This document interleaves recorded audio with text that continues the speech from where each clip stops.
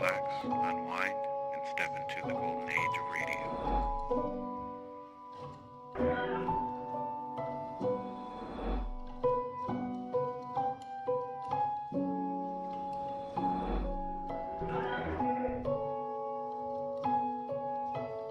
You're now listening to Golden Radio Hour.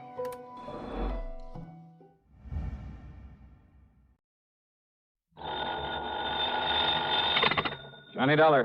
Dollar, this is Peter H. Fillmore at the Office of Surety Mutual Insurance Limited here in Denver. Mr. Fillmore. Dollar, I want you out here. I've just uncovered a racket that has been costing our company a lot of money. What kind of a racket? Robberies, grocery store robberies, whole series of them. What's being taken, cash or goods? Cash, on Saturday nights, with most discouraging regularity.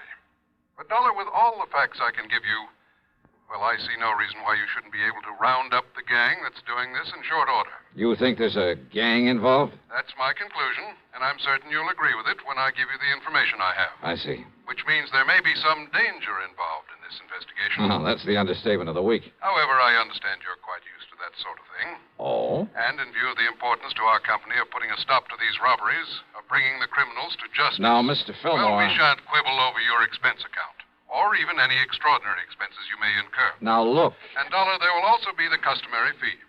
The commission for any recovery of actual money you may be able to effect. Listen, would you please? More than ample compensation, I would say, for the fact your own life may be endangered. So, Dollar... Mr. Fillmore, Dollar, I'll can't... expect you out here on the first possible plane flight. Goodbye, sir. Huh? Oh, sure. Goodbye. Maybe forever, huh?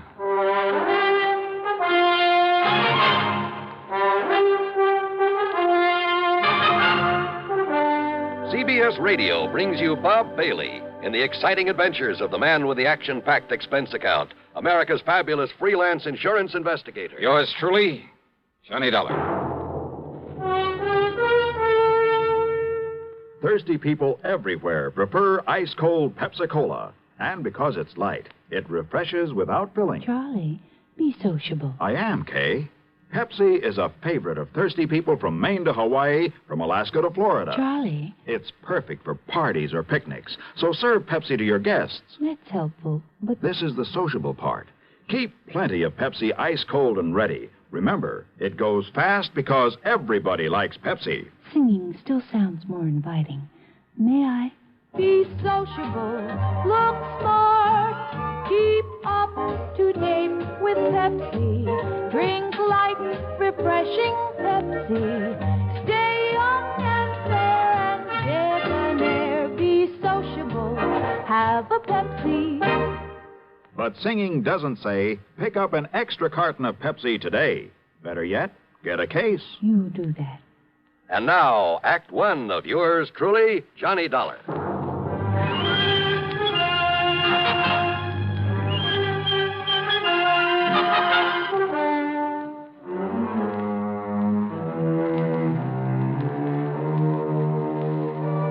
Expense account submitted by Special Investigator Johnny Dollar to Surety Mutual Insurance Limited, Denver office. Following is an account of expenses incurred during my investigation of the Saturday night matter.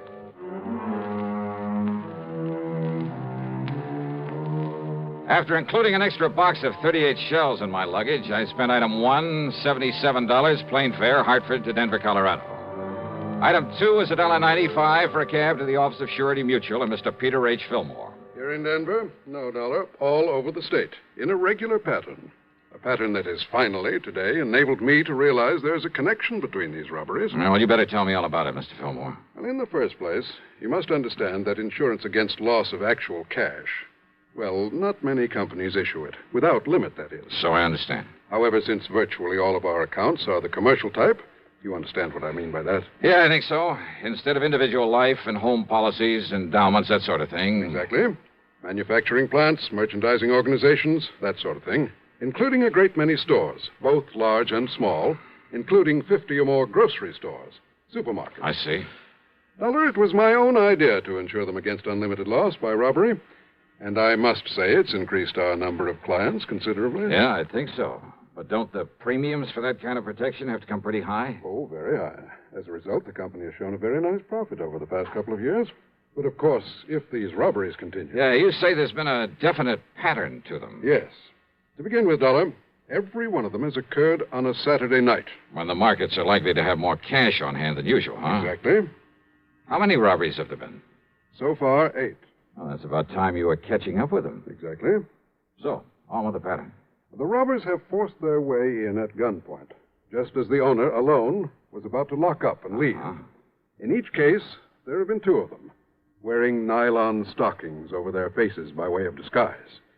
One of them, tall and husky, the other one, short and thin. That's about as much description as we've been able to learn from the store owners. And don't forget, Dollar, there's been no real coordination of police effort in these robberies. Because they've all occurred in different towns. Exactly. And that brings us to the important part of the pattern, which I only realized this morning. Whereupon I called you immediately. Well? The first was right here in Denver. The next in Pueblo, then Colorado Springs, Aurora, Lakewood, Englewood, Greeley. Last Saturday, a week ago tonight, the Casey market over in Boulder was robbed. True to pattern. I'm afraid I don't quite see it. Well, Denver, the largest city in the state. Then Pueblo, the next largest. I'll take your word for it. Then Colorado Springs, next in size to Pueblo. Then Aurora. And so on down the line? Exactly, Dollar. Exactly. And the last robbery was in Boulder? Just a week ago. So there may be another one tonight. All right. If you know the population of the various towns in the state as well as you seem to, you ought to be able to tell me where they'll go next, whether it's tonight or next Saturday or whenever. That's just the trouble. What? Until I get the latest population figures, well, I don't know. It'll be either in Wheat Ridge, barely northwest of Denver here, or in Grand Junction. How far away is that? Some 260 miles. Oh, great. Now, the last figures I have show 18,014 in Wheat Ridge, 18,021 in Grand Junction. But that may have changed by now. And there's no way of checking? Not before tonight, when there may be another robbery. Yet somehow you must decide on one of those towns and be there to prevent it. I must decide. Of course. And I'm certain you realize how important your decision is. Oh, sure. Very well, then, Dollar. Which is it? Wheat Ridge or Grand Junction? Well, come on, man. There isn't much time. Well, let me see if I have a quarter in my pocket. Hmm? Yeah, here we are. I'm afraid I don't understand. Pretty important decision, huh? It certainly is. Okay, then. Heads, I go to Wheat Ridge. Huh? Tails, I go to Grand Junction. What? Can you think of a better way?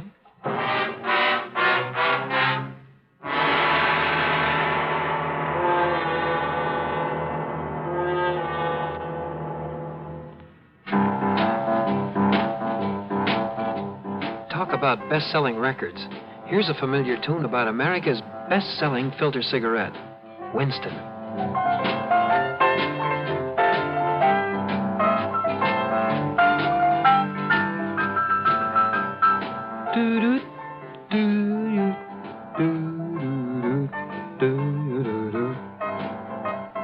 Winston gives you real flavor, full, rich tobacco flavor. And you know, that's because only Winston has filter blend up front. Choice, flavorful tobaccos, specially selected and specially processed for filter smoking. No wonder Winston tastes good, like a cigarette should. Smoke Winston. And now, Act 2 of yours truly, Johnny Dollar and the Saturday Night Matter.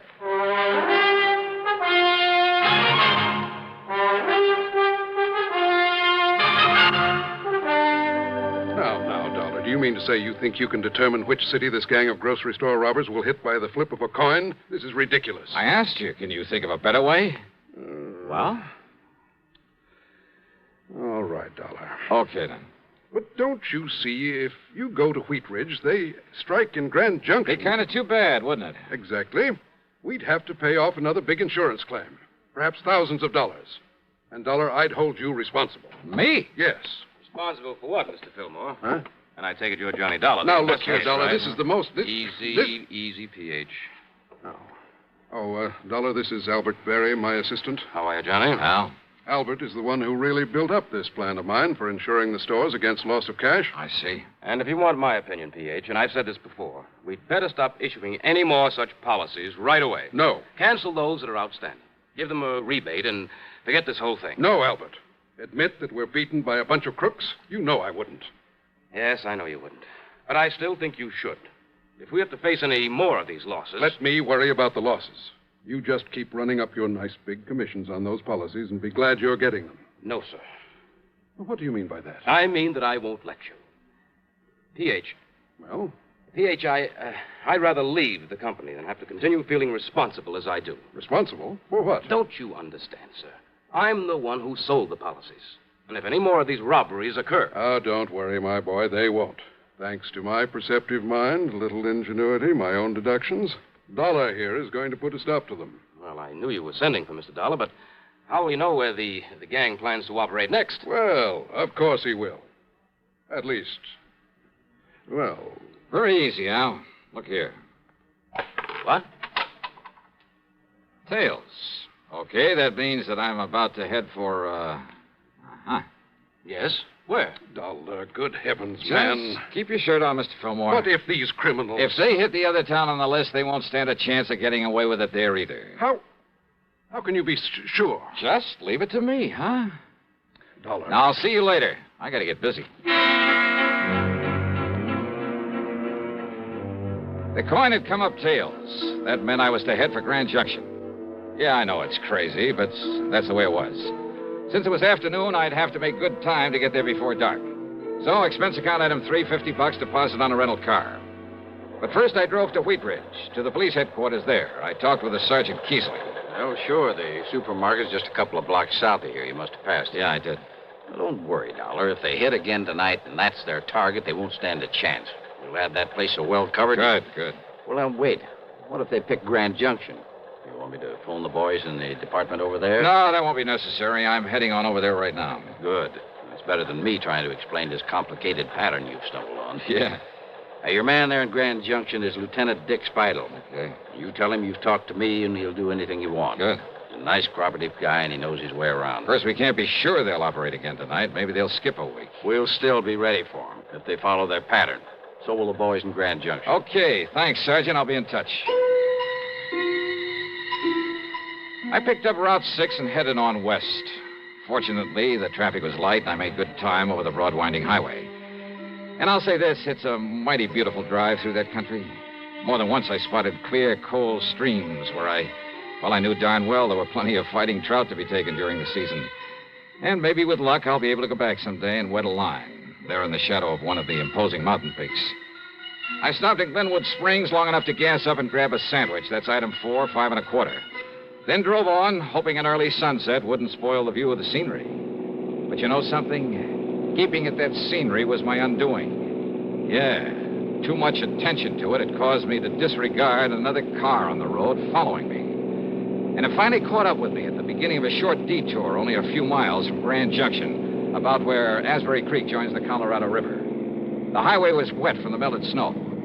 It slowed down to cross a narrow temporary wooden bridge when the other car pulled up to me, then swung into my left rear and threw me into a skid.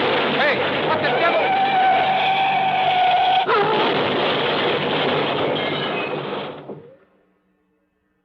Act 3 of yours truly, Johnny Dollar, in just a moment. Meet star Stuart Irwin. Nothing's worse for an actor than a nasty cold. To feel better quickly, I take wonderful 4-way cold tablets, the fast way to relieve cold distress. Right. Tests of all the leading cold tablets proved 4-way fastest acting. 4-way starts in minutes to relieve muscular pains, headache, reduce fever, calm upset stomach, also overcomes irregularity. Take my advice. For your next cold, take 4-way cold tablets, the fast way to relieve those cold miseries. 4-way, only 29 cents. And now here's a word about another fine product of Grove Laboratories. Had dandruff for years? Now get rid of it in 3 minutes with Fitch Dandruff Remover Shampoo. 3 minutes with Fitch regularly is guaranteed to keep unsightly dandruff away forever. Apply Fitch before wetting hair. Rub in 1 minute. Add water, lather 1 minute. Then rinse 1 minute. Every trace of dandruff goes down the drain. 3 minutes with Fitch, embarrassing dandruff's gone. Fitch can also leave hair up to 35% brighter. Get Fitch Dandruff Remover Shampoo today. And now, Act 3 of yours truly, Johnny Dollar. Things were a little vague after my car got pushed off the road on the way into Grand Junction. I remember lying there in the wreckage, cold, terribly cold, but unable to move. Then the state highway patrolman who came along pulled me out from under the steering post, and I remember passing out again when the warmth inside their car hit me. I remember being wheeled along on a stretcher through a long corridor, the smell of antiseptics, then the sight of a hand with a hypo in it poised above my left arm. Nothing but shock, I'm certain of it. This will help him to sleep, and in a few hours he should After be that, a soft, warm, comforting darkness. Oblivion. Then, when I finally came to and there was sunlight streaming in through the hospital window... Just take it easy, Dollar. What? Take it easy and get some rest, and you'll be all okay. I'm Lieutenant Dick Spidle. Oh.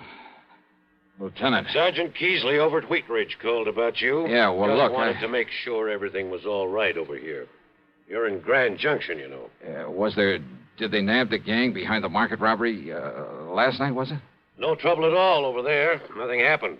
But I sure wish you hadn't skidded off the road Skidded? before you could get Listen, to me. there was another car. It came up behind me. Yeah, I know. So far, we haven't been able to get a lead on it. What if they didn't hit the market over there? Yeah, Dollar. It was the Bluebird supermarket right down the street from here. Over $3,000. Yeah? Well? A set of tire marks, same as from the car that ran you off the road, but that's all. Oh. Except for one thing. What's that? What? Now, look, you're in no shape to worry about this thing now. You said except for one says thing. You need a lot of rest. What is it? But when you're up and around What is again, it, Lieutenant? Well, when Barnaby Schultes came out here from the west and opened that market... Yeah? Well, always when somebody comes here with a lot of money, I run a check on him. And? Schultes has a record of stock manipulations, of phony bankruptcies across the country as long as your arm. Sure. So when his market gets robbed after he's made sure of collecting a lot of insurance for it... Worth thinking about, isn't it? Oh, you bet your sweet So life. you lie here quietly and think about it, Dollar. Oh, wait a minute, and Lieutenant. in case you're thinking about getting out of here and doing something about it before Now, you're okay again... Listen, will you... Well, it just happens I have a man outside the door to see that you don't. Not until the doc says you can. Lieutenant! You take care of yourself.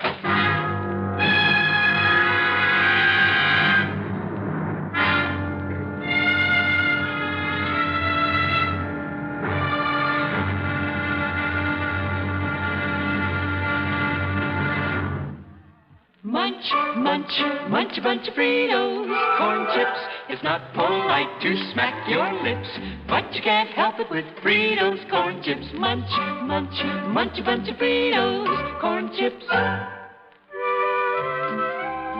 Fritos are the perfect after-school or between-meal snack. Golden chips of corn just made to munch. A nutritious treat for children and grown-ups alike. Fritos corn chips are full of such good, crisp flavor, such good-for-you nourishment. There's contentment in every munch.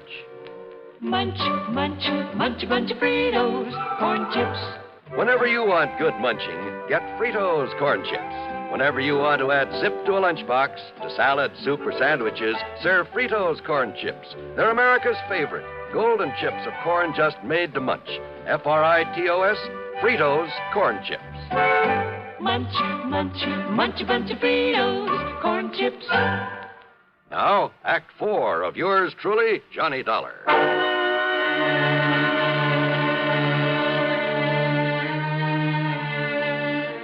Early the next morning, I was out of the hospital and back in Denver at the office of Peter Fillmore.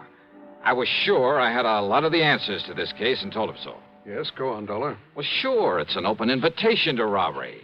Well, don't you see, the market owners could arrange these robberies themselves. Not only collect the insurance, but get a cut on whatever was taken. Good heavens. Yeah, sure. And look, didn't you tell me the owners couldn't seem to come up with a very good description of the crooks? Couldn't or wouldn't? They've done it themselves. Every man has a price. No, that isn't the answer. Well, not all of it.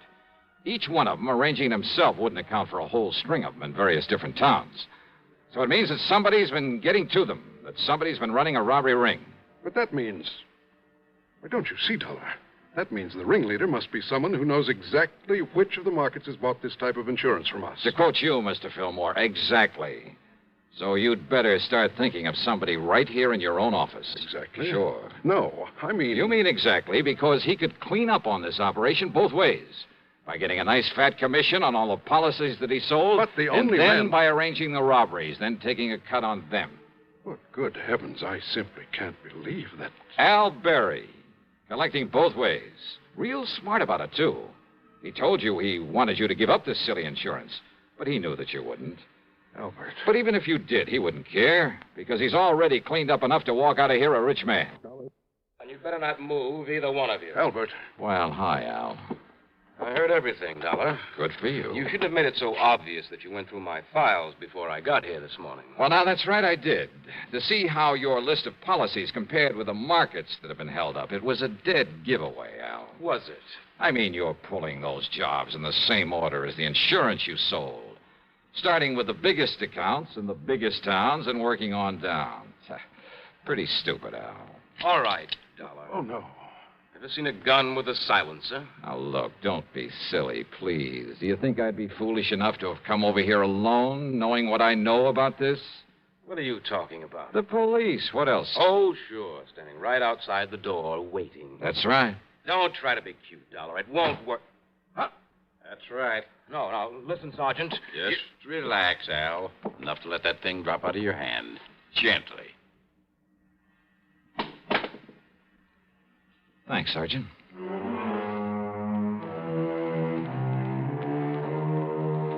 Sure. In the hope it might make things easier for him, Al produced the punks who'd been working with him, who'd actually pulled the jobs. And then he came up with most of the dough from the robberies. But you know something? I doubt if it'll do him any good, nor the store owners who'd played along with him. Expense account total, including hospital bill on the ride back to Hartford, 30101. And I'll leave the car that was wrecked to you. Yours truly, Johnny Dollar.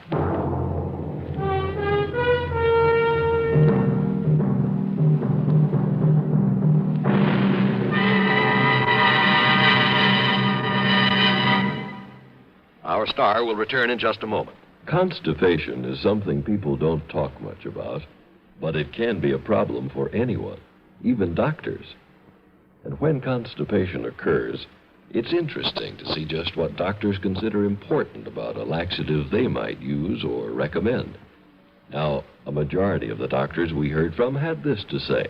A laxative should be effective, gentle, close to natural acting.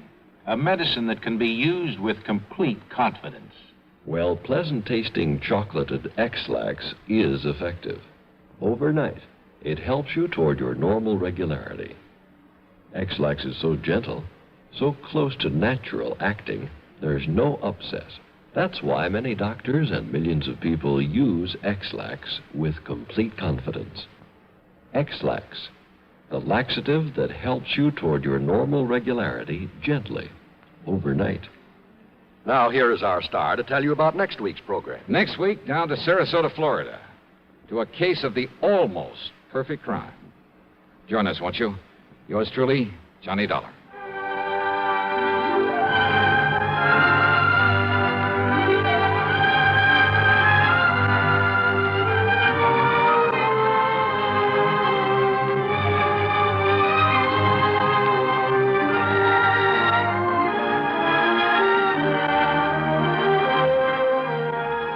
Yours truly, Johnny Dollar, starring Bob Bailey. Originates in Hollywood and is written, produced, and directed by Jack Johnstone.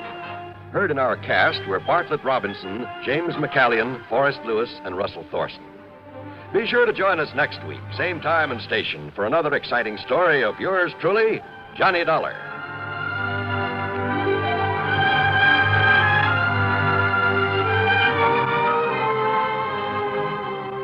This is John Wall speaking. This is the CBS Radio Network. This is Jim Amici, and this is 1960. Experts say it'll mark the beginning of the world's most productive years, a boom time, years of plenty. Well, that's good news for us in America, but let's remember that there are still millions in this small world who do not have enough to eat. People who need shelter, people who need medicines, people who need a kindly helping hand. So it's time to give like 60. This is the week of the Catholic Bishops' Relief Fund Drive, a time to renew the treasury of the worldwide organization which last year helped 40 million people in 40 different countries. This year, there's a new magic in giving. Every dollar you contribute to the Bishop's Fund releases $30 worth of stockpiled surplus supplies. Give now. Help the hungry and homeless overseas. Give through your local Catholic church or Bishop's Relief Fund, Empire State Building, New York. It's a small world. Let's make it a better one. Radio 59, Albany, New York. WROW, the Tri-City's #1 station for news. From Hollywood, it's time now for... Johnny Dollar. This is Jim Paris at Worldwide Mutual. Don't tell me, Jim. Let me guess. Huh? What are you talking about? The reason you call me, I can smell the smoke all the way over here at my apartment. Oh, Also, I heard something about the fire on a news broadcast a few minutes ago. Yes. Somewhere out on Albany Avenue, he said. Yes, it's the cash and save market over the other side of town. And since your company insured it, you want me to go over and take a look? A good look, Johnny. You thinking of possible arson? I am. Okay, why? That store is just one of a chain. Hartford, Boston, Providence, Springfield, Lowell. Yeah, I see. But how does that make it arson? This is the fourth one to go up in as many weeks. Oh. The outfit that owns them having financial troubles? The outfit that owns them is one man. Oh. John Wakefield Carson. Then I repeat my question. Johnny, if he is burning up his own markets, if you can prove it, you can save our company a lot of money. That might cost you a lot of money, Jim. What do you mean? Wait till you see my expense account.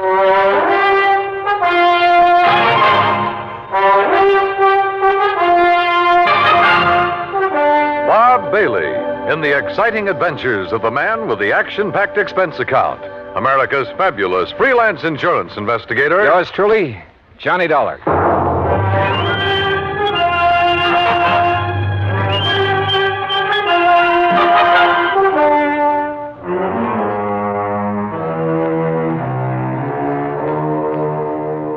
Expense account submitted by Special Investigator Johnny Dollar to the Worldwide Mutual Insurance Company, Home Office, Hartford, Connecticut. Following is an account of expenses incurred during my investigation of the Carson Arson Matter.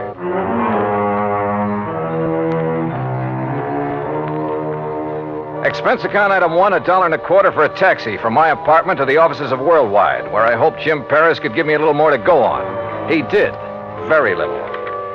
First loss 4.5 weeks ago was the market up in Thompsonville. How much? Loss in Thompsonville, $41,204. That was the smallest one in the chain. Uh-huh. The following week, the one over in Fall River burned to the ground. And the claim on that? Some $58,000 odd. Nothing odd about that much dough. And the loss in Lowell was a bit over $64,000. How much the claim will be on this one here in Hartford remains to be seen. How much coverage does he have on it? Around $100,000, I believe. Yes, $106,000. Well, then that's probably what he's going to claim. Look, you can still see the smoke out there. Yes, and the telephone report I just got says it looks like a total loss. Will you go over and take a look at it? John Wakefield Carson. That's right. His office is up in Boston. That's where his newest, biggest market is. Oh, how much insurance on that one? Nearly $500,000. It's one of the largest, most modern supermarkets. And I'd better get over and see him in a hurry. Hmm? You want me to get there before that one goes up, don't you?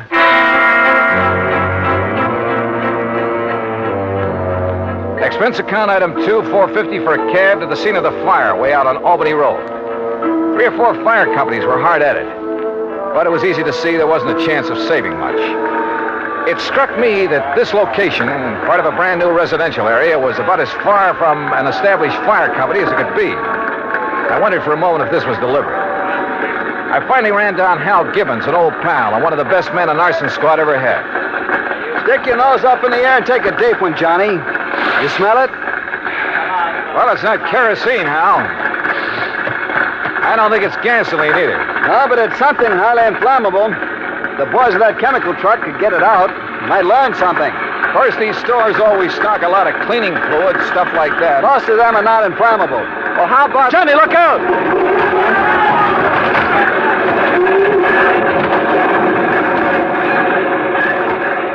Golly. Hey, maybe we better move back a ways. Yeah. Must have got a pretty big start on the fireman, Hal. Sure, because it's so far out. It's like the markets in Thompsonville and Fall River. And Lowell, too. Oh? Kind of makes you wonder, doesn't it? At this point, I'm more than just wondering, Johnny. Have you come up with anything? Those other towns are out of my bailiwick, but I know all the boys in the departments. Have they come up with anything? No. And that's why I feel I've got to get the first lead, if there is one, right here. Has old man Carson showed up? No. Not during any of the fires. He just sits calmly in his office in Boston, mutters something philosophical about the vagaries of fortune, and lets it go at that. And files a big fat insurance claim. I think I want to see that guy, Carson. I don't think it'll do you any good, but go to it. Know anything about his financial situation? He's loaded. Multimillionaire. And boy, what a queer one. What's that mean? A regular nut. Always quoting Shakespeare, the Bible, poetry, but a good businessman. You sure he hasn't got some big investments, something like that went bad on him recently? I'm sure. There has to be some reason. No, get back, I tell you. You gotta stay back of the line. You want to keep your job, you tell your chief I'm here, and I want to know why this fire got out of hand. Well, who's that? Now, look, miss, I got orders. Don't choke on them. It's all right, Jerry. I'll take care of her. Whatever you say, Mr. Gibbons, but I got orders. Okay. Well, Miss Carson, it looks like you're losing another market. This is the fourth one and a little over a... Hey, don't I know you? I'm afraid I haven't had the pleasure. Miss Margaret Carson, this is Johnny Dollar.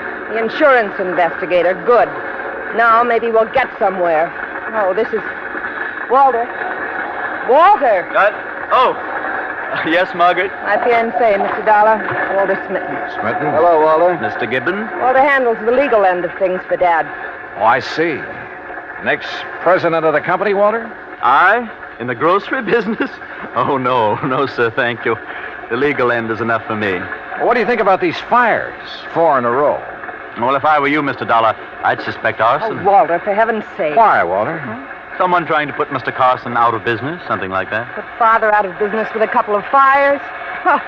Miss Carson... Come on, Walter. We've seen all we need to make the final report to Dad. Goodbye, Mr. Dollar. Harold. Yeah. See ya. Like a motive, Johnny? That Walter character? If he marries Margaret Carson, and he doesn't seem to like the grocery business... Yeah, but if he could get the money from it... Yeah, I see what you mean.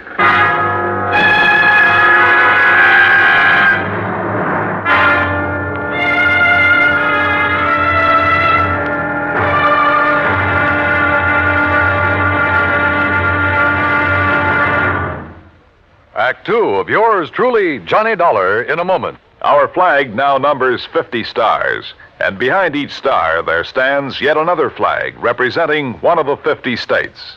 South Dakota's state flag was inspired by a song. South Dakota is the Sunshine State. A stenographer named Ida Anding designed the flag with a sky blue background and a blazing sun in the center, and the words, South Dakota, the Sunshine State, in gold around the sun. Later, the state seal was inserted over the sun, a seal representing mining and agriculture, the prime pursuits of the state. The state's banner also carries the motto, Under God, the People Rule. South Dakota's state flag, the flag of the 40th state to enter the Union, was adopted on March 8, 1909. And now, Act 2 of yours truly, Johnny Dollar and the Carson Arson Matter.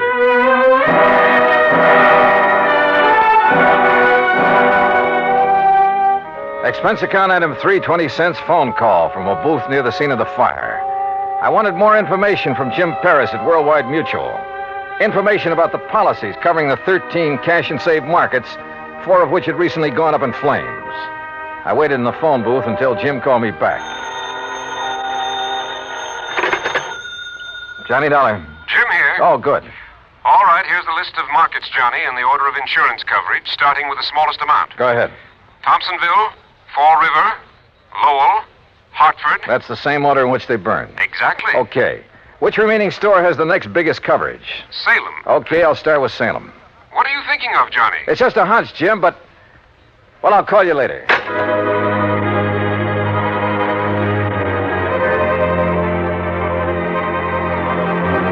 Item 4, $5.25 for a cab back to my apartment. Item 5, $21 even, mileage in my own car, Hartford to Salem, Mass.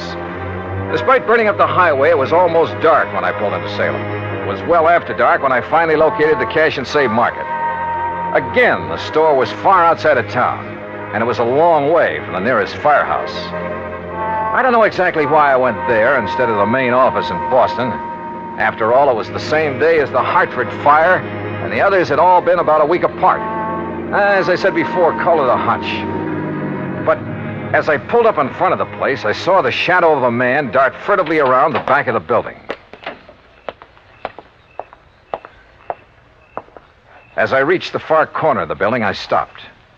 But with only the sliver of a crescent moon, I could see no one.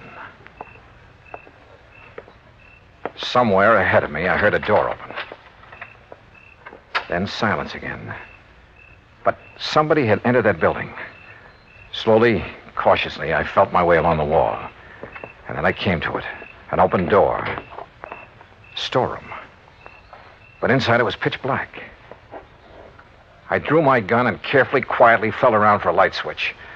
After stumbling gently against a big packing case, I found it. I hunched down behind the case and flicked it on. All right, where are you? I heard you. I saw you come in here. Now, look, I got a gun, so don't try anything funny. You hear me? Where are you? Right over your head! Oh! I must have been out a long time. I came to lying on a cot in the back room of Salem Police Headquarters. A couple of gallon jars. Can you hear me? Yeah. Yeah, I can hear you. Yeah. Well, it was a couple of big gallon jars of kosher pickles that he dropped on top of your head. He, officer? Well, like to split your head open. So he brought you in here to headquarters and had the doc look you over. Up. Easy now. Oh, yes, sir. Doc says no permanent harm done. He gave you a shot to make you sleep and rest. Now, how about this cup of hot coffee? Yeah, sure. And about a dozen aspirins, my head feels like. There you are. Thanks. But you said he. Well, according to him, you left yourself wide open when you sneaked in there after him. And then to turn on the lights. Son, you got a lot to learn. Okay, so I pulled a boo-boo. But do you know who it was that slugged me? Of course, son. He brought you here. Who? Owner of the market. What? Mr. John Wakefield Carson. Item 6, $2 more mileage on my car. This time down to Boston and the main office of Cash and Save Markets. To the private office of John Wakefield Carson. Please be calm of mind, all passion spent, Mr. Dollar. What? That's from Milton. Please sit down. Now look, Mr. Carson, about last night. Madoff plays tricks upon us all. It did so in bringing us together last night. How did you know I was going to investigate that market of yours up in Salem? Well, I didn't know. But look, you young man. Yeah? The fires which destroyed those 4 markets did so in order their value to me. So I found out. Well, possibly then the next to go would be the store in Salem. For that indeed is next in order of value. It figures. Or perhaps 'twas mere coincidence those accidents occurred in that order. Accidents? Remember, coincidence breeds further coincidence. That's a quotation from Brescoff. Now listen to me, Mr. Carson. For that reason, I decided to inspect the Salem store myself. Inspect it, huh? To make sure there'd be no possibility of spontaneous combustion. Let's get one thing straight right now, Mr. Carson. Yes? I think those fires were set. And if you'll come down to earth. Possible, I suppose. It was Shakespeare who said, fire answers fire. Through their paly flames, each sees the other's umbered face. Listen to me, will you? Of course. I think you set those fires, or had them set. By Mr. Dollar. I think you were going to burn down the store in Salem until I came along. When I saw you there, I thought that was your intent. Oh, sure. All right, tell me this. What do you plan to do with the insurance money, if you get it? Rebuild? Bigger and better stores where the old ones stood? Oh, no. Or did you find out you hadn't made them big and modern enough for those real estate developments where they were located and decided the cheapest way for you to do? No. To build again where tragic dealt the fate. Forget the fancy quotes and answer my question. Shakespeare said, you tread upon my patience, sir. Look. It's most enough to make a deacon swear. That's by James Russell. Mr. Carson. What disposition of the funds I choose to make is mine alone to settle. And from my heart. Carson? Enough. I've had enough of this. Now be on your way. No, wait a minute. Be gone, Dollar. And irk me now no more. No, you wait. From your heart, you said. Now I have said enough. Henceforth, my lips are sealed. Okay. But you know something? I think you've told me who might have set those fires. And if you'll answer me just one more question. No? Okay, we'll see.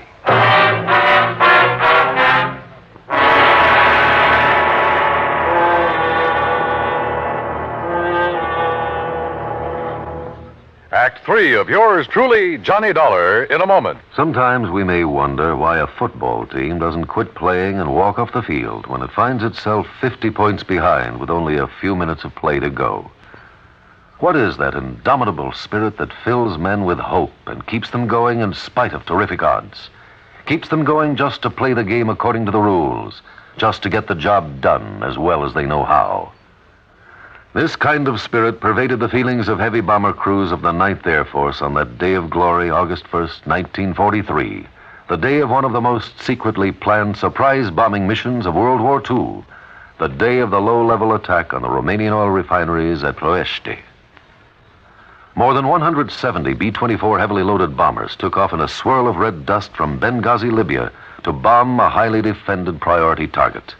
The element of surprise in the low-level attack was to be one of their greatest weapons. But things went wrong from the start.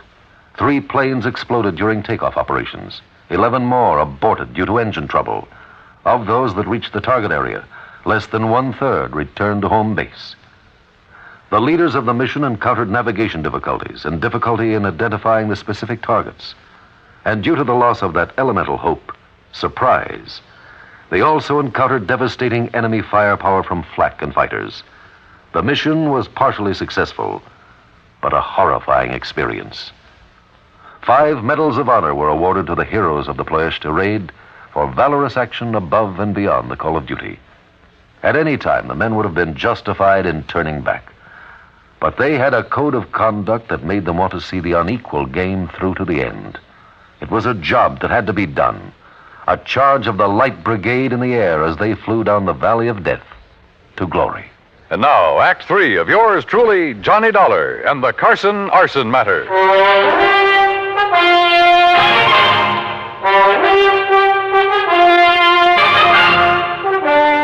Expense account item 780 cents, phone call to Hal Gibbons and the arson squad back in Hartford. Yeah, Johnny, I finally found plenty in the remains of that fire. Then it was arson. By some rank amateur. That's why it was hard to spot. What do you mean? When a pro sets ablaze, we know what to look for. I see. And what about the other 3 fires? I called the boys in those cities immediately. Heard back from them this morning. Same story. All right. Have you checked on Walter, what's his name, the fiancé of Carson's daughter? You mean stepdaughter? Stepdaughter? I have, and that's what stops me. Alibis, huh? Perfect. Walter Smitten couldn't possibly have started those fires. I didn't think so. Huh? Now, that boy may call himself a lawyer, Hal, but he just hasn't the nerve, the gumption. But who else? He stands to benefit if he marries Margaret Carson. And surely you don't think Carson himself... Johnny? Call the Boston police, will you? Have them meet me at Carson's office. What for? Maybe to make an arrest. Do that for me, will you?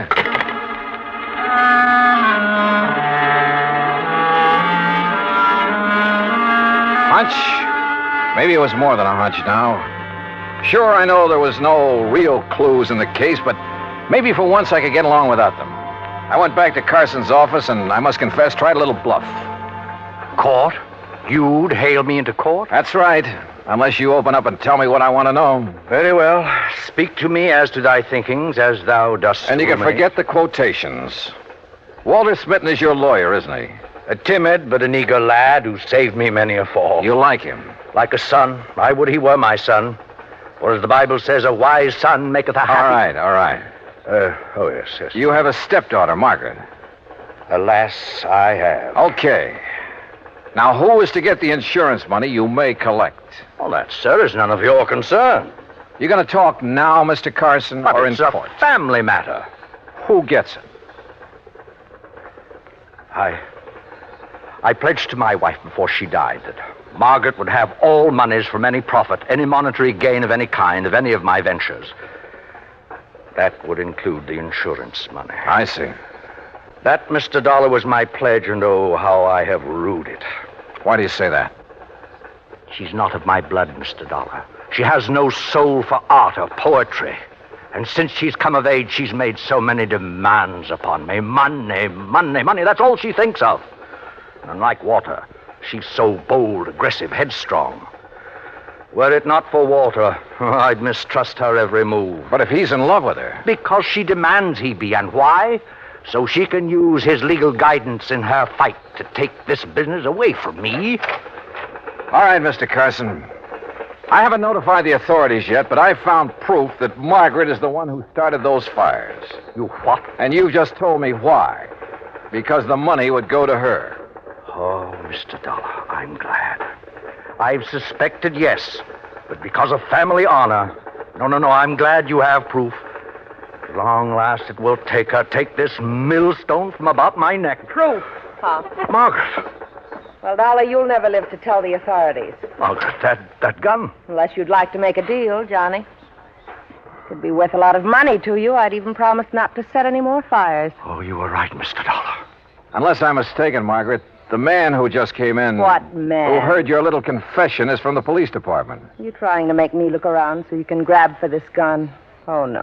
Fact remains, he's standing right in back of you. That's right, Margaret. What? No! Oh, my hand! My hand! Oh, my hand! How sharper than a serpent's tooth is an ungrateful child.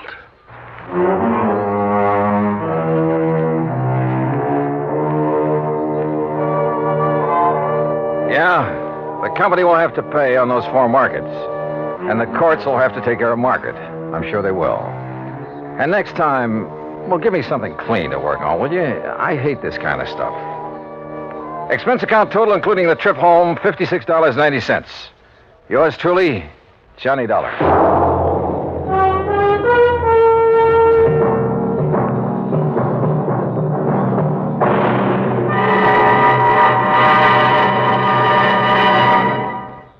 Our star will return in just a moment.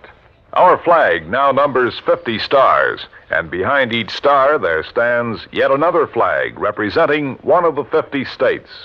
Oklahoma's state flag depicts an Osage warrior's circular buckskin shield from which hang 7 eagle feathers. Across the shield is the Indian's calumet, or pipe of peace, crossed with a white man's peace symbol, the olive branch. On the shield are small crosses, the Indian's graphic sign for stars, indicating lofty ideals or a purpose for high endeavor. The background of the flag is a field of blue, the blue of the Oklahoma sky, signifying loyalty and devotion. The important symbols, however, are the calumet and the olive branch. These override the shield, the symbol of war, and bespeak a predominant love of peace by a united people. Oklahoma's state flag, the flag of the 46th state to enter the Union, was adopted on April 2nd, 1925. Now, here's our star to tell you about next week's story. Next week, the Rolling Stone Matter. Remember that old saying about a rolling stone? Well, it applies here, with a vengeance. Join us, won't you? Yours truly, Johnny Dollar.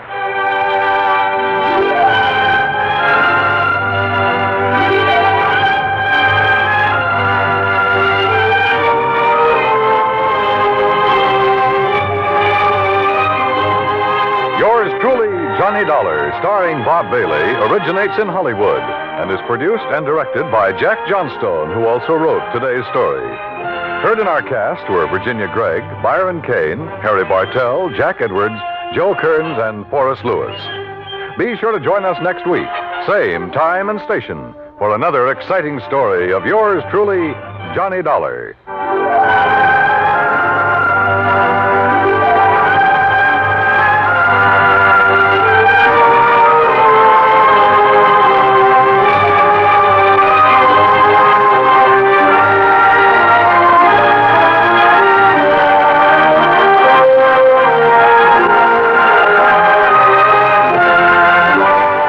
This is the United States Armed Forces Radio and Television Service.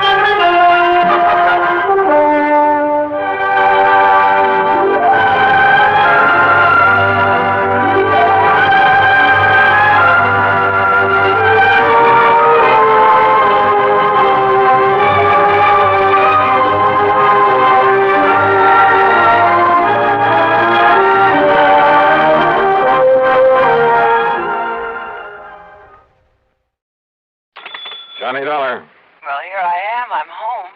Huh? Who, I said I'm home from my vacation. Wow, great. Good for you. So, when are you going to come over and ask me to marry you? Oh, it's you. Who else? Well, I don't know. How about if I pop the question right now? Well, go ahead. Will you marry me, Paula? You bet your life. What, Paula? Who else? Why, you two-timing. This is Betty Lewis. Yeah, I know. Come clean with me, Johnny. Who's Paula? Oh, now, does it make any difference? Paula who, Johnny? Johnny? Oh, Smith, Jones, Brown, you pick one. You rascal, I could... You were kidding me, weren't you? Weren't you kidding me? Oh, yeah, sure, I guess so. Oh, sure, honey. With this crazy business of mine getting slugged and shot at all the time, why, you know as well as I do it wouldn't be conducive to a happy married life. Not for either of us. Yes, I know, honey, but someday... Yeah, someday. Anyhow, I'm home again for my extended vacation, so... So, how about dinner and a show and a big night all around? I'd love it. Say 7 o'clock? Make it 6:30 and I'll have cocktails ready and waiting, right here at 11325. Betty, my love, it's a deal. Good. I'll see you in exactly 7 hours and 31 minutes. On the nose. Bye, honey. Yeah. Well, let's see now. Yeah, honey. Huh? Don't give me that honey stuff. This is Randy Singer. Randy, how's the old New York Police Department these days? Johnny, I gotta see you. Okay, I'll run on down there first thing in the morning. No, I mean now, right now. Oh, well, now, look, Randy, I got a date tonight, important one. And I gotta go out of town with the chief on a murder case, leaving in a couple of hours. Maybe gone a week, maybe longer, so grab a train, will you?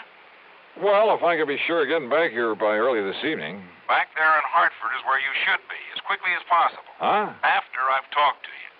So if this timetable I have means anything, you can grab a train in about 20 minutes. Well, now listen, Randy, I'll have the boys in the prowl car pick you up at Grand Central Station. Listen, will you? Grab your hat and come on. See you, Johnny. Randy!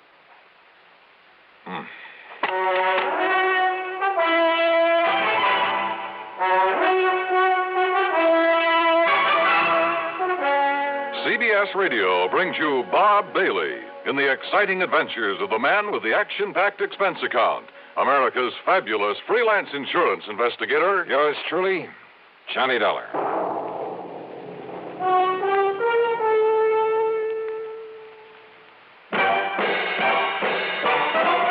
Are you smoking more now, but enjoying it less? Have a real cigarette, have a Camel. Are you missing the smoke the nation likes best?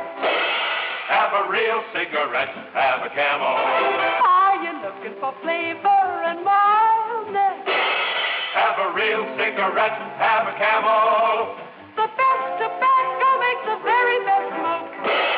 Have a real cigarette. A real cigarette. A real cigarette, have a Camel. If you're smoking more today, but enjoying it less, try Camels.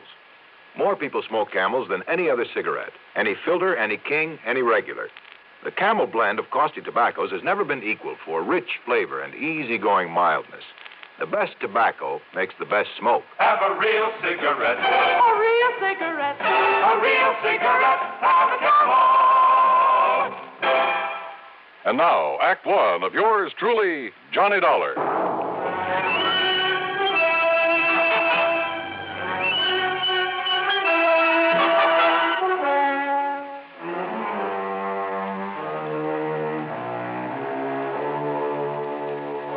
Expense account submitted by Special Investigator Johnny Dollar to the Universal Adjustment Bureau, Hartford, Connecticut. Attention, Mr. Pat McCracken.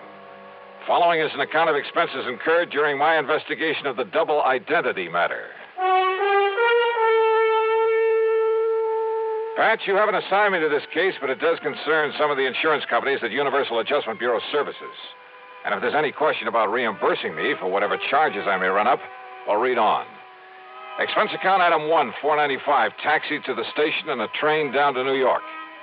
As promised, Lieutenant Randy Singer had a prowl car waiting for me at Grand Central, and a few minutes later I barged into his office in the Homicide Division of the 18th Precinct. Okay, Conroy, okay. Just go tell the chief I'll be ready to leave by the time he is. Now, go ahead. Yes, sir, Lieutenant. Sit down, Johnny. Glad you could make it. All right. Tell me one thing, Randy. Is this an insurance matter? It sure is, or rather, they are. They? Maybe you weren't called in on them, but, brother, you should have been. Here, look here. Fall 1956. John R.V. Brownfield. Lived in a small apartment over on the east side, but the old boy had a lot of money. So what happened? Somebody knock him off? His death was pronounced a suicide, overdose of sleeping pills. Yeah, happens all the time. Does it? The insurance company that paid off was Eastern Casualty and Trust. Oh? How much? $41,000. Beneficiary? His wife. He'd only been married to her a couple of months. And after she collected, well, she just sort of dropped out of sight. Ask me, a lot of those companies of yours pay off too fast. Now, what do you mean by that? Listen, September 1957. Franklin P. Ogborn died the same way. Insurance paid to his widow was $30,000. Tri-Mutual Insurance Company. Well, now, Randy, the mere fact that he also died from an overdose... Listen, will you? August 1958. Peter William Gerhardt. Same thing. His widow collected $50,000. Are you trying to say you don't think they were suicides, Randy? I'd bet my bottom dollar on it. Why? Now, here's the last one, middle of last month. William Earl Chadwick. $25,000 to the widow. I said, why? Johnny, in every case, the marriage was only a few weeks old. A good-looking young girl and a wealthy old man. Also, circumstances of death were exactly the same. Exactly. You investigate them all yourself? No, they all occurred in different precincts. So until I started digging through these files, until I realized that all these men had been married, and for only a short time, mind you, had all been married to the same girl. What? Yes, sir. You're sure of that? She used a different name every time, and we have no pictures of her, but, Johnny, according to the description by all the people who'd seen her, well, Johnny, it's one and the same gal. Okay, Randy, as long as there was insurance paid by some of the companies I work for. Right. Now, so far, I've been running this down alone on my own hook until I could really spot her. So what happens when I finally do locate this dame? I'll bite. What happens? She turns up outside my bailiwick. Also, I suddenly got to go out of town for a week, maybe longer. But you, being right there. Yeah, right where? Hartford. That's where I've traced her to. Oh? You know her name? Sure do. So I'm handing it over to you, Johnny. You've done me a lot of favors over the years, so... Well, maybe you can collect yourself a nice commission. Oh, what is her name, Randy? She lives at 11325 East Maple Drive. 11325. That's right, and she goes by the name of Lewis. What? Yep, Betty Lewis.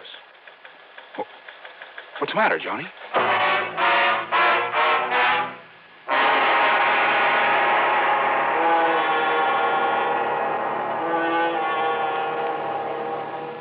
Act 2 of yours truly, Johnny Dollar, in a moment. Are you looking for a career with a lot of bright job opportunities and a chance to be someone? Then by all means, look into professional nursing. Young women between 18 and 35 who are high school graduates in good physical condition can qualify for nurses training. There are many fascinating outlets for nurses' talents. They can work in hospitals, private homes, doctors' offices, in research, industry, or the armed forces. There's a great need for women to teach nursing, too. Women under 50 are also needed as practical nurses. Practical nurses require less training than professional nurses. They assist in hospitals and perform countless valuable services in private practice. This message is also addressed to men because there's an increasing number of men going into both professional and practical nursing. So, find out if you can qualify for a nurse's career. Inquire at your nearest hospital or inquire at your nearest school of nursing. And now, Act 2 of yours truly, Johnny Dollar and the Double Identity Matter.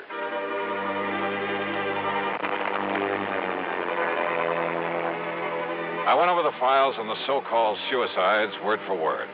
I read and reread the descriptions of the widows. They all were the same. No question about it, the same girl had been married to each of the four victims, had been married to each of them only a very short time. Then after death, from an apparent overdose of sleeping pills, she had collected the insurance and quietly dropped out of sight. But Lieutenant Randy Singer, NYPD, had tracked her down and traced her to Hartford. And according to him, according to the description, she was Betty Lewis of 11325 East Maple Drive. Betty Lewis, the girl I knew and palled around with. The girl I had a date with that very night. The one girl in the world I almost took seriously. What is it, Johnny? Do you know her? You know this girl? Yeah. That is, I think I've seen her there in Hartford, Randy. Good. Then go back there. Get next to her, Johnny. Trip her up. Make her spill the beans about these murders. Murders? Well, don't you agree she must have fed those old codgers all those sleeping pills just to collect their insurance? Kind of looks that way, doesn't it? What's the matter with you, Johnny? It's as plain as the nose on your face. And boy, how those descriptions of her all tie together. Yeah. Height, weight, build, complexion, eyes, everything. Of course, she dyed her hair differently a couple of times. Blonde. When she married her last victim, she was a redhead. What'd you say? She's a blonde? She's a blonde now? Randy. Yeah? How'd you get onto her? It's a long story, Johnny, but somewhere along the line, I got suspicious about those sleeping pills. They were all the same, a special prescription. Are you listening to me, Johnny? Yeah, I'm listening. Well, then I found out that not one of those old men had been given a prescription for them. So to make a long story short, I finally ran down a kid working in a drugstore who'd been getting them to her. I see. But instead of nabbing him, that would have spread the alarm, you see. Johnny, I got real lucky. In the trash barrel where the kid lives, I found some letters for her, all written within the last month, telling him to start making some more of the stuff for her. In other words, Johnny, as soon as she can trick some other guy into wedding bells, somebody up there in Hartford, but if you can grab her first, pin those 4 murders on her, huh? Hey, Lieutenant. Yeah, Conroy, what do you want? That newspaper reporter that was here to see you. Ah, what newspaper reporter? I told him you was tied up with Johnny Dollar on that suicide run. You what? Well, I seen them files there on your desk. Conroy, you dope, when the chief and I get back from this trip, That's another thing, Lieutenant. Huh? The chief said if you don't want to start pounding a beat again, well, you see, he's been waiting out front for you for about 5 minutes. Conroy, you crazy? Why did you say so? Tell him I'm coming. I'm coming right away. Yes, sir, I'll tell you. Johnny, will you take it from here? Down. Sure, Randy. Attaboy. It's truly Johnny Dollar in a moment. Meet star Stuart Irwin. Nothing's worse for an actor than a nasty cold. To feel better quickly, I take wonderful 4-way cold tablets, the fast way to relieve cold distress. Right. Tests of all the leading cold tablets proved 4-way fastest acting. 4-way starts in minutes to relieve muscular pains, headache, reduce fever, calm upset stomach, also overcomes irregularity. Take my advice. For your next cold, take 4-way cold tablets, the fast way to relieve those cold miseries. 4-way, only 29 cents. And now here's a word about another fine product of Grove Laboratories. To get rid of embarrassing dandruff in 3 minutes, change to Fitch Dandruff Remover Shampoo. 3 minutes with Fitch regularly is guaranteed to keep unsightly dandruff away forever. Apply Fitch before wetting hair, rub in 1 minute. Add water, lather 1 minute. Then rinse 1 minute. Every trace of dandruff goes down the drain. 3 minutes with Fitch and embarrassing dandruff's gone. At the same time, Fitch can brighten hair up to 35%. Get Fitch Dandruff Remover Shampoo today. And now, Act 3 of yours truly, Johnny Dollar. Hi, Johnny. Betty, what are you... what are you doing here? Hey, don't I even get a kiss after being away for a solid month? Betty, tell me. And don't you think I'm the one who's entitled to ask the questions? After all, honey, you stood me up. Or did you completely forget about our date for this evening? Listen, will you? Much as I hate to admit it, I guess maybe you were right, darling. Yeah? About what? No decent kind of a married life, that sort of thing. You were out on some case, I suppose. Yeah. But you know something? I'm just not going to give up on you, Johnny Dollar. One of these days... Yeah, Betty, now listen. Well, what is it, Johnny? What's the matter? How did you get in here, Betty? Well, when you didn't come for me as you promised, and when you didn't answer the telephone, well, I was afraid something terrible might have happened to you, so I drove on over here to see you. The door was wide open, so I just came on in. I started looking around for you in the den and the bedroom, and then... Well, that's when you came in. Betty, your vacation. Well, it's about time you asked me about that. I missed you while I was away, honey. A whole long month. Where did you go? You didn't get all those pretty postcards I sent you? From the Poconos and Atlantic City and New York? New York. How long in New York? Oh, a couple of days going and a couple of days coming back. That's all? Of course it is. Johnny, whatever's the matter with you? Your hair, Betty. What? What color was it before? Well, I like that. What color? Tell me. You mean to say you think I'd dye or bleach it or something? You know very well that I... Johnny, what's come over you? My desk there. Well, yes, I wondered about that, darling. I hope you're not always that sloppy, leaving things scattered around that way. All right, Betty, listen. And do you always leave that window to the fire escape open when you go out? That window? To say nothing of leaving the front door open, too. Hey, Betty, look. Look, it's been jimmied open. See the marks here. Well? Yeah, see, look. Here, where it was pried open. See there. Well, it's just like my mailbox. Sure. You seem almost happy about it. Well, maybe I am. Or did you think maybe I had... Only you know darn well I can't even use a can opener properly. Well, now, listen, Johnny, will you please tell me what this is all about? Why are you acting so strangely? Betty Lewis. What? Listen, darling, has all this big mystery anything to do with that newspaper headline I saw? Some kind of a suicide case? You don't know anything about that. So that's why you were so late. And Johnny, does it have anything to do with your window being forced open, your desk being rifled this way? Yeah, I think so. And maybe you're coming here. Maybe you scared away whoever it was. Wait a minute. What? Wait a minute. Did you say that your mailbox out at your little house, did you say that thing had been forced open, too? While I was away. I don't know whether anything was taken because I don't usually get much mail, but the tiny lock on it was broken. You came back yesterday? Late last night. And then today, well, you see, the mail's always delivered during the day while I'm at the office. What time, Betty? Oh, I don't know. 10, 11 o'clock in the morning, I think. So what happened today? Well, you know that rain, that drizzle we had this morning? Yeah, go on. Well, I got back from the office and went out to see if there was any mail. Now, you love mysteries, Johnny, so maybe you can solve this. Go on, Betty, go on. All right. Well, there in the mud around the mailbox were the marks from those big clodhoppers the mailman always wears. Well? And right on top of them were some other footprints. High heels, Johnny. Of course. The shoes must have been almost exactly the same size as mine. So, do you suppose maybe somebody else, some woman, has been using my mailbox and my address while I was away? You bet I do. Betty Lewis. What? 10 or 11 o'clock, you said. Oh, you mean the mailman? That's exactly what I mean. Now, listen. I want a key to your house. Oh. Will you marry me? I'm serious, Betty, and tomorrow morning you go to the office as usual. Don't you mean if I feel up to it after we finish celebrating my homecoming tonight? That party's going to be tomorrow night. Tomorrow? Because I have a sneaking suspicion that by then we're going to have something to really celebrate. Oh, like what, dear? The solution of 4 murders. Oh, Johnny. Shortly after Betty left for the office the next morning, I established myself in a little house on East Maple Drive. I parked myself behind the filmy curtains at one of the front windows. Then I waited.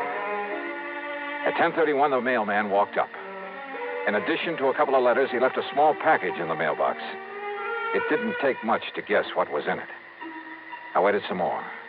An hour and a half.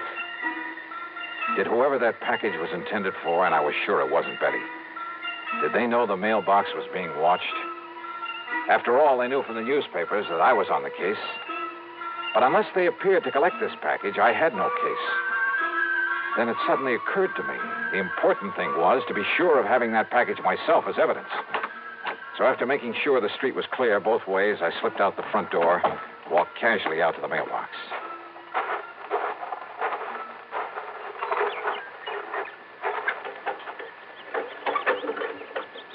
Aha. Miss Betty Lewis, 11/3/20. Huh? Just a minute there, you. Yes? Just what do you think you're doing poking around my mailbox that way?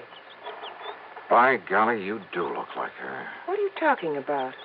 The real Betty Lewis. Well, I'm Betty Lewis.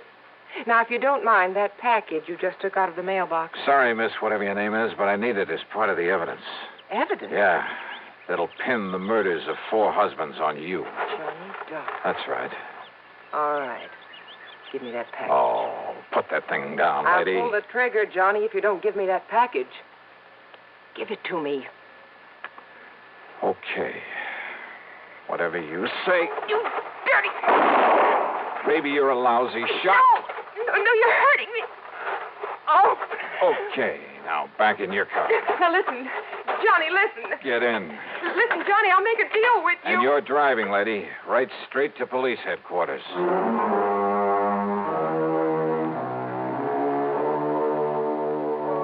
Sure, there's a lot more to be done, only by the police, both in Hartford and down in New York.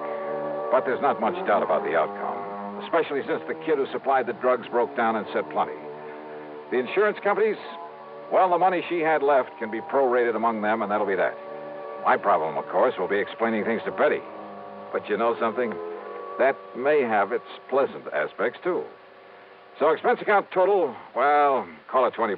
Provided there's also a fee on this one. Yours truly, Johnny Dollar.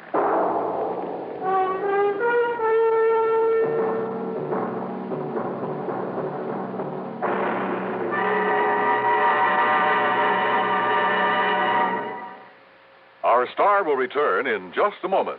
Constipation is something people don't talk much about, but it can be a problem for anyone, even doctors. And when constipation occurs, it's interesting to see just what doctors consider important about a laxative they might use or recommend. Now, a majority of the doctors we heard from had this to say. A laxative should be effective, gentle, as close to natural acting as possible, and a medicine that can be used with complete confidence. Well, pleasant-tasting chocolated X-Lax is effective. Overnight, it helps you toward your normal regularity. X-Lax is gentle. Next morning, it gives you the closest thing to natural action. And that's why many doctors and millions of people use X-Lax with complete confidence. X-Lax, the laxative that helps you toward your normal regularity gently, overnight. Is X-Lax in your medicine cabinet? Now, here is our star to tell you about next week's story. Next week, the wildest bunch of crooks I ever tangled with. Join us, won't you? Yours truly, Johnny Dollar.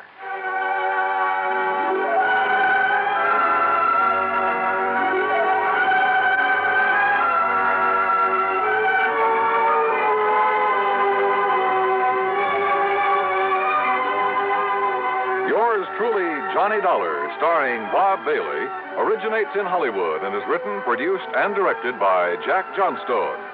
Heard in our cast were Joan Banks, Lillian Baeff, Herb Vigran, and G. Stanley Jones. Be sure to join us next week, same time and station, for another exciting story of yours truly, Johnny Dollar. This is Dan Cubberly speaking.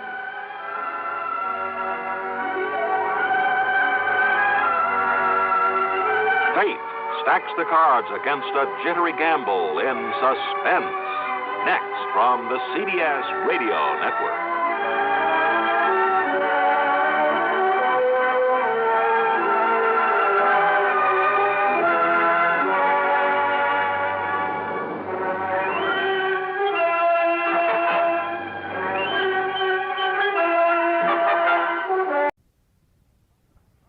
From Hollywood, it's time now for Johnny Dollar. I love you. Hello? I said I love you. Yeah. That does not please you? Oh, pleases me fine. Now, why don't you and I get together and we'll be able... That would be nice. Well, just name the time and the place and, Hey, wait a minute. Who are you? Carmela Jocares, Johnny. Oh, well, let's get down to earth. Carmela? Yes, Johnny. Well, Well, usually when my phone rings this way on a Sunday night, well... Oh, I know. You expect some dull insurance agent to be calling you. Yeah. With a dull insurance matter for you to worry about, no? Yeah, that's usually the case. But this one does not need to be dull. You mean you have an insurance problem on your mind? Of course. So maybe you will help me? Well, just name the company, any company, and I'm on my way. The Universal Adjustment Bureau would be interesting. So who cares if they're interested? Come on, Carmela, get to the point, huh? Come see me, Johnny. Tell your friend, Pat McCracken at the Universal. Yeah, sure. Tell him what? That I called you. Will you, Johnny? Are you kidding? Goodbye. Yeah, well, where can I... Hello? Hello? Huh?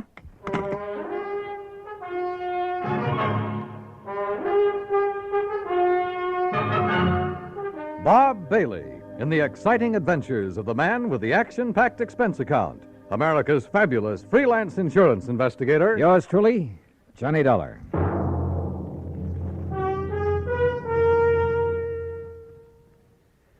Now that the holiday season is with us, there are 3 different reasons why you should have several packages of Chef Boyardee Pizza Pie Mix handy in the house. The reasons are friends who drop in for lunch, friends who drop in for supper, and friends who come over just to say hello. Because pizza is perfect to serve friends and family any time of the day. And when you use Chef Boyardee Pizza Pie Mix, it's so easy. You see, everything you need is right there in the one Chef Boyardee pizza package that you keep on your cupboard shelf. Needs no refrigeration. You get the flour that turns into crispy golden crust. Chef's own pizza sauce, made according to the very same recipe Chef Boyardee brought with him from Italy. And even mellow Italian-style cheese, already grated to become a delicious, bubbling topping. Serve everybody pizza this holiday season. They'll love it. And you'll find pizza is so easy to make when you use Chef Boyardee Pizza Pie Mix. Get several packages. And now, Act 1 of yours truly, Johnny Dollar.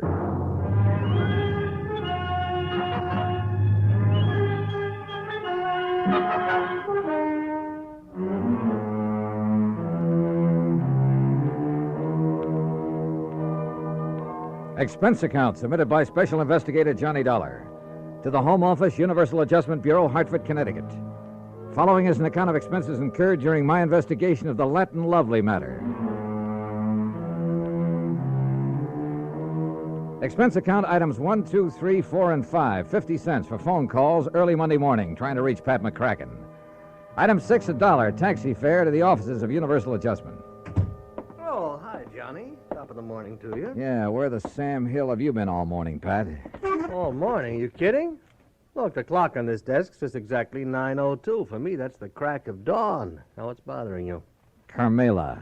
Oh, Carmela Jocares. Yeah, only it's Jocares. Oh, well. Might have known she'd call you direct. I should have warned you, Johnny. You know her, Pat? She's threatened to come down here and camp on my doorstep any minute. Oh, can you think of a nicer ornament to have around? If she's anything like she sounds on the phone. She is, Johnny, yeah. That's why I should have suggested that Special Investigator Martha Mayberry Balderdale help her. Balderdale? Now, how could an old battle axe like her know how to deal with a young, charming, beautiful... dancer like Carmela? Dancer? Is that what she is? Yes, yes. Not very good, but she's just as beautiful and seductive.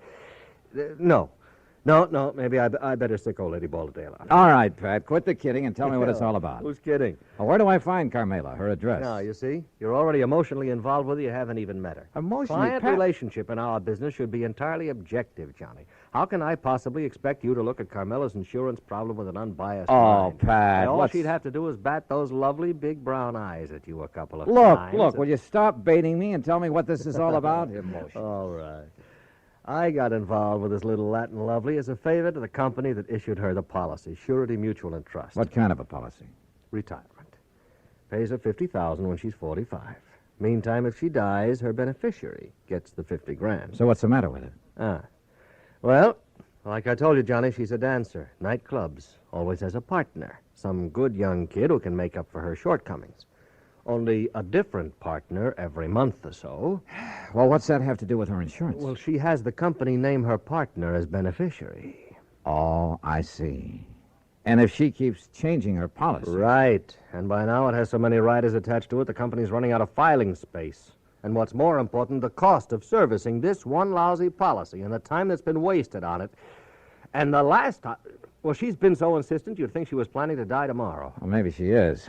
Why doesn't the company just stall on making some of these changes? Well, they've tried that. So what happens? She's on the phone every day, 2 or 3 times a day. Nobody has any peace. That's why they finally turned to me in desperation. And you said you'd have me talk to her. I did not. She asked for you. Why? How'd she even know about me? Oh, newspapers, some of the radio programs about the cases you've handled. Johnny, you're her idol. You're her dream boy. Oh, yeah, sure. But what to do about this? Well, you get her to settle with one beneficiary. Get her married, something like that, so her policy will stay set for a while.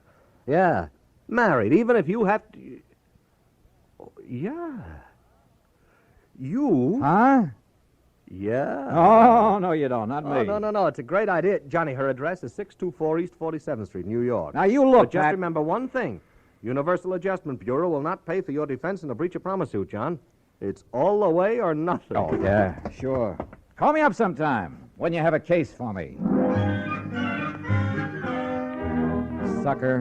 Me, that is. Because of item 7, 1940, plane fare and incidentals to New York City, taxi from the airport to 624 East 47th Street, a nice modern apartment building complete with a uniformed doorman. Miss O'Carra's? That's right. Can I have your name, sir? Johnny Dollar. Oh, yes, of course. So, if you'll just give me her apartment number... may I see your credentials, please? My credentials? Oh, sure. Why not? Here, take a good look. Seems all right. Thank you, sir. Now, look, she's expecting me. I know, sir. Then what's all this fuss about? Hey, will you step into the lobby, please? Oh, sure. Now, what's the number of her apartment? One moment, please.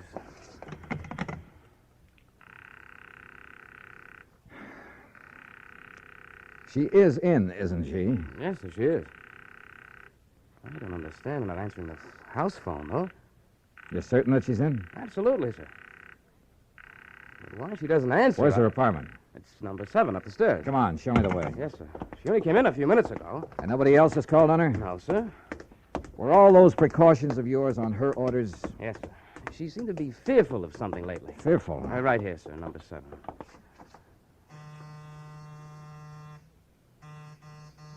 That's funny. Miss Ocades! Miss Ocades! Carmela! Listen. Now what? That sound inside. Well, there must be somebody in You got a there. passkey? Well, yes, sir. Come on, give it to me quick. But unless you have some authority, Mr. Dollar. I have all I need.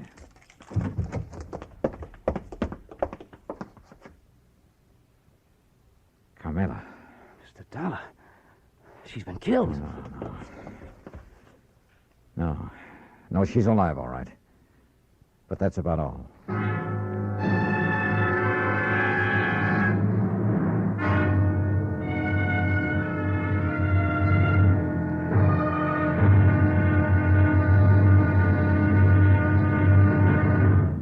Act 2 of yours truly, Johnny Dollar, in a moment. There is a difference, a great big difference in Vicks medicated cough drops. There is a difference, a great big difference. Get relief with every single drop. Yes, there is a big difference in Vicks medicated cough drops. The medication makes the difference. Only Vicks cough drops are medicated with the exclusive throat-soothing ingredients of Vicks Vapor Rub. 2 delicious flavors, Vicks Regular and new Wild Cherry. Next time your throat feels raw and irritated from coughs due to colds, remember... There is a difference, a great big difference in Vicks medicated cough drops. The medication makes the difference. Yes, the medication makes the difference. And for a stuffy nose, just one whiff with a Vicks inhaler, and that miserable feeling of a stuffy nose goes in seconds. Use it anywhere, anytime. Vicks inhaler. And now, Act 2 of yours truly, Johnny Dollar, and the Latin Lovely Matter. Carmela Ocades, beautiful Latin American dancer who kept changing the beneficiary of her insurance policy to the point where the company was going crazy, who demanded another change, this time almost desperately. We'd found her unconscious on the floor of her apartment. Bill, the doorman, discovered how her assailant had got in. Through the service entrance into the kitchen, Mr. Dollar. He must have run away when he heard us at the door. Any brandy, anything like that around here, Bill? Yeah, there's a little bar there in the corner. Okay, I see it. Do you know a doctor you can call? I have a list on my desk in the lobby. Well, then go on down and call him. Isn't this a matter for the police, sir? I'll worry about that. You get a doctor up here. Yes, sir. Carmela.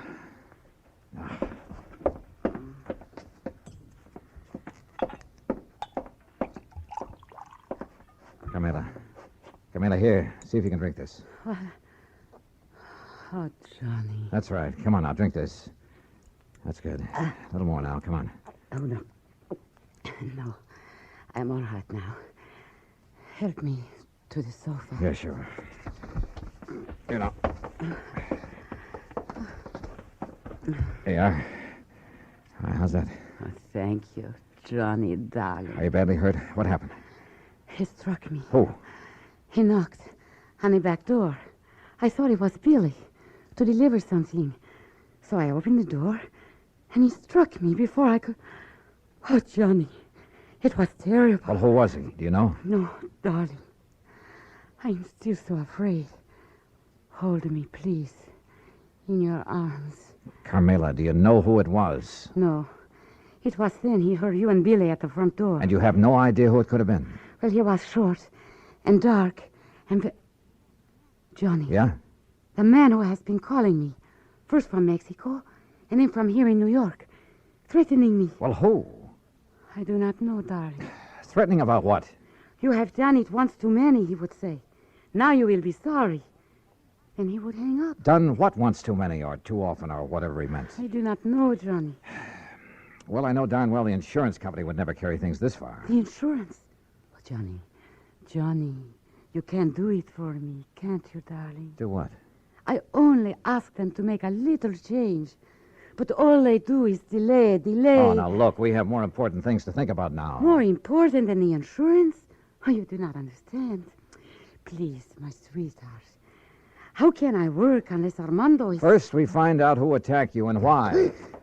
Oh, Billy, darling. The doctor says he'll be here in 15 to 20 minutes. No, not the doctor. I love you, Billy, but you're a nice boy, but not the doctor. Why not? Because I am all right now. You're sure about that? Carmela? Oh, yes, I am all right. You know, you recovered pretty fast. No marks on you. What do you mean? I wonder just how much of a beating you really took. Johnny, my darling, my love. Surely you do not think... No, I'm not sure what I think. Okay, Billy. Call off the doctor until I can find out what's what. Oh, thank you, my sweet. You do care about me. I love you. Oh, yeah, sure. And, Billy boy, you stay here until I get back. Yes, sir. My Juanito, where are you going? You know something, Carmela? I wish I knew.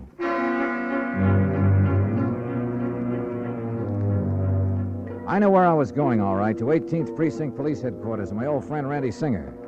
If anybody could get me a rundown on Carmela and any of her contacts, he could. If Carmela's attacker left any fingerprints, his boys would find them. Cutting through the alley beside the apartment building, headquarters would only be a couple of blocks away. But oh, that alley was a mistake. I didn't see the man step out of the doorway behind me. But I did feel that old familiar poke in the small of my back. No. Keep walking, senor. To the next doorway. All right, now look. If you'll take that gun out of my back. Walk. What is this, a holdup? Now, in here. Well? I am Federico, Senor Dollar. Bully for you. So what? I could hear you from the back stairway of her apartment. So you would help her, eh? Carmela? Maybe? No. You will not, because I will kill you first.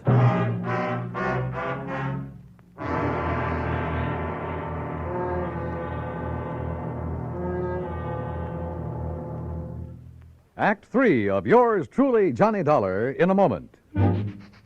Smoke Kent, Smoke Kent, Smoke Kent with the micronite filter. Remember this, Kent filters best of all the leading filter cigarettes. So get the mild Kent cigarette. Smoke Kent with the micronite filter.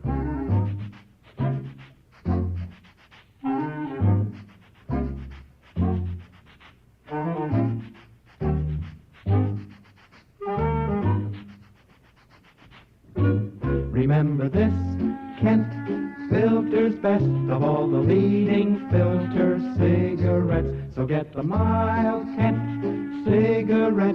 Smoke Kent, Smoke Kent, Smoke Kent. What a wonderful feeling. Smoke Kent. And now, Act 3 of yours truly, Johnny Dollar, and the Latin Lovely Matter.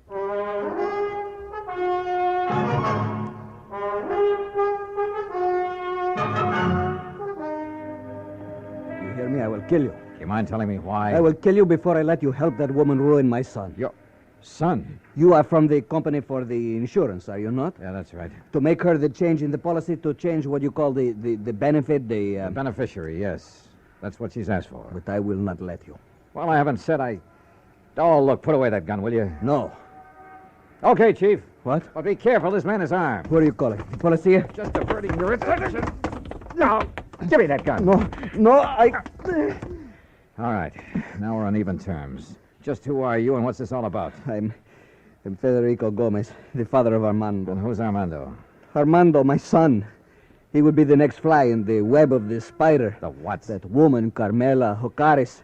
It is my boy, my fine son, that she would make her victim like all the others. Like all what others? Look, Mr. Gomez. He is a dancer, my son.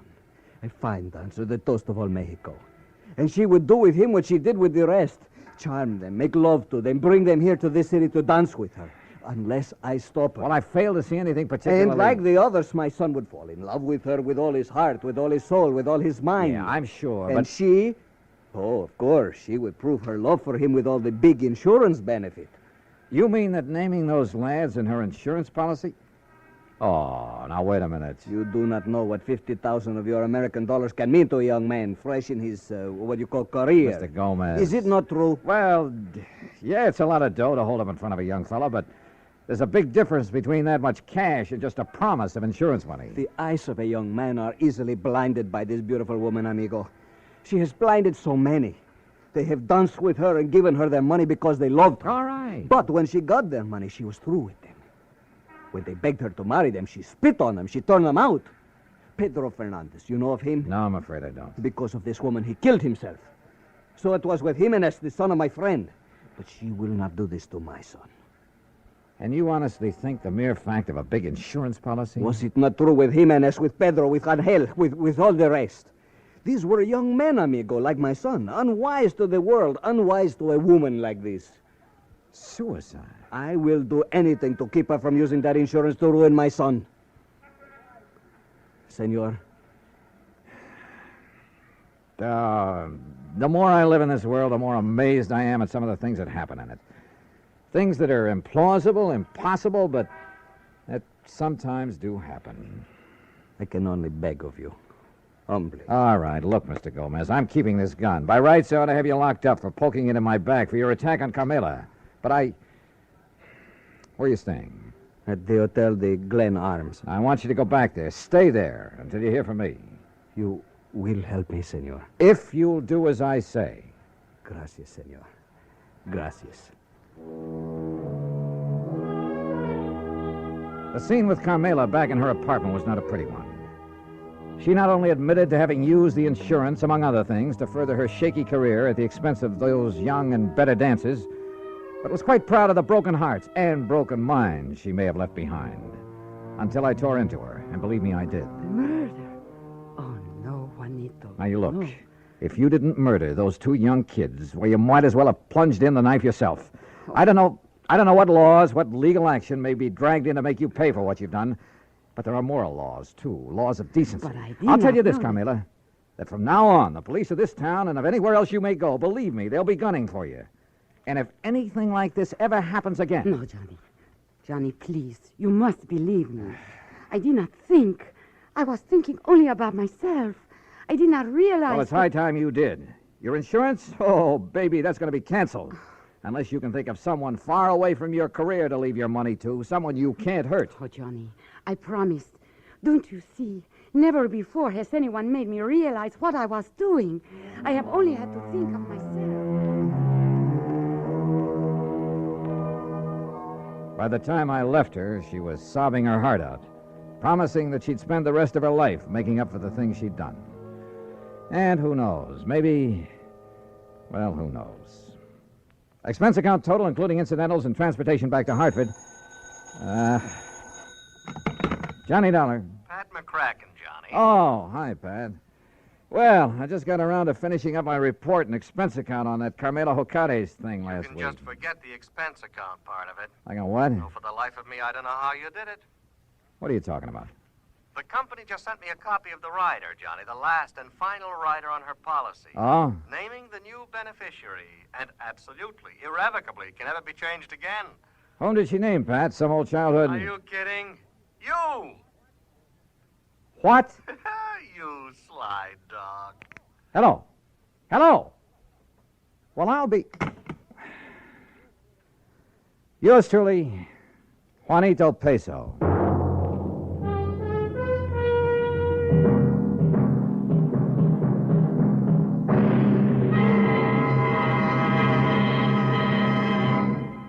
All Our star will return in just a moment. Meet movie star Dorothy Lamour. Actresses can't perform with a rotten cold, so I take Four-Way, the fastest way to stop terrible cold distress and feel better quick. Right. Of all leading cold tablets tested, Four-Way's the fastest acting brand. In minutes, amazing Four-Way starts to relieve aches, pains, headache, reduce fever, calm upset stomach, overcome irregularity. When you catch cold, remember my advice.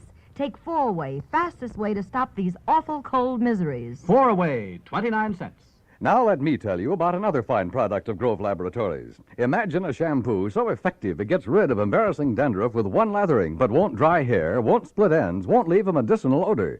It's wonderful new Fitch Dandruff Remover Shampoo. One lathering with Fitch removes dandruff, can brighten hair up to 35% too, without harsh medication. Only Fitch guarantees to do all this with one safe, easy lathering or money back. Contains no strong medication, so it's gentle enough for every shampoo. And then dandruff need never be a problem again. Fitch Dandruff Remover Shampoo, only 59 cents. Now, here is our star to tell you about next week's story. Next week, some priceless jewelry, a beautiful girl, and believe me, they add up to trouble. Join us, won't you? Yours truly, Johnny Dollar.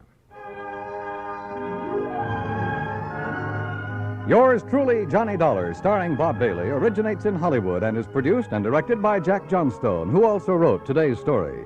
Heard in our cast were Lucille Meredith, Larry Dobkin, Jimmy McCallion, and Harry Bartell. Be sure to join us next week, same time and station, for another exciting story of yours truly, Johnny Dollar. This is Dan Cumberly speaking.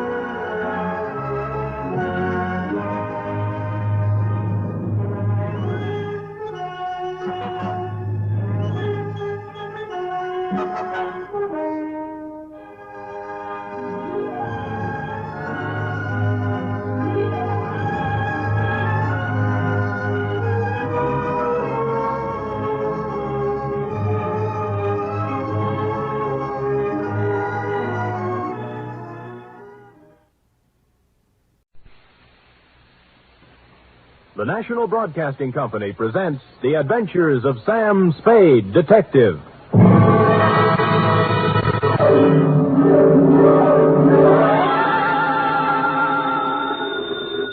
Sam Spade Detective Agency? Me, sweetheart. Sam, would you mind telling me where you are? Not at all, Effie, not at all. Let's see. I'm at the ill-rigged Dana Rab Etile Seagrod. I don't understand it, Sam, but I think I caught the word grog. Oh, you're shrewd, Effie. You see, I'm on the inside, and the lettering is printed on the outside. Now, if you'll wait, I'll go outside and read it the right way, and then come inside and... Never mind, I've already guessed.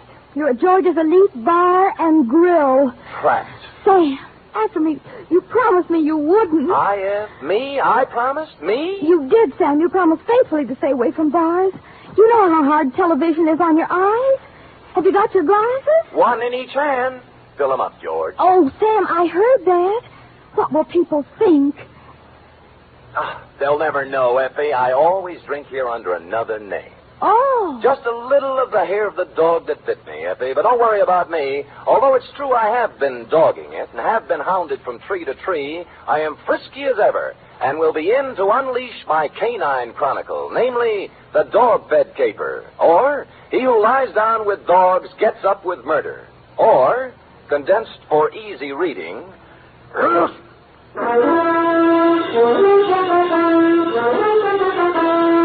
For NBC, William Spear, radio's outstanding producer-director of mystery and crime drama, brings you the greatest private detective of them all in The Adventures of Sam Spade. Effie? Here I am, Sam. Here I am, Sam. Effie, did you ever write poetry in school? Well, I was known as Emily Dickinson of Central High. I thought you had a touch of internal rhyme scheme there. I doodled a little poem about you today. Really? Well, redoodle. There was a detective named Spade. with oodles of brains in his head. Clever, clever. But when he took up drinking, he forgot about thinking. Now give me the punchline. And Effie has stayed quite unpaid. Well, a little rough, but cute. Did you get the idea, Sam? Never could make any sense out of poetry. Ready? It's getting close to Christmas, Sam, and Pencil point? I've used my last pencil, and I don't really have enough money to buy Please, Effie, I have no head for figures. All right, I give up. From Samuel Spade, license number 137596. Subject, the dog bed caper. Oh, Sam, I hope this is going to be all about dogs. I belong to the tail waggers, you know. Yeah. And I've read all the books by Jack London. Yeah. I just think... Down, Effie. Strangely enough, you will not meet a single dog in this story. Actually, this narrative has little indeed to do with our four-footed friends or their beds. And I'd change the title now, except that it's already gone out for publicity. Dear Dundee, it all started with a phone call to my secretary, Miss Effie Perrine, a doll, requesting my inimitable services at the investment counseling firm of Cameron Incorporated. Clearing everything off my desk, 2 shoes with feet in them, my own, I went over. The firm of Cameron Incorporated was obviously not for the pushcart set. It was plush, ankle-deep rugs, imported drapes, and the receptionist. She had a plushness all of her own. I said hello in my plushiest voice, and she liked it. She said so. Oh, I like the way you said that. Say it again. Life is too short to go back even for a moment. The past is a dead thing, the present dying. Only the future alive and vibrant. However, hello. Is there something? There is. Could I ask a question? Why not? I will rephrase the question. What time do you stop working this evening? Around 6. Care to have... Why not? There's a little bar around the corner, okay? Why not? Why not, indeed? Bring your own money? Well, come anyway. Your name? Celeste. Mine's Sam Spade. Who's Mr. Briggs? He called me. Major Briggs? Why, he's our chief accountant. I just happened to have my door open. Did I hear someone inquiring about me? This is Mr. Spade, Major Briggs. How do you do, Major? It's a pleasure to meet you in person, Mr. Spade. I'm the man who called you, you know. I'm grateful, sir. Now, what is it I can do for you and Mr. Cameron? Oh, it's not for me that I called. I haven't a worry in the world, and it's Miss Cameron. Oh. Old Cameron's been dead for many years now. I see. Whatever she wants, Mr. Spade, do a good job. We are all counting on you. Will you please announce Mr. Spade, Miss Roberts? Certainly, Major. If you'd excuse me. Nice to have met you, Major. Miss Cameron? Yes? Miss Spade's here. Send him in, please. Go on, Sam. Have fun. Think I might? Why not?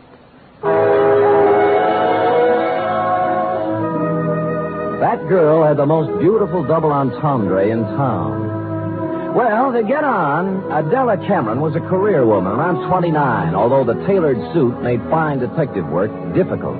No makeup, severe hairdo, and in spite of all this, chic. In fact, as we shook hands in a most businesslike manner, I had the feeling that something warm might well spring up between us. Something like a warm mutual dislike, maybe. But something. Most men simply cannot be told anything in confidence. They gossip. That's a switch. I don't appreciate your humor, Mr. Spade. I accept your apology. I will tolerate you because of your reputation. All right. I'm going to give you a very difficult job to do. Miss Cameron. What is it, Major? I'm sorry to interrupt you, but Courtney Pierce is on the phone. Mr. Spade, this is Major Briggs, our chief accountant. We've already met. Mr. Spade. Now, Adela, Pierce wants us to unload his short-term governments and buy American cattle. He's dividend crazy. AMCAT's declaring one in January, and he wants it. Well, let him do it. Well, I just want to protect your interests. You know what will happen to AMCAT after February. They'll drop 10 points, and he'll blame us. I went through this with your father when you and Greg were... That's right, Major. Well, tell him we advise against it. But if he persists, ask him for a release in writing. That's what I thought you'd do. That's the way your father would have handled it. I just want to protect your interests, my dear, that's all. Major, I know. I just want to protect your interests. Well, don't worry about it. You know, we're not children anymore. All right, my dear. Where were we? Oh, you were giving me a difficult job. Oh, yes. Here is the business address of Mr. I.J. Barco. He's a wealthy manufacturer, a client of ours. I want you to find out everything about him, especially anything unsavory. Sorry, I don't do divorce or blackmail cases. Mr. Spade, this is not a divorce investigation. All right, what is it then? Why do we want a client shadowed, I believe is the expression? That's it? Because we believe he is investing money through us for some racketeers. If that were true, we would, of course, have to drop him. But we don't want to lose his business just on suspicion. I see. Find out anything you can about him. I'll give you $50 a day in expenses, 1 week guarantee. Will you consider the job? I have considered and taken the job. By the time I'd reached the door, she had already forgotten me and was hard at work on some papers. Outside, I planned to dally a few moments in idle chit-chat with Celeste. But before I had the chance, I was accosted by a husky young chap whom I'm afraid was a Princeton man. What were you talking about in A Spade? Oh, you have the advantage, sir. Who are you? Gregory Cameron. Now, come on. What was Adela telling you? Well, if you step to one side, you can walk around me and ask her. Look, don't pull that cagey private detective routine on me. I pack a little weight myself. Well, pack it somewhere else, sonny. I asked you a question. I expect an answer. There's your answer. Any more questions? He didn't feel much like talking then, and I was so irritated I walked out without saying goodbye to Celeste. When I reached the street, the white-haired old gentleman, Major Briggs, hurried out behind me. Mr. Spade, please don't think too badly of that boy. I've known him from the cradle. He's in a difficult emotional state at the Yes, moment. sure. As far as I'm concerned, Major, it never happened. You're a kind man, Mr. Spade. I could tell that when I first saw you. You're just the sort of man Miss Cameron needs. Well, I hadn't looked at it that way. If you require anything, don't hesitate to ask me. I've been with this company 40 years before those two children in there were born, and I know how difficult life can be at times. I just want things to go well for them. I'll do my little part, Major. Bless you, son. Bless you.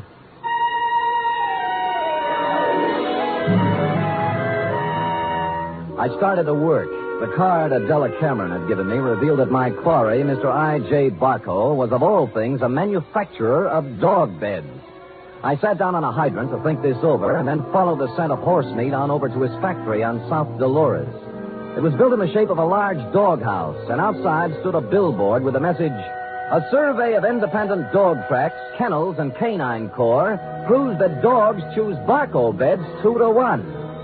I had to get a look at Barco himself, and so ruffling up the hair on the back of my neck, I trotted into the building, sniffing and wagging my tail in a very friendly manner. It was very easy to see Mr. Barco after I lied a little about my connection. What was that name again? Senor Don Jose Martinez Sada Morales, but you may call me Sam. And you represent a group of retail outlets in South America. Oh, I do indeed. We have our eye on your dog beds, Mr. Barco. Well, now, let's take a look at our catalog here. Now, say you had a Great Dane. You'd want something regal like this Louis XIV. Ever see a more beautiful bed? Well, not lately, but Mr. Barco... Down, boy, down. Now, here's a number that's very big this season with English Bulldogs, a Sheraton, natural wood finish. Lovely, huh? Arriba. And, of course, if it's an Irish Terrier, here's a purely gag present for his sense of humor. A Murphy bed. Get it, Sam? Irish Terrier? See. Well, of course, we wouldn't ask a dog to sleep in a Murphy Oh, bed. Mr. Barco, I'm afraid I don't see anything here I like. What's this? Do I understand you, sir? You are refusing this small speck of comfort to the one unselfish friend that man can have in this selfish world? Well, I'm not refusing anything. I just don't The happen to... unselfish friend who, if fortune drives you forth an outcast into the world, homeless, will ask no higher privilege than to be at your side to guard against danger. Mr. Barker... Faithful unto death, there by your graveside will be found the noble dog, My his graveside? head between his paws, his eyes sad but watchful, faithful... We shook paws, and I felt his nose to be sure it was cold. It was, and I left. I rented a car and took up a station outside the Barco factory. About 4 o'clock, he hurried out, jumped into a long, low vehicle shaped like a dachshund, and mushed off. I followed. An hour later, I was phoning my first report to Adela Cameron's secretary, Celeste. You went to the city hall. What did you do there, Mr. Spade? License bureau, marriage, not dog. Really? Where'd he go then? Grocery store, where he bought 1 bottle of olives, 1 bottle of vermouth, and 1 bottle gin. I wonder what he's going to make. What recipe is that? Well, now he's in an apartment house on Post Street, just across from the drugstore I'm in, and judging from the groceries, intends to stay a while. He has laid in provisions. Uh-huh. Well, I guess that's all we wanted to know. What? Miss Cameron just told me to call you off the case. You'll still get your guarantee, though. Major Briggs will send you a check. Well, that doesn't make sense. Sam orders his orders. All right. What about tonight? I'm afraid not. Some other time. You mean it's all over? The half-daring, half-shy kisses on the Oakland ferry? The warm, passionate spring nights at Fisherman's Wharf eating abalone? Hello? Well...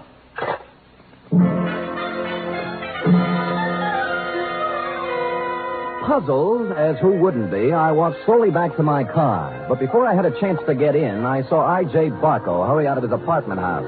But he didn't enter his car. He came right for me. Spade! Just a minute, Spade. So sorry, my name is Don Jose Martinez Soto Morales, yet. Don't kid me, Spade. I'm not as stupid as I acted today. Look, I know why Adela Cameron is following me, and you don't. And you'll never find out, any more than the other 4 detectives did. I was the 5th choice? What? I shall speak with my agent about this. I'm going to tell her in person that this foolishness has to stop. If it doesn't, she'll live to regret it. One more thing. I presume you're going to follow me. Well, I'm turning right on Market and heading out to 1217 Ridgewood Place. You shouldn't have any trouble.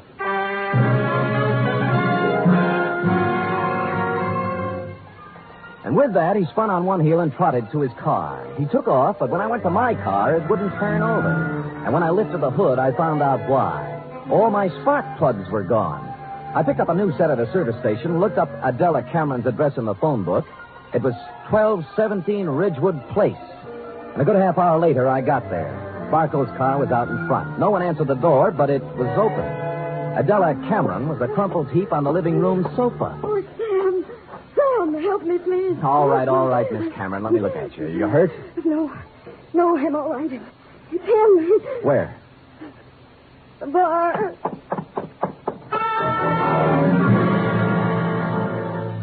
I hurried into the bar and was met with a strong odor of scotch. A bottle of it had been broken, and holding the neck of the bottle in one hand was I.J. Barco. He was on the floor, his hands slowly opened. The glass rolled out, and he died.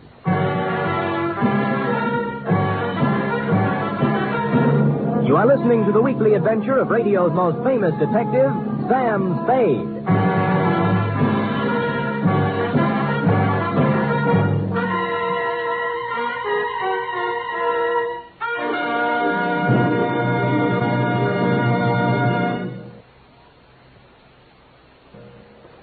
Act 2 of tonight's Sam Spade in just a moment. Meanwhile, here's news of other goings-on on NBC. There's no doubt about it, it's the big show. Not just any big show, but the big show. Brought to you every Sunday night over most of these NBC stations. An hour and a half of the very best in comedy, music, and drama. Your stars this Sunday on the big show include Fred Allen, Margaret Truman, Douglas Fairbanks, Danny Thomas, Mindy Carson, and many more. All presided over by the glamorous Tallulah. No wonder it's the big show. Saturday night on NBC means mystery with the man called X. A man without a name who travels the world over on missions of intrigue and peril. Herbert Marshall stars as the man called X tomorrow and every Saturday evening on NBC.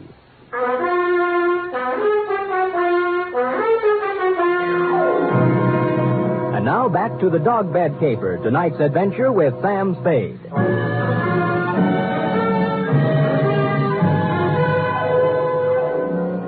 It took 3 bullets in the chest to finish off I.J. Barco. He'd apparently been standing there pouring a drink. Barco broke the bottle as he fell.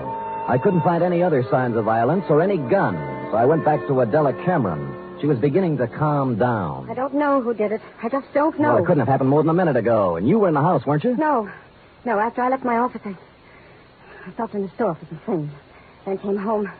When I was driving down Ridgewood, I heard some sound. And you thought they were a car backfiring? How did you know? I've heard this script before. Don't you dare accuse me of killing that man. It's not what I think that counts, but what the police accuse you of. Sam, I heard those sounds. I came in the house when I went into the bar. You didn't notice Barco's car out in front? Oh, I suppose I did. I don't know. I don't remember. Uh-huh.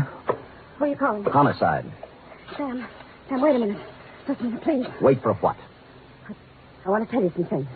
All right. Go on. I kind of get the feeling I was hired to put the finger on the dog's best friend. That's not the way it was. The last thing in the world I wanted was for him to be killed. Oh, murdered, I mean. All right, what did you want? I'll tell you the truth. Why I really had you watching Barco. I'd be curious. We handled his investment account. My brother Gregory... We ran into each other. I heard. Well, Greg took $150,000 of Barco's money and invested it, without my knowledge, in a television company. I hear that medium's making money. But it turned out this company was just a front for some men who wanted to build a gambling syndicate up north. You mean your brother didn't know that? He knew, but there was supposed to be big money in it. He was going to give Barco a good profit and take the rest for himself. And Barco found out and threatened suit or something. He never would have known, but the deal fell through and the gambler said the money was gone. Then he asked about the investment. What could Gregory and I tell him? What did you? Unfortunately, the truth. We said we'd make up the money with interest, but he only gave us 90 days. We couldn't get it by then. So you didn't shoot him, your brother did, eh? No, Sam, no, he couldn't have. I know Greg. He'd have more sense. In my brief meeting with him, I didn't think he had any sense. Just one more thing before I call the police. Sam, don't call them. Help me get him out of here. Somewhere. No dice. Sam, don't let my whole life be Stop it. You set me on Barco to find some blackmailing material, yes? Yes. And then why did you suddenly call me off the job tonight? I didn't. Your secretary said you did. I didn't tell her anything of the sort. Can I have that phone now?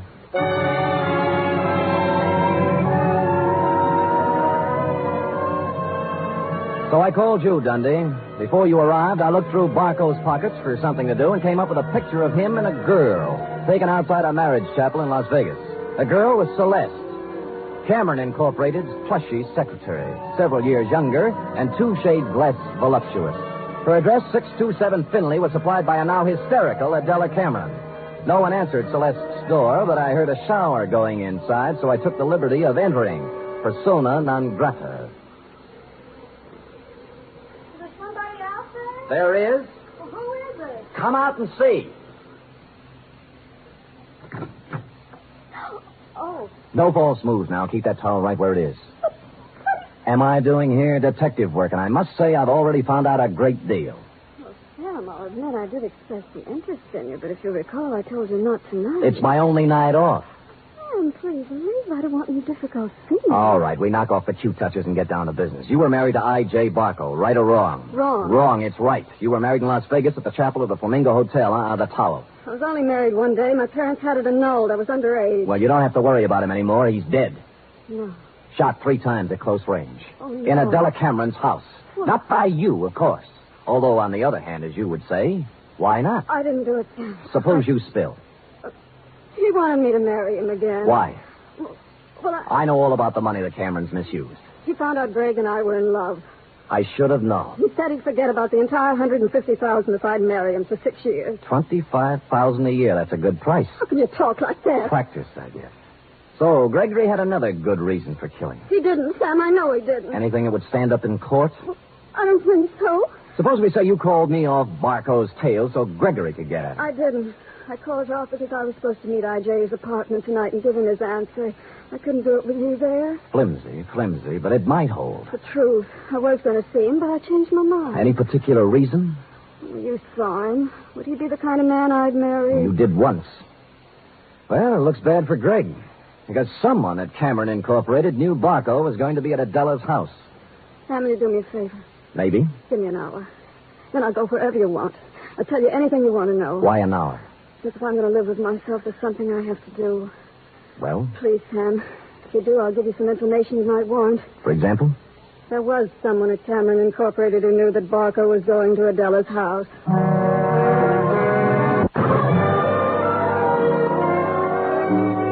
She must have known I was going to wait outside and tail her, but she didn't, because without once looking over her shoulder, she emerged from her apartment house, slithered into her car, and led me directly down to the railroad station. She met a man in the waiting room, threw her arms around him, whispered something in his ear, and they hurried out to track 7.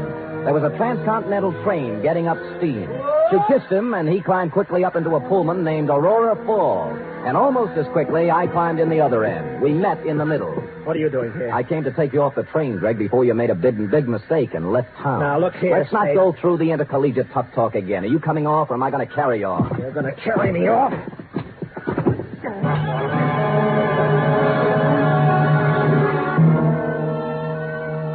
And I did.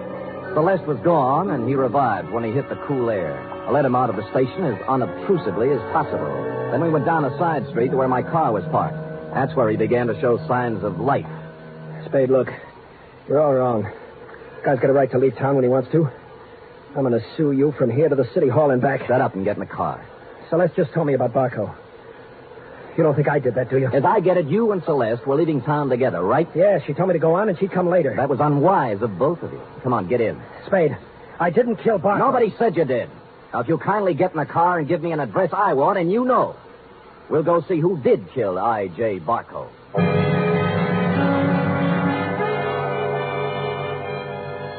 He gave me the address I wanted and Said I was crazy. I told him why I wasn't, and he began to see the reason of it.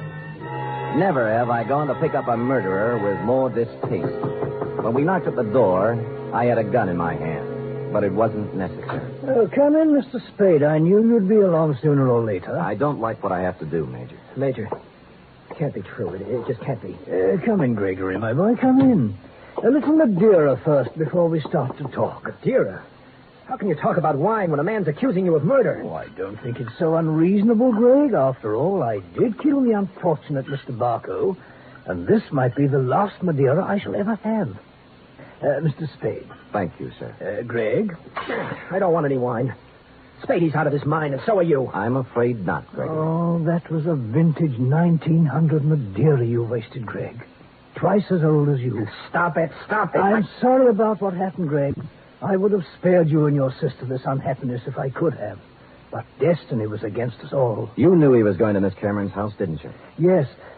Just before I left for the bank with the weekly deposit, he called for Miss Cameron, and I took the call.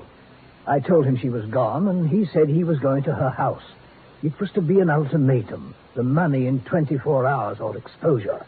But you didn't have to... Kill him? Certainly not. It was a crime of passion. I take the weekly deposit to the bank every Friday, and I always carry a gun. Silly me carrying a gun. Never had to use it, but the bonding company requires I carry it. Well, I went directly from the bank to Miss Cameron's house. I wanted to help her face Barco. Was she there? Oh, no, Mr. Spade. She'd apparently stopped downtown to do some shopping. So I faced Barco alone. I asked him point blank to give these young people more time, but he just laughed at me. He said the only time they'd get would be in jail, so... It happened. Well, I hadn't intended to, but I became angry. Suddenly found the gun in my hand, and the thought crossed my mind, my life is just about over, and yours, Greg, is just beginning. It was easier to pull the trigger than I would have realized. Oh, Lord. More Madeira, Mr. Spade? Thank you, Major, but no. Well, allow me to present the bottle to you as a gift. I'll get my hat and coat. Greg, my boy, I'm sorry. You're sorry. Major, I wish I'd never been born.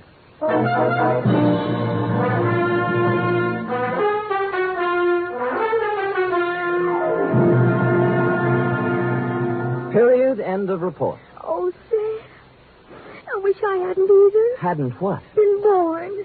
That poor man. Yes, our racket. It is. And poor Gregory. He'll have to go to jail for something, too. He will, Eth. He will. How about typing it up? Well, I hate to, but I guess it's my duty.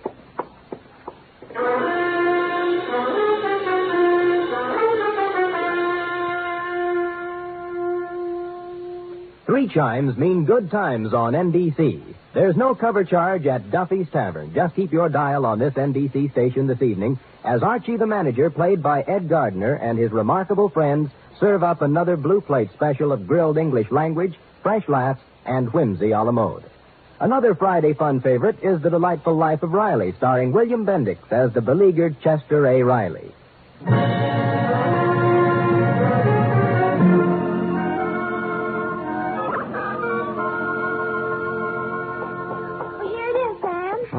Let me see. Uh-huh. Murder is all in place.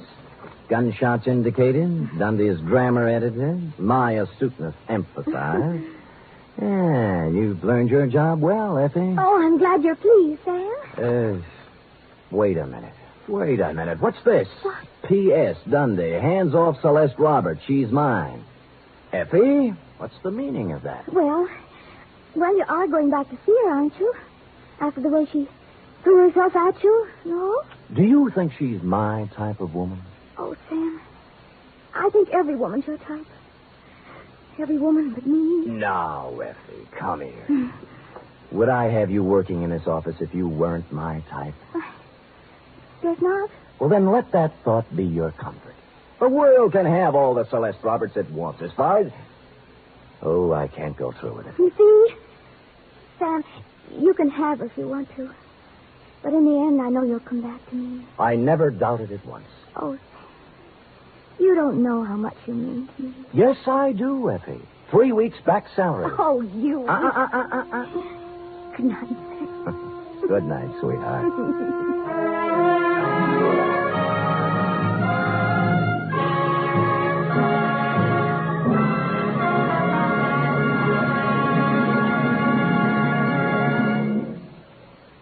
The Adventures of Sam Spade are produced, edited, and directed by William Spear. Sam Spade was played by Stephen Dunn. Lorene Tuttle is Effie. Script for tonight's adventure by John Michael Hayes and Dick Powell. Musical scoring by Lud Gluskin, conducted by Robert Armbruster.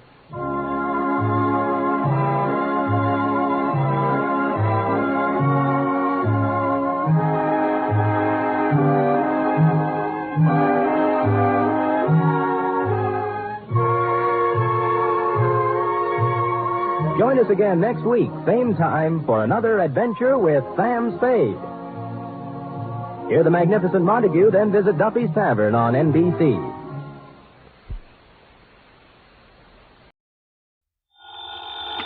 Johnny Dollar.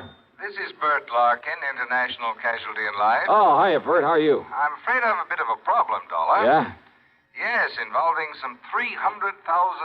Wow. Will have to be distributed very shortly. Oh, well, easy. Bert, just send me a check. Forget the whole thing. You're testing, of course. Oh, well, now, how could you say a thing like that? Well, what about this 300 G's? You expecting a policyholder to kick the bucket? Exactly. Oh, though I wouldn't put it so crudely. Oh, well, maybe expecting him to be knocked off, huh? Oh, no. His name is Mr. William Makepeace Everly. Yeah? He lives out in the old Piney Woods section. Oh, yeah, that's a pretty well-to-do part of town. Exactly. And Mr. Everly is quite wealthy. Well, he'd have to have something to carry that big a policy. Exactly. I've just learned from his doctor, Dr. Thatcher, that he has only a very short time to live. Well, just what am I supposed to do about it? I don't know. You don't know? All I know is that Mr. Everly wants you out to see him immediately. And beyond that, Hey, Bert, there's something funny about this. I'm inclined to agree with you, Dollar. But will you do it right away? Sure, why not? But I wonder.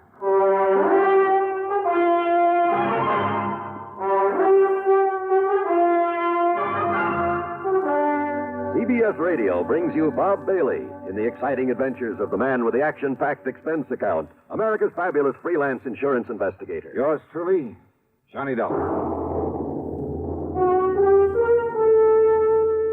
Get the really light refreshment. This is where I talk, Kay. Get the really light refreshment. That's Pepsi-Cola, of course. I just wanted to say be sociable, Charlie. Of course, Kay. Be sociable. Have a Pepsi on the road or at home. It always refreshes without filling. Charlie. Pick up extra cartons now. Pepsi is so delicious it goes fast. That's why you should keep plenty of Pepsi on hand. Oops. Maybe I'd better sing. Be sure to say keep Pepsi handy. Yes, Charlie. But the song says it sociably.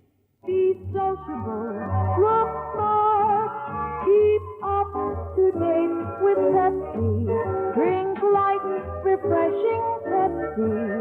Stay young and fair and debonair. Be sociable, have a Pepsi. What Kay means is get plenty of Pepsi next time you shop. Well, yes. And now, Act One of yours truly, Johnny Dollar.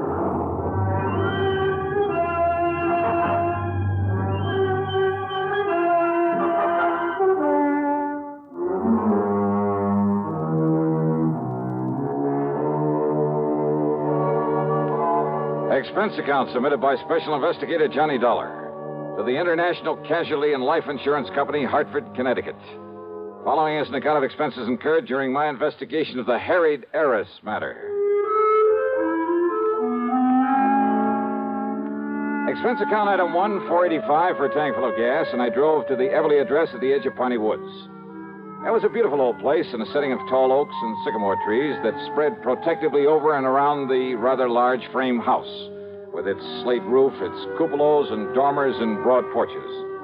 Even before going in, I knew the inside was filled with heavy, overstuffed furniture and velvet draperies, gilded mirrors, that it had a kind of musty smell, perhaps a trace of camphor, and the parlor closed off except for very special occasions. It was that kind of place. In answer to my knock, I was met at the door by a man who looked anything but on his last legs. Mr. Dollar? Yeah, that's right. Good. Come in, please. Oh, thanks. But are you Mr. I'm Dr. Thatcher. I'm the one who called your insurance company. Oh, I see. At Mr. Everly's request. Or I should say at his insistence. Come along, please. He's in his bedroom upstairs. Yeah, sure. I'm afraid he has only a few days to live, Mr. Dollar. Early yesterday, I notified his stepson, Alfred Harker, but I haven't been able to locate his niece, Nancy Everly. And that is what has him upset. That's why he wants to see you. Oh? They're his only living relatives, by the way. Well, just what does he want me to do? Well, suppose I let him tell you. Oh, and although he realizes he hasn't long to live, he has no idea how short his time really is. All right. Please bear that in mind when you talk to him. Yes, sure. And above all, try not to excite him. Now, in here, please. Oh, okay, thanks. Mr. Everly, I have brought Mr. Johnny Dollar. Oh, isn't that nice? Well, sit down here beside my bed, Mr. Dollar.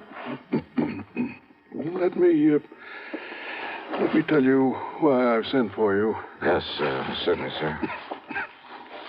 Well, young Thatcher here doesn't really know what he's talking about, but he seems to think I have only a few months to live.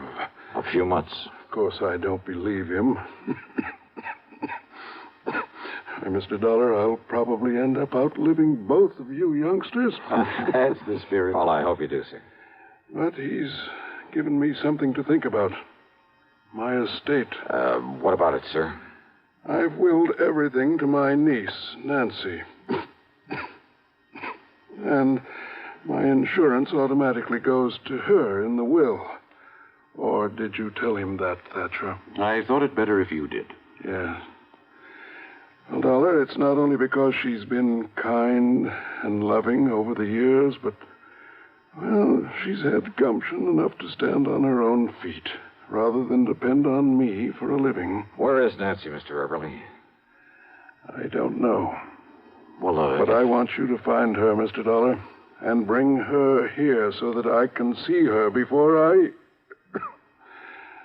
Well, now, I still don't believe this young sawbones, but I... Yes, I think I understand, sir. And she is your only heir, your only living relative? I told you, Dollar. My only heir. And I want to be sure. I want you to be sure it stays that way. Well, I'll do everything I can. I want nothing to go to my stepson, Alfred Harker. I see. Idle, worthless, sponging off me all these years, even forging my name to checks to get my money now and then. That kind, huh? Yes. And if he finds out I'm leaving everything to her, there isn't anything he wouldn't do to... Please, take it easy, Mr. Everly. I'm all right. Well, of course, Nancy realizes this about Alfred, doesn't she? No. And that's why you must find her. Bring her to me. I'll certainly try, sir. Yes, you must. Please, Mr. Everly, and now if anything happens to me, you must protect her from him. You must. You... Dollar, quickly, hand me that hypo there on the tray. Yeah, sure, Doc. Here you are. I was afraid he might get too wrought up over this. Oh. There now. Just relax, Mr. Everly. Relax. Yes. Thank you.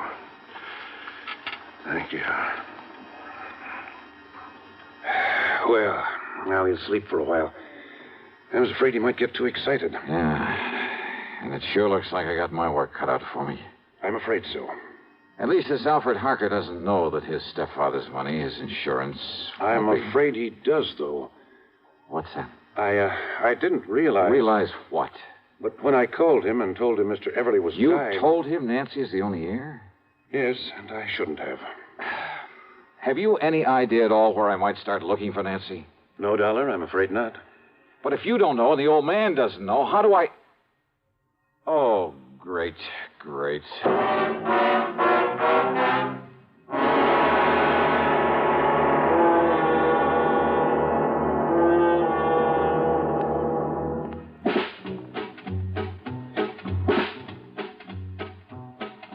Have a real cigarette. Have a Camel. Have a Camel cigarette. Have a real Camel. Have a Camel cigarette. Best tobacco makes the best smoke. Have a Camel cigarette. Best tobacco makes the best smoke. Have a Camel cigarette. If you're smoking more these days, but enjoying it less, change to Camels. The Camel blend of caustic tobaccos has never been equaled for real smoking satisfaction.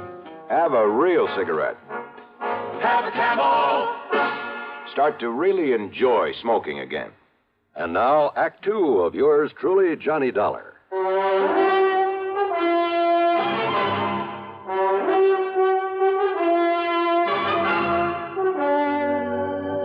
Now, look here, Doctor. If nobody knows where Nancy Everly is or how to find out where she Dollar. is... Yeah? Mr. Everly's stepson, Alfred Harker, always kept close tabs on Nancy's whereabouts. Oh, he would. Well, what do you mean? Sure, so that if anything happened to the old man, he could start sponging off of her. Now, look, it's Yes? important. Well, Mr. Everly said she doesn't know what a rotten character Al is. That's true. Because of his sweetness and light attitude, Mr. Everly never told her. Well, if he had, he wouldn't have to be so worried about what Alfred might try to do to her to get the estate. Very true. Unless I can get to Nancy first, she'll be a sitting duck for him. If only I hadn't told Alfred he's not included in the Well, inheritance. you didn't, that's that. Yet, if Mr. Everly's will specifies that Nancy's to be the sole heir... Oh, you never heard of a will being broken? Well, yes. Okay, where can I find Alfred? Well, he lives in a rooming house on the other side of town. Yeah, I'll write the address down for you. Yeah, do that. And remember, Dollar, he's not only bad, but clever. So be careful. Here, remember that. Sure.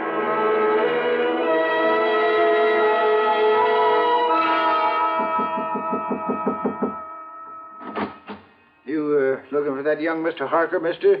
Yeah, that's right. Yeah, well, he ain't there. I'm the building super. And where can I find him? Don't ask me. All I know is he packed a couple of bags yesterday morning and left. All right, look here. I'm a private investigator. My credentials. Oh, say. If you'll just let me get into Harker's apartment. Oh, here. Here, this 5-spot be of any use to you? Oh, now, you know better than to ask that, young fella.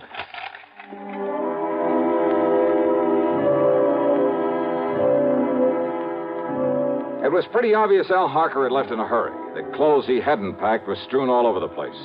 But luck was with me. On a desk, I found an airline timetable. One of the flights to Los Angeles had a check mark beside it. More important, I found the address of Nancy Everly, an address in Philadelphia, PA. I drove to the airport and spent item 2, $12.55 on a plane to Philadelphia. Then item 3, $6 1/4 for a cab to Nancy's address. It was a neat little apartment in the section they call Upper Darby. But instead of finding Nancy there... Why, no, Johnny Dollar. I'm Marianne Hooper. Oh, yeah. Now, Miss Hooper... But I know Nancy Everly from the office where we work together. Well, where can I find her, Miss So Hooper? when she moved out of town, I agreed to take over the lease on this nice apartment. Won't you come in? She moved out of town, you say? Mm-hmm. Where? Oh, she was transferred. She was a copywriter, you know. For whom? The name of the company you work for? Hardin, Carman, and Fisher. Oh, yeah, the ad agency. Mm-hmm. And they sent Nancy out to their Los Angeles office just a few weeks ago. Then Alfred must have found that out. Why don't you come in just a minute, Johnny? It's awful chilly out Hey, here. listen, do you have her address in L.A.? Well, no, but maybe at the office. All right, okay, thanks. Thanks very Johnny, much. has she done something wrong? No, she hasn't. What?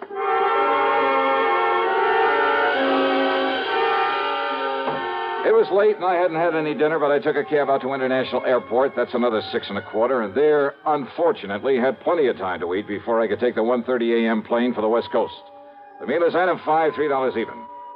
Item 6, $161.60 plane fare to L.A. Item 7, another $6 1/4, taxi into the office of Hardin, Carman, and Fisher, where I had to wait for the joint to open up. Then I talked to the receptionist. No, Mr. Dollar, Nancy isn't here. Oh, As then a I'll matter go of out and fact, grab she some won't breakfast. Be in at all today. Oh, when does she come in if you... What did you say? I said she isn't coming in today. Why not? Well, I don't know. Oh, then give me her address. Yes, certainly. It's 1308 Pandora Avenue out in West Los Angeles. Okay, thanks a lot.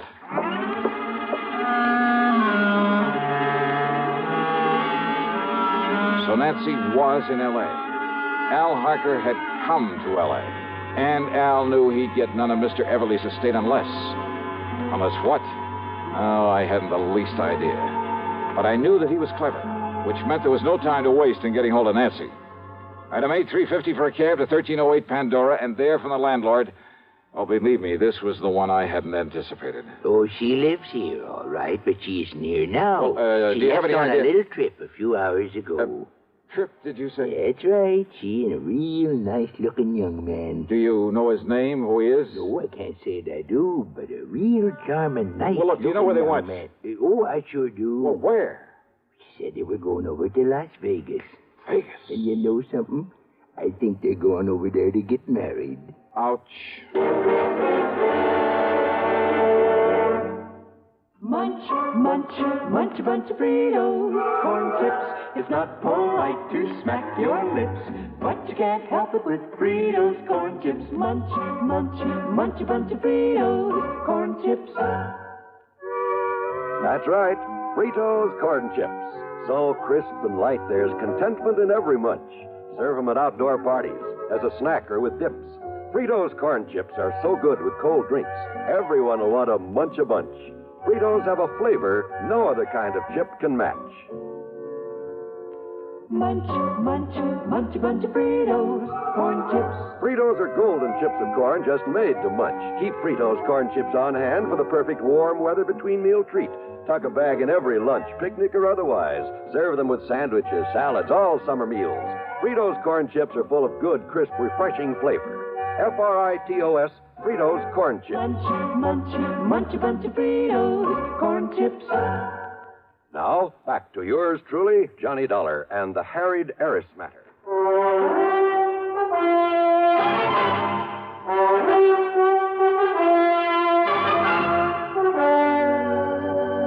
Expense account item 9, 70 cents for a phone call to Las Vegas, Nevada, to that well-known license bureau. Johnny Dollar, the special investigator? Yeah, that's right. Listen. Well, sir, this is a real privilege talking to you this way. Hey, listen, there's a young couple on their way over there to get married. Happens all the time, Johnny. Oh, yeah, sure. Especially here. Yeah, now listen. Their names are Nancy Everly and Alfred Harker. You want me to arrange something special for them to help them on their way? No. Somehow you've got to keep them from getting married. Well, now, unless you've got some legal reason, Johnny, some kind of court order or something. By the time I went through that, they could be married and gone. Yes, I guess that's So, true. look, you got to stall them. Somehow you got to keep that pair waiting. Well, now, Johnny, I'd certainly like to do you the favor. And do it. But unless I got some legal cause. You see, it works like Well, look, this. just you stall them off until I get there. I'll make it worth your while. Johnny, that sounds like bribery. All right, call it anything you like. Just hold them up until I can get over there to Vegas. But on what excuse, Johnny? Anything you can think of, but do it. I'm on my way.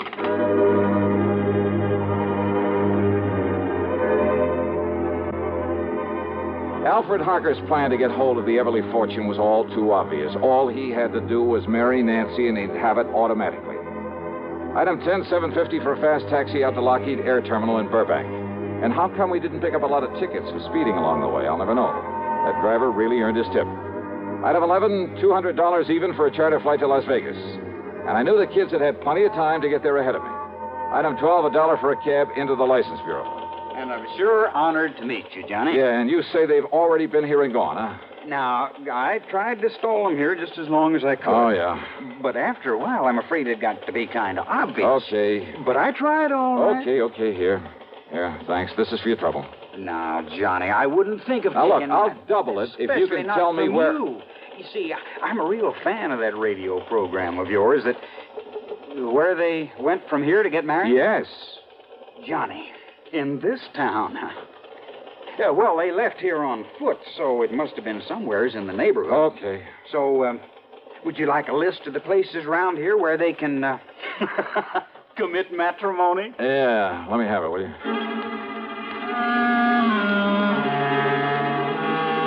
Item 13 is the 10 spot I accidentally left on the counter for him. Then I started checking every place in the area, every person who could seal the bonds of matrimony. Churches, marriage chapels, justices of the peace, even ordinary-looking private homes that were on the list. Hey, you know something? A lot of weddings take place in Vegas. I almost got thrown out of a couple I barged in on, and then finally... Why these two excuse me, folks. in holy matrimony. Speak now or forever hold your peace. Excuse me, please. Just wait, young man. I'll take care of your wedding in just a minute. Yeah, well, look. Let us finish the ceremony, please. Yes, of course. Now, do you, Alfred Harker, take this woman? No, he doesn't. I beg your pardon, young man. Yes, what is this? Who's this man, Alfred? Well, I'm sure I don't know. All right, now listen to me, Nancy, and listen to me very Who are carefully. you? The only reason Al Harker is rushing you into this marriage is to get his hands on your money. What? My money? That's right. Now, look But here. you're wrong, because I have no money. That is, not enough. Well, maybe not now, Nancy, but you will have within the next few days when your uncle dies. Uncle Bill is dying? Ask Alfred here. He knows it. What in the world makes you think a thing like that? Because Dr. Thatcher told you he is, and told me that he told you. William Everly's dying, all right, and you know it. Alfred, why didn't you... Quiet, darling. Just let me handle And it. Al, you know something else that Nancy doesn't know. That Mr. Everly isn't leaving you 1 cent, that everything goes to her. So the quickest, surest way to get your hands on that estate is to marry her. Now, look here. Alfred, this isn't true, is it? I can explain everything, Nancy. Oh, I'm sure you could, Al, but you won't need to. You just listen to me, Now, Mr. Nancy. If what you say is true, why did Uncle Bill write to Alfred and beg him to marry me? That it's the one thing he's always hoped for. Who told you that? I saw the letter myself. Alfred showed it to me. Oh, do you have that letter, Nancy? Alfred? Well, no, I threw it away. Yeah, you would. So not to have any evidence lying around. Evidence? A forgery. Like the checks your darling Alfred forged over the years. Alfred, no, that isn't true, is it, Alfred? It's true, all right. No. But neither this man or anybody else is going to stop this wedding. Come here, Nancy. Young man, Now, look, pulling that gun is about the most foolish thing you could possibly do, Alfred. Is it? Alfred, listen. No, Nancy. Now, let go of me. Please, Alfred, listen to me. Hey, just hang on to him, Nancy. I'll kill you. Sure.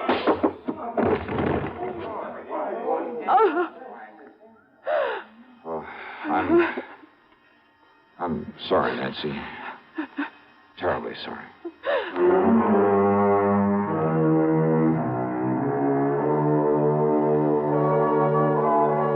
Well, pulling his gun was a big mistake. Yeah, the people there in Vegas, the police, just don't go for that sort of thing. As for any charges the company may care to make against him, well, that's up to the legal department. The main thing is to keep him away from her permanently. Incidentally, I managed to get her home to see her uncle before he died. Expense account total, including the trip back to Hartford, and for Nancy, too, of course, $76,425. Yours truly, Johnny Dollar.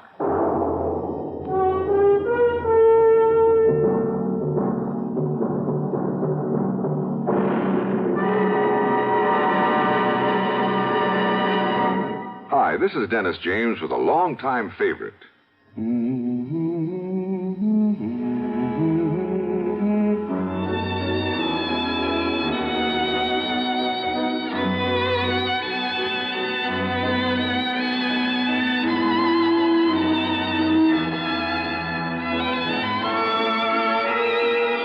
Yes, the longtime favorites are usually the best, aren't they? And one favorite folks have relied on over the years is Kellogg's All Brand. Since 1919, America's favorite natural laxative cereal. Kellogg's All Brand is the safe, gentle way to overcome irregularity caused by lack of bulk in your diet. It tastes good, too, and it never gets mushy in milk. There's only one All Brand, Kellogg's All Brand. So relieve constipation the way millions do with Kellogg's All Brand. ALL-BRAN. Yes, you're so right to stay regular with Kellogg's All Brand. Try it, okay? Okay. Now, here's our star to tell you about next week's story. Well, first, let me shout a word of welcome to the network to station KFBK in Sacramento, California. Glad to have you with us. Next week, I'm called in to help a small company that's involved in the race to conquer outer space. And I'm sure you know there are plenty of people in this world who go to any lengths to put a crimp in this project. But in this case, the man behind all the trouble turns out to be a real surprise. The case I'll tell you about is called the Flask...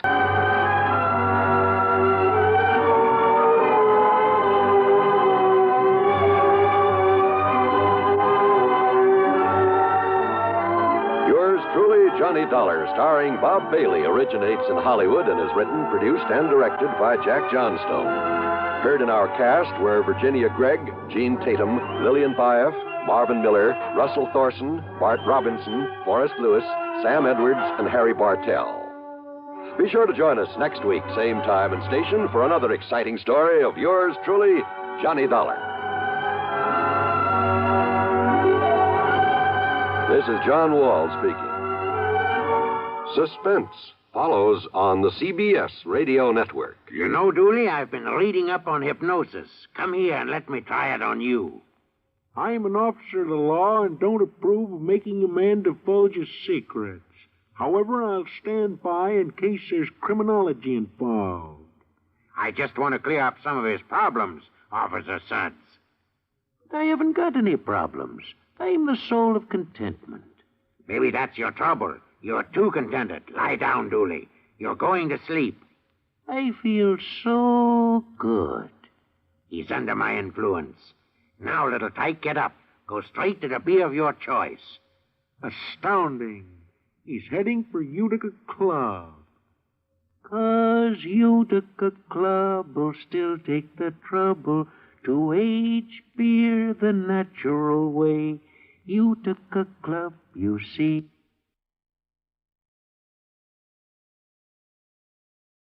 From Hollywood, it's time now for Johnny Dollar. It is a joy to me heart to be hearing the voice of me lover boy. Meg McCarthy. Faith, and how could you tell from so far away and so long ago? Now answer me that. Oh, Meg, I'd recognize that soft, dulcet voice of yours anywhere. How are you? Oh, Johnny boy, I've got trouble. And where are you, by the way? Port Hopeful is the name of the place. Port Hopeful, huh? You just can't stay away from the sea and ships and sailing men, can you? And whose leg would you be after trying to pull now? Port Hopeful, Nevada. Nevada? Right out in the middle of the desert. Well, what are you doing there? And why do they call it a port? Them were the very same identical things I'll be telling you when you get here. And if you take to my advice, you won't waste no time along the way. There's trouble out here. Insurance trouble. Oh, what company? Western Life and Trust, they calls it. The very same identical company that's insured the life of this blessed man what's laying dead at me feet. Dead at your feet? Meg, you don't mean... Just a minute. If you're by way of implicating that I done him in, you're just an evil-minded, suspicious young... Oh, forgive me, sweetheart boy. Huh? Well, you was worried about me, wasn't you? Well, certainly, of course. God love you, but me skirts are clean. Now, will you get moving and come out here? Well, it kind of depends. Oh? And just what kind of fancy double talking is that supposed to... Oh, no, you don't. What? Get your dirty, filthy, conniving hands off. Meg, what's the matter? Take them bracelets Meg. out of here and you... Meg! Well, I guess I was wrong, Johnny. I guess I am in trouble. Now. I'll grab the first plane.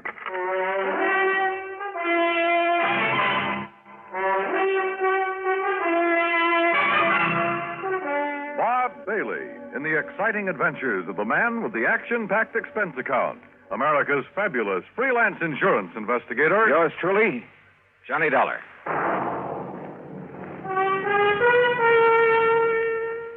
And now, Act One of yours truly, Johnny Dollar.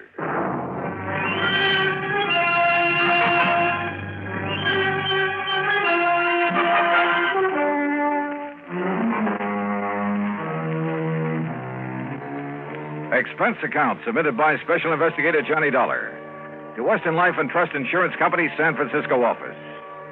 Following is an account of expenses incurred during my investigation of the Alkali Mike Matter. Expense account item 1, 375, telephone call to Bill Kemper at Western Life and Trust, who talked only long enough to order me onto the first plane for the coast. Item 2, 153.50, transportation on a late evening flight to San Francisco. Item 3, the next morning, 4:25, cab from the airport to Bill Kemper's office in the Lawson building. Ever hear of Alkali Mike Murphy, Johnny? Yeah, sure, Bill. At least I think so. Isn't he the kind of legendary character who found so much gold somewhere out here? Over in the Black Rock Desert, Nevada. Yeah, a place called Port Hopeful? That's right. The original Alkali Mike had been the skipper of a sailing ship before he got the lust for gold back in the last century. Yeah, well, what about it? Finally found it. Plenty of it. Out there in the desert near the little town of Winnemucca. And? Built himself a regular palace out of rocks from the nearby mountains, named it Port Hopeful. Settled down to spend the rest of his days enjoying his money. But then he died. Legend says it was suicide. Yeah, well, what's that got to do with you or me or the company? Alkali Mike Murphy, Jr., his son, who spent the last 40 years living there. But now he suddenly died. And how he died affects payoff on the insurance policy we wrote him. Oh, how much? $200,000 straight life. Ah, we. Beneficiaries? 2 nephews, 1 niece, and an old housekeeper, all sharing equally, provided, of course, that one of them didn't help him on his way to the great beyond. And you think maybe one of them did? $50,000 apiece is a lot of money, Johnny. Which one? I'll grant you it's only a hunch. But if I were you, I'd make a pretty careful check on that housekeeper. Meg McCarthy? She's an old... Oh, yes, what do you know about this McCarthy woman? Oh, plenty, Bill. Then you think my hunch is right? No. What? Because if it is, I'll handle this case for nothing. But according to the police over What's there... more, I'll quit the insurance business. Item 4, 1320, cab to the airport, plane fare and incidentals to Reno, Nevada. There I rented a car, that's item 5, and headed north and east on Route 40. After about 165 miles of nothing but sagebrush and cactus, I pulled into the town of Winnemucca. I dropped off my bags at the Motel Winnemucca, then headed for the local police headquarters.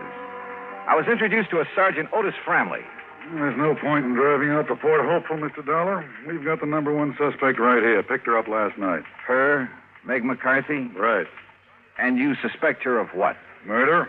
If she didn't poison old Alkali Mike, I'll eat my shirt. Then you'd better decide right now if you want it baked, boiled, or fried. Where is she? In her cell. Come on. You mean you've got some reason for thinking she didn't do it? I know Meg McCarthy. Yeah, but don't you see she's the only one who was anywhere near him? Besides, look at the motive. Yeah, suppose you tell me about it. Well, she's only been out there at Hopeful taking care of him about 6 months. Yet she gets under the skin of the old codger enough to make him turn over a big hunk of his insurance money. And that takes care of motive, huh? Well, doesn't it? Let's go talk to Meg. Now, look, she's a pretty tough customer when she wants to be, so... Right, she's a pretty tough customer. And if you silly, stupid income poop starts... All right, Meg, take it easy. Oh, take it easy, is it? If you blinking idiom think you can keep a decent, self-respected lady... I said take it easy. And I say, Oh, Johnny, darling. Me ever-loving boy. Hi, Meg, you old rascal. Sweetheart, I knowed you'd come to save me out of this horrible place. Yeah, well, that pretty much depends on you, on what you're able to tell me about this whole thing. You bet I'll tell you.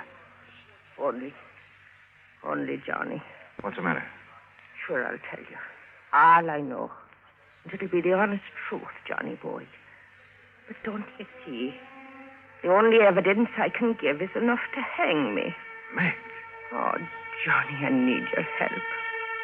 I need it bad.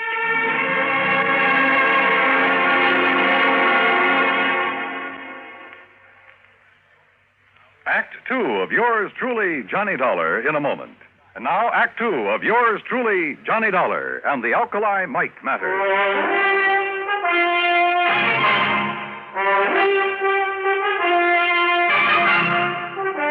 The sergeant left Meg McCarthy and me alone there at the jail in Winnemucca, Nevada. And she told me all she knew. Johnny had just plain got fed up with all the noisy, roistering, drunken sailors that used to come to my fancy cafe back on the East Coast. So when I heard that Alkali Mike Murphy was looking for a nice, quiet, respectable lady to be his housekeeper out here in the peaceful, quiet desert, well, I took the job. You've been out here about 6 months. Yes, Johnny boy. And me and Alkali, we just got along fine. I cooked good meals for him, and we played cribbage together in the evenings. And it got me a real bang out of keeping that old palace of his all neat and tidy for him. Yeah, sure.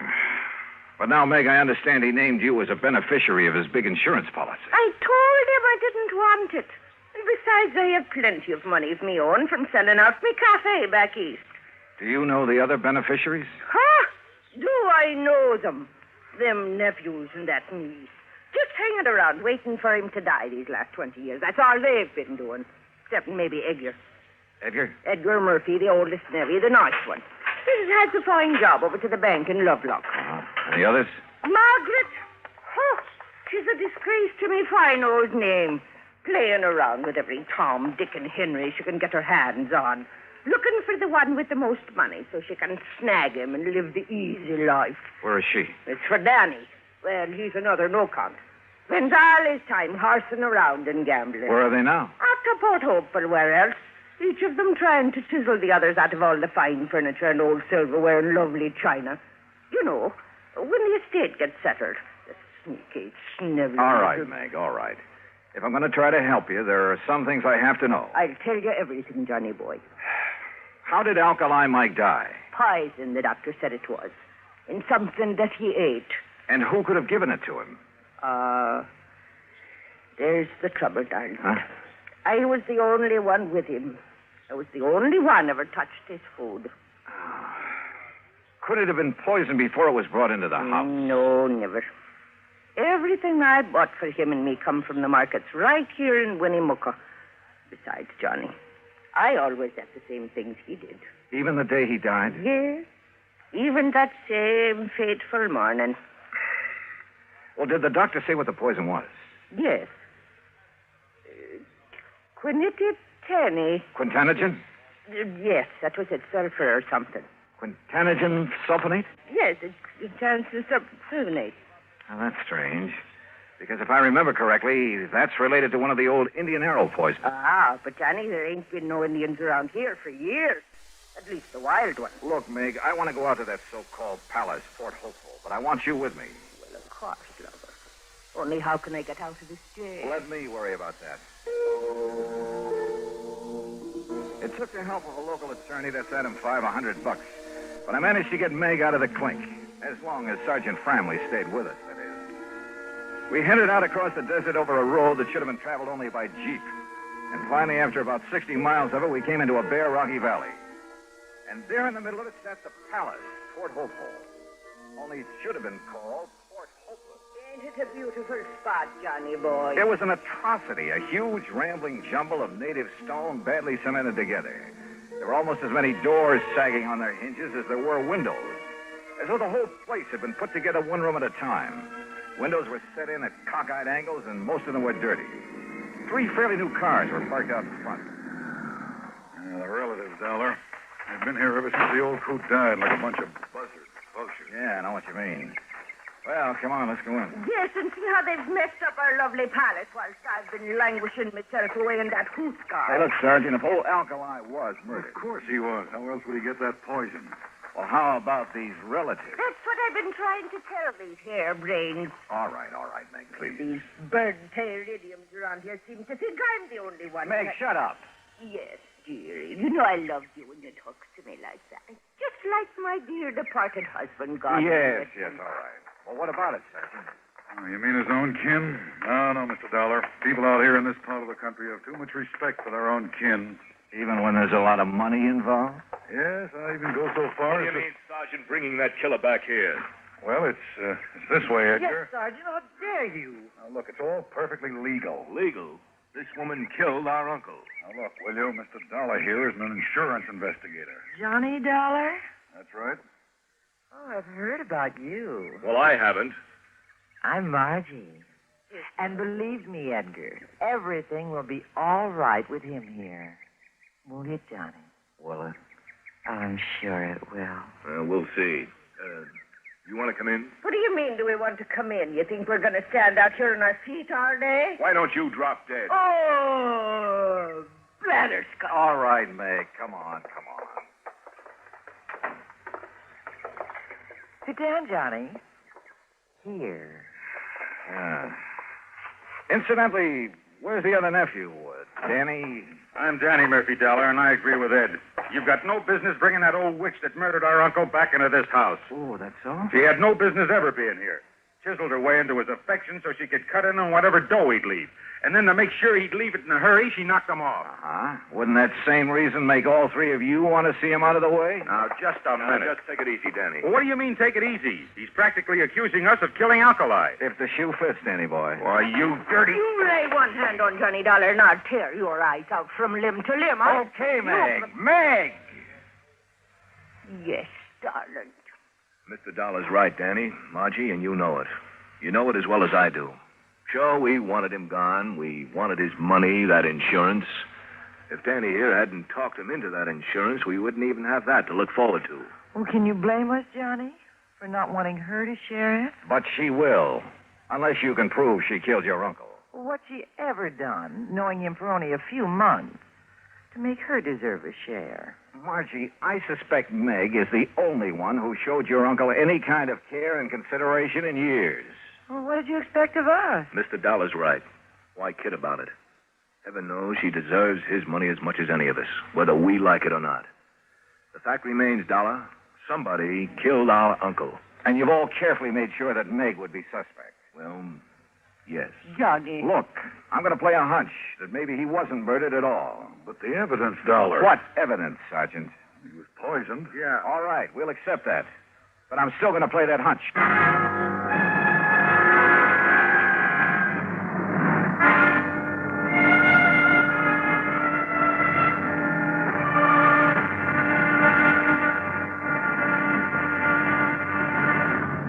Act 3 of yours truly, Johnny Dollar, in a moment. Act 3 of yours truly, Johnny Dollar, and the Alkali Mike Matter. Now, look here, Dollar. We know that old Alkali Mike was poisoned. If that isn't murder, what is it? Have you ever thought of suicide, Sergeant? Suicide? Oh, of course not. This money-grabbing old biddy here did him in. Now, just a minute, Margie Murphy. Sure. Why would old Alkali ever commit suicide? I don't know, Danny. Disappointment over you three, his only relative? He paid no attention to us. Or was it the other way around? You paid no attention to him. He didn't want us around. Except maybe Edgar. Well, offhand, I can't say that I blame him. But he did welcome the care and whatever affection Meg may have given him. Yes, Mr. Dollar, that's true. She was after his money, that's all. I told him I didn't want his money. And if you don't shut up, you little squirm and conniving... Meg! All right. Johnny, bye. What are you looking so thoughtful about, Edgar? Suicide. Old Alkali's father chose to go that way. Yeah, I know.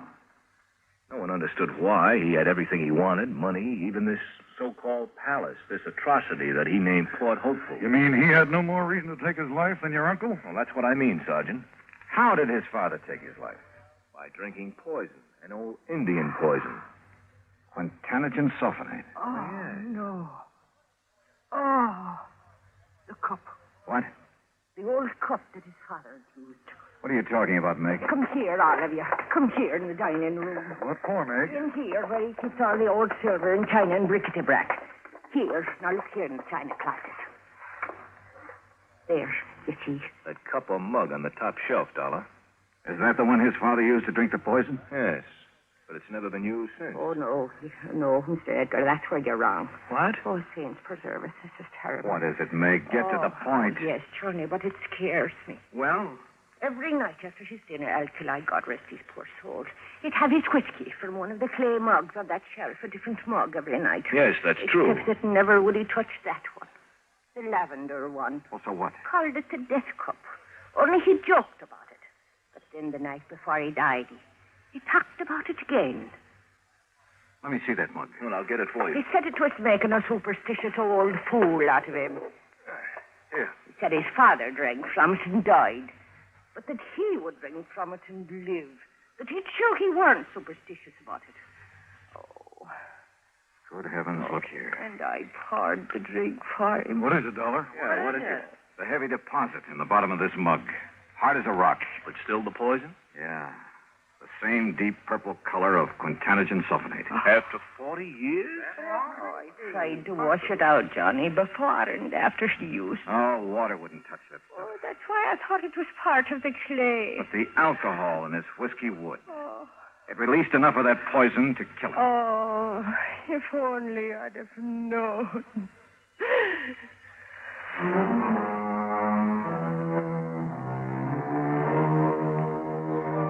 The police took a long time over this one, but they finally reached the same conclusion I had. Accidental death. So, the relatives will collect the insurance, and Meg, bless her heart. But I'm afraid that mere money will never take the place of a friend, Alkali Mike. Expense account total, including incidentals and fare back to Hartford, $525 even. Yours truly, Johnny Dollar.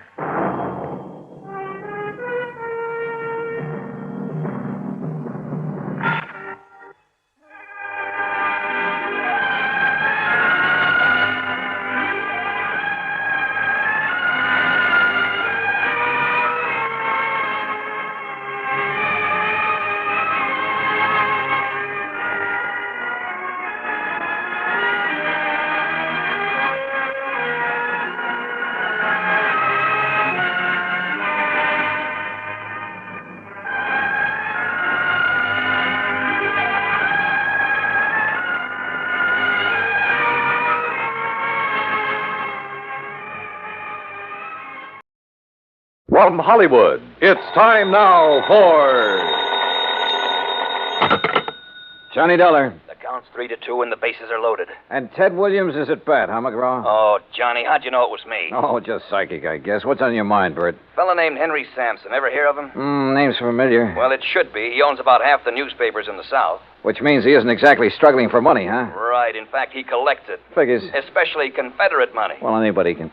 What? Yes, sir, Johnny. He has one of the largest collections of old coins in this country. Oh? And a Confederate $50 he owns has disappeared. Bert, Confederate money isn't worth its weight in salt. That's where you're all wrong, Johnny. Huh? This particular $50 is insured for $20,000.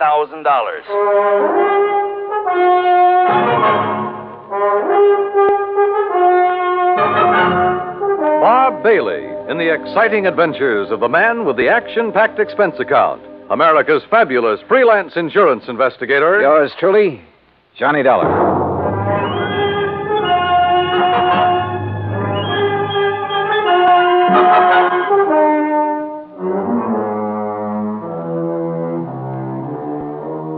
Expense account submitted by Special Investigator Johnny Dollar to the Providential Assurance Company, 393 Dewey Avenue, Hartford, Connecticut. Following is an account of expenses incurred during my investigation of the Confederate Coinage Matter.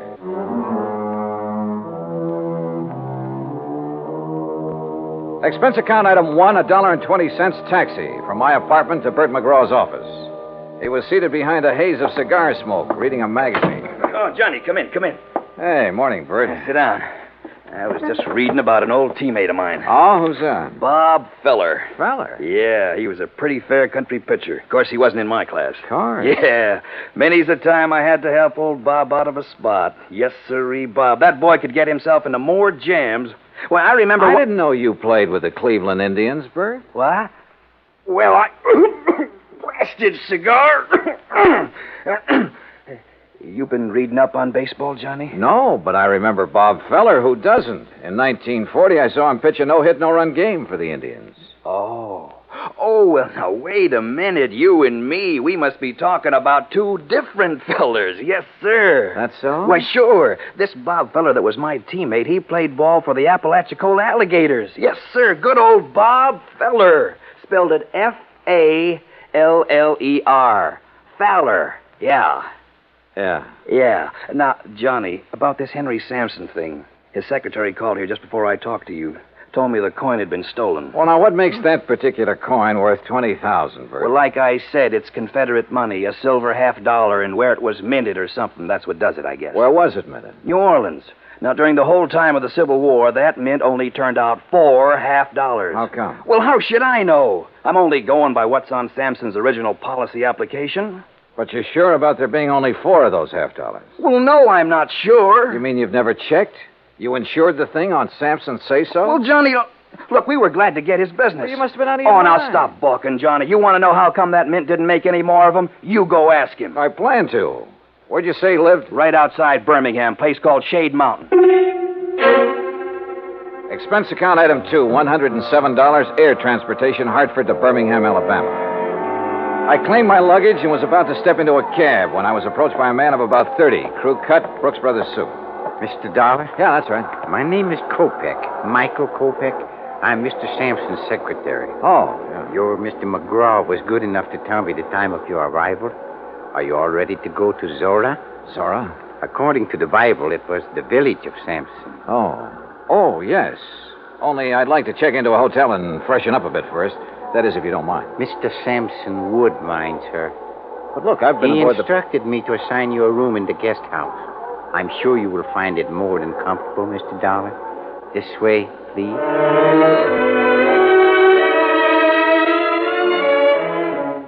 Just outside, standing in a no-parking zone, was the Sampson limousine. A uniformed chauffeur took my bag, and about 40 minutes later, we passed through the gates of Zorah, Sampson's private domain. Beside the main house, there were 2 guest houses, 2 swimming pools, a private zoo, stock farm, turkey ranch, and a number of cottages for the servants and maintenance people. Inside the main house, Kopek led me down a long hall lined with statues and oil paintings and other art objects. Finally, he stopped and opened a heavy door. Henry Sampson was seated behind a large desk, and standing near him was the most beautiful woman I had ever seen. Mr. Dollar, sir. Thank you, Michael. I'll call when I need you. Yes, sir. Well, Johnny, come in. Come in, sir. You had a pleasant journey down, I hope? Yes, fine, thanks. Good, good. Would you like a sample of our southern hospitality, Mr. Dollar? Well, Forgive me, my dear. Johnny, this is Mrs. Sampson. Delilah, Mr. Dollar. Mrs. Sampson? In case my question confused you, Johnny, I meant, would you like a drink? No, thanks. Not just now. Let the man catch his breath, Delilah. Now, Johnny, let me get on my feet.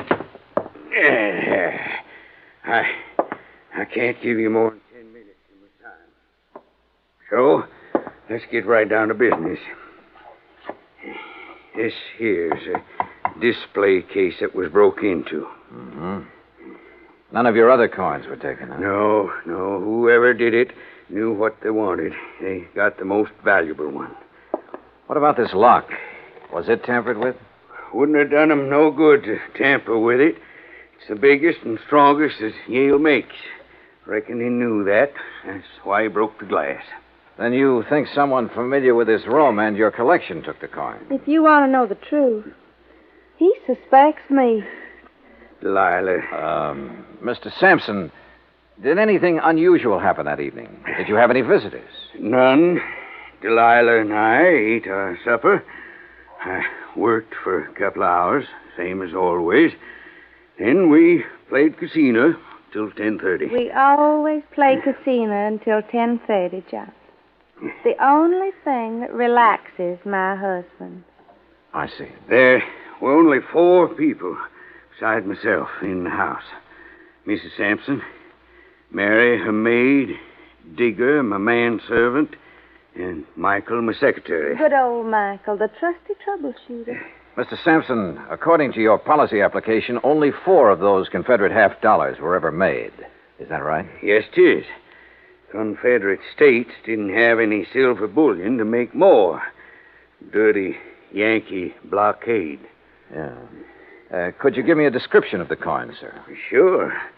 Originally, it was a regular Union 1861 piece. At the New Orleans Mint, they ground off the reverse side and stamped on the shield of the glorious Confederacy and the words Confederate States of America. Hallelujah. May the South rise again. Now, that's not funny, Delilah. I think it is. Don't you, Johnny? Well, I'm just... You just give me your answer later. Right now, I'm going to have another drink. You ready? Not yet, thanks. No, you don't know what you're missing. You'll have to forgive my wife, Johnny. She isn't herself this evening. I haven't been myself in several years. Not since I married this You shut up, woman. Michael. Yes, sir? Mrs. Sampson is tired. Very tired. She wants you to take her to her room. Yes, sir. Well, see you at supper, Johnny. I'll have your supper sent up to you. Don't do me any favors, fat man. Get her out of here, Michael. Get her out before Sorry. But she... Sometimes... It's all right, sir. I understand. Do you? Good. Good man. Now then. Oh, that's better. Now, about the coin. President Jefferson Davis gave it to my great-grandpappy for his service to the cause. Are you sure of its value? Sure it's worth $20,000? Why, shoot, boy. My grandpappy turned down 10,000 for it back in 1879. The way things are now, it's got to be worth 4 times that. Well, what's the matter? Don't you believe me? I didn't say that. Well, then what are you looking at me so suspicious for? Well, Mr. Sampson, I have a hunch you're holding out on me. Johnny, you're getting paid money to find the person that took it. Now, you earn your pay. I'll try to. Only I'd appreciate some help. I'll give you help. In fact, already have. Like how? Like the gates to Zora. I've kept 'em locked ever since it happened. And until you find that coin, nobody leaves here. Those gates stay closed.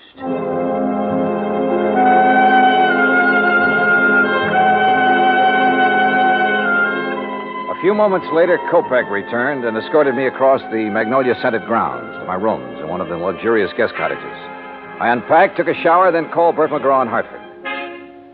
Well, how's it going, Johnny? It is not. Oh, come on now, boy. Sorry, Bert, but it looks like a real toughie. You don't want me to send in a pinch hitter, do you? Nope. But how about getting the dust off your pants and doing some legwork? All right, what kind of work? Find out for sure how many of those 1861 half-dollars were ever made and what their value is today.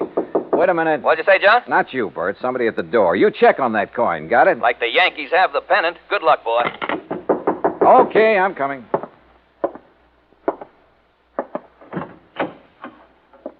Yeah? Mr. Dollar, Yeah, that's right. I'm Mary Williams, Miss Sampson's maid. And I'm Digger. Everybody just calls me Old Digger. He's Mr. Sampson's man. We snuck off and come over here to see you. Oh, well, come in, please. Thank you, sir. Oh, yes, yes, yes. Thank you. Sure hope nobody saw us come in here. Well, what's this all about, Mary? Mr. Dollar, being an insurance investigator, you work for a company instead of the police, is that it? Yes, the company I'm working for now is in Hartford, Connecticut. Way up north. Oh, that's good. Mr. Dollar, Digger here, he's just scared to death. Scared of what? If you'd be here a while, you'd know. God, you sure would. Well, can't you tell me? Mr. Sampson's got a big place here. He needs lots of folks to keep it up for him, and he gets them cheap from the prisons. What? Yes, sir. Somebody finds out who's going out on parole. The next thing a man knows, instead of being all the way free, he's here, working for Mr. Sampson. Yes, sir. And if he don't like it, Mr. Sampson has him sent back. Oh, come on now. Look, this is 1957. Things like that just don't happen anymore. Tell him, Digger. Well, Mr. Dollar, sir, I don't want to go back to that place. No, sir. I don't ever want to go back. Oh, it's all right, Digger. Mr. Dollar, we wouldn't have bothered you at all, except that Digger and me, that is, we want to get married. That's right, yes. But if he's sent back to prison, well, he's already spent 15 years there. And you're afraid that Mr. Sampson is going to send him back? Yes, sir. Mr. Sampson or somebody else around here. But why? Well, come on. One of you say something. Well, sir, I ain't going to tell you, nobody else, Mr. Dollar. No, sir. I won't tell no matter what they do to me. I won't tell unless you give me your word. Unless you promise me. Promise you what? That you won't let Mr. Sampson or nobody send me back. You give me your word on the Bible. I'll tell. Yes. Well, come on. Tell me what. Well, sir, Mr. Dollar, Digger knows who took that $half piece.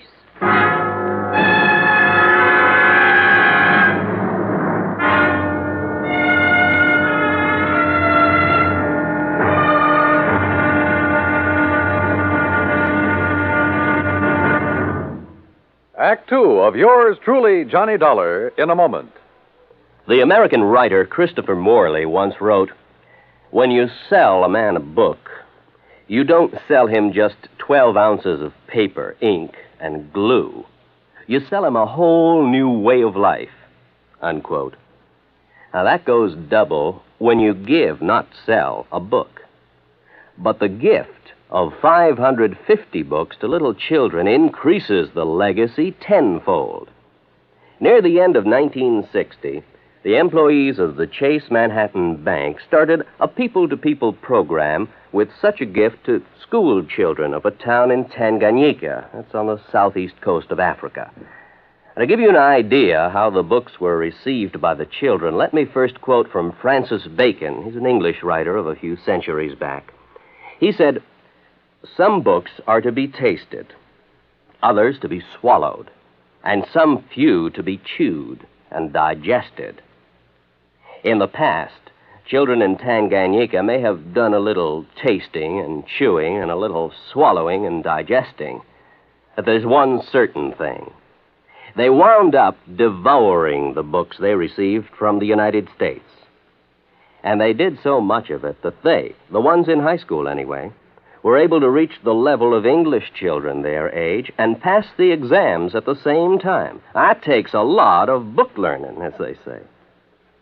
Now, the gift of these books from the United States of America may have seemed a small thing to the senders, but the boys in Tanganyika who received them know that they've opened a whole new way of life. They've greatly increased understanding in the classroom of freedom, the right of all men everywhere. And now, Act Two of yours truly, Johnny Dollar and the Confederate Coinage Matter. I wanted to help Digger, the Sampson servant who claimed to have information concerning the missing Confederate $50. But I couldn't promise him anything without first knowing more about the part he had played, if any, in the theft of the coin. I did promise to think over his offer and let him know if I was interested by the next afternoon. Anyway, at 8 that evening, I joined Mr. Sampson and Kopek for dinner in the large dining room. After we'd finished our coffee, Sampson rose and excused himself. When you're ready, we got work to do, Michael. Yes, sir. Huh? See you in the morning, Johnny. Well, how is the investigation coming, Mr. Dollar? Have you found any valuable clues? Nope, not a thing. Oh, that's too bad. But you haven't given up. Kopek, I haven't started. Well, would you care for something else? If not... No, I'm fine. Then shall we... Yeah, sure. Say, tell me something, Kopek. Anything I can. What about the servants who were in the house the night of the theft? Digger and Mary? Yeah. What do you know about them? Everything that there is to know. I have a file containing the record on every one of Mr. Sampson's employees. If you like, I shall have the information on these two sent to your rooms. I'd appreciate it. Now, if you will excuse me, Mr. Sampson is waiting in the den. You can find your way back to the guest house? Hmm? Sure. Good night. Good night, Mr. Dollar. Johnny. Oh, Delilah. Oh, where are you? Up here, on the stairs. No, don't come up. Oh. Johnny, do you like to ride? Well, sure, only it's been a long time since I've had a chance to, and I didn't bring any riding clothes. Well, that doesn't matter. Meet me at the stables before breakfast. You will, won't you, Johnny? What do you think? I went back to the guest house, and about half an hour later, Kopek delivered the files on Mary Williams and Digger. Everything Digger had told me was true. He had spent 15 years in prison on a manslaughter charge. So early the next morning, I crossed the green lawns of Zora and met Delilah at the stables. And a few minutes later, we were riding our horses away from the main house. Where shall we ride, Johnny? You want the cook's tour? Oh, I don't know. What's it include? Oh, the turkey farm, dairy, and zoo. Or would you rather go down to the river? Hey, you know, it's a funny thing, Delilah. What is? I've never seen a river. You fool. Come on, I'll race. Come on, boy. Come on.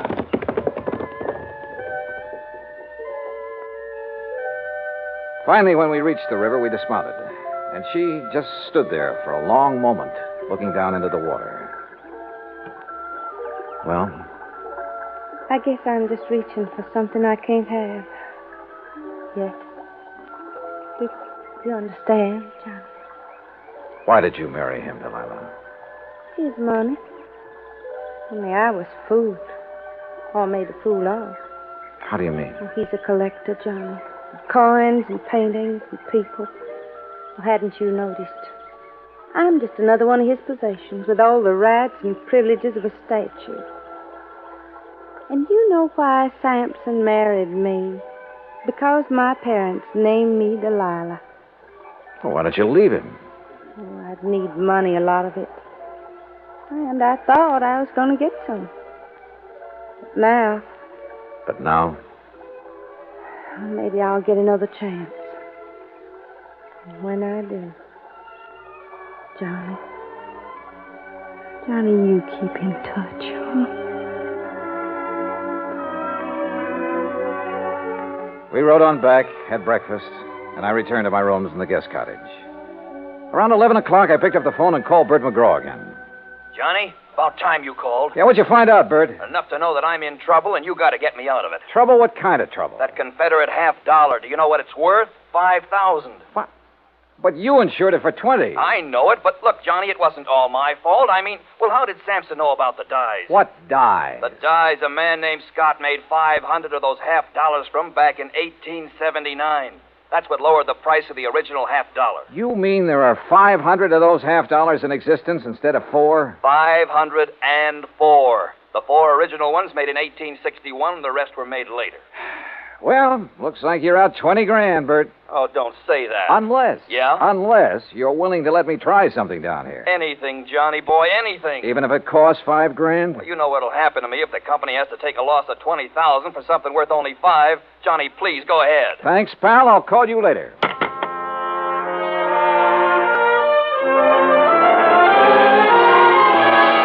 As soon as I could, I sent word to Digger and Mary, the 2 servants, asking them to come to the guest house. It was almost 3 o'clock before they arrived. Miss Dollar, have you decided on what you're going to do? Yes, Mary, I have. Digger. Yes, sir? I can't promise that you won't be sent back to prison. Well, then I ain't going to tell you nothing. Now, wait. Sir. Let me finish.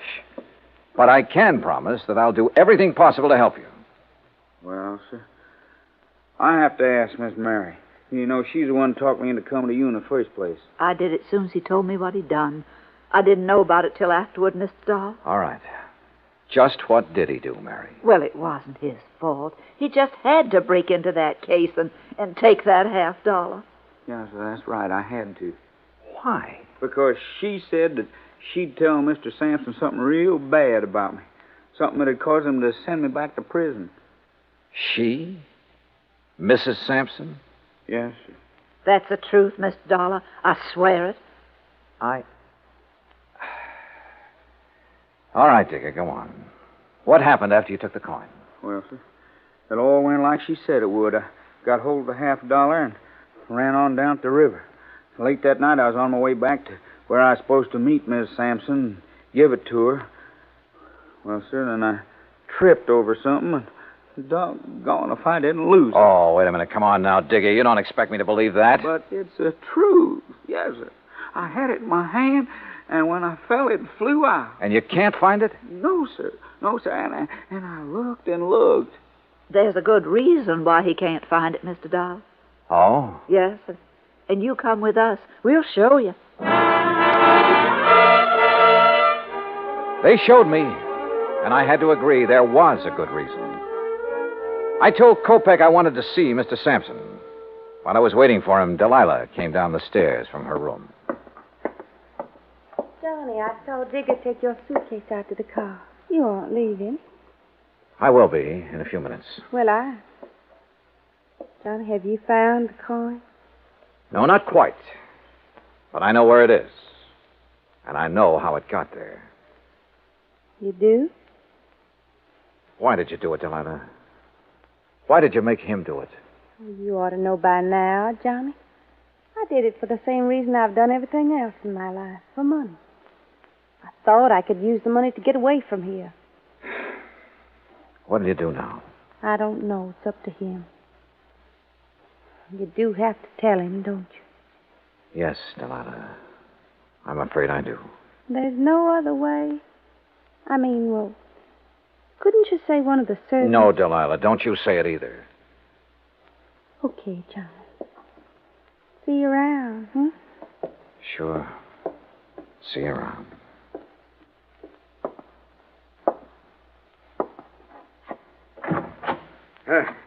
Come in, Johnny. Come in. I hear you have news for me.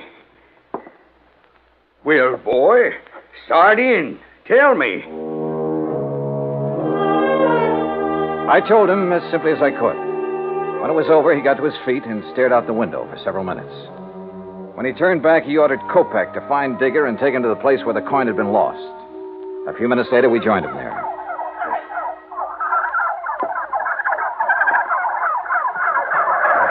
I can't believe it. This where you lost the $50, Digger? On the turkey farm? Yes, sir. Yes, Mr. Sampson, sir.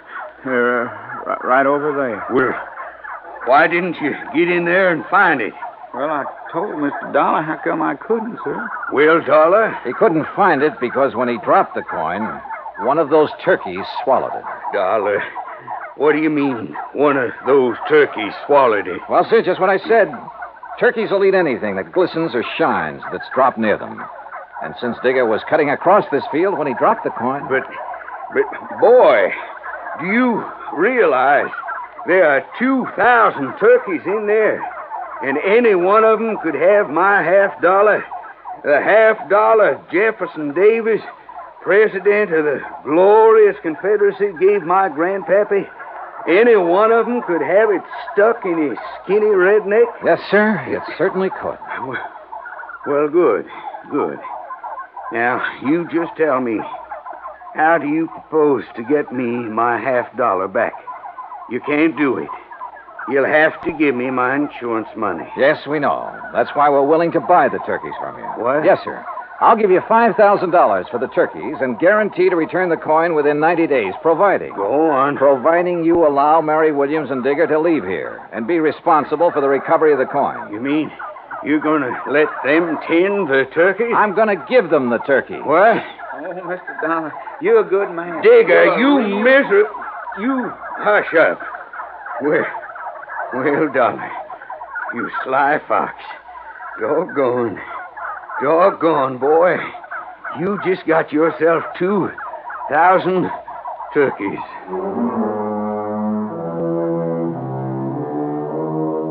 A couple of weeks after I left Birmingham, I received a letter from Mr. and Mrs. Digger telling me that they'd found the coin in the craw of the bird they'd killed for their first Sunday dinner together. Which proves once again, miracles do happen. Expense account total, including transportation back to Hartford, $405.10. Yours truly, Johnny Dollar.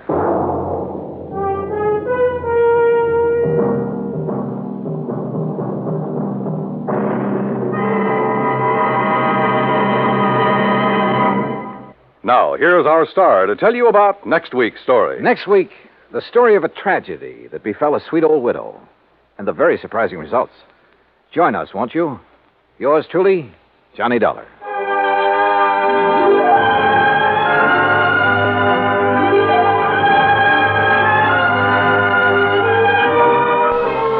Yours truly, Johnny Dollar, starring Bob Bailey, originates in Hollywood. Written by Charles B. Smith, it is produced and directed by Jack Johnstone. Heard in our cast were Virginia Gregg, Eleanor Audley, Herb Ellis, Herb Vigran, Horace Lewis, and Vic Perrin. Be sure to join us next week, same time and station, for another exciting story of yours truly, Johnny Dollar. This is Dan Cubberly speaking.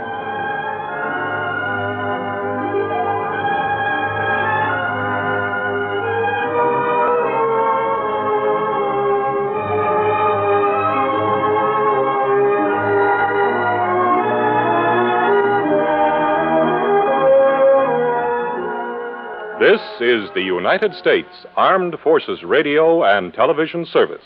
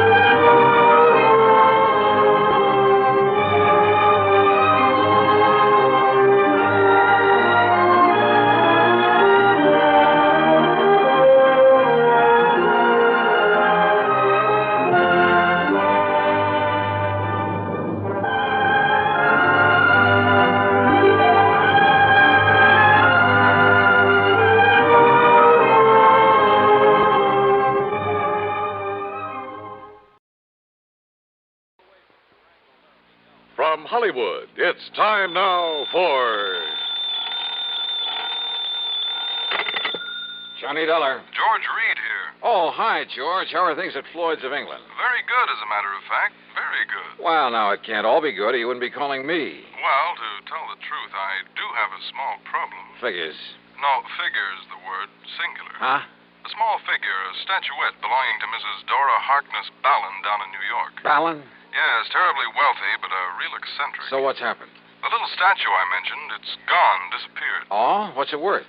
Insured value is $26.50. Wow. $26.50. Huh? $26.50 wouldn't even cover my expense account. Well, it just happens that she carries hundreds of thousands of dollars worth of personal property insurance with us. But for some reason or other, she attaches particular value to this statuette. Oh, I get it. You're afraid that if we don't go through the motions of trying to find it, she might take her insurance elsewhere. Precisely. Real important to you, huh? Very. Then I take it I won't have to be chintzy with the old expense account. Well, now, Johnny... Okay, George, I'll be in touch.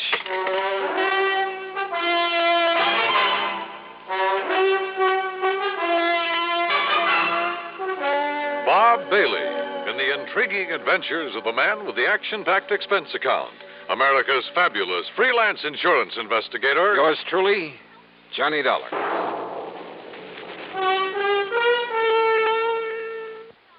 Now, Act One of yours truly, Johnny Dollar.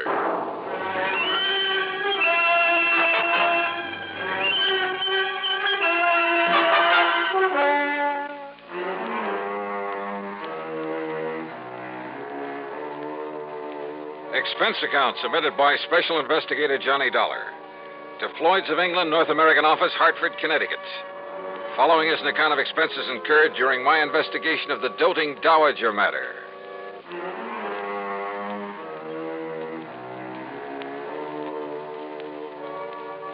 Expense account item 1, $7.90, taxi, train fare, and incidentals, Hartford to New York.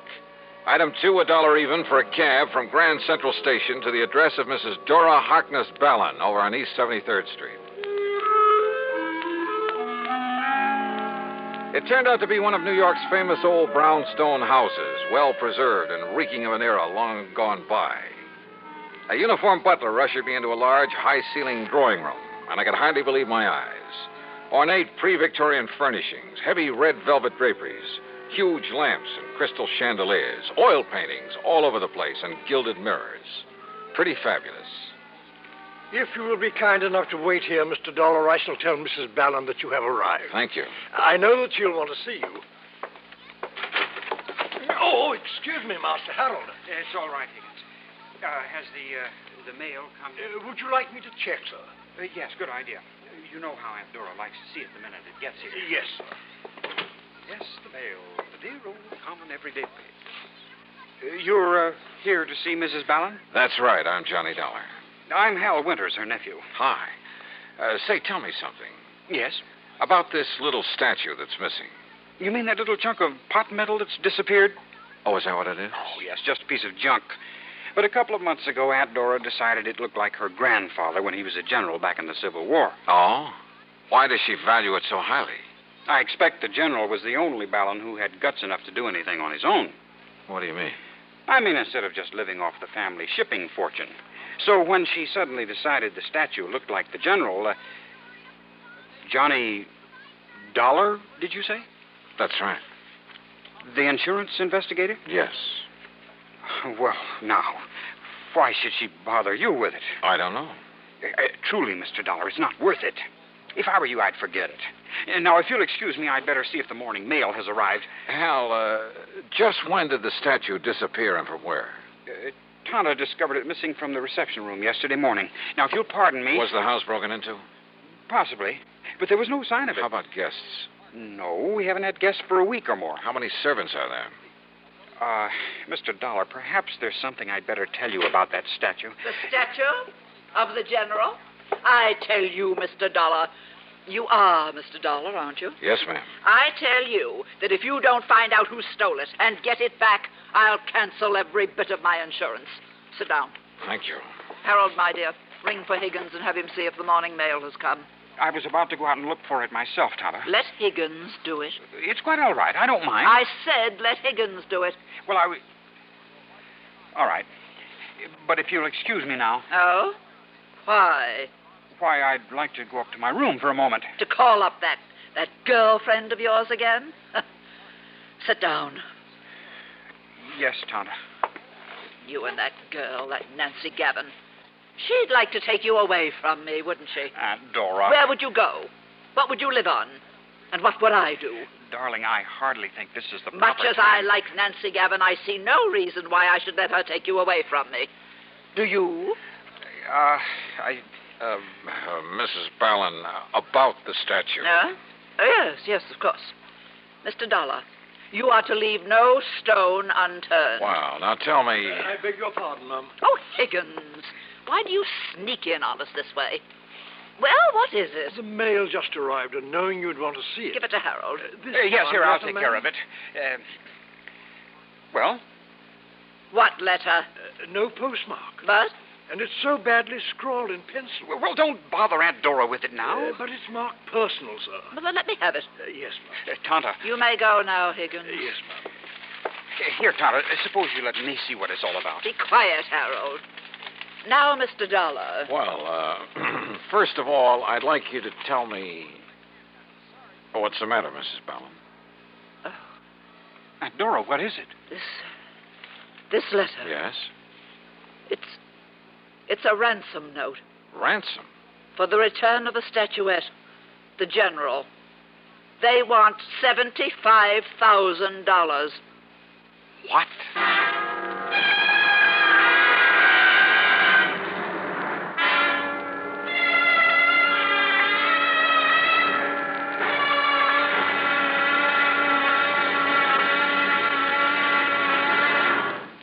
Act 2 of yours truly, Johnny Dollar, in a moment.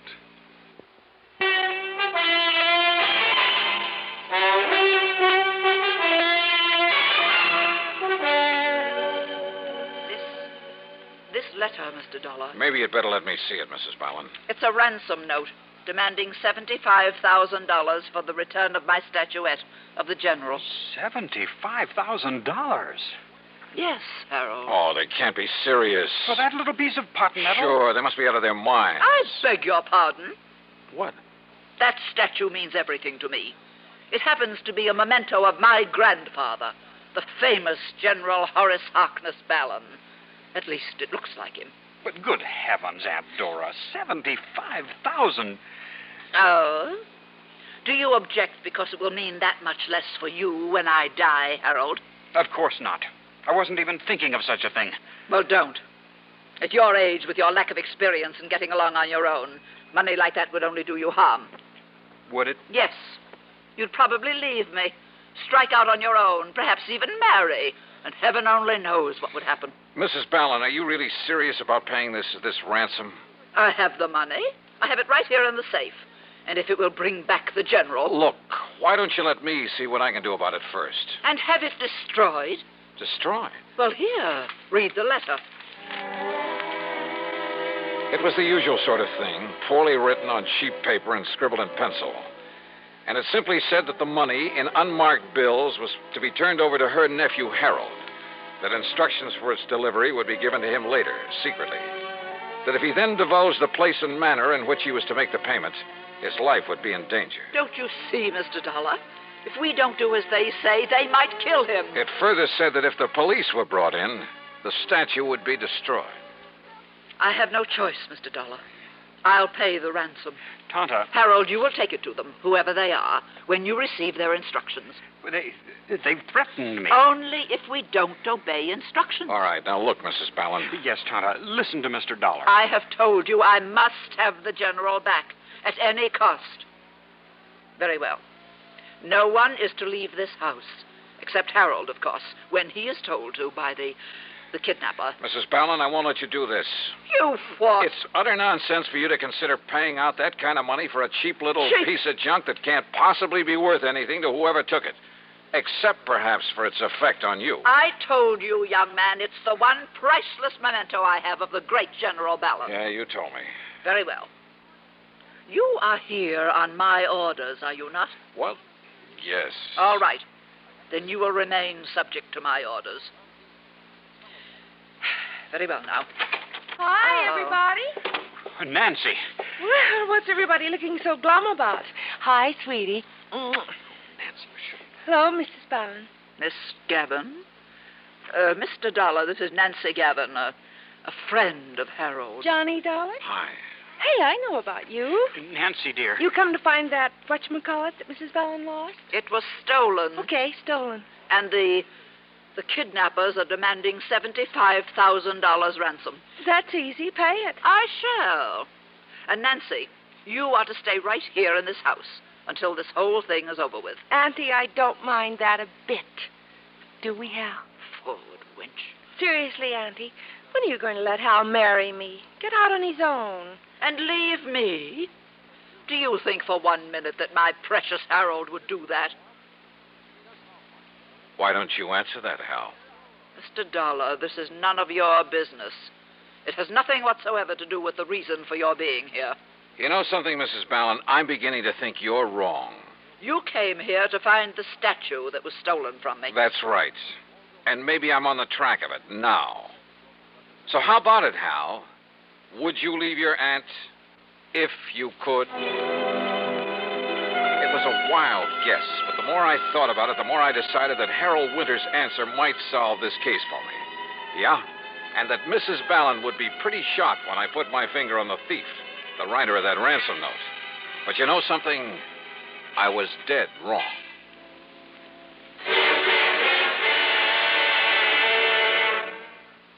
Act 3 of yours truly, Johnny Dollar, in a moment. And now, Act 3 of yours truly, Johnny Dollar, and the Doting Dowager Matter.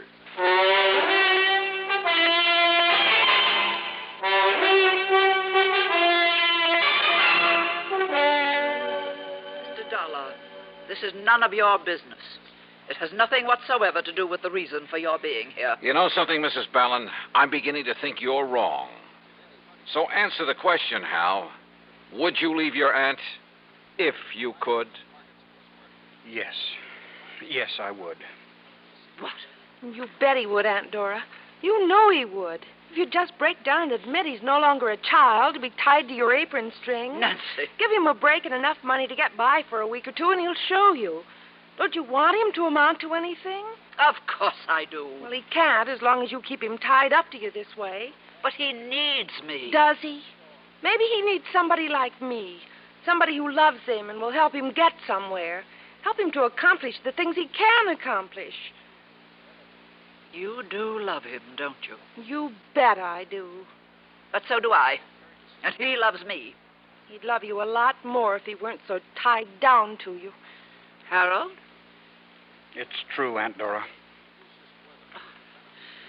I never knew you even thought about leaving me. About going out on your own, as you put it. Because you never gave me a chance. Because you never thought of anyone but yourself. I'm sorry, Mr. Dollar. What? I mean that you've had to become involved in a family fight. Well, I'm not. Because now I think I know where to look for that statuette. Oh? Well, I wish you luck. Come, Nancy, I want to talk to you. Sure, honey, I want to talk to you. Now, wait just a minute. No, Mr. Dollar, let them go. Yeah, because I want to talk to you.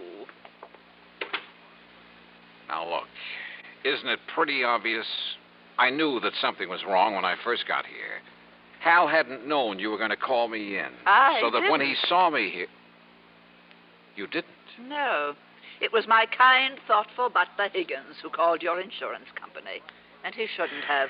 The fact remains that when Hal saw me here, he tried to stop that ransom note he'd planted in your mail. Oh, now, wait, Now, please. about that ransom note. It was badly written, much too badly written, by someone who was trying to hide his identity. I'll wager that paper it was scribbled on came from right here in this house. Probably. And I'll bet that if I accuse him of it, Hal will break down and admit that he wrote it. Wait, Mr. Dollar. Yeah? I devoted many years to the care and upbringing of my nephew. I realize that. In the hope that he would someday go out on his own, accomplish something himself. Well, now listen. I know. Perhaps over the years I made him too dependent on I'd say me. yes to that. But that's because I am as I am and I can't change. But I kept hoping that he would change. That somehow, sometime, he would make just one desperate move to break away from me. But it would have to be of his own doing. So? For years, people have called me eccentric, and I've enjoyed the reputation. So I made a fuss over that cheap little statuette that I picked up in Coney Island one time as a child. Huh? Of course. That was the only sentimental value it had. But according to Harold... Oh, now, should I have picked one of the valuable artworks, paintings, or sculptures that I really care about, in my selfish way, for this little experiment? So you gave the worthless statuette the big build-up? Yes, and he fell for it. He believed that if it was stolen, I'd give almost anything to get it back. And then finally, he got up enough nerve to do something about it. Now, just a minute. What you're telling me is that you're tickled pink that you've made a thief out of him. I'm tickled pink that he's finally shown some guts and gumption. And you can't call him a thief over that piece of junk. But it has a price of $75,000 on it. That's what he'll be stealing if you give him that money and let him walk out of here with it. No, he won't. What else can you call it? I like to be eccentric, remember? Oh, Mrs. Ballard. So the note I'll enclose with it, you know, when he tells me he's received instructions about where and how it's to be delivered. What note? In it I'll say, Dear Harold, the best of luck to you and Nancy. I hope you'll be tremendously happy. And I hope that now and then you'll drop in on your loving and now somewhat lonesome Aunt Dora. I see. Oh, and I think I'll enclose a few extra thousand, just in case. And as a kind of extra wedding present. Extra wedding present? Of course. The statuette. I certainly don't want them to bring that atrocity back here. Oh, no, well, don't... Wait. Yes, dear? I just wondered if Mr. Dollar has decided how he wants to proceed with his investigation. Well, Mr. Dollar? Hal, after getting what information I could from your aunt, what little information I could... Yes? Hal, I've decided to give up the case. Yes, Harold. You may as well show Mr. Dollar to the door. Whatever you say, Tonto. Yeah. Goodbye, Mrs. Ballard. Oh, and maybe you'd better phone the insurance company about the extra fee I'm to get on this case. Oh, I did. Right after Higgins told me he'd called them. But if he's giving up the case, dear... Show him to the door, Harold. Yes. This way, Mr. Dollar. Yeah. Thanks. Now, you listen, Hal. I can tell by your look that you've learned something, Mr. Dollar. I have. Perhaps even more than I know. So, look here. Huh? Do you think this will do for the sequel to the ransom note? What? You know, the instructions about where I'm to take the money. Oh, now, wait a minute. You mean to say... You mean you knew... Are you kidding? That's why I tried to discourage you in the beginning. But will somebody please tell me why? Tata, just being herself. You don't think for a minute she'd have just handed me the money, would have admitted she wants Nancy and me to get hitched. Don't you see? That would spoil her reputation for being an eccentric. Oh, and if you like, I'll send you the statuette when this is all over, as a souvenir. Well, I'll be...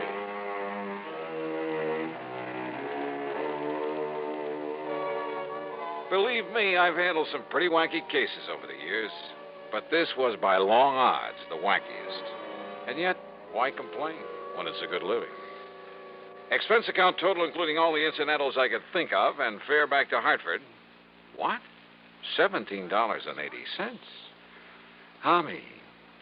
Yours truly, Johnny Dollar.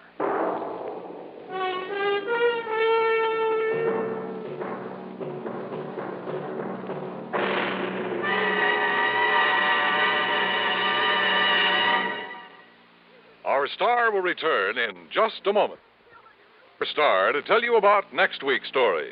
Next week, well, if you've ever read the personal columns of your newspaper, you'll surely want to hear it. Join us, won't you? Yours truly.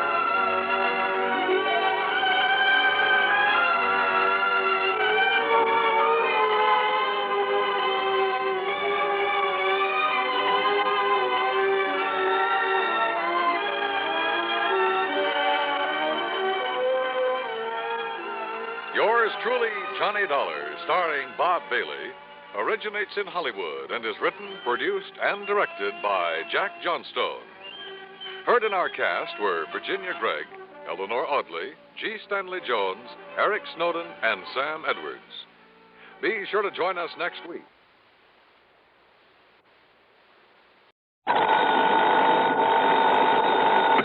Johnny Dollar. This is George. Who? George, I said. George Reed, Floyd's of England? Floyd's of England, huh? What? That's the big insurance company sent you out to nail down Felix Kane. That's right, but now who are you? Yeah, that was a couple of months ago. All right, what about it? Any mind telling me who you That are? insurance company must have paid you a lot of money for that job, Dollar. Not only for clearing up the robbery, but for nailing Felix Kane. Maybe, maybe not. But you still haven't told me who you are. Maybe even gave you a nice big bonus, huh? Because when it was all over, Felix was dead. Who are you? George who? That's killing for money, isn't it? And remember, it was Felix's girl, that little redhead, here in New York? You had somebody trick her into telling you where to find him. So now she's doing a stretch because she was in with him. So? I remember when you tagged Felix here in New York? He fell on top of his own gun, killed himself. Isn't that the way you said it happened? Now, you listen to me, mister. Yeah, that's what you said. That's what you said then. Who are you? And nobody could prove otherwise. Because nobody else was there. All right, look. Now, you listen So now to me. what I say now is that you were pretty lucky then. You didn't know how lucky you were. That's so? Yeah. You see, the only reason you got away with that was because Felix's brother wasn't there. Because he was on the lam. He was out on the West Coast when it happened. Kane's brother, huh? Yeah, they were awful close, Felix and his brother. All their life. Ever since they were kids. You didn't know that, huh? Keep talking. Somebody did something to one of them. The other one helped him out. Or got even for him. All their life, Dollar. Go on. So now that Felix is dead, you ought to know what that means. Because it means the other one is going to get even for him. That means get even with you. With you and anybody else. All right, you. Now, wait just a minute. Oh, you're wising up now. Yeah, I think I am. George, huh? Yeah, that's right, Dollar. My name is George. George Kane. Felix's brother.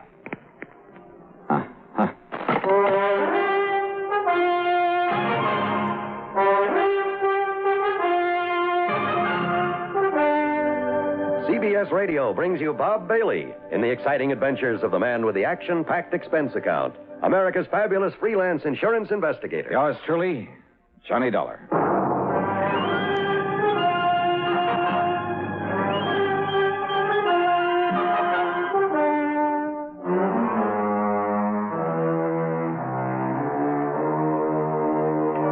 Expense account submitted by Special Investigator Johnny Dollar to Floyd's of England, North American Office, Hartford, Connecticut. Following is an account of expenses incurred during my investigation of the Killer Kin matter.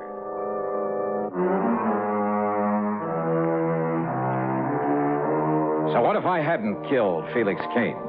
It didn't make any difference now. But why would his brother George call me to warn me of his intentions? Anyhow, this was a carryover from another case, so on the expense account goes a dime for a call to George Reed. Well, of course, we'll pay whatever expenses may be involved. Well, good old Floyd's of England. But, George, what I really called about We'll simply regard it as an extension of the Felix Kane matter. Well, what I called about is to find out if you know anything about this brother George, where to find him and so on. Don't you mean how to avoid him? No. In a case like this, it's a matter of getting to him before he can get to me. Yes, perhaps you're right. So what do you know about him? Oh, I never heard of him, Johnny. Well, then maybe I'd better go on down to New York, where the trouble with his brother Felix started, where Randy Singer at the 18th Precinct helped me to... Well, sure. What? Sure, that's where George Kane is, in New York. Yeah, 2 or 3 times he used the phrase, here in New York. Well, now, Johnny... So, George, I'm heading on down there. Johnny, listen to me. Well? You must have some police protection. Here in Hartford? Here, in New York, anywhere. Look, didn't you understand me, George? I'm going down there and contact Lieutenant Singer. But if this George Kane comes here, and then you come back here after not finding him down in New York... Oh, stop worrying, George. Johnny! I'll be in touch. Item 2, $6.90 fare and incidentals to New York. Item 3, $6 even for a cab into 18th Precinct headquarters. Lieutenant Randy Singer apparently knew plenty about George Kane. That's right, Johnny, and we still want this George Kane on a charge of assault with intent to kill right here in the city. But he was in California, hiding out in California, when you knocked over his brother Felix. When I caught up with Felix. Huh? Oh, yeah. You said he made a dive for you, but then tripped and fell on top of his own gun, didn't you? That's the way it happened. Is it, Johnny? Huh? I know that's the way you reported it, but is that what really happened? Randy, are you kidding? Of course it is. Okay, I'll take your word for it. But you'll never convince George you didn't kill Felix. No, I suppose not. And he's clever, Johnny. Tall, good-looking, and very clever. Yeah? Then why did he telephone me, warn me that he's out to get me? I don't know. But I know that he outsmarted us by posing as a cop a couple of times. Forged credentials and everything. And he's dangerous. Well, where do I look for him? I wish I knew. Believe me, we'd nail him fast. Well, he's from right here in New York. That's where he called me from, Randy. How do you know? Well, he mentioned being here a couple of times. The operators say it was a New York call? Well, no. Oh, maybe he's here, maybe he isn't. With this new direct dialing system for long distance, you can't tell where a call comes from. Yeah, you got a point there. Anyhow, for once in your life, you're using your head. What do you mean by that? I mean, you're coming here and letting us go after this guy instead of trying to take him on single-handed. Oh, well, wait a minute. Now, look, Randy, all I really came here for was to see if you had any leads. Yes, sir, using your head. Yeah, any leads on where I might look for this George. So we'll just keep it that way. Understand, Johnny? Understand what? We'll run down this punk for you. I'll get out on APB and look for him and pick him up right away. Look. He's here in town. No, wait, will you please, Randy? Meantime, you just go on back to Hartford, huh? And, maybe you better tell your police up there to be on their toes. Listen, Randy, and to be sure you do go, I'll have Sergeant Conroy escort you over to Grand Central and put you on a train. Oh, Randy, for the love of Mike, will you listen? Also, I'll notify every precinct here in New York that if you're seen around here, you're to be picked up and turned over to me. Picked up? After all, here in the clink, you'll be perfectly safe from this man. What a pal. That's right. A real grateful one. Grateful, huh? You've done a lot for me over the years. For the whole department. Oh, yeah. So, to show our appreciation, we're going to give you some protection, whether you like it or not. Now, you just listen to me, Randy. Listen to me. Conroy, I got a job for you. Randy. I want you to make sure that Johnny Dollar gets back to Hartford safe and sound. Okay, brother. We'll just see about that. No use, Johnny. All these windows have bars on them. Yeah, so I see. So you behave yourself for once, huh? Be a good little boy and let me handle this my own way. Okay, Randy, okay. Oh, and listen. Yes? Sergeant Conroy is quite a fan of yours. Oh? So you can tell him all about some of your wild adventures on the way home. Thanks, pal.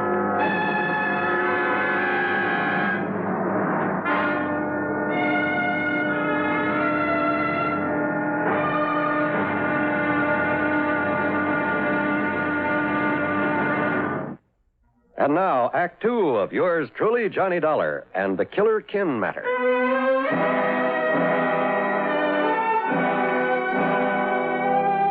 Sergeant Conroy not only drove me over to Grand Central Station, but insisted on riding all the way to Hartford with me, even to my apartment, at my expense. That's item 3, 1255, train fares and taxi. And what if it is a little irregular, Mr. Dollar, me coming up here to Connecticut? Oh, will you finish up what you was telling me on the train about the deadly debt matter you worked on last week? You just got to the part. So, item 4 is 70 cents for his phone call to Randy, telling him he delivered me safely home.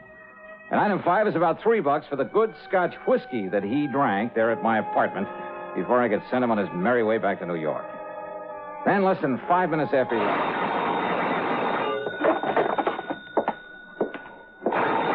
Johnny Dollar. Dollar, if you think those New York cops are going to be of any help, you're wrong. George Kane. That's right. Neither those cops or anybody else is going to do you any good. You killed my brother, so I'm going to kill you.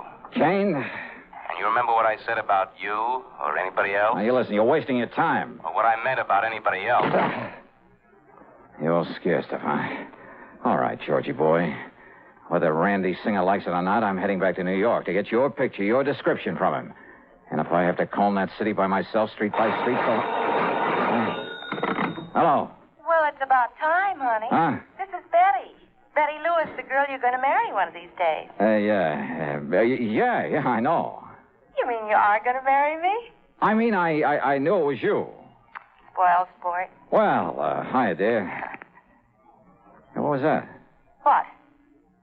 Just noisy line, I guess.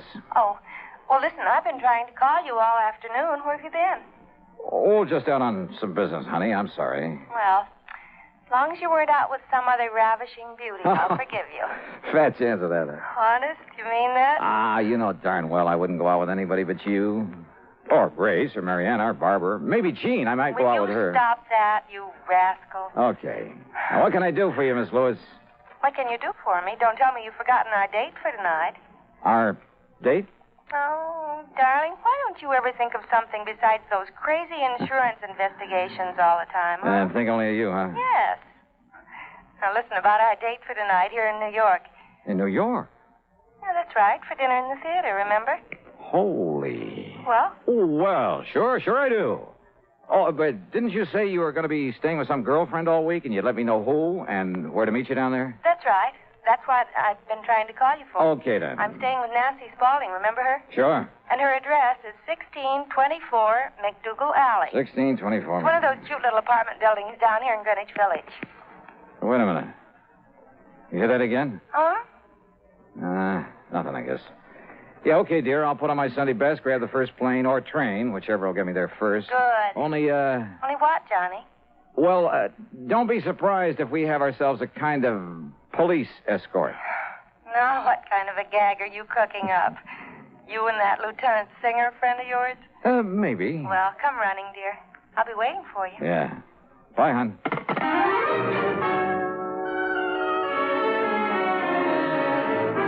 The plane schedule told me I barely had time to shave, shower, and get dressed. But as I finished and was about to head for the door... Yeah? Yeah, who is it? Mr. Perry, the building super. Oh. Yeah, what's up, Mr. Perry? Kind of funny thing, Mr. Dollar, and I kind of thought you ought to know about it. Know about what? You mind if I close this door? No, go ahead. Well? Well, you know that young man rented the little one-room next door for the week? No, I don't. I thought it was vacant. No, sir. I haven't heard anybody in there, so... Well, I guess he heard you all right. What? He rented the place for a week, starting last night. Yeah? So when he left in such a hurry a few minutes ago, well, I sort of come up to take a look, see what he might have thought was wrong with it. Well? You see this wire I found? Yeah, looks like the stuff the phone company uses. Wait a minute. Yes, sir. It was sticking out of the wall just opposite to where your phone wires go in on this side. Sure, my line was tapped. Yeah, sure looks like It was some kind of device so he could ring me. And this man has left? Yes, sir. Maybe 25 minutes ago. Who was he? What was his name? Well, he give his name as John Jones. Oh, sure. Like he was just sort of making it up. Oh, what did he look like? Well, I'd say about your height, Mr. Dollar, and... Well, keep talking, Mr. Perry, while I make this call. Well, his hair was darker than yours, and he had a little thin kind of mustache. The call was to Randy Singer for a description of George Kane. And yes, it tallied with the one Mr. Perry gave me of the man who tapped my phone line, who just left in such a hurry. I told Randy I was heading back to New York, whether he liked it or not, that I barely had time to make a plane, that I'd call him when I got to the apartment in McDougal Alley and tell him all. Maybe even break down and ask for his help. And all because Kane had said he was out to get not only me, but anybody else who'd had a hand in catching up with his brother. Well, the only anybody else was Betty Lewis, who'd helped me trick Felix Kane's girl into showing me how to reach him.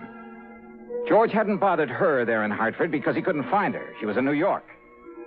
But over the phone, while he'd listen in, she'd given the address. During a frantic ride to the airport, I hoped, I prayed, that I could somehow reach Betty before George came.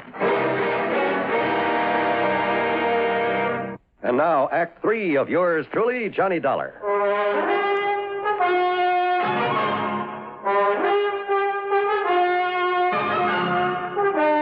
Expense account item 5, $20 even for a plane to New York and a cab to the little apartment in McDougal Alley. I tore on up to Nancy Spaulding's apartment on the second floor. Yes, who is it? Johnny Dollar. Oh, just a second, Johnny, while I slip on a robe or something. Is Betty there? Betty? Are you kidding? What? You and your practical joke. What do you mean, Nancy? Come on, let me in, huh? Well, just a second. Wait till I get presentable. Oh, come on. You see, I got in the shower after Betty left. Betty's gone? Nancy! Well, sure, Johnny. That's why I didn't expect to see you here. Gone where? With whom? With that handsome detective friend of yours you sent over to get her. Oh, no. About my size, black hair, mustache? That's right. Nancy. Gee, why couldn't you have arranged a double date so I could traipse along with him? That man's a killer. He's almost as pretty as you are and almost... What?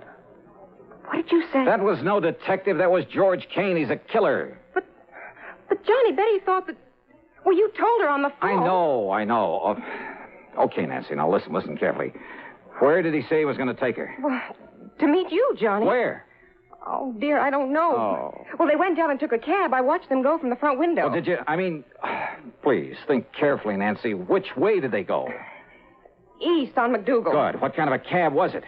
Did you by any chance get a look at the license or the driver? Yes, I did. It was Tommy. Tommy who? You know, the cabbie who always parks in the cab stand out front this time of night. Good. Wait a minute, Johnny, maybe... Huh? What? Yes, look. He's come back to the stand again. Okay, Nancy. Now keep this door locked. Don't open it for anybody but me or the police, and I mean the real police. Johnny!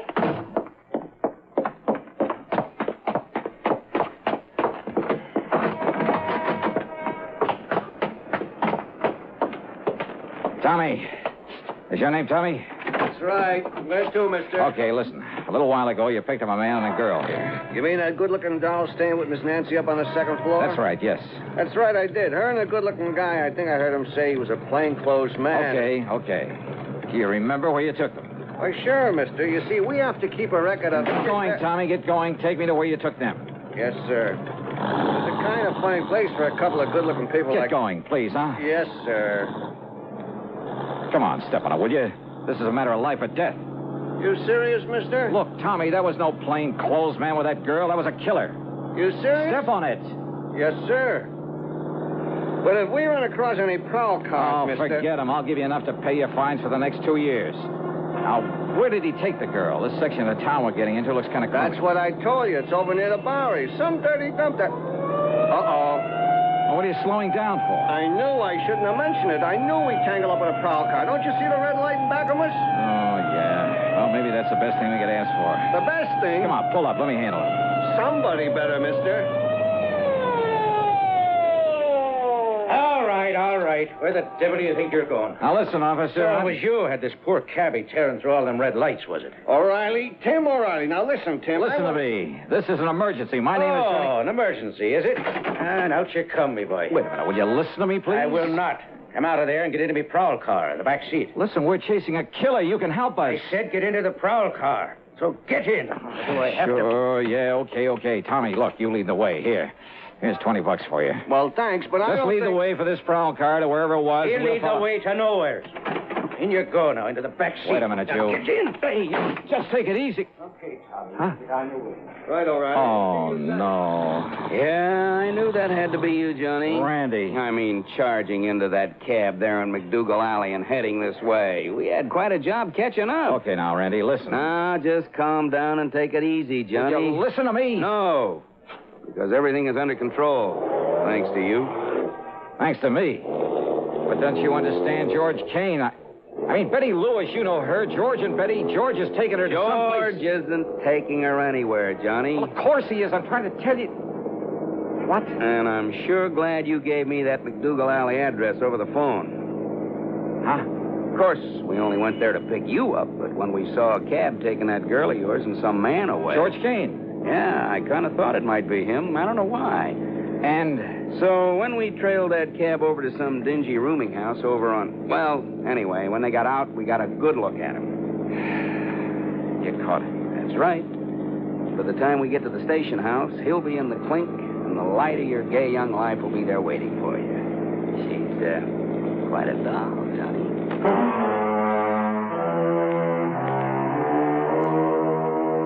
The expense account, forget it. Forget all of it. I only hope that someday, somehow, I can repay Randy Singer. Over his dead body, though, because all he cared about was getting his hands on Kane. And for some silly reason, he seemed to think that I'd been helping him. What a guy. Yours truly, Johnny Dollar.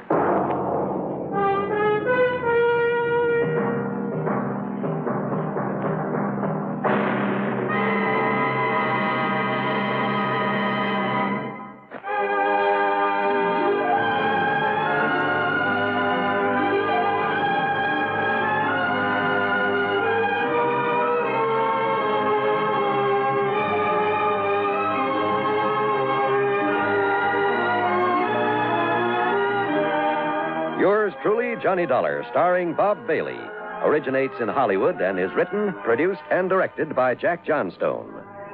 Heard in our cast were Virginia Gregg, James McCallion, G. Stanley Jones, Herb Vigran, Jack Moyles, Junius Matthews, Lillian Bayef, and Paul Duboff.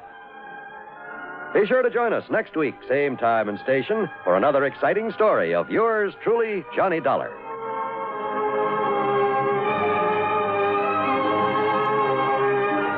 This is John Wall speaking. Johnny Dollar has come to you through the worldwide facilities of the United States Armed Forces Radio and Television Service.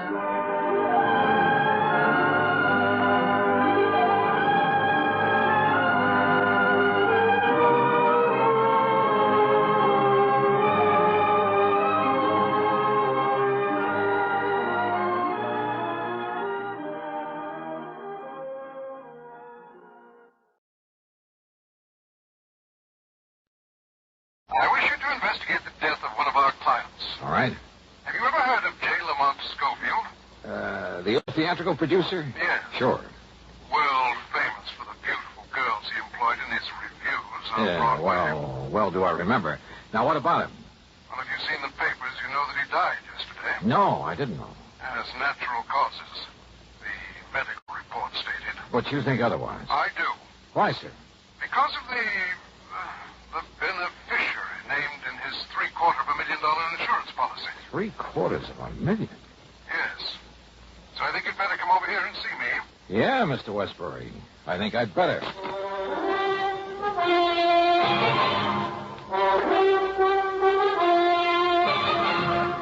Bob Bailey in the exciting adventures of the man with the action-packed expense account, America's fabulous freelance insurance investigator. Yours truly, Johnny Dollar.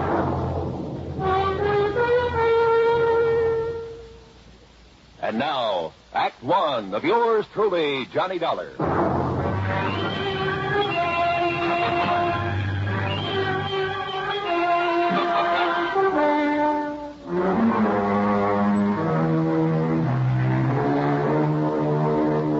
Expense account submitted by Special Investigator Johnny Dollar to the Worldwide Mutual Insurance Company, Home Office, Hartford, Connecticut.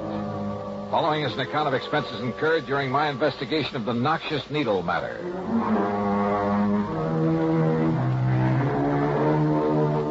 Expense account item 1, 85 cents for a taxi to the office of Worldwide. When I got there, I had to go through a receptionist and 2 secretaries to get into Mr. Waldo R. Westbury's private office. Please sit down, Mr. Dollar. Thanks. Well? Now, here's the policy I mentioned. Providing $750,000 insurance on the life of Blake J. Lamont Schofield. That's a lot of money, Mr. Westbury. Incidentally, was he married? Schofield? Surrounded by beautiful women all his professional life? No. Then who was his beneficiary? This policy has been in effect only 13 years, but... Now, look here. Look at these riders. Changing the beneficiaries. Goldie LaFern. Sounds like a burlesque queen. She was. After his money, of course. Toodles Tempest. Wow. Horrid name. Baby Boodles Baker. That's worse. Bubbles Jones. Holy smoke. Pepper Caprice Carstairs. Cupcake DeLon. And... Hey, what's this doing here? Mary T. Smith. She is the present beneficiary. Well, that's quite a come down from all those babes. Yeah. Mr. Dollar, the initial T stands for torso. The stage designation she used. Oh, and you think she bumped him off to collect the insurance? Bumped him? Oh, yes, I do. But if a medical report says the old man died of natural causes... At the time of his death, Mary Smith, Mary T. Smith, was his private nurse, responsible for his care, the medication he received, and so forth. Ah, I see. I'm glad you do. Because if you can prove she murdered him... In spite of the doctor's report? Yes. You can save our company a great deal of money. I don't often say this, Mr. Dollar, but in view of the amount involved, there'll be no questioning any necessary items on your expense account, no matter how high. Necessary items? Well, surely you wouldn't think of listing any unnecessary expenditures. Dream on, Mr. Waterbury. What? Nothing. You say that Schofield died yesterday? Yes, today afternoon. Where? At his home in Cranford, New Jersey. Do you know who his doctor was? Yes, Dr. Leonard Foote. Good. Now, I wonder where this nurse is. Anybody keeping an eye on her? Yes, you'll find her there at Schofield's home. Obviously, she's a very smart woman. You mean smart enough not to run? I'd put it the other way, Mr. Dollar. Smart enough to have made him name her in his policy and to stay around to collect. You know anything about her? Only that she was a showgirl before making this pretense of being a nurse. Yeah, but if a doctor was willing to have her take care of him, you know anything about him? Frankly, no. Then I have a sneaking suspicion I'd better pay him a visit. Item 2, $4.15 for another taxi, then a train down to New York. At Grand Central, I ran up item 3, $50 deposit on the drive-your-own-car. Item 4, 50 cents to get through the tunnel to Jersey. From the city of Elizabeth, I headed west on Route 28 to the pretty little town of Cranford. Then directly to the combination home and office of Dr. Leonard Foote, where I cooled my heels for a half hour in the reception room. Bye, Doctor. Goodbye, Jimmy. Come in, please, Mr. Dollar. I'm sorry to have had to keep you waiting. Oh, that's quite all right, Doctor. But if little Jimmy Sayer doesn't stop eating green apples, he's going to have worse than a tummy ache. Your company called that you'd be here because of the death of J. Lamont Schofield. Sit down. I'll be very honest with you, Doctor. His insurance company thinks your opinion of death from natural causes might be wrong. My tentative opinion, Mr. Dollar. Lamont Schofield suffered from, well, rather than bore you with a lot of medical terminology, let's say he had a heart condition, one that required that he take it easy and, of course, medication. What kind of medication? Digitalis, for the most part, to limit the frequency of his heart contractions. More recently, he's been receiving intravenous injections of Sedulimid. His nurse gave him the injections? Yes, under my orders. I understand she's an old burlesque queen. Some years ago, he starred Mary in one of his Broadway productions. It was a flop. But shouldn't he have had a regular, licensed, registered nurse? She was a registered nurse, Mr. Dollar. Is she still a good looker? Over the years, Lamont kept himself pretty well surrounded by, well, some of them were very pretty girls. Well, not this Mary Smith. No doubt they were all after his money. Including Mary.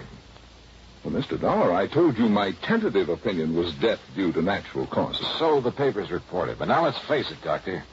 If she hastened his demise by, say, an overdose of one of those injections... I learned. And while acting under your orders by using something that you put into her hands... Now, just a minute, It could look pretty bad for you, too, couldn't it? Are you trying to imply... just stating facts. Imply that I might have conspired with that girl to bring about the death of one of my... Such a thing is always a possibility now, isn't it? Well? Are such tactics usually part of an investigation like this? Why not? If you were guilty, if I could get you riled up, catch you off your guard. I see. I don't like you, Dollar. I shall expect your apology. We'll see. As I started to say before you interrupted me, I learned just this morning from Monty's attorney that Mary Smith is the heir to Lamont's estate and the beneficiary to his insurance policy. You didn't know this before? I did not. Nonetheless. As a result, I have ordered his body held at the coroner's office. Oh? Yes, so that a complete autopsy can be made. Oh, I see. I'm sorry, Doctor. Would you like a towel, Mr. Dollar? Towel? To wipe the egg off your face? Act 2 of yours truly, Johnny Dollar, in a moment. Sometimes we may wonder why a football team doesn't quit playing and walk off the field when it finds itself 50 points behind with only a few minutes of play to go. What is that indomitable spirit that fills men with hope and keeps them going in spite of terrific odds? Keeps them going just to play the game according to the rules, just to get the job done as well as they know how. This kind of spirit pervaded the feelings of heavy bomber crews of the 9th Air Force on that day of glory, August 1st, 1943, the day of one of the most secretly planned surprise bombing missions of World War II. The day of the low-level attack on the Romanian oil refineries at Ploesti. More than 170 B-24 heavily loaded bombers took off in a swirl of red dust from Benghazi, Libya, to bomb a highly defended priority target. The element of surprise in the low-level attack was to be one of their greatest weapons. But things went wrong from the start. 3 planes exploded during takeoff operations. 11 more aborted due to engine trouble. Of those that reached the target area, less than 1/3 returned to home base. The leaders of the mission encountered navigation difficulties and difficulty in identifying the specific targets. And due to the loss of that elemental hope, surprise, they also encountered devastating enemy firepower from flak and fighters. The mission was partially successful, but a horrifying experience. 5 medals of honor were awarded to the heroes of the Ploesti raid for valorous action above and beyond the call of duty. At any time, the men would have been justified in turning back, but they had a code of conduct that made them want to see the unequal game through to the end. It was a job that had to be done. A charge of the Light Brigade in the air as they flew down the valley of death to glory. And now, Act 2 of yours truly, Johnny Dollar, and the Noxious Needle Matter.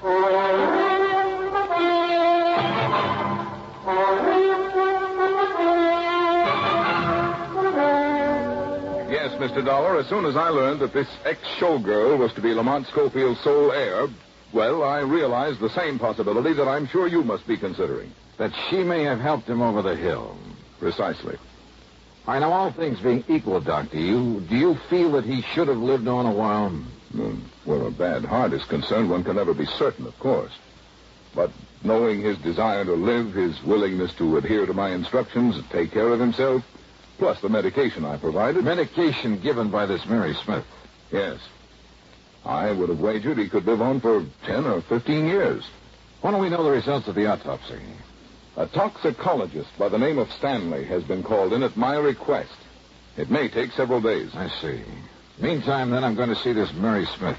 Incidentally, the police found no sign of any poison, of anything that might have been used to cause Lamont's death. You mean the police have been in on this? Yes, they've been very thorough. Then why the autopsy and a toxicologist? Because the least detectable means would have been an overdose of medication. I see. Now, Doctor... I've really told you all I can, Mr. Dollar. Why don't you go along and see Mary Smith? Yeah, well, I intend to, but now tell me... Call me if you need me after you've talked with her. Goodbye, Mr. Dollar. When that autopsy report comes through... I'll let you know. Goodbye, Mr. Dollar. And that was all I could get out of him. The home of the late J. Lamont Schofield turned out to be a small place on 3rd Street, nestled in among some fine old oak trees that gave it a quiet sort of isolation. A far cry from the bright lights of Broadway. Apparently, he had taken his doctor's advice. I wondered about the ex-Burley Queen turned nurse who'd managed to save enough of her looks and figure to charm him into leaving her his all. Matter of fact, I've often wondered how a lot of those old war horses... Yes? Oh, how do you do? That is, I'm looking for a Miss Mary Smith. I'm Mary Smith.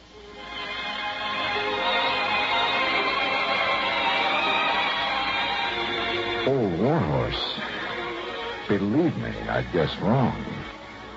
Because when it comes to describing Mary Smith, well, there's only one word that does justice to her. Wow. She was in her mid-20s, tall, blonde, and beautiful. Yeah, she looked as though she'd just stepped out of Charles of the Ritz. And I say it again. Wow. Don't just stand there. Who are you? Oh, Johnny Dollar. I'm an insurance investigator. Oh, gee, I've heard of you, Johnny. You know something? You're even better looking than I thought you'd be. Won't you come in? Yeah, thanks. But why did they send you here? There's no question about my getting Monty's insurance, is there? Well, it's just that the company always demands a routine investigation where such a large sum is involved. No kidding.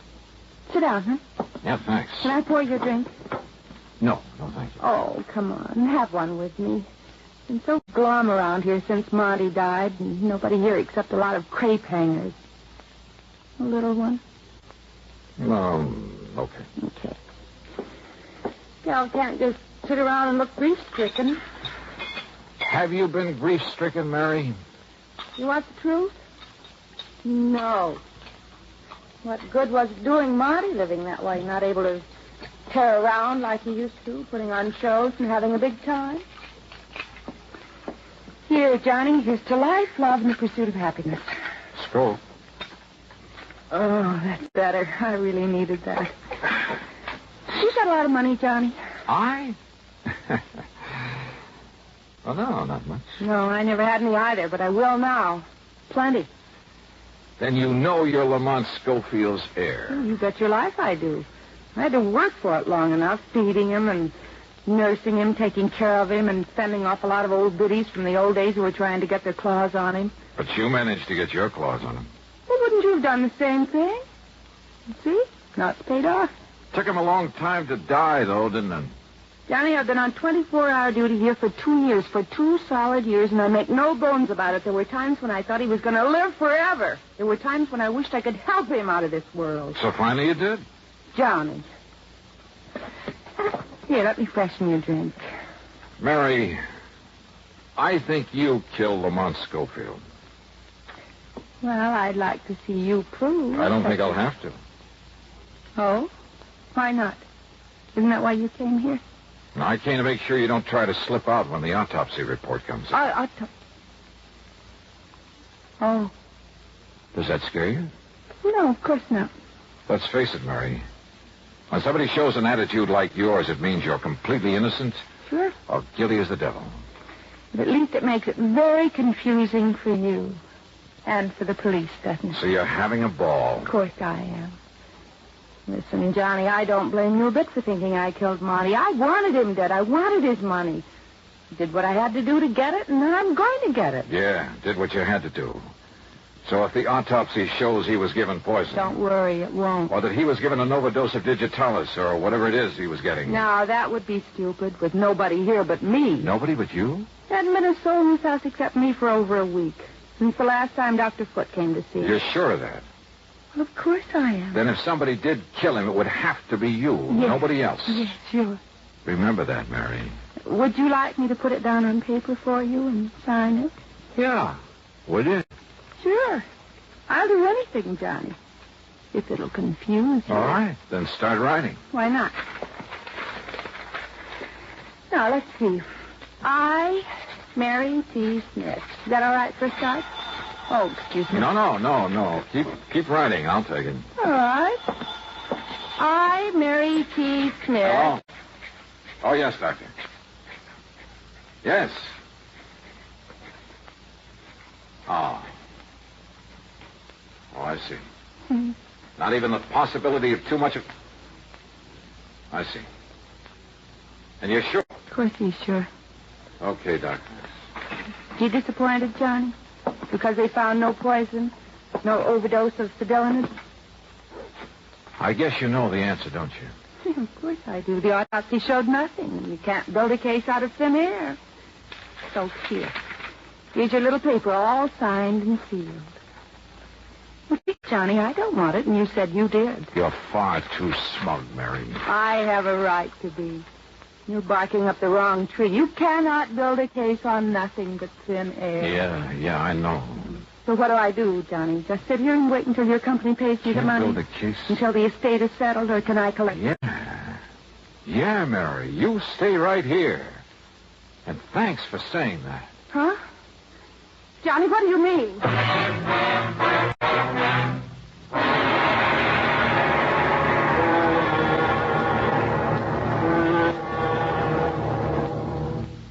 Act 3 of yours truly, Johnny Dollar, in a moment. Times have changed, and so has the man. In the year 1775, a patriotic, enterprising American by the name of David Bushnell invented a strange craft. It was constructed of 2 oak beams resembling 2 platters clapped together, and propelled by a water screw attached to a hand-operated crank. Another water screw regulated the depth to which the craft could descend. This was the American Turtle, the first United States submarine. 179 years later, 1954, the United States came up with another first. This time, however, it was a 3,000-ton, $55 million vessel powered by an atomic reactor. It was the Nautilus, the world's first atom-powered submarine. And where the American Turtle was a one-man operation dependent on courage and brawn, the Nautilus is a complicated network of advanced electronics, the operation of which is dependent upon a team of highly trained, skilled Navy men who know their jobs and do them well. Yes, times have changed, and so has the man. And now, Act 3 of yours truly, Johnny Dollar and the Noxious Needle Matter. Expense account item 4370 for a phone call to my own doctor back in Hartford. A man very much interested in criminal medicine. I asked him about a couple of ideas I suddenly had for committing the so-called perfect crime. I got some enlightening answers. Then hung up and drove into the coroner's office. I told you over the phone, Dollar, we found nothing to indicate... Yes, excuse me, Dr. Foote. You're the toxicologist who did the autopsy, Dr. Stanley? Yes, Mr. Dollar. And as Dr. Foote told Listen, could Lamont Schofield possibly have died of an embolus in the brain, maybe? Well, yes, I suppose so. Can you find out by further examination? Well, of course. Then go to it. What is this, Dollar? Are you trying to play doctor now? I told you in the beginning I don't like your tactics, and I like them.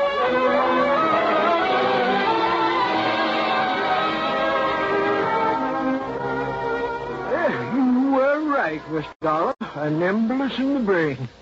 Though what should have led you to suspect... All right, now listen.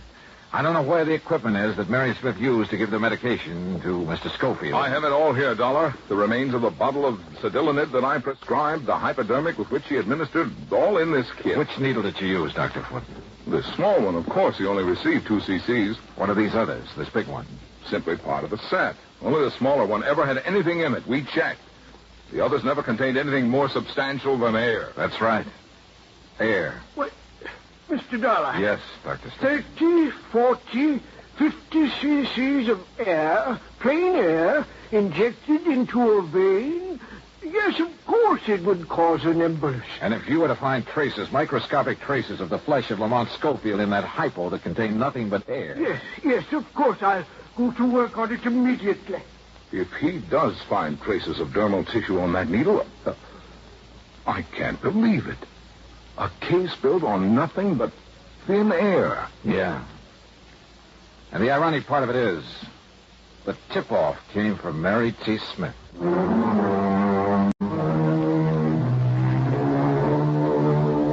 Yes, the microscope showed that needle had been used on J. Lamont Schofield recently. Pretty slim evidence, I know. But when Mary was faced with it, well, I'm still not quite sure why. Maybe we scared her. But she broke down and confessed the murder. Yes, she'd been wrong. Sometimes you can build a case on nothing but thin air. Expense account total, $61.20. Yours truly, Johnny Dollar.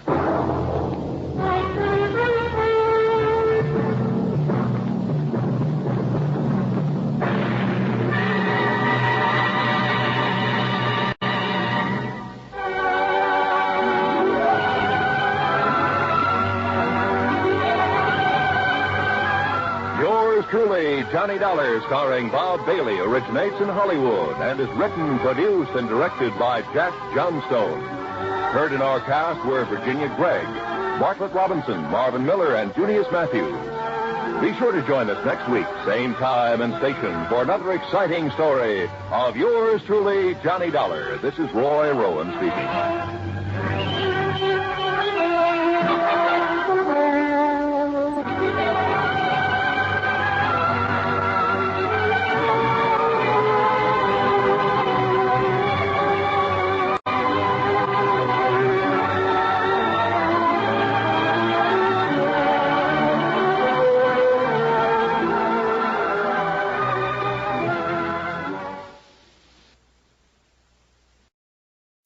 Hollywood. It's time now for...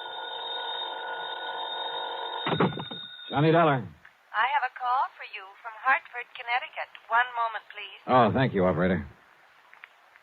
Go ahead, please. Hello? Johnny? Yeah, that's right. Bill Ferguson at Continental Insurance and Trust.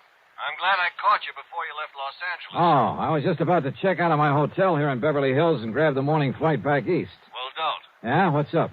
Do you remember Alvin Peabody Cartwright? Cartwright? That wild old character who lives up in Lakewood a few Yeah. miles north of Hartford? That's the one.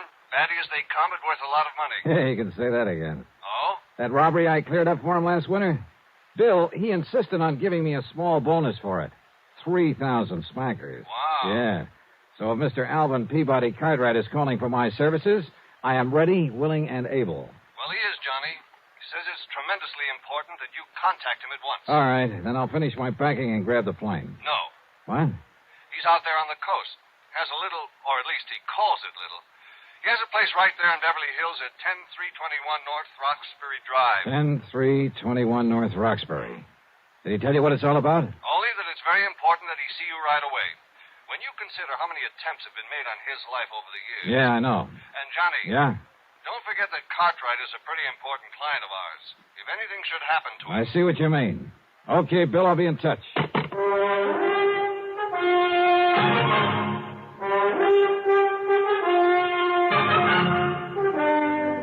Bob Bailey in the exciting adventures of the man with the action-packed expense account. America's fabulous freelance insurance investigator. Yours truly, Johnny Dollar.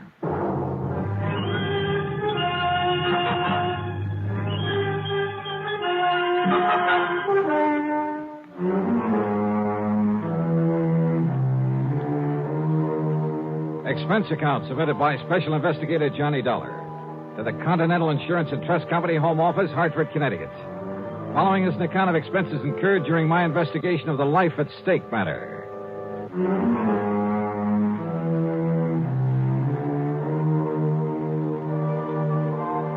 I notified the Beverly Hilton that I'd be staying over for a while and grabbed a Beverly Hills telephone directory. Expense account item 1, a call to Crestview 32121.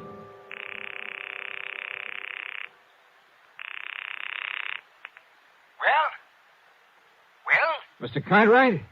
Cartwright? Yes, sir. Cartwright, huh? Well, that's very interesting. I beg your pardon? What's the matter? Don't you hear good? I said that's very interesting. You see, my name is Cartwright, too. No, you misunderstood. So, what can I do for you, Mr. Cartwright? Listen, would you? This is Johnny Dollar. Dollar? Oh, now, what's the idea of trying to confuse me that way? I'm Cartwright. You remember? Yes, sir. And, Johnny? Yeah? How did you do it? Do what? Get out here so fast. I only put in that call to Hartford about an hour ago, and here you are. I mean, how did you manage it? Oh, well, you see, Mr. I know these new jet flights are pretty fast, but... Now, Johnny, you haven't been fooling around with some of those rocket ships, have you? No. I'm afraid not. I just happened to be here already, you see. I was working on a case up at Morro Bay. Oh, and did you solve it? Yeah, it came out all right. Well, congratulations. Johnny, you are a wonder. And I think you deserve some kind of a reward for it. So, maybe I'll think of something. Oh, well, thanks, but that won't be necessary. Whatever you say. I know that I'm deeply indebted to you for the things you've done for me, so, Johnny... Well, don't worry about it. Whatever you say. Well, nice to talk to you. Goodbye. Yeah. Now, wait a minute. What? Wait a minute. Well, can't you see I'm busy? But you sent for me. I did. Yeah. You called Hartford, said you wanted to see me right away. Oh, of course I did. What's the matter with you, anyway? Of course I want to see you. Jonathan Peebles, too. Right away. Who is Jonathan Peebles? He's an old friend of mine. He lives out here. I telephoned him to come a-running, too. Oh, well, what's it all about, Mr. Cartwright? Well, just you get yourself on over here to my house, and I'll tell you. And don't you waste any time. You just hurry. Pretty important, huh? Important? It's vital. Well, is somebody threatening you, something like that? I said it's important, Johnny. And I mean important. Okay, Mr. Cartwright. I'll be right over. Hurry, Johnny. Please. Yes, sir.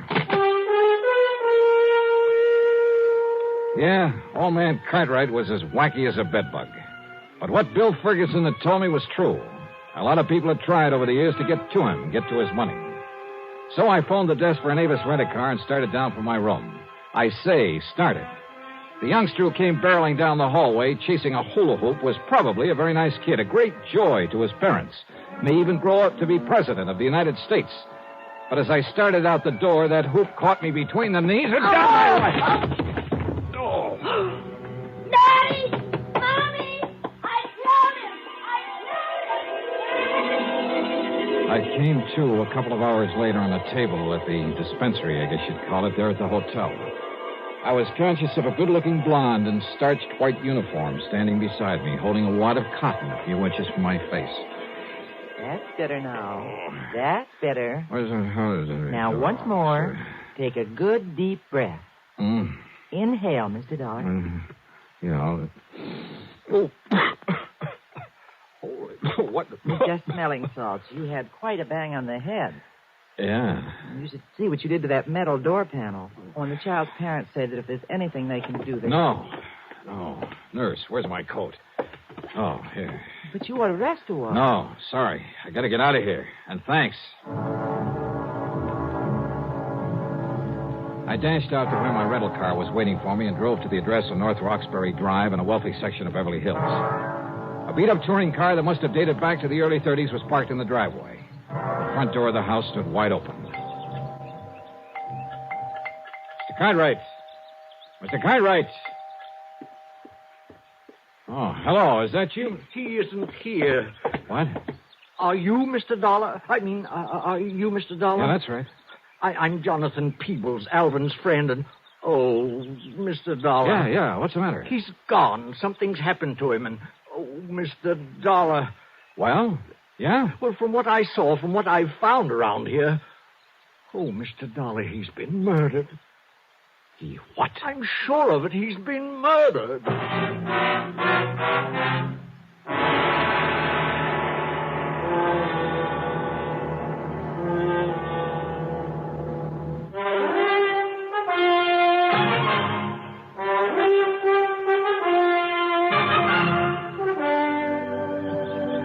Mr. Cartwright has been murdered? Oh, Mr. Dollar, what can we do? Well, what happened? How long have you been here? He telephoned me, told me to come over here, that it was very urgent. Yeah, he told me the same thing. But he often does that. You know how he is. Always has to see me right away, immediately. And often it's just for some little thing like sharing some ice cream with him or seeing a new flower that's just come into bloom. Yeah, I know. Most anything. So now... that's why I didn't hurry coming over here. And anyhow, Betsy doesn't like to be pushed. Who is Betsy? Well, that's my nice old car that's parked out front. Didn't you see it? Oh, yeah, sure. I named it Betsy after an old white horse I used to have when I first came to California. I see. A wonderful horse. And would you believe how old she was when she finally died? No, and I don't care. Now, about Mr. Cartwright. Oh, yeah. Oh, dear Mr. Dollar. Well, when I finally got here a few minutes ago, I was surprised to find the front door standing wide open. But then I wasn't surprised either, if you know what I mean. I certainly do not know what you mean. Well, I mean that he often left it open that way, and I told him 1,000 times he shouldn't do it, that it was careless of him, and that one of these days some ruffian knowing about all the money he had... Well, I told him, Mr. Dollar. Yes, I'm sure you did, but that doesn't do us any good right now. No. Look, before we go any further, Mr. Peebles, just who are you? One of the many of Alvin Cartwright's eccentric old wealthy friends? No, I beg your pardon. I didn't quite mean that the way it sounded. Well, I should hope not. Believe me, I may be eccentric, but I am not wealthy. If it wasn't for beneficial finance, I couldn't even keep up the payments on Betsy. You mean to say you're still making it? Oh, now, wait a minute. Mr. Cartwright. Oh, yes, of course. So, well, anyway, I came into the house and I called to him. I looked around for him, but there was no one here. No servants? No. And anyway, he keeps changing them so often that, well, I just can't keep up with him.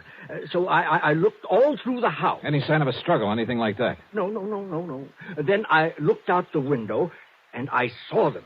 Who's them? 2 men walking out the driveway from back where the garage is.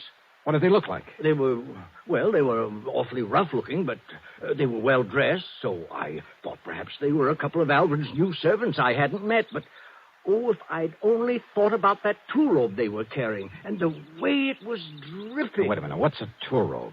Oh, it's like a big, heavy suitcase, like a small wardrobe trunk. Well, it's more like a suitcase. Oh. It was heavy. They could hardly carry it. And, oh, Mr. Dollar. Wait a minute. Listen. You said it was dripping. Oh, yes. Oh, all over the drive. Come on. I think we better take a look. And close that front door. Oh, yes. Come on. These men were coming from the garage. That's right, yes. But Alvin doesn't have a car, so what could they be doing there? Is that where he kept his old luggage? Yes, and the frozen food locker and some garden tools. Oh, there. Now, look. Yes. Oh. Good Lord. Oh, yes, it's blood, isn't it? Yeah. Oh, they've killed him, dismembered him. Then, oh, Mr. Dollar.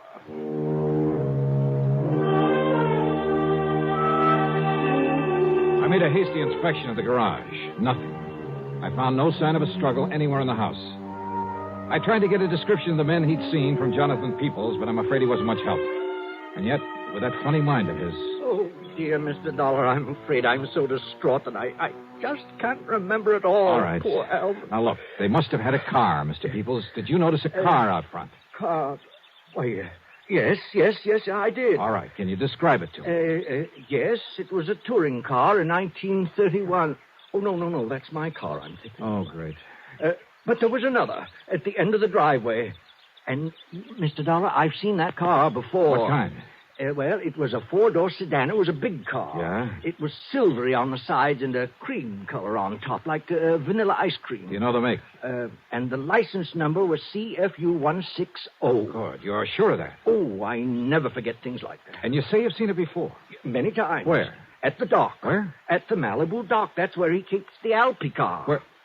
Who keeps the what? Where Alvin keeps the Alpi car, his yacht. Alpi car. Alvin P. Cox. Okay. It's a pretty slim lead, but come on. And it was a slim one, believe me. But I couldn't see calling in the police until I had something more definite to give them. Oh, here. We can take Betsy, Mr. Dollar. Are you kidding? We'll make better time in mine. Oh, yes, of course. Oh, we cut out through Westwood, then Santa Monica, then hit the coast highway and headed north. Finally, we pulled up at the entrance of the Malibu dock. Look, that's the car I told you about, parked there at the side. Yeah, and it looks like coming here may pay off for us. But the boat, the Alpi car, it isn't at the mooring. Whitey. Oh, Whitey. Oh, hi, Mr. Peebles. Yes. Have you seen Mr. Cartwright this morning, Whitey? Yeah, I didn't notice. His boat went out, though. How long ago? Oh, I'd say 10, 15 minutes. Yeah? Yeah. See it out there, going up towards Point Doom? Yeah, I see it. Yeah, but those two men... What? Yeah, they had the shore boat take them out to the Alpi car. Yeah? Well, I ought to sue them. What do you mean? That little trunk that they was carrying. You see what I'm mopping up? The messy trail it left all over the pier for me to clean up. Blood. Yes, sir, I ought to sue them. Oh, Mr. Dollar, that means they're taking poor Alvin Cartwright's dismembered body out to sea to dispose of it, and on his own yacht. Well, we've got to find something fast enough to catch up with it out there. Well, there's that Thompson cruiser of Larry Comstock's tied up there. Yeah, who's Comstock? Oh, has a boat and motor shop in Los Angeles. If it's fast enough. Well, he has a couple of big Johnsons on it, fastest one that's out here now. Then call him on the phone. Tell him we borrowed it. Well, now... Tell him why. It's an emergency, and that we'll pay him plenty for the use of it. Well, now, I don't know if you really ought to. Well, I do, and listen, call the Coast Guard in Santa Monica. Have them send out a patrol boat. Come on, people. But, Mr. Dollar, those men on the yacht are desperados. They're killers. Okay, then stay here in the dock. I'll go it alone. No. Alvin was my friend. I shall help to avenge his untimely death.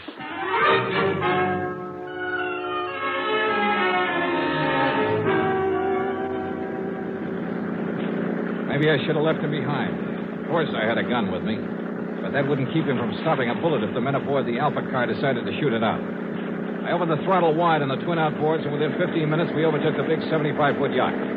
Much to my surprise, it was simply cruising along. Of course.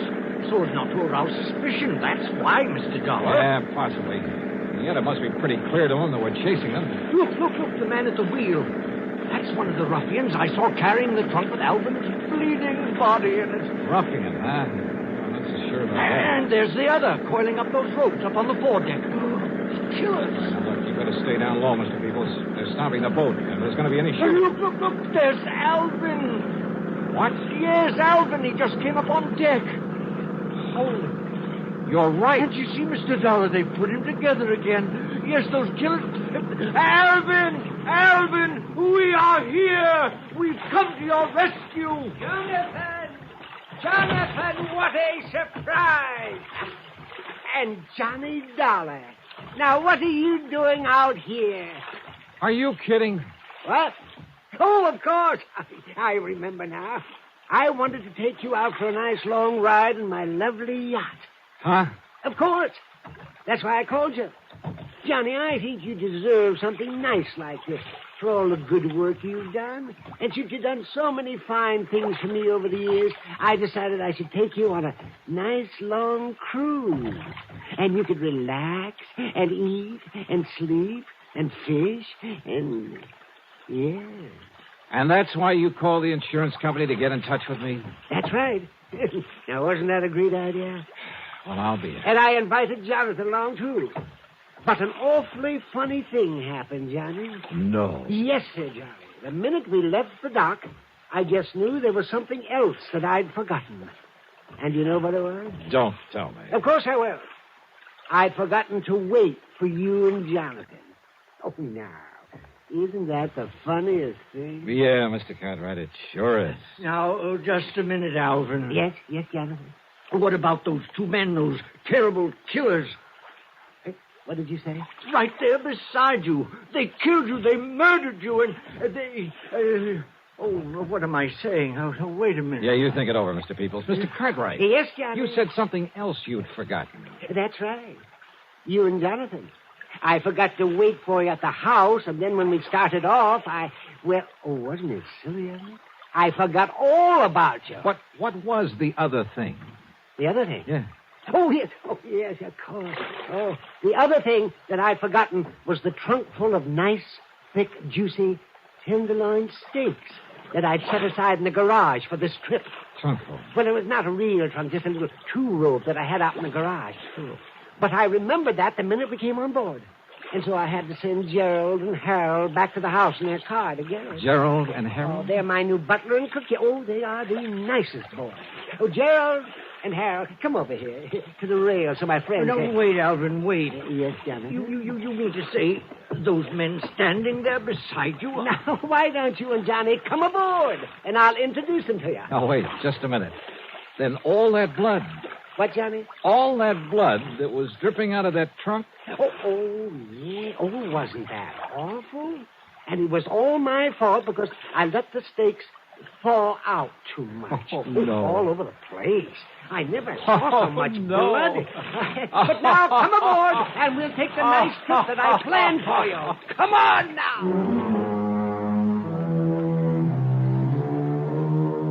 Hey, you know something? It's crazy. It's wild. But it does my heart good to get tangled up in something like this sometimes.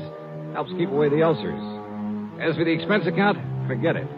Alvin Peabody Cartwright shoved a check into my hands before I left that would cover the expense account 12 times over. As for Larry Comstock, the man whose boat I'd appropriated, well, when he heard the story of what had happened, he wouldn't accept a penny for it. So, that's that. Yours truly, Johnny Dollar.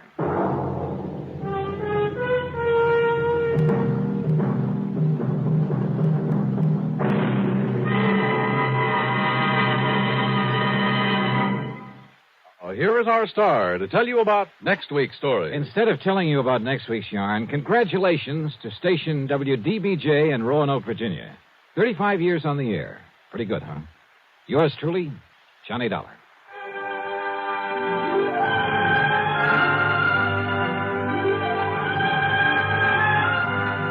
Yours truly, Johnny Dollar, starring Bob Bailey, originates in Hollywood and is written, produced, and directed by Jack Johnstone.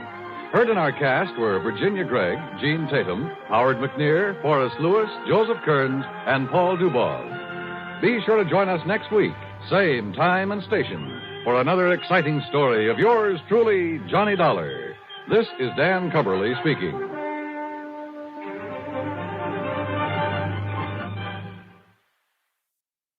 By transcription. The Adventures of Sam Spade, Detective. Brought to you by Wild Root Cream Oil Hair Tonic, the non-alcoholic hair tonic that contains lanolin. Wild Root Cream Oil, Again and again, the choice of men and women and children, too.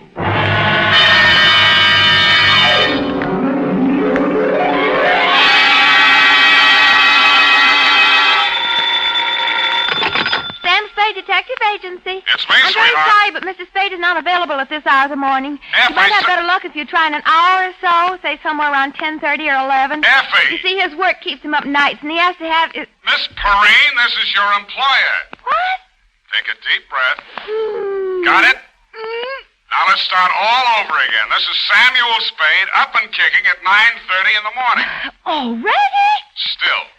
Sam, this is absolutely unpresidential.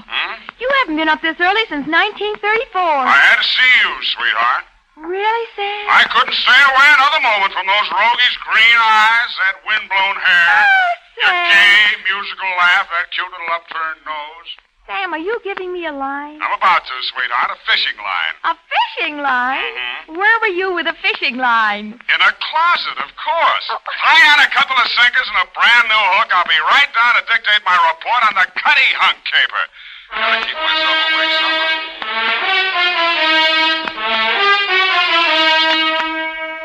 Dashiell Hammett, America's leading detective fiction writer and creator of Sam Spade, the hard-boiled private eye, and William Spear, radio's outstanding producer-director of mystery and crime drama, join their talents to make your hair stand on end with the adventures of Sam Spade.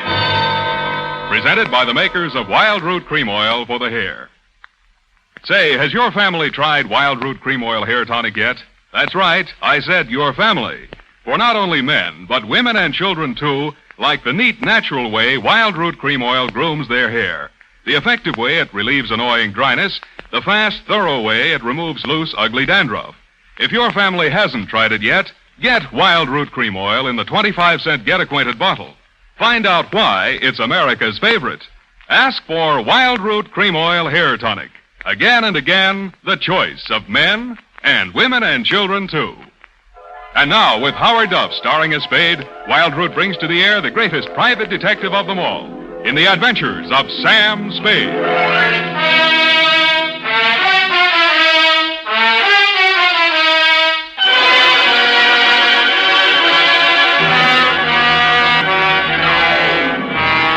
I'm looking over the police. Hello, sweetheart. Oh, Sam, what's the matter with you? Calm yourself, Angel. Nobody looks good this time of the morning. Just got my hair mussed. Oh, that's but all. look at your... I know, but don't jump to conclusions. I haven't got two heads. The little one is only a bump on the big one. Shall we have at it?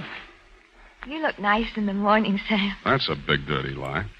Hey, what is that bright yellow stuff all over the floor there? Oh, that sunshine. Oh. Date, fill it in to Mr. Terrence Burgess, City Jail, San Francisco, California. Jail? Mm-hmm. From Samuel Spade, license number 137596. Subject, the Cuttyhunk Caper.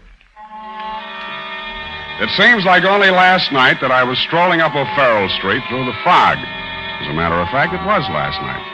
A night off, I thought. I would sidle up to Dreamland Auditorium and watch two other people break each other's bones for a change.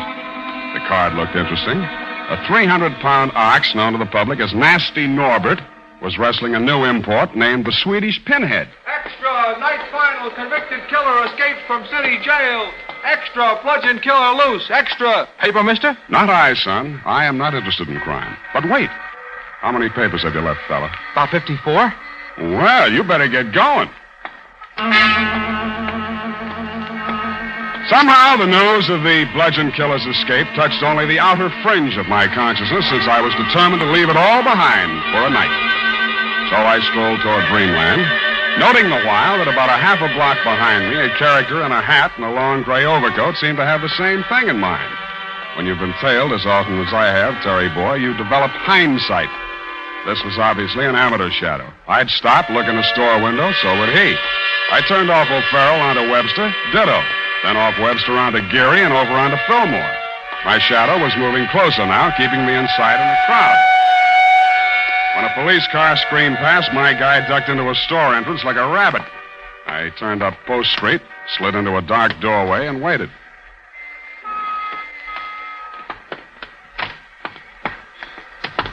Hold it, buddy. No, wait. Let go of me. Just a minute. Here, give me that. What? You... Okay. Now, what's the matter? Nothing. Honest, Why are you tailing me? I'm in trouble. You're getting a lot more trouble running around with a police 38 in your overcoat pocket. Where'd you get it? I borrowed it. Who from? A cop. Wait a minute. Raise your hat. Yeah. All right, I'm Terry Burgess. Terry Burgess. Didn't they convict you? Yeah. They were going to sentence me tomorrow. The bludgeon killer, huh? How did you spring?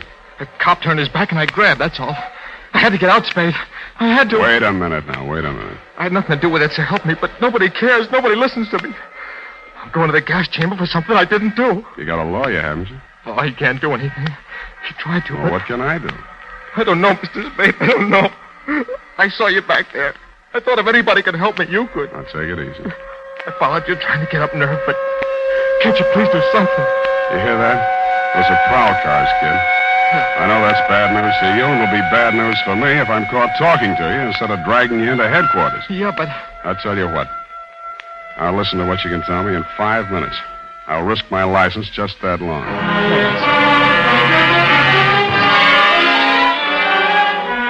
On page 1 of the Beginner's Handbook for Correspondence School Detectives, it states that it is not okay for a private investigator to conceal a known criminal, much less a convicted murderer.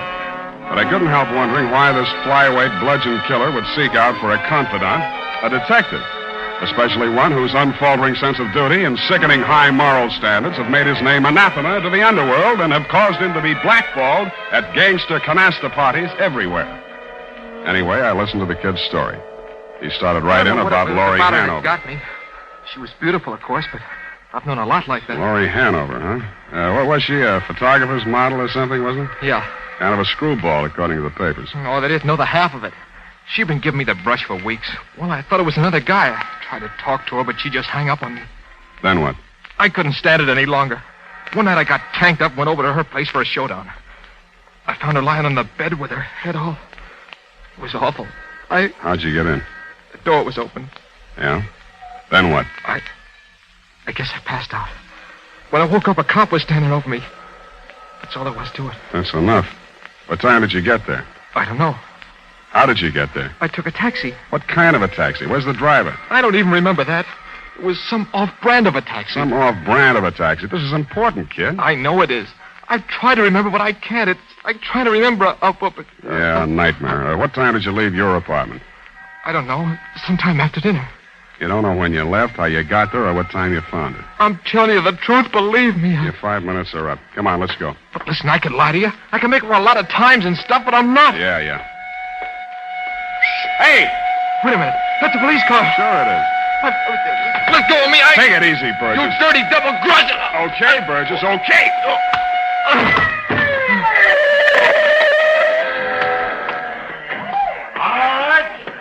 What's going on there? Come on, Burgess. Come on. Get up. Burgess? Where? Yeah, let's take him down to headquarters. I should have known better, Spade. Shut up and get in. Well, Burgess. Boys will be glad to see you back. He's got a great story, officer. He doesn't remember anything that happened the night of the murder, and he's stuck with it. Sure, they're all alike. He's guilty as sin. That's where you're wrong. He's innocent. Huh? But then why are you... Because I'd hate to have a client knocked off by a trigger-happy cop. You'll be safer in jail. To headquarters, officer, and please don't let's use the siren,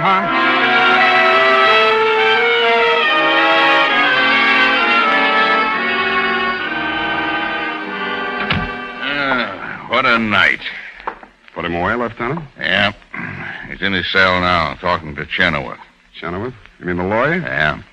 Well, he comes pretty high. Where's Burgess get the money to hire him? He's assigned with the court. Chenoweth sort of half volunteered, anyway. Hey, you mind if I make a suggestion, Sam? It's your office, Kelsey. Go home and go to bed. You're wasting your time. I don't think so. I got an ache in my bad knee. The case is off the books, Sam. Off your books, onto mine. I think the kid was framed. Framed? Holy cow. He gets drunk, makes a lot of threats against the girl in a public bar, takes off for her apartment. The landlady hears a scuffle, calls us, and when we get there, he's out cold on the floor, not 6 feet from her body. What more could you ask? One small question. Who killed her? Guys who knock off their girlfriends generally have a few answers handy, Lieutenant. Burgess has none. So he's stupid. So he was drunk and doesn't remember. Look, Kelsey, old gray-headed friend, I've saved you a lot of trouble tonight. Now, why don't you be a love and get me the transcript of the trial, huh? It's out of my department. You're well thought of around here, Lieutenant. I'll bet you could get it if you tried. Oh, Sam, for Pete's sake. And the case file, too, while you're at it, huh? Good evening, gentlemen. I presume this is Mr. Spade? That's right. This is Mr. Chenoweth, Sam. All right. How do you do, sir? I'll leave you two to hold hands while I wrestle up those files. Treat him gently tonight, Mr. Chenoweth. He has an ache in his bad knee. Bad knee? Some people get hunches in their head. I get them in my knee. I wish you were right. How's the kid? Oh, better. You've given him something to hold on to. It's going to be tough when the letdown comes. It's a little early to be digging his grave, don't you think? And it's a little late to be riding up like a knight in shining armor and telling him you're going to get him off the hook.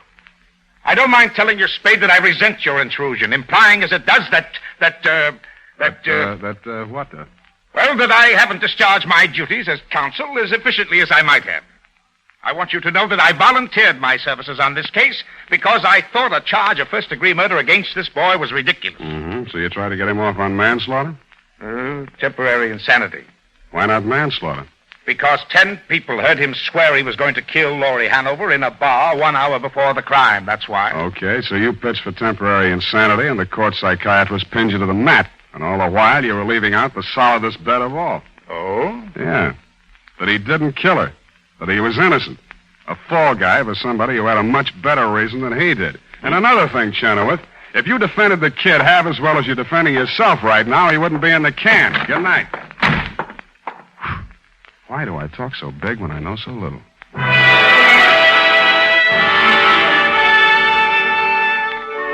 After spending a couple of hours with the files Kelsey brought me, I began to wish I hadn't stopped in that doorway on Post Street. I'd have had a much more pleasant time with Nasty Norbert and the Swedish Pinhead. Kelsey and Chenoweth were right.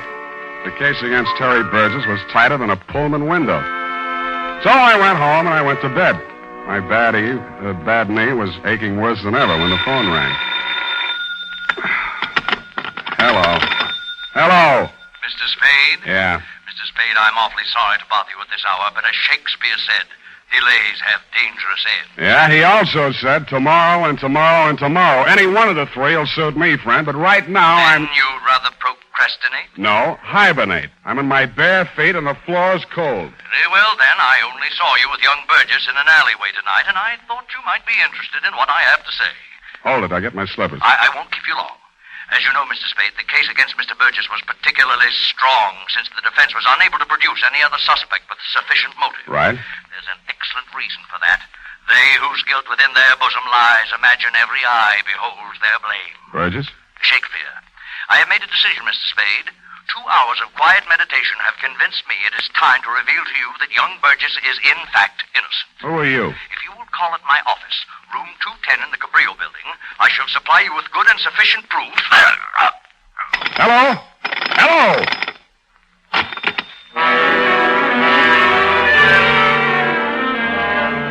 It took 2 minutes to throw clothes on over my pajamas and run down to the street. And as my taxi cab took off, I noticed that the ache in my bad knee was gone.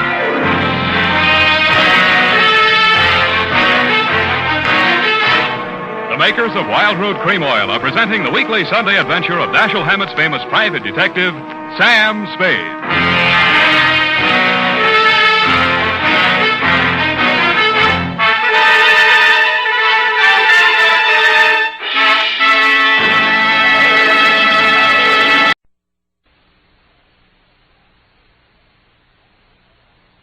The Adventures of Sam Spade, Detective, brought to you by Wild Root Cream Oil Hair Tonic, the non-alcoholic hair tonic that contains lanolin. Wild Root Cream Oil, again and again, the choice of men and women and children, too.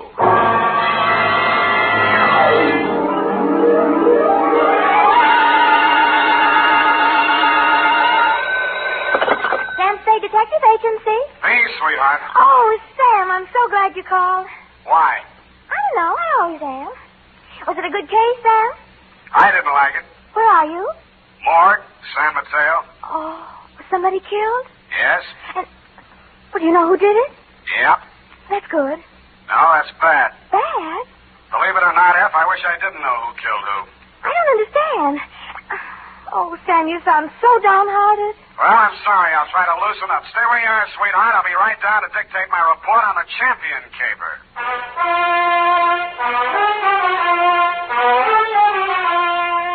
Dashiell Hammett, America's leading detective fiction writer and creator of Sam Spade, the hard-boiled private eye, and William Spear, radio's outstanding producer-director of mystery and crime drama, join their talents to make your hair stand on end with the adventures of Sam Spade.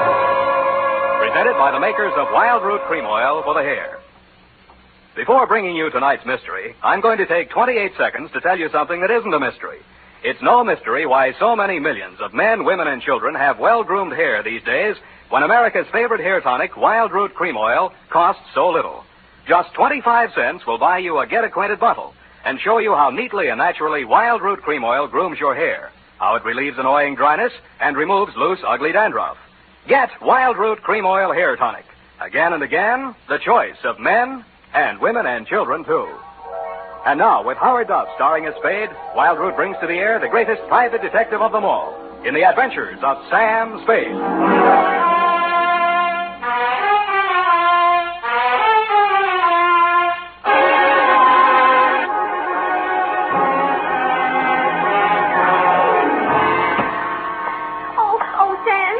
I read the afternoon paper. I don't understand it either. Stop that. Really, after all this time, you'd think I'd be acclimatized to all kinds of human storms. I've got my pencil already. I'm myself again. I'm ready, Sam. Sam, date? Date August 7th, 1949. To whom, Sam? Jack Manelli. To Detective Lieutenant Manelli, Homicide Detail, San Mateo Police. From Samuel Spade, license number 1375596. Subject. Are you listening, Sam? Subject, the champion caper. Dear Manelli. You were there for the end of it, and I was there for the start of it, which is in the reception office of Elliot Champion's brokerage house in San Mateo, and where I first met Mildred Champion. Remember that old salve, how a woman in love is always beautiful? When I went in, I had no idea she was in love and no idea she was beautiful. Not because she had lately been crying, but her sallow face without makeup, framed in a wisp of blonde hair, wasn't flattered by the shapeless black dress, cotton stockings, and low-heeled shoes she was wearing. Certainly not the going idea of beauty. Nor did her conversation reveal anything to indicate love. Oh, yes. May I help you? Mr. Elliot Champion, my name's Spade. Spade. S-P-A-D-E? You don't have to write it. He's expecting me. Your business, Mr. Spade? Private. I have to have a little more than that, I'm afraid. Oh, is this hot here? Mr. Champion can't stand fresh air. Obvious. That's what makes it so warm in here. I'm sorry. Yeah, it is hot. Just flip the switch and tell him I'm here. Well, what is it, Mildred? I was just going out. Mr. Spade is here. Says you're expecting him. But I don't find him listed in your appointment book. Don't be an idiot. Send him in. Send him in. You may go in now, Mr. Spade. He always like that? He's nice today. Sorry, Mildred. That's your name, isn't it? His office is the first on the right. Don't bother. I'll find it. Thank you. I'll just go to lunch. Mr. Champion? Well, don't just stand there. Come in and shut the door. What I have to discuss with you is private. I don't want that snoopy niece of mine listening to our conversation. She's out to lunch now. But does she listen in often? All the time. Why? She didn't know who I was. I outsmarted her there. I called you from the drugstore on the corner. I don't want anyone to know who you are, why you're here. Oh, now, where did I put that lighter? Behind the inkwell. Oh, yeah. I'm a dangerous man to play games with. Joseph's found that out once, and if he keeps this business up, he's going to find it out again. No games? You're dangerous. Say, are you mocking me, Spade? Just wondering what you're talking about. I just told you. You got ears, haven't you? Joe Josephs is back in town, and I'm not going to fool around with him. Mildred told me you were nice today. Oh, she did she? Well, Mildred talks too much. That's what's the matter with her. She talks too much. And you'd fire her, only she's your niece, and you'd have to pay somebody else 3 times what you pay her to take everything she has to take. Get out of my office. Oh, no. Wait a minute, Spade. Oh, it's just hot, I guess. Who has turned on the heat? It's Joe Josephs. He was released from San Quentin this week. And I've been receiving telephone calls from him telling me to beware and to watch out and a lot of other nonsense. What was he doing at San Quentin? 2 to 5 on an embezzling count. He's an ungrateful scoundrel, that's what he is. Why, I took him into my office as a junior executive, and 6 months later... He got tired of the $20 a week you were probably paying him and decided to dip into the bin. Only he did a bad job, got caught, you testified against him, now he's out and he's sore, and he's threatening you. And every time you yell cop around this town, there's always some snoopy reporter hanging around the sergeant's desk. Ain't that the truth? Listen, Spade, I've got $500,000 tied up in this business, and I don't want anybody thinking I might get knocked over by some loony with a grudge. And that's why you didn't tell the police? Don't you believe me? It'll do for now. You'll think of something better. Now, see here, impertinence is one thing... 25 a day and... No. That'll be 45 a day in expenses. I want you to find Joe Josephs and bring him to me. Nuisance warrant? More than that. I've got enough stuff in that desk drawer to send him back to Quentin if I have to. Oh, what kind of stuff? Left over from his trial. It'll be grand larceny this time, and they don't stop at 5 years for that kind of thing. You withheld evidence? I withheld... Get out.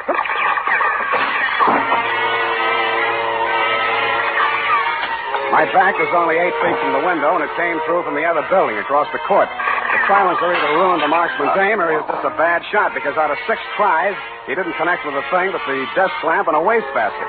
By that time, Champion and I were both on the floor, Champion on top of me. I kicked out to get loose, and he kicked me back. I gave that up and twisted around for my gun. Across the court, a window was open about 6 inches, one corner of which was full of a dark-sleeved hand and a gun arm. I fired at it from what is known as number 6 position. It's him! It's him! Get him, Spade! Get him, Spade! What do you think I hired you for? I didn't bother to answer him. I went through the window, onto the fire escape, and over to the next building. I did more. I went in that building, which was apparently vacant, down the stairs, and started out the back entrance. Hey! Oh, sorry. Shirley, watch it, will you? What's the big hurry? Hey, he came out of this building. Which way did he go? Who came out of what building? This building, right here, just a second ago. Here? Yes. Who? Him. Who? The guy who just ran down What'd these he look stairs. like? Well, he... Oh, what'd he look like? I say, what'd he look like? Huh? Who? What? Where? Thanks. Don't mention it, Curly, anytime. I couldn't tell her what he looked like because I hadn't seen him. After a careful search of the building, which revealed nothing, I decided my suspect had eluded me for good, and I returned to the office of Elliot Champion. He was sitting on his green leather chair, wearing an expression to match. Missed him, huh, Spade? What does Joseph look like? Oh, I've got a couple of snapshots here somewhere. Yes, here. Let's have a look.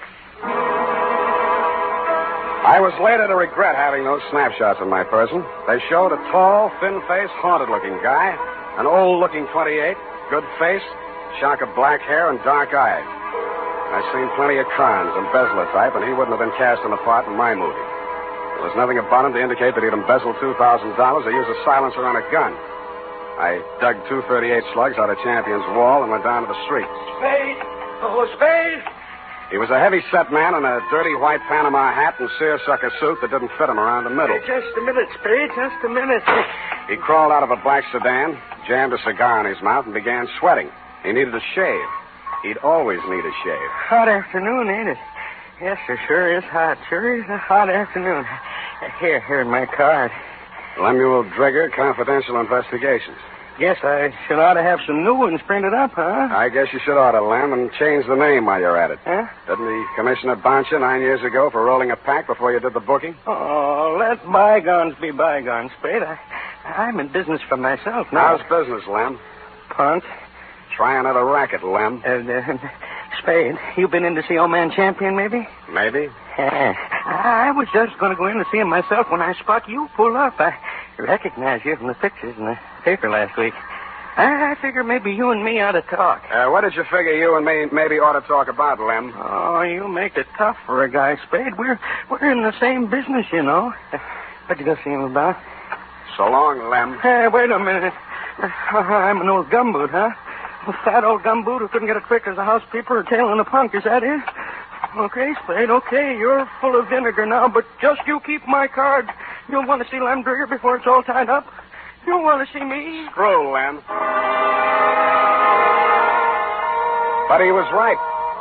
I did want to see him because when I got down to the Chronicle office and looked up a morgue on the Joe Joseph trial, the first thing that jumped out at me was the name Lemuel Drigger.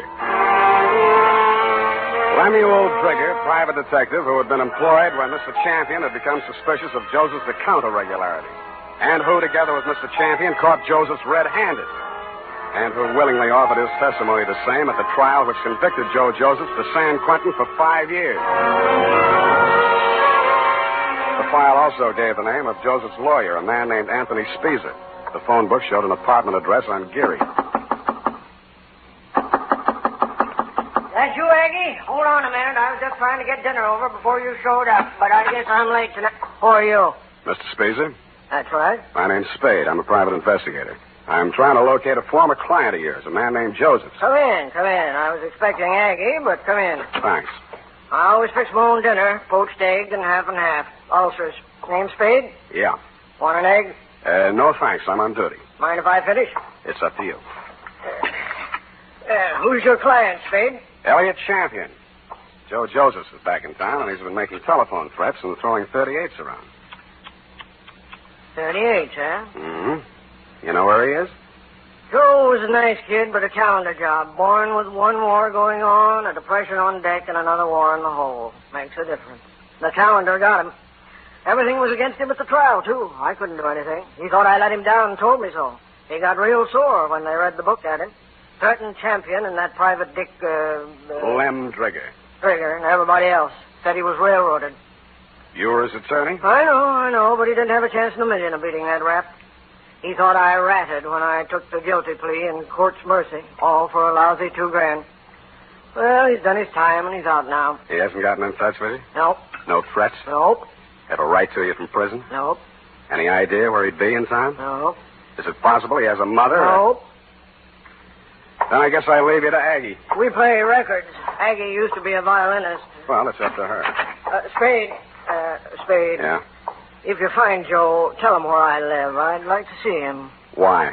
I don't know. Maybe I just want to see what 5 years in the pen does to a kid like that. Yeah. I'll bet you do.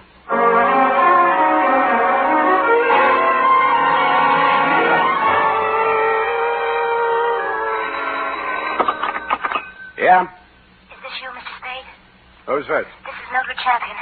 Remember me in my uncle's office? I remember. Mr. Spade, you're looking for Joe, aren't you? Well, I know you are. You don't have to answer me. I think I can help you find him. I must talk to you right away before something terrible happens. Please come out to the house before something terrible happens. It's right in the corner. I got out to the house as fast as I could, but not before something terrible had happened. Hey. The front door was open and all the lights were on, and Elliot Champion was lying at the foot of the stairs in the front hall, holding his lapel as if it would get away from him. Hey, don't touch me. Don't try to move me. It's in my lungs somewhere, and I never thought.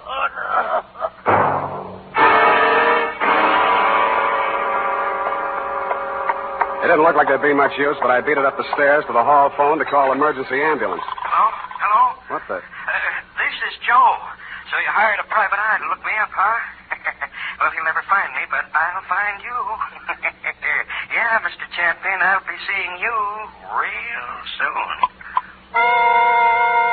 I didn't get it then, but I got it a second later. I grabbed for the banister, missed, and hit the top railing. A pair of hands held me up long enough to go through my pockets and then let me go, and that's the last thing I remember.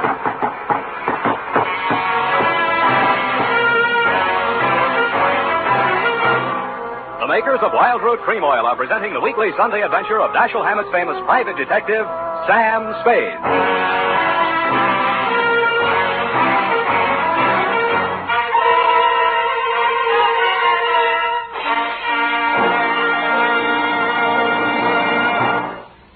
Now, here's important news on good grooming.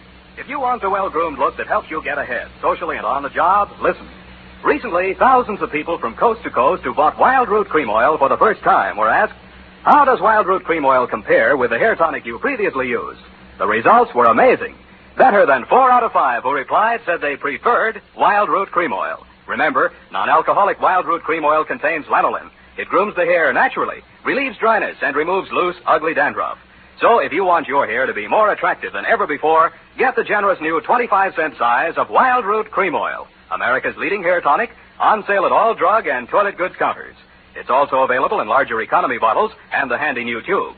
By the way, smart girls use Wild Root Cream Oil, too, and mothers say it's grand for training children's hair. Get Wild Root Cream Oil. Again and again, the choice of men and women and children, too.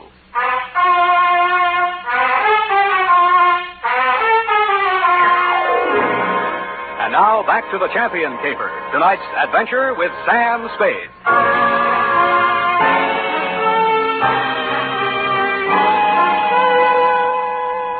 The neighbors had complained of gunshots, which was fortunate for me. I still might have been lying at the bottom of those stairs in Champion's house, Lieutenant, if you hadn't walked in, applied first aid, asked me my name, and listened to my story.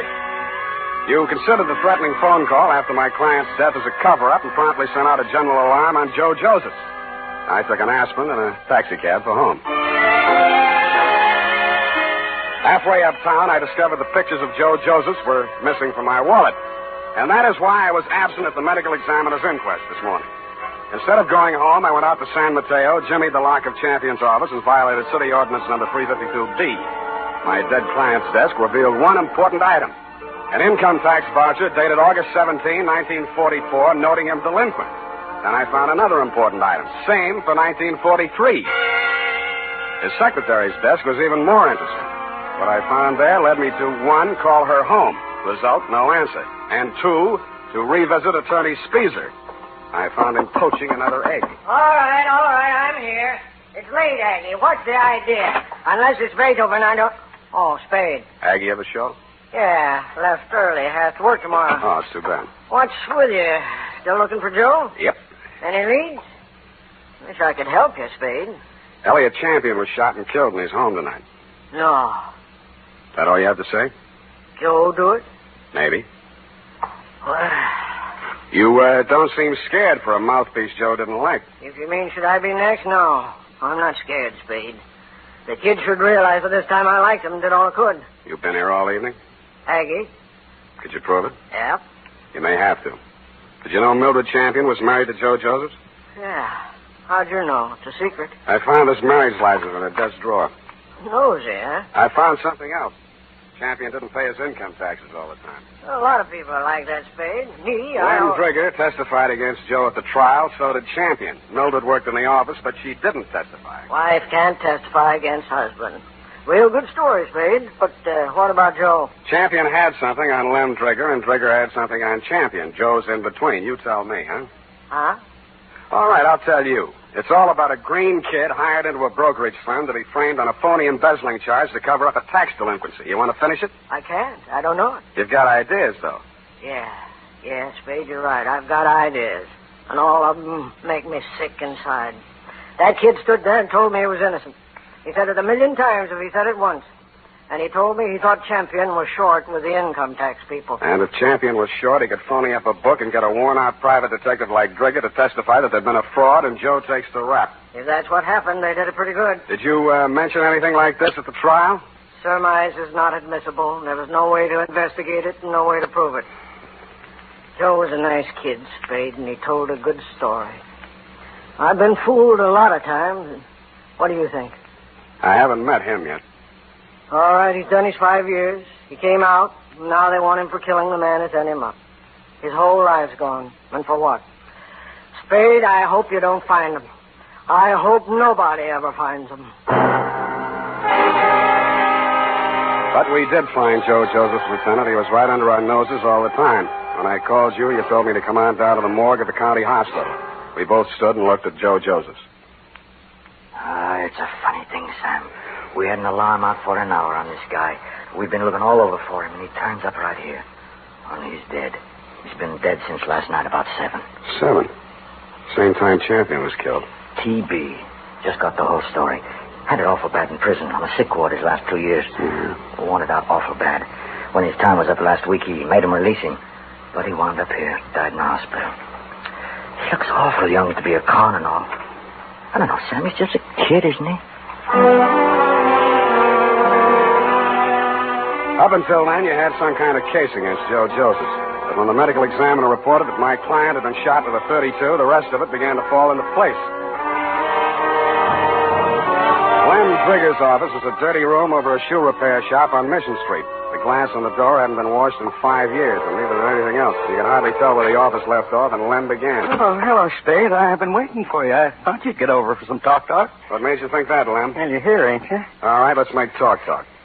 Did the silencer ruin your gun? Huh? Come on, I want it all. Hey, you're... You phoned tonight after Champion was killed. You've been phoning him right along saying it was Joe. No, just a minute, Spade. We're in the same racket. You shot at him with a silencer on your 38 this afternoon to make it look real good. You can't prove anything. I didn't kill him. One slug out of your gun will match that up. Every cop carries a 38. You were a cop once. Now, Spade, you got this all You wrong. phoned him because you thought he'd called you in for protection. He called you in once on another job. Listen, I know what you're thinking, And but business was so bad you had to drum it up, didn't you? Joseph was released from prison and it was a natural, only it didn't work.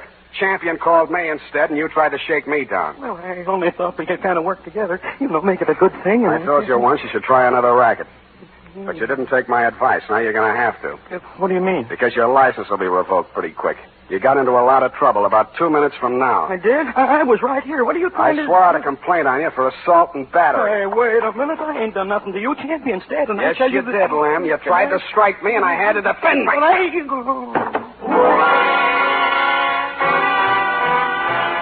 And I did make out a complaint, Lieutenant. I phoned your office, and 2 of your men were on the way out to pick him up when I heard a footstep outside the door. I knew who was there and what she was there for, and I did the only thing I could think of at the moment.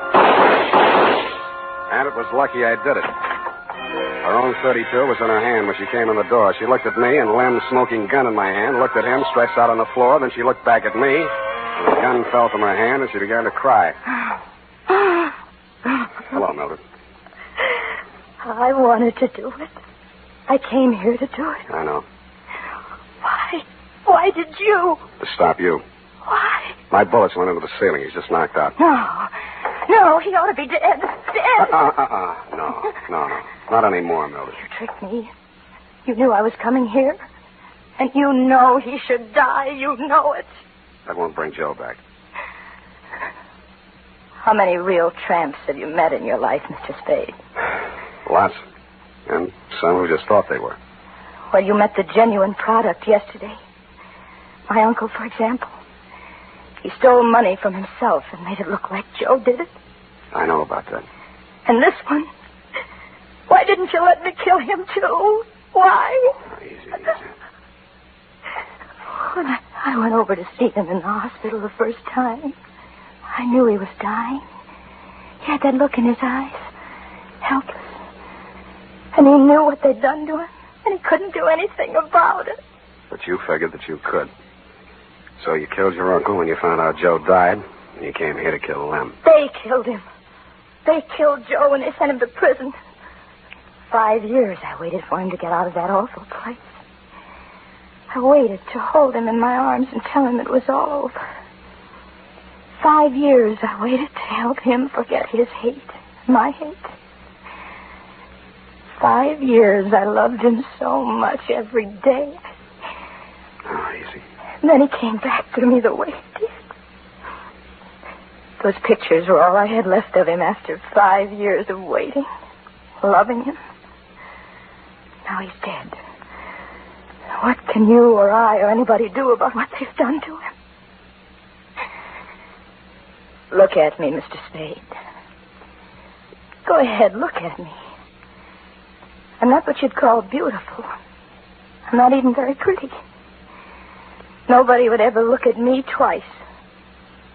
Well, Joe looked at me. And he loved me. Now he's dead. And I'm dead inside. I'm dead inside, and I'll be glad when I'm dead outside.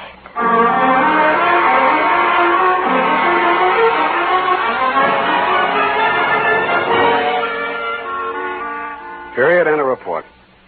Oh, Sam, they were so unhappy. Yeah. Add a notation that I won't be around for the coroner's inquest. Sam, you can't do This that. report, when duly notarized, should be admissible as testimony. I want to get out of town for a few days. Sour racket. And now, listen to this. Later this evening, if you happen to stroll down to the corner for cigarettes or ice cream, why not also pick up some Wild Root Cream Oil Hair Tonic? Your whole family will like the way Wild Root Cream Oil grooms the hair neatly and naturally, relieves dryness, and removes loose dandruff. And ask your barber for a professional application of Wild Root Cream Oil Hair Tonic. Again and again, the choice of men and women and children, too.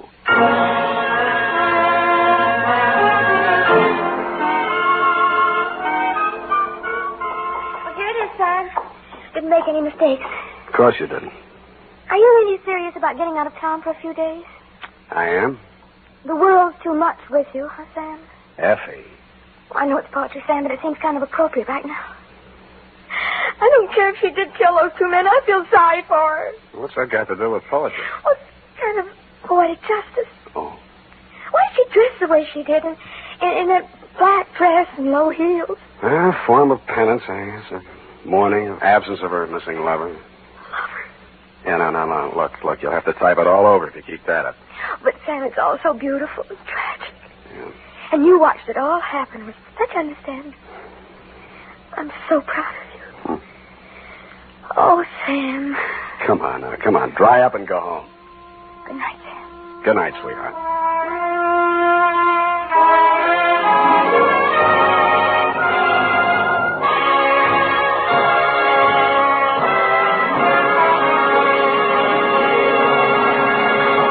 The Adventures of Sam Spade, Dashiell Hammett's famous private detective, are produced and directed by William Spear. Sam Spade is played by Howard Duff. Lorene Tuttle is Effie.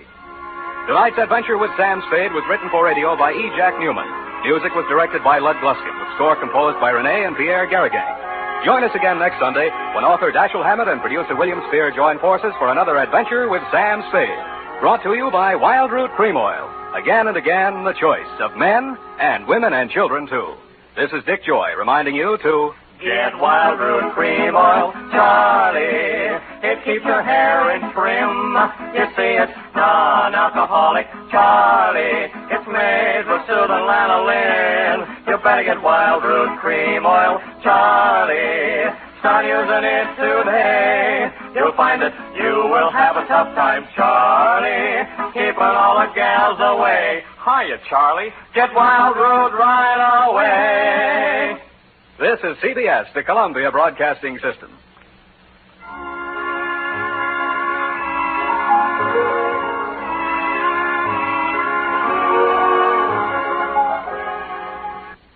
From Hollywood, it's time now for... Johnny Dollar. Dollar, this is Fred Starkey. Starkey? Worldwide Mutual out here in Columbus, Ohio. Oh, sure, Fred. How are you? Look here, Dollar, if you're free for a couple of days, I'd like to have you come on out here. Oh, what's it all about? Mrs. George Hemingway Tilford. Ever hear of her? Tilford? No, I don't think so. Pretty wealthy, especially since a fire a few months ago. It destroyed a big lumber yard that her husband left to her. And Dollar, she wants to see you right away. Did she tell you why? No, she's being very mysterious about it. Something to do with that lumberyard fire, I suppose. Well, she simply wouldn't say, but she insists on having you come out to see her. Well, as long as your company won't quibble over the expense account. Yes, I guess we're stuck for it. Plus my usual fee, of course. Well, now, that depends on what you mean by usual. Let's talk about it when I get there.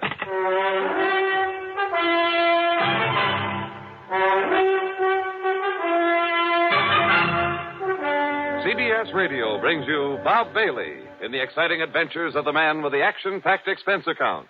America's fabulous freelance insurance investigator. Yours truly, Johnny Dollar.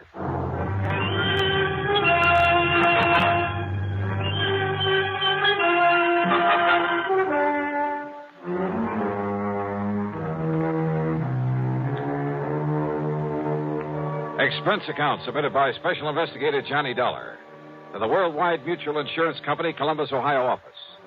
Following is an account of expenses incurred during my investigation of the loss by a hair matter.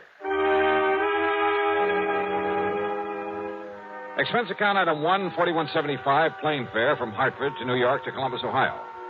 It was after 2 a.m. when the big Silver Bird dropped me off at Port Columbus Airport. Item 2, 250 for a taxi into the Deschler Hilton.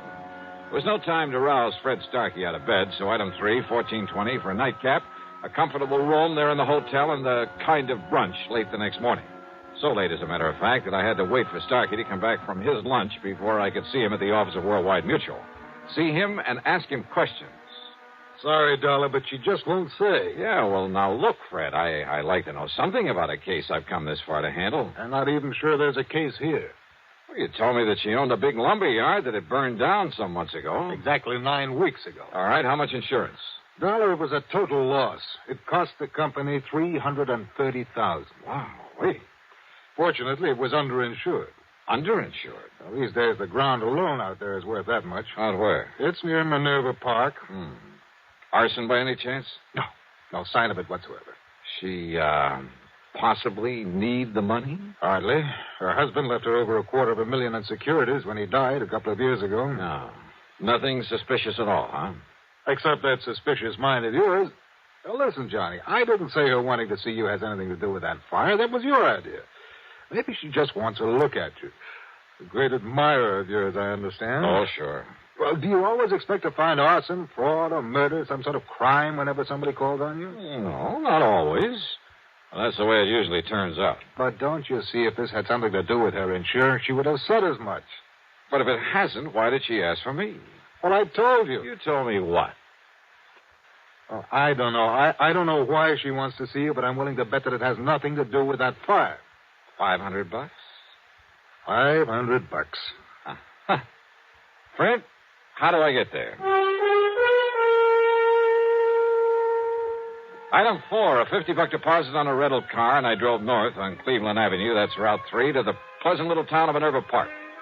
The Tilford home, while not a mansion, was a large stone and stucco affair with plenty of trees and well-kept lawns. All in all, a real nice place in good condition. Yes? Oh. The surprise was the widow Tilford. In her middle 60s, I guess, but with a sparkle in her eye that made you feel she ought to be 25 years younger. She was dressed in well-tailored sport clothes. Her hair was gray, but cut in a short bob. And her subtle use of makeup made her look like a million. Johnny Dollar. Mrs. Tilford? That's right. And, Johnny, I'm such a fan of yours and that radio program that I hear every Sunday on WBNS that, well, I'll break down and confess that about a year ago I wrote and asked for your picture. Oh? And you wrote me the nicest letter when you sent it. Oh, of course. Grace Tilford. That's right. And when you started off the letter with Dear Grace, why, it made me feel almost young again. I know something. I think you are pretty young, Mrs. Tilford. Oh, one look at you, Johnny, and I wish I was. But with this old heart of mine hitting on only about one cylinder... Come in. Yeah, sure. And now listen. We're going to bypass the living room and sneak into the library. Sneak in? Yes. So that we can talk alone for a little while. You see, your 3 suspects are there in the living room. You see? Just, what do you mean by suspects? Right in here, Johnny, and they won't disturb us. Okay. Now, sit down and be comfortable. Thanks. Now, Johnny, I suppose you're curious about why I sent for you. Yeah, well, according to Fred Starkey, it's all a big mystery. Oh, mystery's right. Was right. But, Johnny, I've solved it. Oh? Yes. The mystery of why my lumberyard burned down a few weeks ago. You mean it was set? That's exactly what I mean. I had no proof in the beginning, no reason to think it was set, but I have now. By whom, Mrs. Tilford? Oh, I wish you'd call me Grace, Johnny, just to flatter me a bit. Okay, sure. But who set the fire? All right. You said 3 suspects out there in the living room. That's right. Would you like to go in and meet them? And then pick out the one it is?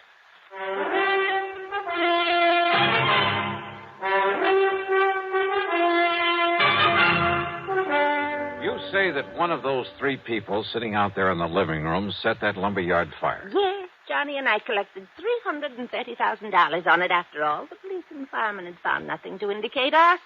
Oh, believe me, it's hard to spot in a fire like that. Then I got to thinking about those 3, about how each of them could profit by it. Possible that all 3 could have had a hand in it? Oh, those 3 get together on anything, trust each other. Oh, never, never. Okay, then. Then a couple of days ago, I learned something. Proof that one of them did it. Which one? Well, if I know you, you're clever enough to find out. But if you already know, and suppose the one who did it knows that you know. Oh, not a chance. Oh, this I don't think there is. And at least none of them has made any move against But me. if one of them... you better tell me which one. Well, now, Johnny, do you ever tell who's the guilty one on your radio program right at the beginning? Oh, now, let's face it, this is a little bit different.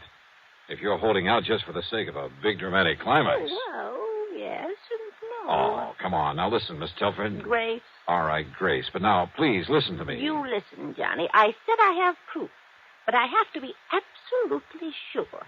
And there's where you can not only help me, but you'll know exactly how to proceed, how to take him in, or her, without danger to the rest of us. Listen, will you? If the guilty one knows that you know, you might be in pretty serious danger. Even with you around? Yes, even with me around. Well, I'm simply not going to tell you until you've met them and drawn your own conclusions. Okay, then let's get in it. All right. The middle-aged man is Harry W. Shelder, my husband's business manager before he passed on. He's not only very clever, but his sole interest in life is in money. I see. He did very well for my husband, but I've always felt he was really looking out for himself. But why set off the lumber yard? Because replaced by homes and stores and supermarkets that could be worth millions, he said. Ah, and you refused to do that? Yes. The lumber company had been in our family for generations. Gave me all the money I could want, so I wouldn't change it. But if it just happened to burn to the ground? Exactly. All of my objections would be wiped out. Then if he's the Now, one... Wait, Johnny. Then there's Michael Tilford. Oh, the younger man I noticed in there. Our adopted son. After college, business college, he tried to make his way, but not very successfully. Actually, he's been living on our bounty the past few years. A ne'er-do-well, Grace? Oh, well, he's not very good at anything. His ideas for that property aren't so ambitious as Harry Shelder's, but he's wanted me to sell it out to one of the development companies. And why? Because my husband's will provided that in the event of my death, he'd get half the income from it. I see. So he was bitterly opposed to my keeping it as a lumberyard. Well, motive for one, motive for two. And who's the third, the girl I saw there? Nancy Willard, my niece. Ever since her parents died, quite penniless, by the way, we've taken care of her. It's simply out of pity, Johnny, not love. And, although I may change it now, she's heir to the bulk of my estate. Well, offhand, I'd say that Michael is the least suspect of the three. Let's go talk to them. But I'll leave you alone with them. I want to clean up before dinner and wash my hair. It's a mess. Looks great to me. What? Like this? Okay. You gals have to have something to fuss about, I suppose. Now, let's go in and see those folks.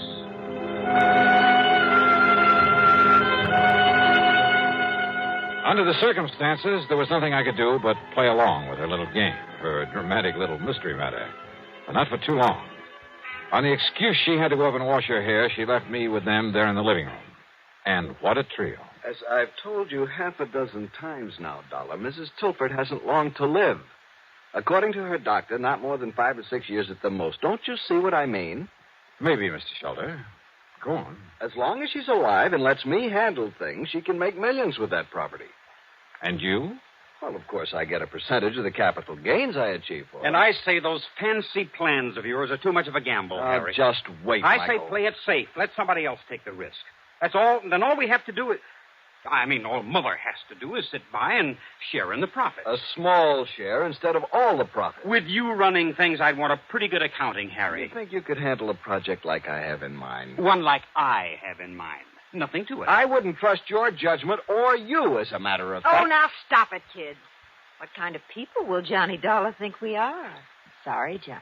Oh, I find this all very interesting, Nancy. Don't you see, Dollar? Listen to me. No, you listen, Michael. Every time we get together this way, it's the same old thing. I've said it before, and I say it again. Let Auntie Grace handle things her own way. Of course, you're well provided for without even having to lift a finger. That's right, Harry. I'm not one of the hired help. Nancy, I resent that. But she does have a point there. Sure, so go ahead and resent, but... Oh, now, look, it's cocktail time, so let's have Haskell bring in the drinks and talk about other things, or just get quietly loaded. Haskell! Mrs. Haskell! There's no reason why one of us can't bring us. Don't bother, Harry. Yes? You called to me, miss? Bring in the portable bar and plenty of ice cubes. Yes, Mum. I'll be after getting it for you right away. Where's my aunt? About to get under the hairdryer last time I was up the stairs. Tell her to come down and join us. Yes, Mum, that I will. And while we're waiting, let's try to be civil to each other. To say I didn't particularly like these three would be an understatement. And I could picture any one of them having set that fire. For the next few minutes, they simply sat and glared at each other. until we heard Mrs. Haskell come running clumsily down the stairs. Miss Nancy, Mr. Shelder, Mr. Michael. Haskell, I thought you were going to bring... Haskell, what's the matter? It's Mrs. Tilford up there in her room. Well? She's dead.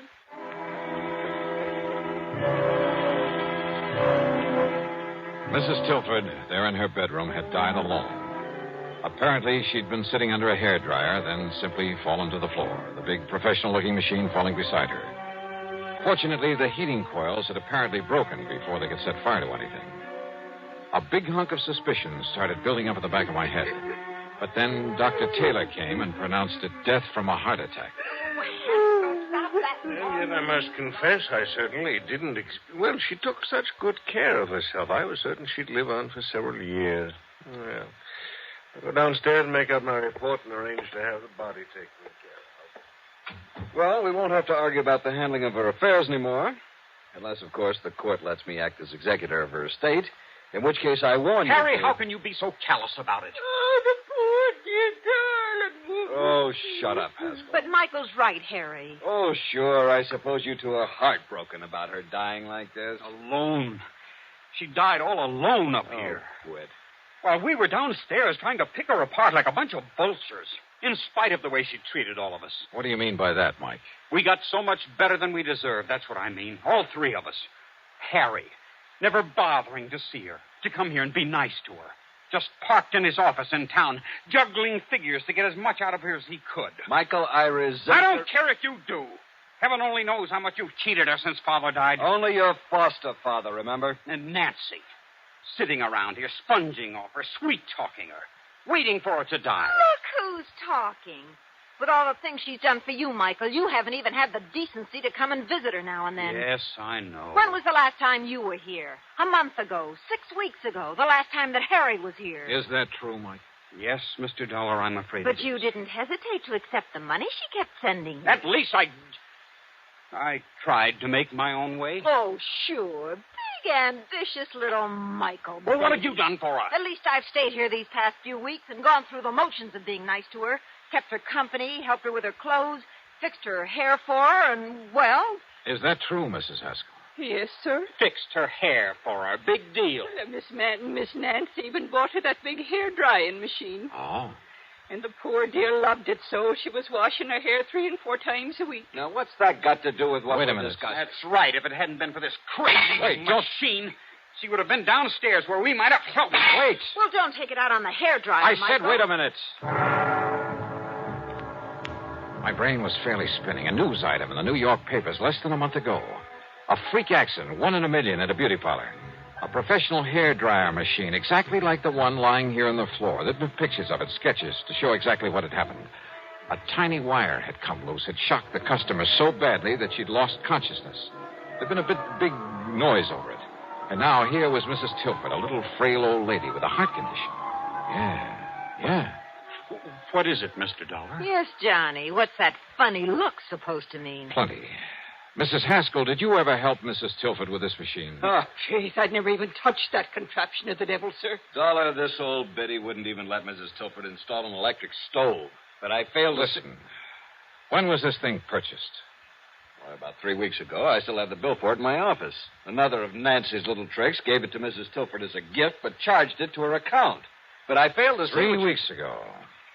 So when I find the wire on it, it was cut instead of simply broken off when it fell. Mr. Dollar? Yeah, and I'm glad you didn't kick this thing anymore, Mike. You see it here? When she clamped this thing on her head, this wire touched her wet scalp. Oh, now, just... Good heavens. Then when she turned on the switch, well, that was it.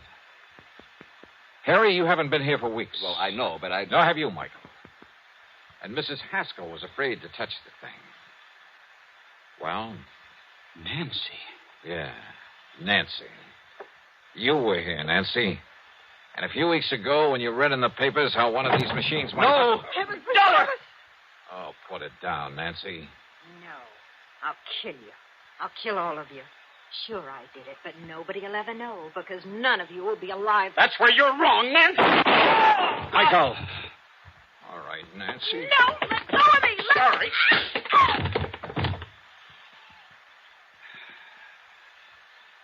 learned a little lesson in clean living from this, Harry? Yes. Yes, Dollar. I'll call the police.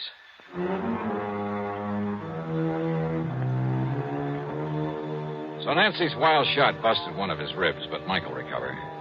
Nancy, I don't know what the penalty for murder is in Ohio, but believe me, she'll find out the hard way. As for the estate, well, that's up to the courts, too. No doubt much of what might have been Nancy's share will go to the company for that payment on the fire. Expense account total, including the trip back to Hartford, $162.70. Yours truly, Johnny Dollar.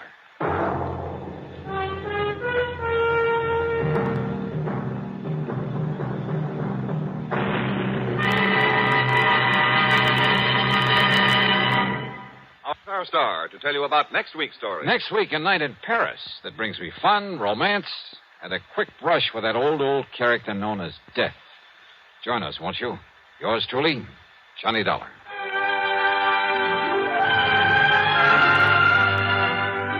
Yours truly, Johnny Dollar, starring Bob Bailey, originates in Hollywood and is written, produced, and directed by Jack Johnstone.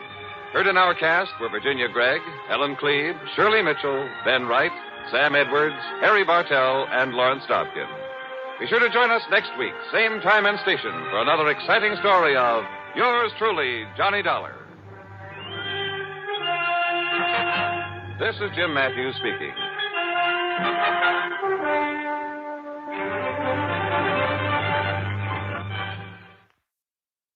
Johnny Dollar. Jerry Holland, Johnny. Tri-Mutual Insurance Limited. Oh, sure, Jerry. How are you? The name Curtis Randall mean anything to you? The banker here in Hartford? That's the one. He's also one of our big policy holders. At least he was. Oh, what's happened to him? Day before yesterday.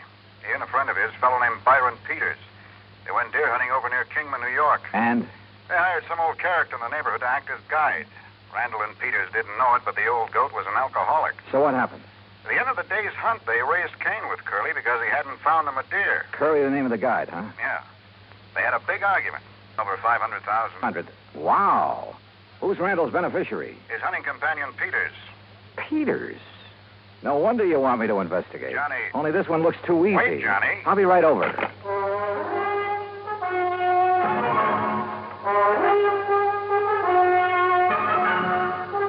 Bob Bailey in the exciting adventures of the man with the action-packed expense account. America's fabulous freelance insurance investigator. Yours truly, Johnny Dollar.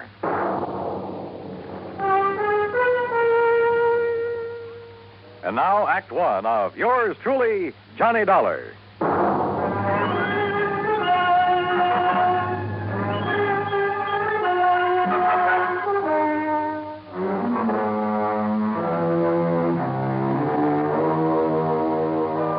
Expense account submitted by Special Investigator Johnny Dollar to the Tri-Mutual Insurance Company Limited, Hartford, Connecticut. Following is an account of expenses incurred during my investigation of the Hapless Hunter Matter.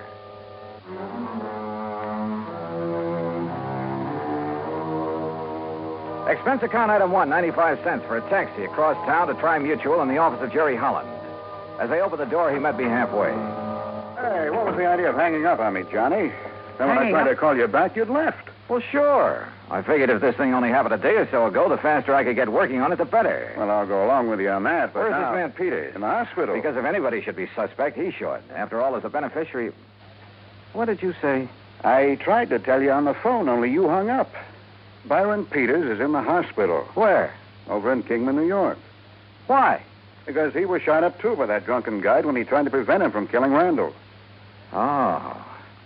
Then Curly killed himself. Yeah. You know, if you'd stop going off half-cocked, you might get somewhere on this case. If it really is a case. Sorry, I guess I jumped to a conclusion You sure before. did. Oh, $500,000 is still a lot of money. Sure it is. If you need it. And Byron Peters doesn't? Well, according to the local police chief who called me, it was in Byron Peters' brand new Eldorado that they drove over to Kingman. It was Peters who arranged for the guide service. It was he who supplied the guns and equipment. Yeah, okay, Jerry. I'll take your word for it. What hospital is he in over there? Angel of Mercy. It's the only one. Any other information I ought to have? None that I can give you. As I told you, this is just routine because of the money involved, company policy. Of course, for your report, you might try to find out if this old Curly Summers, the guide, had any reason to have it in for Randall. Randall knew him before, huh? I thought you said Peters arranged for the guy. Well, I guess I did. But now, Let Johnny... me have Peters' home address, will you? And Randall's. Well, sure, why not? And I hope you don't think... Did you know Randall well? Yes. Was he a drinking man? Oh, one martini before dinner, that's all. There you are. Why? How about Peters? Oh, I don't know. What difference would it make? Oh, just wondered. Don't kid me, Johnny. You've got something up your sleeve. Why, Jerry. Now, what is it? You know something about these people that I don't? Not a thing, so help me. But $500,000 is a lot of money. And I tell you that if you suspect Byron Peters, you're crazy. Did I say I still suspect But the him? way you've been talking. Did I? Well, no. Well, I do. Sure, with so little to go on, I had no reason at all to suspect Peters. Except for a hunch. But hunches have paid off for me more than once. Expense account item 2, $380, a tank full of gas for the drive across Route 6 to the New York state line. There I picked up 9W, then 212 to Kingman. I found the Angel of Mercy Hospital on the way into town. The chief resident physician, Dr. Matthews, was completely cooperative and of no help whatsoever. Quite pointless to see him at the moment, Mr. Dollar. Oh, what do you mean, Doctor? Mr. Peters is sleeping under sedation. Oh? I'm afraid the ordeal with the police left him quite exhausted. The police have already seen and questioned him? Yes, and they had no business questioning him so long in view of his condition. Shock, you know. Tell me something. Do they suspect that he killed Mr. Randall, too, then wounded himself for an alibi? You mean that you do? Yeah. Do they? Oh, my boy, you must be joking. Of course not. Oh? Why not? Whether you realize it or not, and you will, if I permit you to see Mr. Peters, see the manner in which he was wounded, see the extent of his wound. I'll realize what? Oh, my boy, I asked you a question, Doctor. You will realize how impossible it would have been for him to shoot himself in that fashion, how narrowly he himself escaped death at the hands of that rum-crazed guide. You're sure, Doctor? Of course I'm sure, and so are the police. Well, where does that leave me? If I may say so, with egg on your face. Act 2 of yours truly, Johnny Dollar, in a moment. And now, Act 2 of yours truly, Johnny Dollar, and the Hapless Hunter Matter. A hunting guide had run amok near the little town of Kingman, New York. And, according to report, was responsible for the death by shooting of wealthy banker Curtis Randall for the wounding of Randall's companion, Byron Peters. But Peters is beneficiary of Randall's $500,000 insurance policy. So, naturally, the old bug of suspicion began to gnaw away at the back of my brain. Until, that is, I saw Peters, his wounds, the x-rays, and finally talked with Captain McManus at the local police headquarters. Well, sure, we talked to Peters, Mr. Dollar, but only to find out exactly what happened when old Curly went off his rocker and started spraying lead with his hunting rifle, then shot himself. Then my suspicion that Peters might have done the shooting... Well, didn't you see how Mr. Peters was hit by that .30-30? Now, look. He saw Curly pull the rifle on Mr. Randall and shoot him down. Yeah. Yeah, so he lunged at Curly like this. Curly whirled around, pulled the trigger. Yeah. Well, the x-rays I saw. Sure. Well, then you know. When Peters lunged at him, the bullet creased his head from the top, went right through the muscles in the back of his left shoulder, and landed in the floor. So it's pretty obvious that Peters couldn't have shot himself. Well, it's impossible. He would have had to have arms 5 or 6 feet long to shoot himself on the top of the head at that angle. Hey, when did you first learn about this whole thing, Captain? When Mr. Peters came to, he phoned me from up at Curly's cabin where it happened. I went up there right away. And? Curly and Randall were dead. Peters was still lying next to the fireplace where he'd fallen. But if he was able to phone you? He pulled the phone over to him by the cord. Still had a good right hand, you know. Oh, I see. Where were Randall and Curly? Randall by the front door with a bullet in the back of his head. Curly lay between them. Just how much do you know about this Curly character? Well, that's the part I don't understand. Why he did it. I heard he was an alcoholic. Sure, he was a town drunk in a harmless sort of a way, except when he'd go off on a rampage and get into a fight or two, but never during hunting season. Uh-huh. Well, what did he do? Odd jobs of any kind, most anything. People had always refused to pay him until the job was done. To make sure he'd stay sober, huh? Well, at least reasonably sober. And just as soon as he got paid, he'd buy a lot of cheap whiskey and hole up in his cabin. That's where the murder occurred. Except during hunting season. Then he'd never touch it. He was a good guide, Mr. Dollar. He made a lot of money from the people who came up from New York City and Hartford and such. But that's the part I don't understand, his hitting the bottle during the season. Well, did he ever have any trouble with his clients before? Oh, he'd bellyache about them being so rich when he was so poor, that sort of thing. But he'd have to get awfully drunk to... I swear I don't understand it. Yeah. Well, look, Captain, I'd like to see the bodies of Mr. Randall and Curly. Are they still hereabouts? Still over at the coroner's office. Then let's go, huh? I wasn't quite sure what I was looking for. Maybe that's the reason I found it. At least found something that started that old suspicion bug gnawing away again.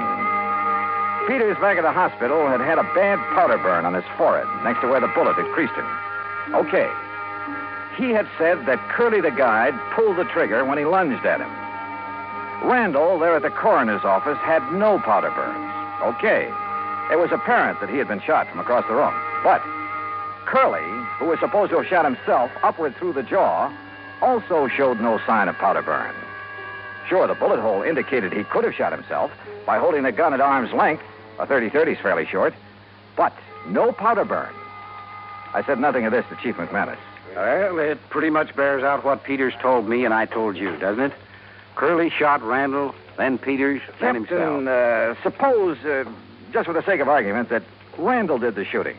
First, that is. Well, now, Mr. Dollar...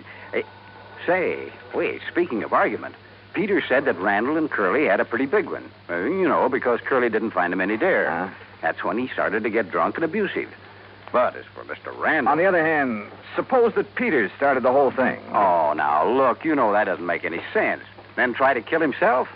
Well, isn't that what you're saying Curly did? Well, sure, but that's different. No good old bum realized he'd gone too far. There was no other way out for him.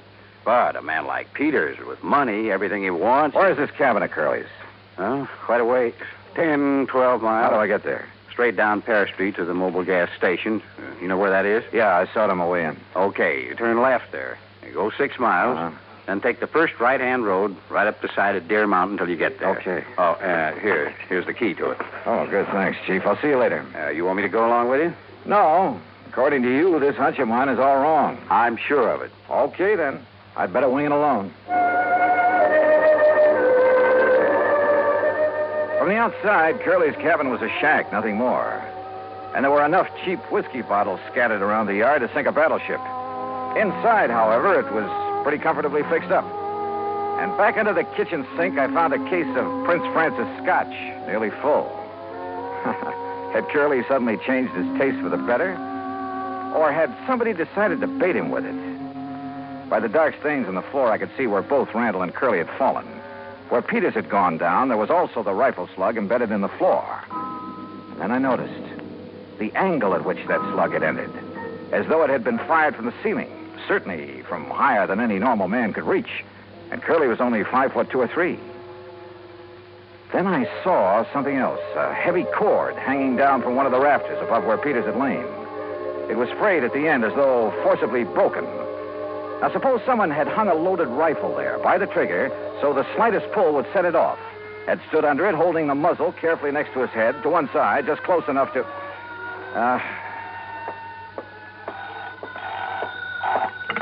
Yeah, hello. Mr. Dollar? Captain? Yeah, listen. Now, you may be right, though I still don't see how you can be. What do you mean? Look, I've got Dr. Matthews at the hospital here on this party line. You still there, Doc? Right here, Chief. Well, then you better tell Mr. Dollar. Well, it's about Mr. Peters. Yeah? He's left. Left? I thought you had him under sedation. I guess it didn't take hold the way I thought it would. Well, what happened? Well, he woke up and asked me who it was that had been here to see him while he was drowsy. Did you tell him who I was? Yes, and he seemed to drop off again, so I left him. A few minutes later, I heard his big fancy car pulling away. Doctor. I went back to his room, and he was gone. Doctor. Listen, Dollar. Yeah, Chief. I don't know what it means any more than you do. But if I was you, I would get away from that isolated cabin. You see what I mean? Dollar? Sure, Chief. I'll leave right away. That was very smart, Dollar. Byron Peters? That's right. Byron Peters.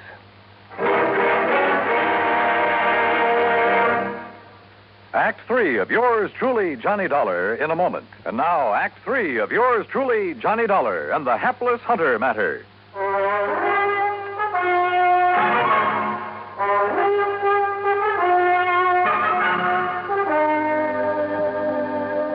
So you weren't as badly hurt by that bullet as you pretended. That's right, Dollar. Does that help bear out your absurd suspicions about me? Not nearly so much as your coming up here to this cabin, Peters. What's that supposed to mean? You rigged the whole thing pretty well, but not well enough. Why you wanted to get rid of Curtis Randall, I don't know. You're out of your mind. Randall was a friend of mine. You must have had some reason for killing him. Curly Summers murdered Kurt. We had a big argument because he hadn't found us any game. The only reason it got out of hand was because Curly was drunk. On what? On some of that expensive scotch I found in the kitchen? How should I know? Yes. Where did he get that? How should I know? Well, I do. You brought it here to help bolster your phony alibi, to indicate that Curly had it up here, had been hitting it. But you pulled a boo-boo. Why don't you talk sense, Detective? Are you trying to tell me Curly would ever have stuff like that? Look at the old bottles scattered around outside. Cheap rot gut, that's all. What's more, he never touched a drop during hunting season. That's about as thin evidence as you could possibly dig up, Dollar, and you know it. Peters, why did you come up here just now? Okay, I'll tell you that, too. Lying there in the hospital, nursing your sore shoulder, you didn't plan on that injury, did you? I told the police. Oh, yeah, sure, you told the police. Lying there, you suddenly remember the one thing that could show how you cleverly wounded yourself after you killed Randall and Curly. That piece of cord up on the rafter, where you hung Curly's gun up by the trigger. Dollar. You aimed it carefully along the side of your head, then yanked on it to set it off. Dangerous, but a great alibi. I told the police, the doctor. Curly pulled that trigger when I lunged at him, struggled with him. Little Curly held that gun high enough so the bullet would crease your head from above? I was bent over, lunging at him. Then enter the floor from up here where this cord is hanging? You're pretty smart, aren't you, Dollar? Curly was supposed to have committed suicide, huh? Yes, he must have, because I heard him shoot himself as I passed out. Oh, sure. The bullet entered his lower jaw, went up into his brain. That's right. That meant he had to hold that 30-30 at arm's length, so the muzzle right next to his jaw. That's right. Where it would have left powder burns. But, Peters, there were none. Because you shot him from across the room, the same as you did Randall. Yes. Yes, the same as I'll shoot you. If you can. My right hand is still good, Dollar, and so is the 38. You and your fool insurance company should have left things as they were. Chin up, Dollar. Tell me one thing. Sorry, I haven't got time. When I left the hospital, I made sure I was seen heading for New York and a carefully set up alibi. You still won't get away with it, you know. Any more than you got away with killing Randall. I had until you came along, and I will when I've killed you. So if you have nothing more to say... One thing. Why did you kill Randall? You're trying to stall me. Why? All right. All right. Because I forced him to name me in his insurance. I was the only one who knew about some shady operations in his early business career. Oh, the old story, huh? That's right. Blackmail. That's why he's been paying me off, supporting me, until recently. So you threatened to expose him? No. What would that get me financially? Then tell me this. No. I've got to get out of here to New York. Just one thing more. I don't know why you're trying to stall me, but it's no use. So if you have any prayers, Dollar... Sure. That Chief McManus standing there in the doorway will slug you before you pull that trigger. Oh, no, not that old chestnut. Why not, Peter? What? You... Oh, no, you...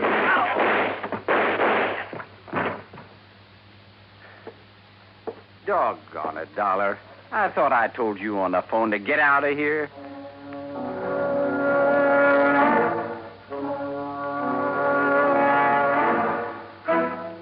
Expense account total, including gas to get me back to Hartford, $13.13. Remarks? Why? Why don't they ever learn? Yours truly, Johnny Dollar.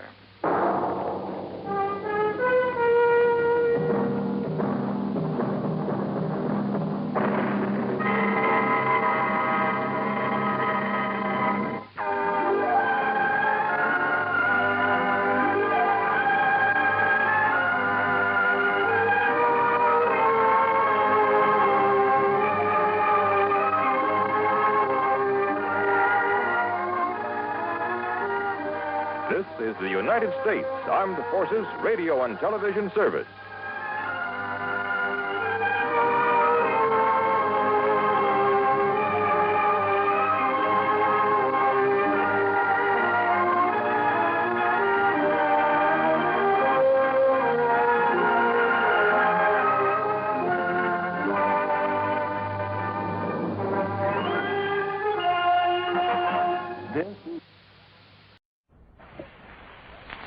The Adventures of Sam Spade, Detective.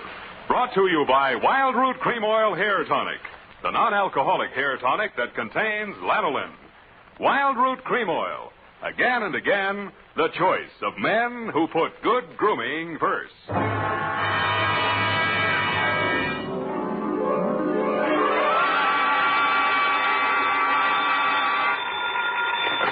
Sam Spade Detective Agency. Hey, it's me, Sammy the Spade. Sam, it's not true, is it? Every word of it. What? That you've been consorting with unsavory characters? Well, she was a savory enough girl, Effie, although a crook. Well, according to the paper, she's practically a murderess. Not to mention that she's dancing the Roomba with you. That's a lie. There's a picture of you.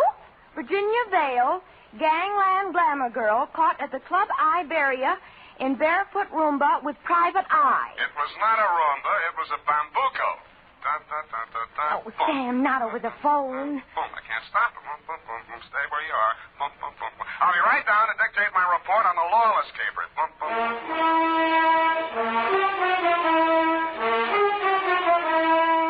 Dashiell Hammett, America's leading detective fiction writer and creator of Sam Spade, the Hardboiled Private Eye, and William Spear, radio's outstanding producer-director of mystery and crime drama, join their talents to make your hair stand on end with the adventures of Sam Spade.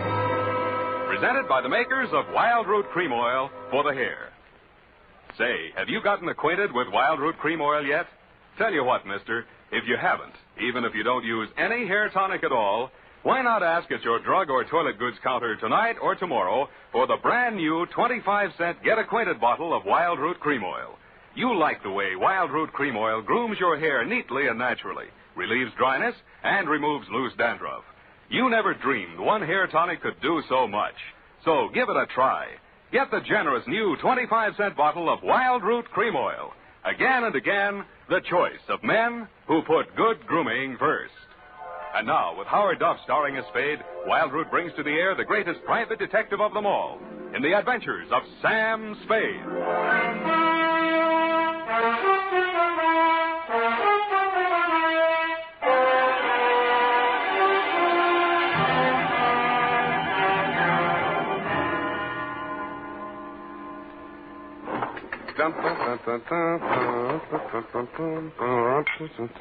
I think I'm getting it now. You lost your shoes. Ready, sweetheart? Yes, Sam. No questions? No, Sam. That picture in the paper doesn't mean a thing, Effie. There was nothing between Virginia and me. Just wasn't room. Well, that bambuco, you know, that's the way we dance it. Authentic. Sam, I troubled to call my girlfriend, Edna Mae Schwartz, who is an instructor at Arthur Murray's. Mm-hmm. I quote, "The partners exchange graceful nods in the center of the dance floor and then separate. Well, As the senorita provocatively leads the pursuing caballero through a series of gay whirls, turns, and figures." There you see, provocative. But he never catches her, Sam. Well, I had my shoes off. That gave me the advantage. You know best, Sam. Well, that clears that up. Date? August 29th. I will give the date. Fill it in. That still doesn't explain your operating on the wrong side of the law. Down, Effie. This goes to John M. Lawless. A known gangster. What else? From Samuel Spade, license number 137596. Boom. Well, thank you, Effie. Subject, Joe Morales. Dear Johnny, you hired me yesterday morning, but the real start of it was back in 45. Flashback. San Francisco was just recovering from VJ Day, and crime was practically at a standstill because your number one competitor in the West Coast mobs had just been rubbed out, and you were on trial for same. Nothing about the trial made any sense. The tea-time chatter in the better pool rooms was that you were taking the rap for your worst enemy, Joe Morales. What made even less sense, the lawyer defending you was Joe's brother. So I wasn't a bit surprised to receive your check for $25, together with an invitation to be in the third row of the courtroom when the jury returned the verdict. I was. The defendant will please rise. Step forward, please. Have you anything to say why judgment of this court should not be passed upon you? Yeah. It's a bad beef. The judgment of this court is that you, John Lawless, for the crime of manslaughter, having feloniously run over, and killed with a certain automobile the deceased person named in the indictment, and having subsequently departed the scene in violation of the hit and run statute, are hereby sentenced to a term of 3 to 10 years in the state prison of the state of California, San Francisco. You didn't even look at the judge while he was dishing it out. Your eyes were on the man sitting directly in front of me.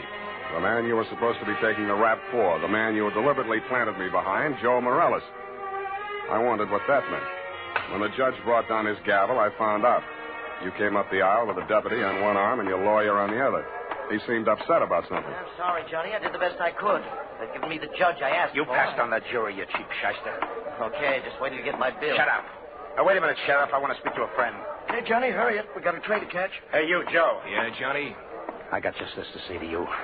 I'm going up, but I'm not staying, see? If I'm not paroled out in 3, I'll break out. Either way, I'll get you, even if it means a murder rap. Oh, now listen, Johnny. You heard me, Spade? Yeah, Johnny, I wish I hadn't. Come on, Johnny, we gotta go. Okay.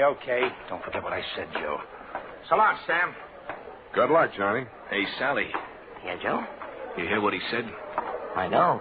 He's gonna knock me. This guy's a witness named Spade. Spade, my brother Sally. Salvador Morales. You may have heard of me. Yeah, if I'm ever up in a hit and run, remind me not to hire you. Come along, Spade, where we can talk quietly. Just over here. My conference room. Look, we got nothing to talk about. Oh, yes, we have. Watch it. I just got this suit pressed. Yeah, right in here. Sally, is it all over? How did it come out? Where were you? In here. I couldn't force myself to stay out there. What did he get? 3 to 10. 3 to 10. Is that... Oh, I mean, how terrible. How terrible. Best I could do. This is Sam Spade, my dear.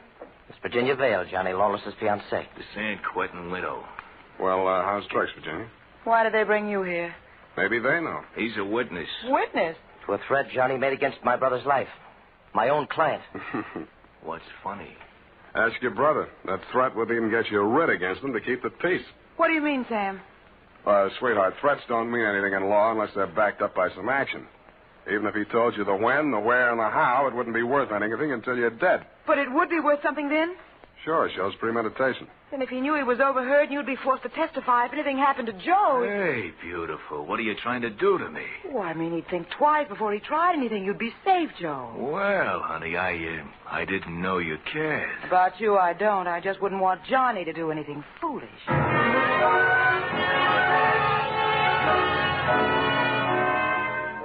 End of flashback. That was 3 years ago.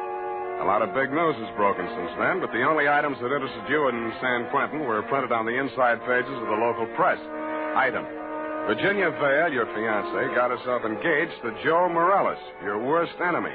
And item: Salvador Sally Morales, your mouthpiece, had taken over your mob. Which brings us up to yesterday morning. Yeah? That you, Sam? Who's this? Johnny Lawless, remember me? No. I was hoping you'd say that. Look, Sam, I got a job for you. Call Peeper Breen. He may need it bad enough. I've got no contacts in the mobs anymore. This is clean. How clean? A chance to save an innocent man from the gas chamber. While There's $1,000 in it for you. Wait till I get a pencil. Now, what was the address? The Alma Arms on Pine Street near Jones. Yeah? Buzz me 3 times. 1 long, 2 short. And make sure there's no one on your tail. Got it. I was not tailed. I found your name on the bell panel, buzzed 1 long and 2 short, and the automatic lock clicked me in. You were waiting 1 flight up in the open door of your apartment. You didn't say anything, just made sure it was me, motioned me inside, locked the door, and led me back to a bedroom. Well, there it is, Sam. Mm-hmm. Joe Morales. Dead about 3 hours, I'd say. 4 slugs, chest, shoulder, and head. Looks like amateur work, a professional aims for the belly, or did you mean it to look like an amateur job? Would I be sap enough to drop him in my own apartment? Besides, he's my lawyer's brother, and I might need Sally again. Why did you call me? Well, you heard what I said to Joe after the trial. Who told you that, Virginia? Yeah, but she didn't have to. Didn't I ask you to sit there? Oh, that's one thing that worries me. Look, let's go in the other room, huh? I feel like a drink. Well, here's my pitch, Sam. I checked out of San Quentin yesterday morning. I didn't have a mark against me. The warden himself put my case before the parole board. He called me the ideal prisoner. Shall we dance? Okay, Sam, okay. But a man can change a lot in 3 years. So can a woman. Virginia met me at the gate and we drove into the city. We didn't have a thing to say to each other. The way I felt by the time the ride was over, Joe could have her and welcome. I had other plans. Such as? Well, the parole board was getting me a job with a mining firm, a surveyor. I took a course up at Quinton. You seriously expect me to swallow this line of guff? Listen, you don't get fat making a living on the mace. Take half of these guys you hear telling the world what wonders they are at puffing boxes, knocking over joints, and the rest of the lays. Yeah, not half of them make 3 meals a day at it. Then what chance has a guy without a regular racket? And, brother, that's me. I'll buy that for now. Let's talk about that dead body. All right. Well, I called Joe on the phone this morning, see, and I told him to meet me here at 3 this afternoon. I wanted to tell him, forget about what I said about how I was going to get him. Not that I wanted to write off that rap I took for him. But if he was scared, he might come gunning for me. I might have to break parole to defend myself. About Virginia, like I told you, we got nothing to talk about. Yeah, it was beautiful while it lasted. So he was due here at 3, huh? Huh? Yeah. I was held up. As a matter of fact, I was with my lawyer at the time. Sally? Yeah, I phoned the building and told the superintendent to let Joe in, and then I got here about 4:15. But I didn't find him till just before 6 when I called you, Sam. How come? Well, I just didn't look in the bedroom. I figured he got tired waiting and left, you know. Yeah. Mm-hmm. Well, look, Johnny, assuming your story is true, and if it isn't, you ought to be ashamed of yourself, who do you think did it? Well, that depends on why. If it was somebody gunning for him, it would depend on what's going in the mob since I've been in Clinton. You know more about that than I do. If it was somebody trying to frame me... What do you mean, trying? Hey, wait a minute. I got a phone homicide. You must have known that when you called me. Yeah, that's why I ripped the wires out. That's cute. That's very cute. Oh, that look. makes you look real good. Look, Sam, look. I'm not asking you to do anything extracurricular. Sure, you have to yell cop, but you'll do it over a pay station downstairs. And by the time anybody can get back up here, that stiff will be out. It will. Well, how's that going to be done? I got a friend in the undertaking business. Met him up at Quinton. He just installed a new crematorium. You should have called him first. I did, but I can call him off. You're stir-happy. Look, Sam, how about it, huh? So the cops come in tonight, tomorrow. Who cares? Not Joe, the weather he'll keep. What do you say, Sam? What do you say? I say you're probably bluffing, that you got no way of getting rid of the stiff, but on the outside chance that you might not be bluffing, I'll swing along with you for a couple of hours. If I don't turn up anything by then, the deal is off. Okay, that's fair enough. Yeah, but this isn't... Hey! Sorry, I gotta do it.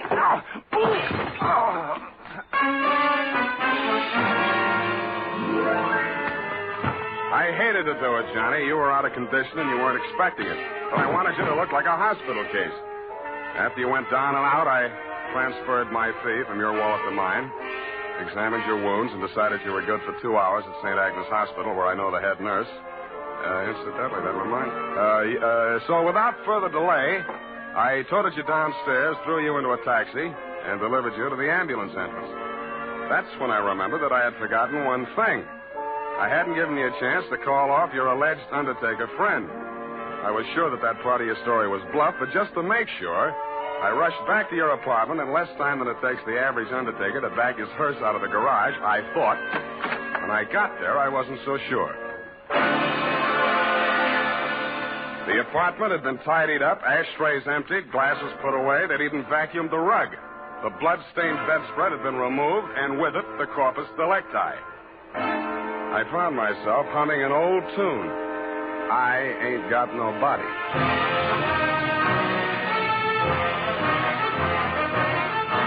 The makers of Wild Root Cream Oil are presenting the weekly Sunday adventure of Dashiell Hammett's famous private detective, Sam Spade.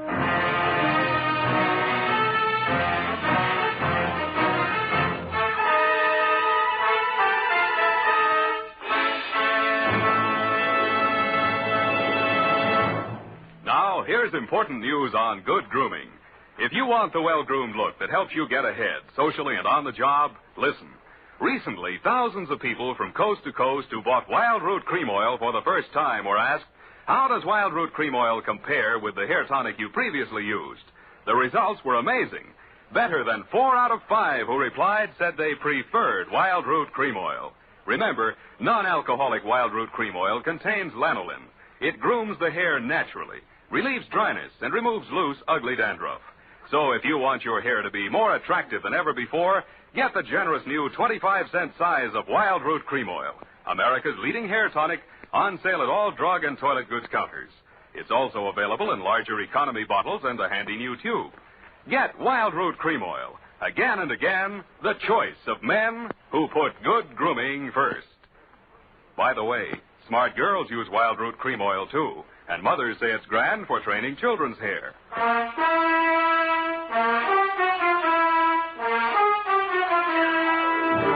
And now, back to the Lawless Caper. Tonight's adventure with Sam Spade.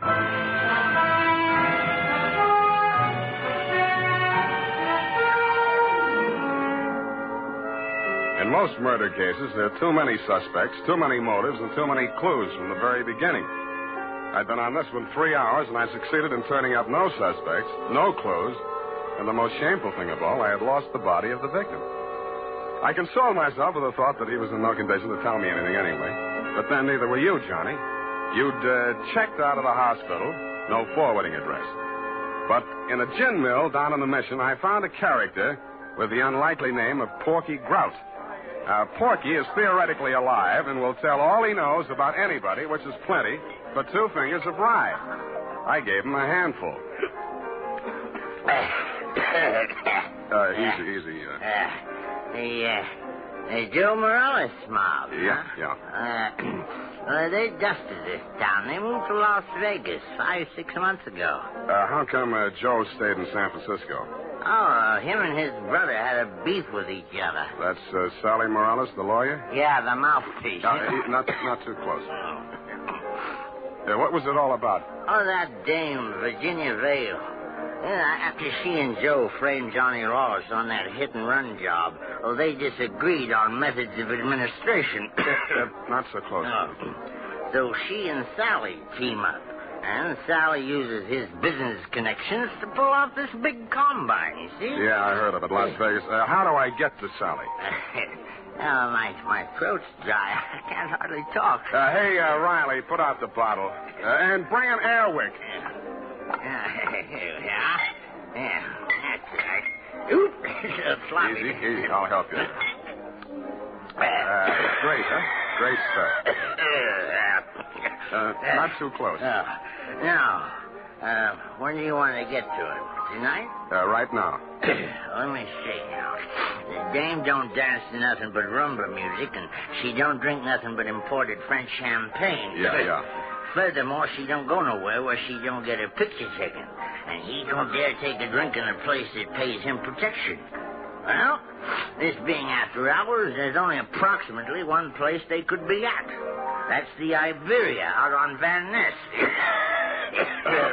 Yeah. Thank you and good night, Porky Grout. If your friends won't tell you, I will. What? Please don't bother to answer.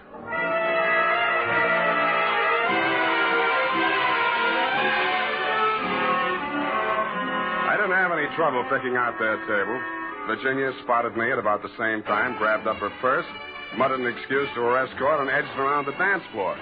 She caught me in the middle of a bambuco, a combination of a rumba, a samba, and guaracha, and whirled me lightly out onto the floor. I followed as best I could. Listen, you shouldn't have come here. How did I know our first dance would be a bambuco? You danced divinely, but you must leave at once. Sally is insanely jealous, and he's in an especially bad mood tonight. Yeah, so am I. I know why you came. You run up on me. Johnny Lawless has been in touch with you, hasn't he? You talked to him since yesterday morning? No. He's bound to get in touch with you. I don't know what story he's told you, but don't believe a word of it. He only wants to get you out of the way so he can get back at Joe. Still thinks Joe framed him into San Quentin. Now, you can stop worrying about Joe. Huh? Sam, what are you... Well, he's dead, if that's news to you. I think you'd better talk to Sally after all. Come on. Well, I was just getting the hang of it.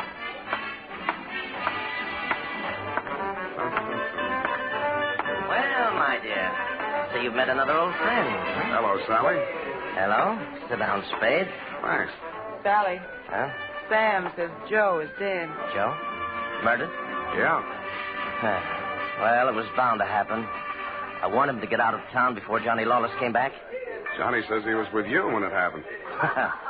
Juries don't go for alibis, Spade.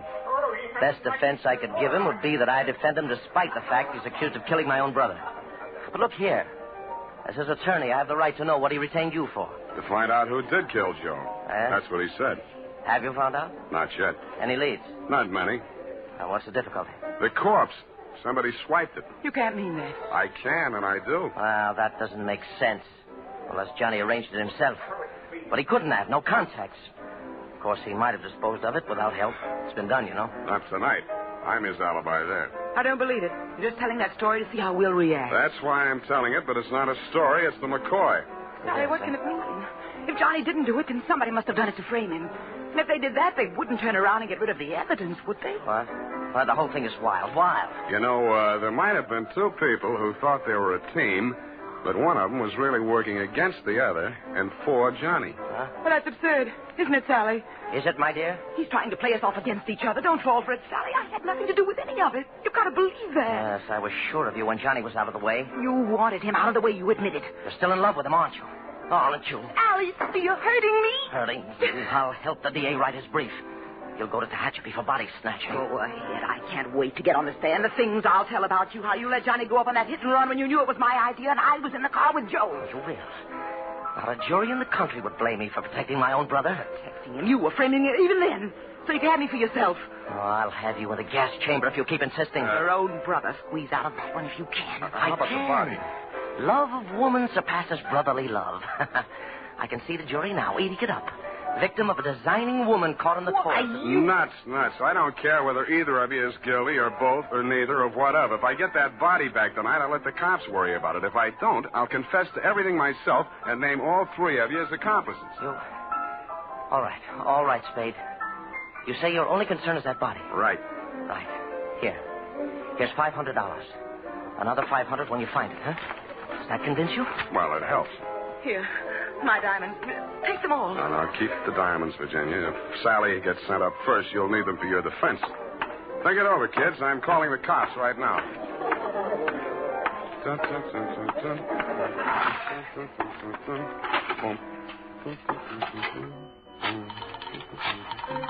think it's 1 foot back.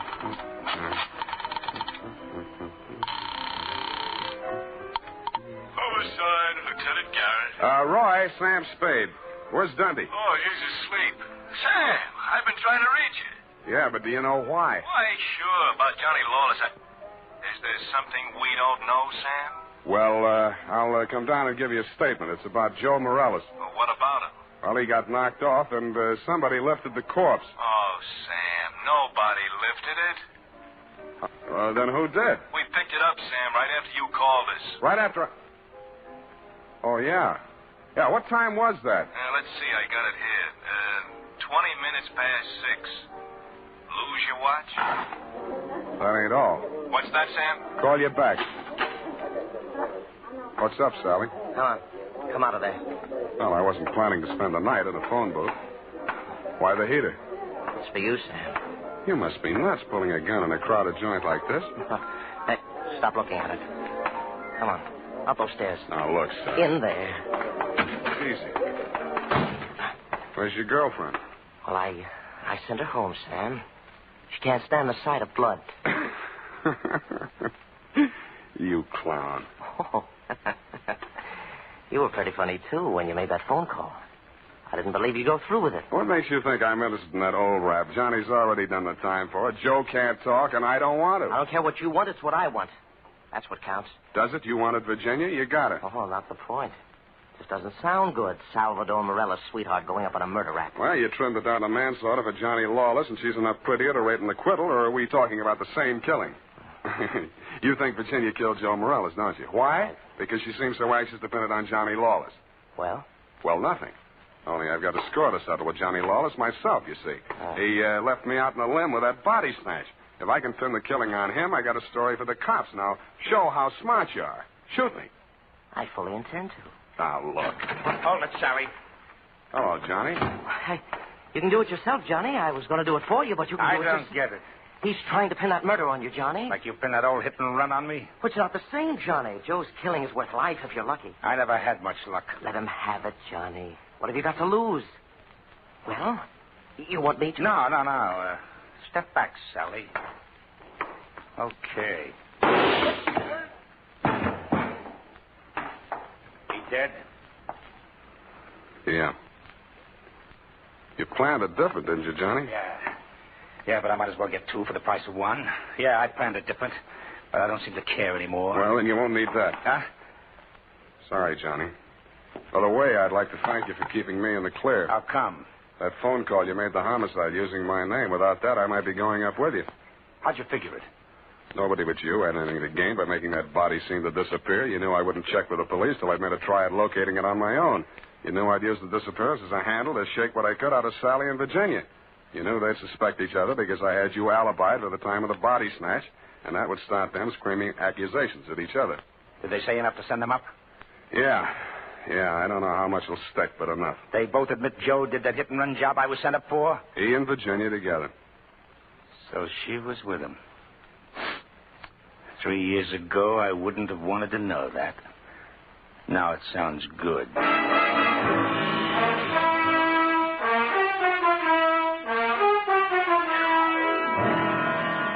I didn't think it really sounded good to you. I was sorry to hear it myself, and after all, I'd only danced the bambuco with a mouse. I'm sorry things turned out the way they did. It's a little late to be making with the advice, but, well, you know, the best laid plans of mice and men gang after glade. What? And as you say, what chance has a man got without a regular racket? Period. End of report. Well, heavens to Betsy. Oh. How can you be so sympathetic with a girl who did all those terrible things? Oh, I know, F, I know. It's a silly dance, but she looked cute while she was doing it. I don't mean the dance. You mean the best laid plans? What does that mean, Sam? That gang after glade? I'll give you a hint, sweetheart. It's something you never need worry about. No.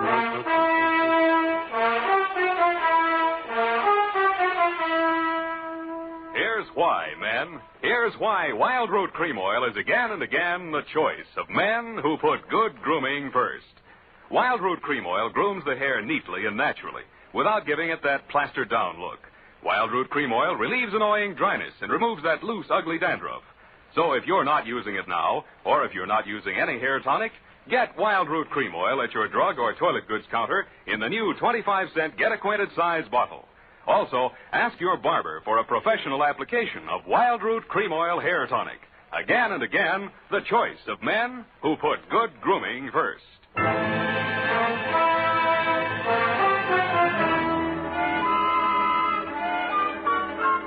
here it is, Sam. My, terribly confusing. I sensed that somehow. Who was that hit-and-run victim? Well, they named that dance after him, George L. Bambuco. I don't believe it. Sam, what does it mean? What does it mean? You know. Gang after glade? Snafu. Oh, why didn't you say so? Darling, shit. Good night, Sam. Good night, sweetheart.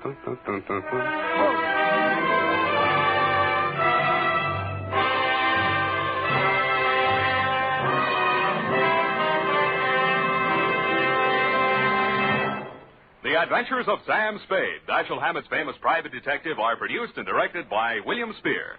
Sam Spade is played by Howard Duff. Lorene Tuttle is Effie. The Adventures of Sam Spade are written for radio by Bob Tallman and Gil Dow. Musical direction is by Lud Gluskin with score composed by Renee Garrigang. Join us again next Sunday when author Dashiell Hammett and producer William Spear join forces for another adventure with Sam Spade. Brought to you by Wild Root Cream Oil. Again and again, the choice of men who put good grooming first. This is Dick Joy reminding you to get Wild Root Cream Oil, Charlie. It keeps your hair in trim. You see, it's non-alcoholic, Charlie. It's made with soothing lanolin. You better get Wild Root Cream Oil, Charlie. Start using it today. You'll find that you will have a tough time, Charlie. Keeping all the gals away. Hiya, Baldy. Get Wild Root right away.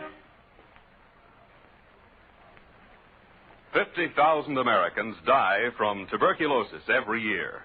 Yet tuberculosis is curable. The disease can be wiped out.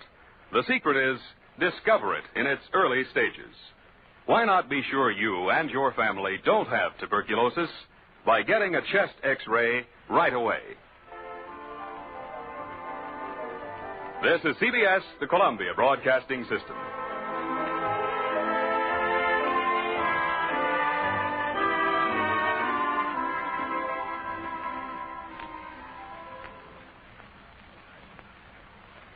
Hollywood. It's time now for...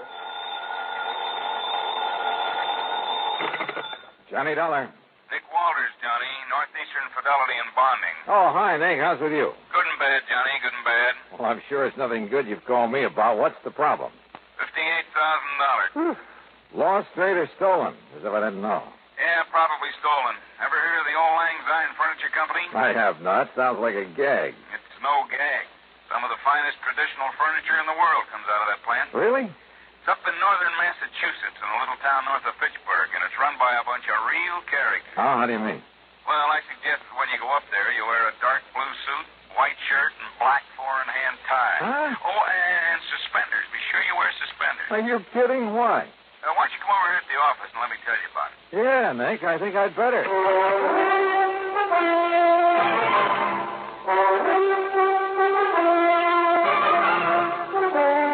Bob Bailey in the exciting adventures of the man with the action-packed expense account. America's fabulous freelance insurance investigator. Yours truly, Johnny Dollar. And now, Act One of yours truly, Johnny Dollar.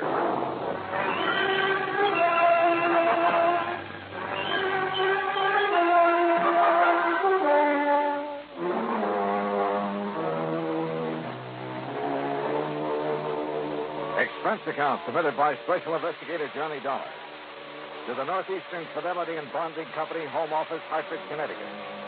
Following is an account of expenses incurred during my investigation of the Two-Face matter.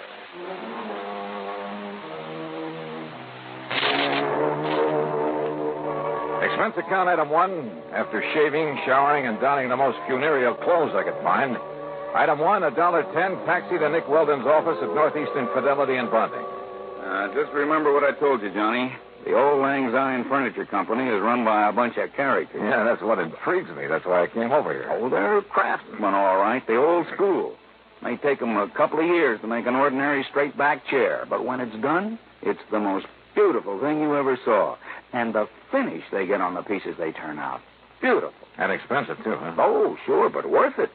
Any piece of furniture they make will last 100, 500 years. Yeah, they're real honest craftsmen, the kind you don't see anymore. Uh-huh. Well, apparently somebody wasn't too honest with them. So tell me all, Nick. Johnny, it seems one of their lads has run off with some of the company money. Yeah, you mentioned $58,000. Yep. 58,433 to be exact, and those boys are exact. Well, what did the police have to say? Nothing. They were never called in. Well, why not?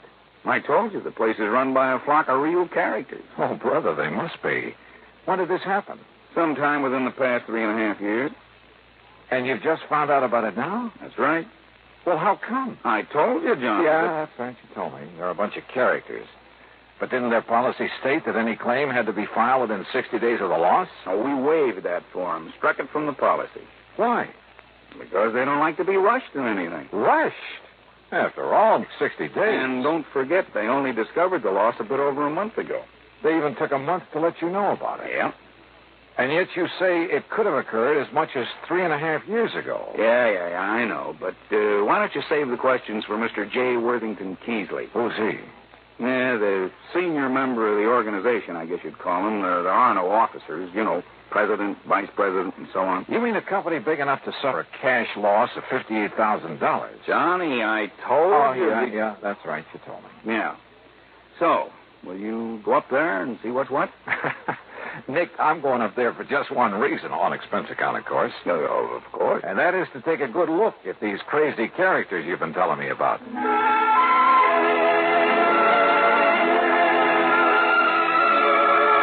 Item 2, $3.25 for a bus to Fitchburg, Massachusetts, where at the terminal I picked up a local to North Weldon, home of the Old Lang Syne Furniture Company. The name was appropriate.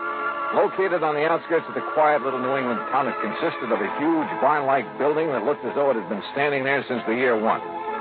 Surrounded by stately elm trees and a couple of gnarled ancient oaks, it looked, well, very picturesque.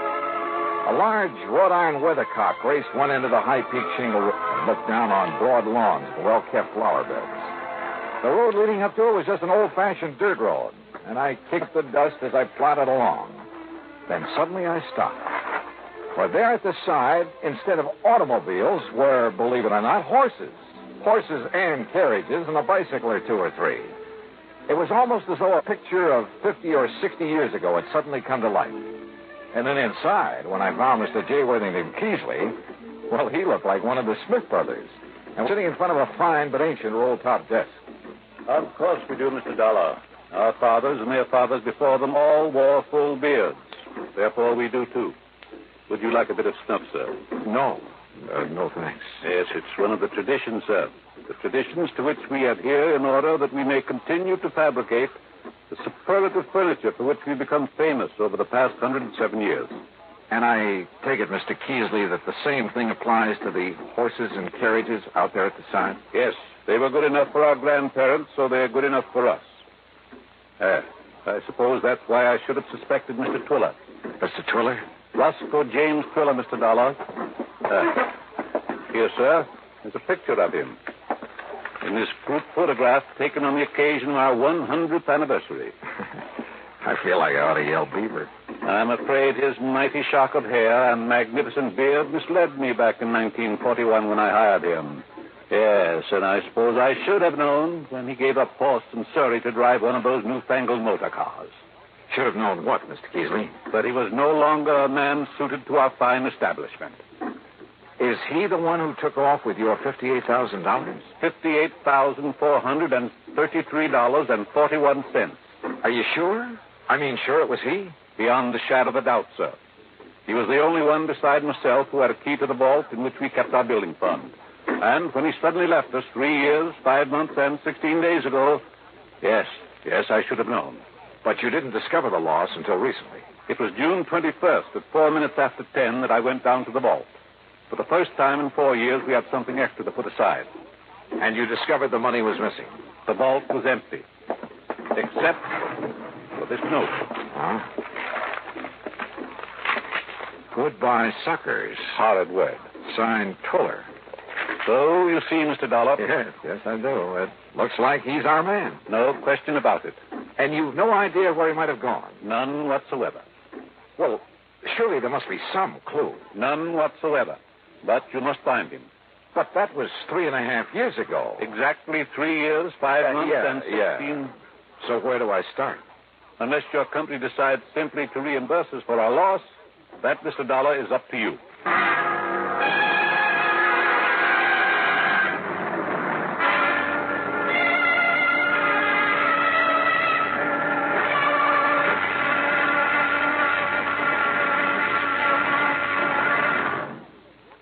Act 2 of yours truly, Johnny Dollar, in a moment. Sometimes we may wonder why a football team doesn't quit playing and walk off the field when it finds itself 50 points behind with only a few minutes of play to go.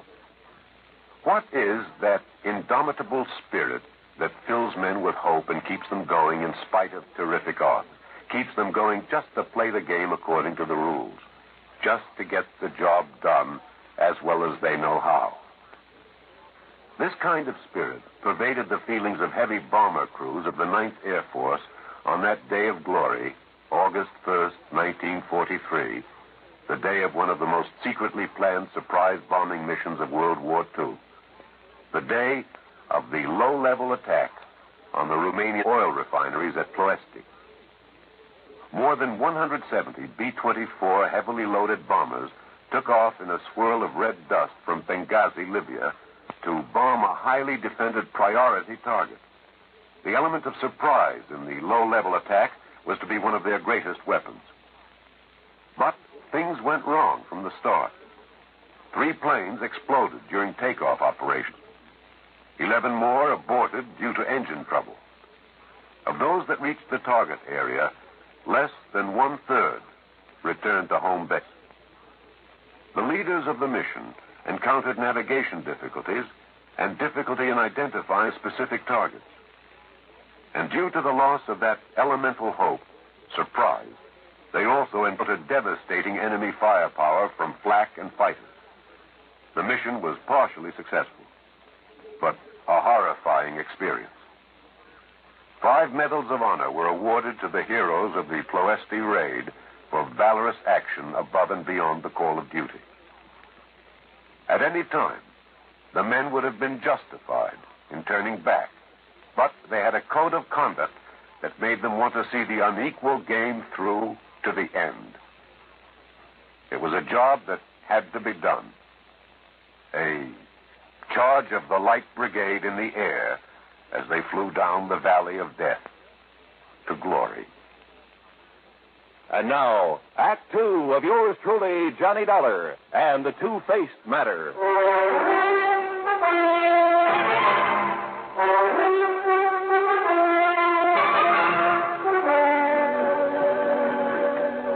Okay, Mr. Keesley, it looks like this man Twiller is the one who walked off with the money in your safe when he left your employ. No question about it. And unless you can find him, your company will have to pay the full amount of the loss. Yeah, well, even if I do find him, the chances are he'll have spent that money. After all, 3 years and a half. Exactly 3 years, 5 months, and 16... You say you have no idea whatsoever as to where he might have gone. With that much money, he could be anywhere in the world. Uh-huh. Where did he live? I don't know, sir. What? After all, it was none of my affair.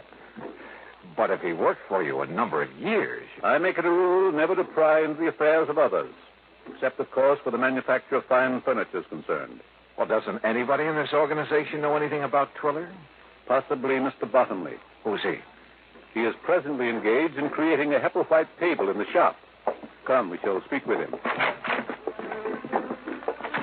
The huge shop dated back 100 years at least. There wasn't a single power tool, not even a buzzsaw. But some of the tools looked as though they might have been used to build the ark. 8 or 10 men, all of them old, all wearing dark trousers, suspenders, and white aprons, were busy turning out fine pieces of furniture, carefully, almost lovingly. And every one of them wore his own distinctive full beard. Hooray for tradition. Mr. Keesley led the way to a man who was gently trimming the edge of some kind of a sideboard. Good morning, Mr. Bottomley. Good morning, Mr. Keesley. You must pardon this intrusion, Mr. Bottomley. It must be for good reason, Mr. Keesley. So you must understand that I cannot afford interruption if I am to finish this credenza by the end of the year coming. Of course. I wish you to meet Mr. Johnny Dollar. Good morning, Mr. Dollar. How are you? He is an investigator, Mr. Bottomley, come to get us back the money we lost. Then he must find Mr. Twiller. Exactly. Good morning, Mr. Thurston. Good morning, Mr. Keesley. Mr. Keesley tells me you know where this man Twiller lived. He was my neighbor. Lived alone next door to me. Where? And I assure you, sir, I had no idea of his designs on the company building fund. Yes, I'm sure. But now if you'll tell... Each morning, he drove me to work in his carriage until he purchased that abominable motor car. Oh? I refused to ride in it, sir, and bought myself a bicycle. You did properly, Mr. Bottomley. Good morning, Mr. Woodstone. Morning, Mr. Keesley. Well, just where is it that Twiller lived, Mr. Bottomley? In the village of North Weldon. East North Weldon, on Peach Avenue. Well, then perhaps the authorities there will be able to give me some kind of a lead. The authorities? Mr. Police, Mr. Keesley. The police? Good heavens. I hope not, Mr. Dollar. Surely not the police. Gentlemen, please. These gentlemen are right, Mr. Dollar. Think of the blot on our good name. Now, look, your loss amounts to $58,000. $58,400. If I don't find this man, my company's going to have to pay off. I know, but the police... Now, look, my immediate job is to find this Roscoe James Twiller. And if I need the help of the police to do it... Who's the chief of police in North Weldon? Well? The mayor, Mr. Dollar. What's his name? John Kenworthy Wilkins, Mr. Dollar. Any of you know him? We do not mix with the townspeople, Mr. Dollar. We don't even go into town, Mr. Dollar. That's right. But I do have a picture of the mayor. Here, sir. Bottomley. Where did you get this? He's running for re-election, Mr. Keesley. I found this poster in my carriage. Well, get rid of it, man. This is indecent. No, wait a minute. Let me see that. Terrible. Disgusting. Huh? Why, it's a disgrace to have such a thing within the walls of this fine old company. Oh, no. No wonder the old boys were shocked. For His Honor the Mayor of North and East North Weldon was not only as bald as a billiard ball, but to top it off was clean shaven. Yeah, A picture like this within the walls of the Auld Lang Syne Furniture Company was real sacrilege. But I still hadn't done my job. I had to find this man Triller or let the company pay out $58,000. How to find him? I hadn't the least idea.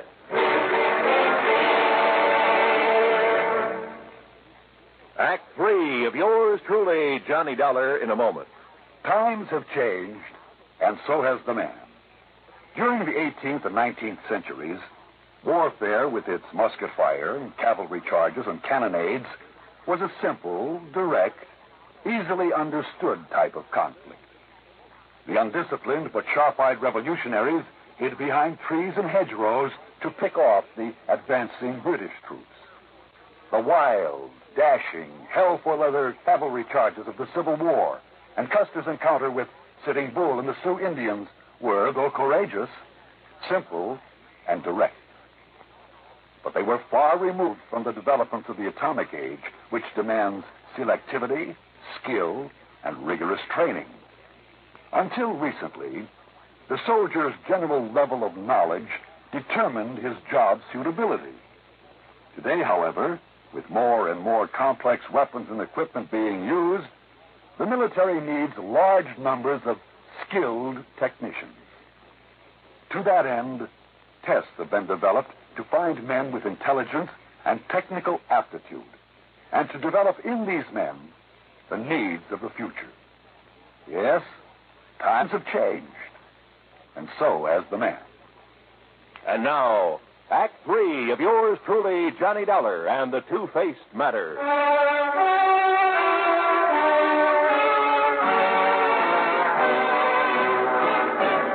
I found the mayor of North Weldon sitting comfortably on the shaded porch of his home, fanning himself with an election placard and sipping at what looked suspiciously like a gin and tonic. Yes, you're certain that I can't fetch you a limeade, too, Mr. Dollar? No thanks, Mayor Wilkins. Yes. Well, now, as I started to say, when I first came here, I did hear some rumor about money having been taken from the Auld Lang Syne Furniture Company. But until they lodged a complaint with me, you see, I'm also chief of police. Yes, well, from what I can see, they're pretty slow about things like that. Yeah, well, they're slow about everything. But they make magnificent furniture. I could see that. Tell me, did you know this Roscoe Twiller at all? No, gone before I came to North Weldon. Oh? But that was only 3.5 years ago. And I came after that. Yet you're the mayor of the town. Village, really, Mr. Dollar. But lovely place.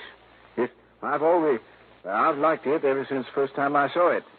And when the people learned of my police record, my record in police work out in Ohio, why, they insisted that I take over my present jobs for them. I see. And you have no idea where I could get a lead on this man Twiller? No, sorry. Don't the people at the furniture factory have any ideas about him? None whatsoever. You're sure? I'm sure. Yes, well, if what you've told me is true about his taking the money, he is probably far, far away. Yep, I'm afraid so. Just as far as I am from solving this case. Well, we chatted on for a few minutes, and then I left him in the hope of finding some erstwhile neighbor who might be able to give me some help. I headed across town toward Peach Avenue. And as I was about to pass the bus stop... Bang! Bang! Huh? Bang! Bang! You're dead! Oh. And another redskin bit the dust. Well, hi there, fella. Cowboy, huh? Sure, I'm a cowboy and a policeman and an artist and everything. Sure. My name's Jimmy Carter. What's yours? Johnny Dollar. Want to see some of my artistical drawings? Yeah, sure I do, Johnny. Just look at this cigarette advertisement here on the fence. Uh-huh. With my own crayons, too. That's it. How's that? Jimmy, that's the most beautiful mustache I ever saw on any girl. Sure. My teacher says I'm going to grow up and be a great artist. Oh, sure. But first I have to get a paint set. Sure you do. And see what I've done with this one. Sure, you... Jimmy. That's our mayor. Yeah. He's running for re-election. That's why he has all these signs all around. Don't you think he looks a lot better with some hair on his old bald head? And a little child shall lead it. Now I'm going to put a beard on it. See? Like some of those old men at the furniture factory. Stay with us, Jimmy. Stay with it. Ah, they're funny old men. Like this. See? Uh-huh. Only they never come in town. Never. There. Doesn't that look like one of them? There. Jimmy, that's so good I'm going to save it. Really? Yes, sir. Thanks a lot. Gee, you? I sure do. I didn't know I was that good. Jimmy, you'll never know how good you are.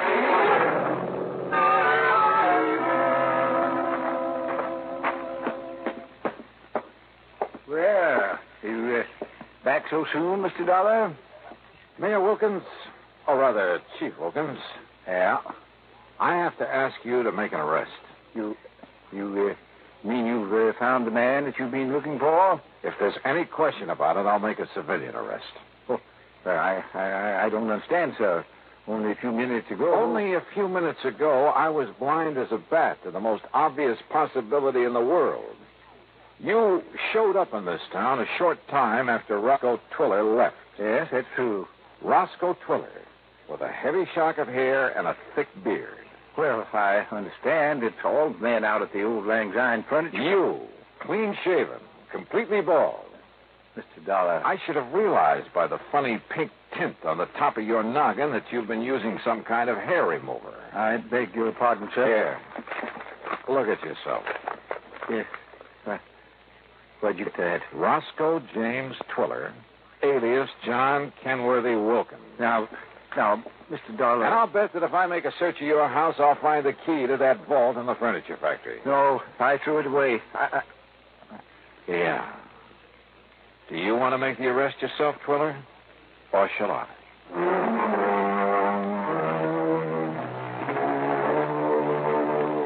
I don't know why Twiller gave up so easily. I guess it was because I'd caught him completely off guard. He even signed a confession and promised to pay back what he could. So, from here on in, it's up to the courts. And all thanks to a little kid who liked to draw mustaches on billboards. Expense account total, including the finest paint set I could find for my little pal Jimmy. Ooh, hey, wait, I gotta pad this.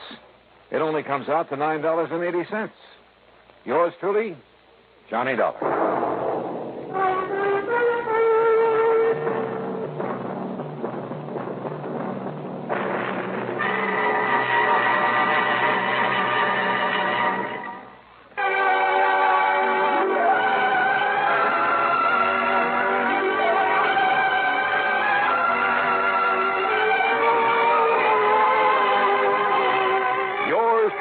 Johnny Dollar, starring Bob Bailey, originates in Hollywood and is written, produced, and directed by Jack Johnstone.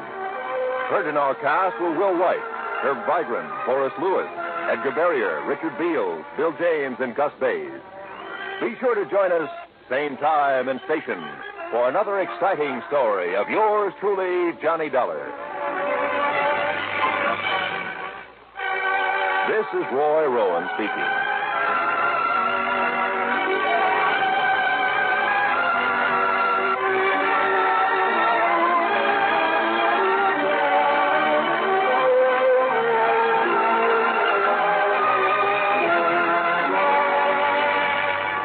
The National Broadcasting Company presents The Adventures of Sam Spade, Detective.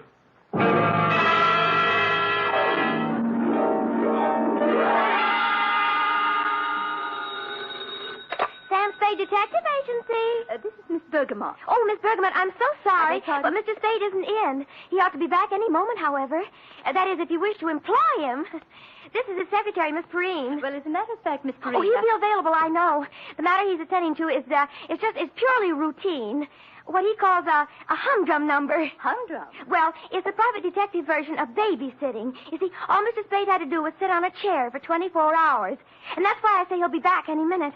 His last words to me were, take anything. So if you desire his services... I do not desire Mr. Spade's services.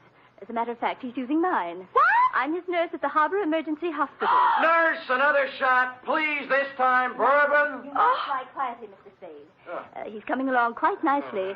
The bullet didn't enter the cranium at all. Bullet? Cranium? Both. Mr. Spade wants to... But I refuse, nurse. I refuse. But, Miss Nightingale, I am. F. Wonder Girl. Sam. Ah. Oh, Sam.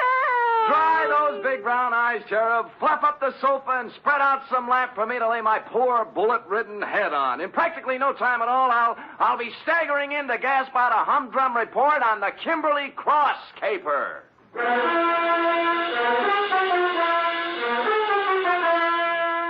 For NBC, William Spear, radio's outstanding producer, director of mystery and crime drama, brings you the greatest private detective of them all in The Adventures of Sam Spade. Hospitals, milk. Have to break down your whole constitution, give you fits. Sam.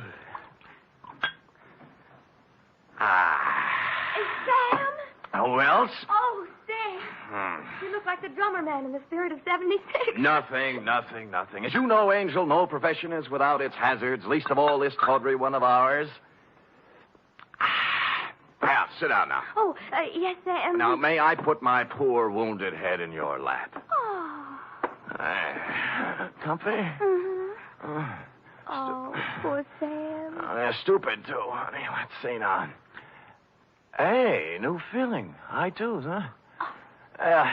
Date, fill it in to G.J. Runcible, Claims Manager, Sunset Indemnity Company, from Samuel Spade, license number 137596. Subject, the Kimberley Cross Caper.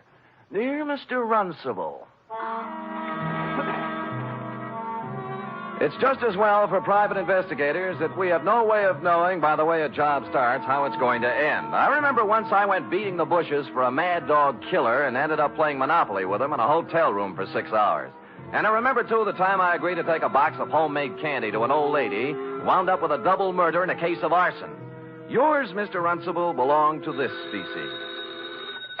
Spade. G.J. Runcible, Sunset Indemnity. You available? Maybe. What'd you have? Are you or are you not available, Mr. Spade? Answer yes or no? Yes. Yes. How much? $50 a day. Expenses, Yes. right. Got a job for you next 24 hours.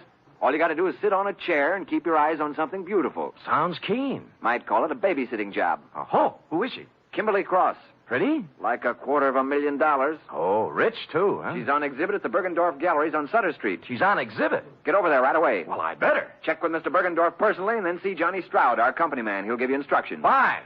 Now, why don't you tell me what we're... Hello? Hello? Always happens on page 6.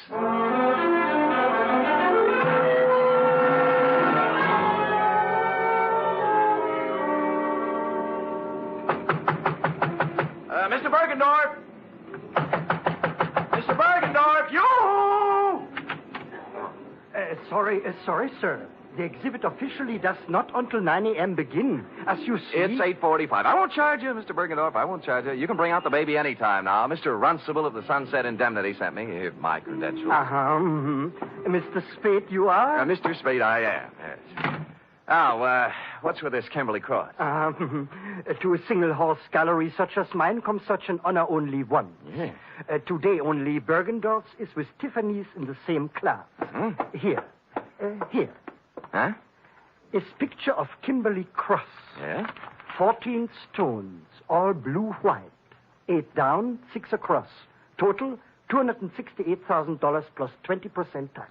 Oh, jewelry. To call this jewelry is to call Elizabeth Taylor a garden variety tomato. Yeah. Is a crown jewel from Thuringia, Mr. Spade. Really? Is part of estate of a dead duke. Is price tag $268,000 plus 20%. Yeah. Where is it? Involved. Time lock. Comes 9 o'clock on the nose, she opens. Then... Yeah, the exhibit begins. Yeah, there's a company man here from the insurance outfit, isn't there? Johnny Stroud. Oh, where is he? He's working concealed. Oh? This man Stroud undercover. Clever stuff, huh? You see, parked at curb across the street, one autobus. Oh, yeah. Department of Public Health, City and County of San Francisco. What, Anti-tuberculosis campaign. Pardon? Is giving to public for free gratis 1 X-ray per citizen for chest cavity. Oh, chest X-ray. Handily parking opposite the Bergendorf Gallery, so inside Mr. Stroud can take for himself a plant. Get it? Clever. The free gratis auto bus for chest x-rays was a square-end job, complete with reception compartment, x-ray machine, and attendant. The latter a sincere type with horn-rimmed glasses and white-starched blouse. I use the word sincere advisedly, since he was at the moment doing a selling job on Johnny Stroud. You know what I always say, Stroud? What do you always say, George? You never can tell about a call. You never know. Yeah, you see right there. I got a cold. Maybe. 8 to 5, it's only a cold. But 5 to 8, oh, let me take the picture now. No charge, no pay. No dice. Go away. Oh, Spade? Yeah. Good. Come on in. The boss said he was sending you up. Plenty of room back here. You realize you're standing right in front of my x-ray machine? We'll move when you get a customer. Customers, yes. Where are they? Where are those chests? If people only knew that 8 to 5, it may be a cold. Then Did Runcible brief you on this, Spade? Yeah, it was brief, all right. How do you make it? 14 vulgar-sized diamonds looking for a buyer. Sunset indemnity insuring Bergendorf against loss during the 24 hours they're on his hands. That's 2 for you. There's 2 against me, too. Oh? Like, why does Sunset Indemnity need outside help when they have you? And why are you playing like a movie dick when the sensible thing to do is to sit down next to the exhibit with both eyes open and a rod under your arm? What are you doing, George? I'm testing my machine. Don't let me interfere with you, boy. George doesn't like me. I see that. Well, I guess the boss left out one item, Sam. A tip? Yeah. Last night, some schmo called him around midnight and got him out of bed. Oh? Runcible's a pessimist, you know. When Sunset Indemnity's on the line for $250,000, he tends to get jumpy. Who had the tip? Anonymous. They all are. Right from the oat bin, the guy says. Somebody's going to take a running jump at the Kimberley Cross while it's at Bergendorf's. Mm-hmm. Needless to say, for the balance of the night, Runcible does not sleep. So today we got reinforcements. Georgie? Yes? I'm going to leave you now, George, to take my post across the street while Mr. Spade... Hey, wait a minute, Johnny. Look, in front of Bergendorf's. The dame? The dame. To paraphrase Bergendorf, calling her a dame was like calling the Kimberley Cross a hunk of jewelry. But that's not what interested me, at least not right then. She was walking back and forth in front of Bergendorf's like a kid at the dentist door trying to get up the nerve to push the button. Quoting from my notes, it says 9:02 a.m., girl, 5'2", blonde, early 20s, gray tweed suit, spent a few indecisive minutes in front of Bergendorf's, finally went in. She came out almost immediately, started west on Sutter, then evidently saw a patrol officer approaching on same side of street, hurriedly crossed toward our post in Public Health Department Mobile Unit number 2, and entered. Hello. Well, good morning. Am I too early for the... Oh, you're just in time. First customer of the day. Yeah, let's see now. Name? Martin. Martin. First name? Bernice. Address? 826... She wasn't a very good liar. While she was telling him her name was Bernice Martin, she filled with a leather handbag with the initials PC on it, big enough to read from across the street. George filled the form out, then moved her around to the machine. By now, the cop she was ducking had walked by and turned the corner. Shall I... No, it won't be necessary to take off your coat. Is this all right? That's good. Stand right there. Hold still now. Take a deep breath. Hold it. There. That's all there is to it. You're doing a wise thing, lady. You think so? Certainly. 8 to 5, it's only a cold, but 5 to 8, you never know. Here's your stub with your number on it. We'll notify you in a few days. Thank you. Thank you.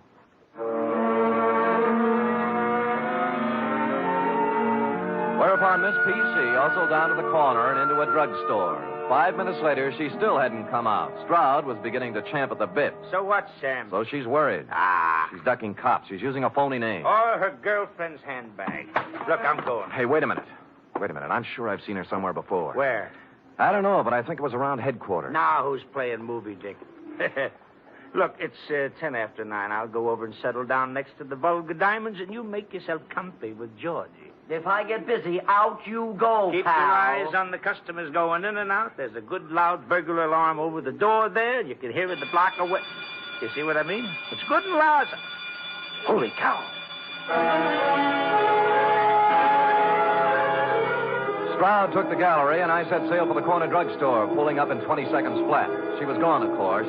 The druggist was at the fountain, mixing a Coke, which he spilled when I reached across and grabbed him by the lapels. Blonde, you say? Yeah, young, gray suit.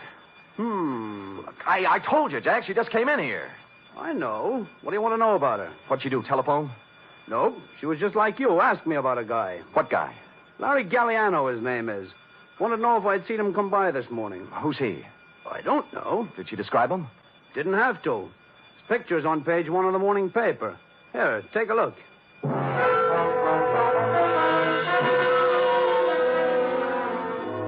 It was no time to dawdle, but I gave it 10 seconds. Larry Galliano, a one-time gas station stick-up artist, had just been released from Quentin after doing 5 years. On the way across the street to Bergendorf's, it came back to me where I'd seen her, standing outside the courtroom, crying when they sentenced him 5 years ago. Over here, Sam. Yeah. Oh, no. Bergendorf, huh? Yeah, shot from behind. The stones, needless to say. Sure. Maybe you were right about that day. No, she didn't have time. Someone was hiding in here waiting for Bergendorf's to open up this morning. How'd he get out? Well, there must be a back door in this joint. I'll check it. The phone's on the desk. Wake up Lieutenant Dendy, huh? Right. How he'll love it, too. 2 of us holding hands across the street while... Stroud! Johnny Stroud! Look, it's me, Bergendorf, Sam Spade. Stroud! He's checking the back door. Who did it? Oh, double-cross me. Wanted it all. Who? Who you talking about?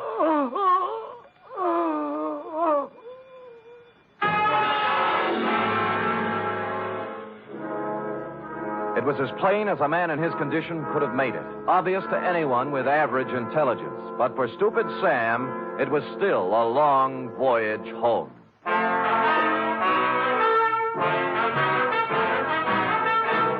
You are listening to the weekly adventure of radio's most famous detective, Sam Spade.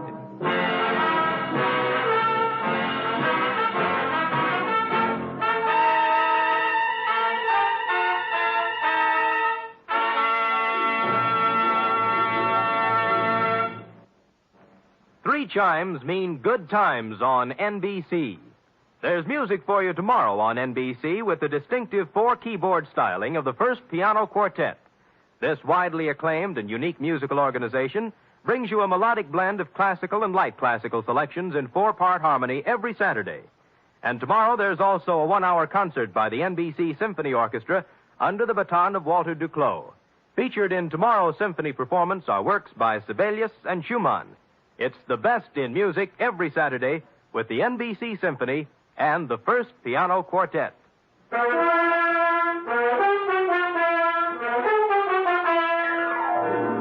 And now back to the Kimberley Cross Caper, tonight's adventure with Sam Spade.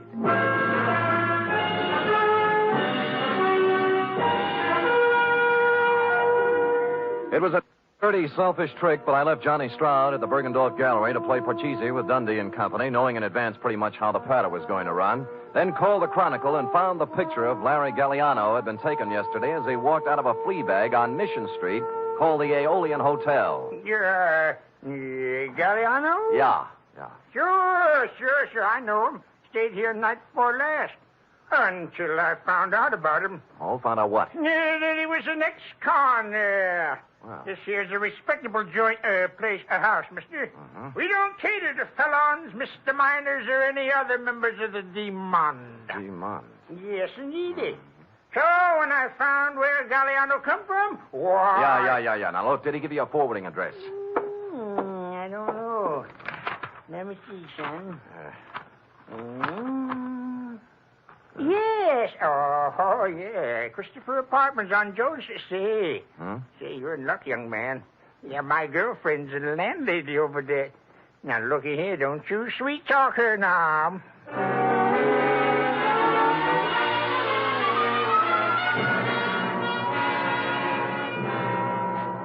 Out of the way, boy. Out of the way. Look, all I want, madam, is one moment of your time. I already told you, boy, I don't know no Galliano. Yeah. Never heard of him. Flopsey, I don't want to hear from him. Yeah, well, wait a minute now. Will you just take Not a look at... one side, boy, one side. I got four more right there. Sweet. I had no time for Well, anything. Mrs. Landlady, I'm afraid you've lost out. What? Yeah, you were in line to win a bagless vacuum cleaner, you know. Oh, wait a minute, Curly. Wait a minute. What you want to know, bud? Yes. Well, this Galliano just might be using another name. Now, this is his picture right here. Oh. Yes. Now, I will rephrase my question. Has he been around? Nope. I see, landlady. Well, do I win? Oh, I am sorry, but stand by for the giant jackpot. Is it electric?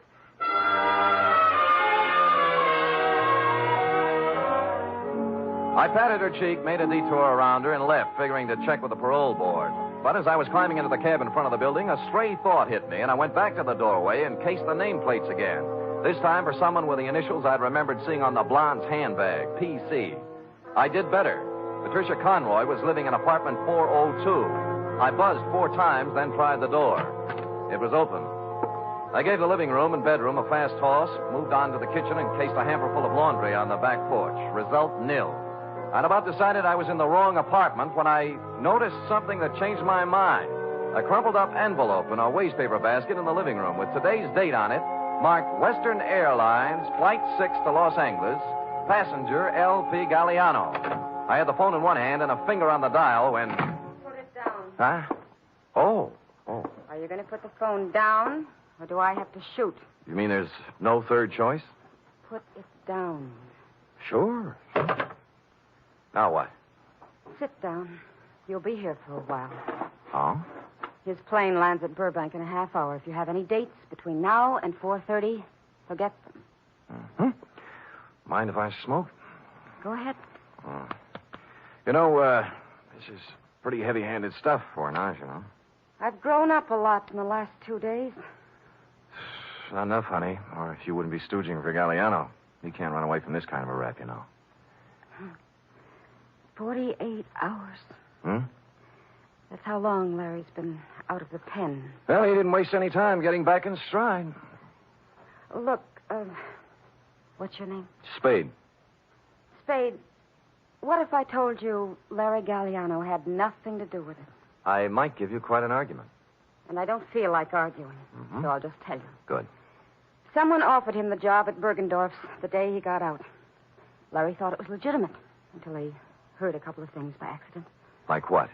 Like getting hired to play fall guy in a phony robbery. You mean Bergendorf was in? Sure, till this morning. Uh-huh.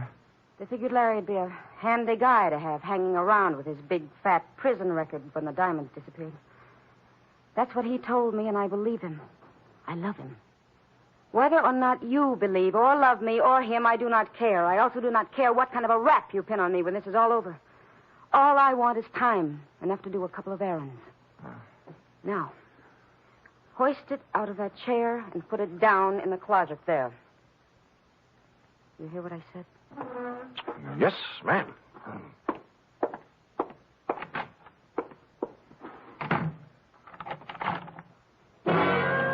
I was wrong. She was no ingenue.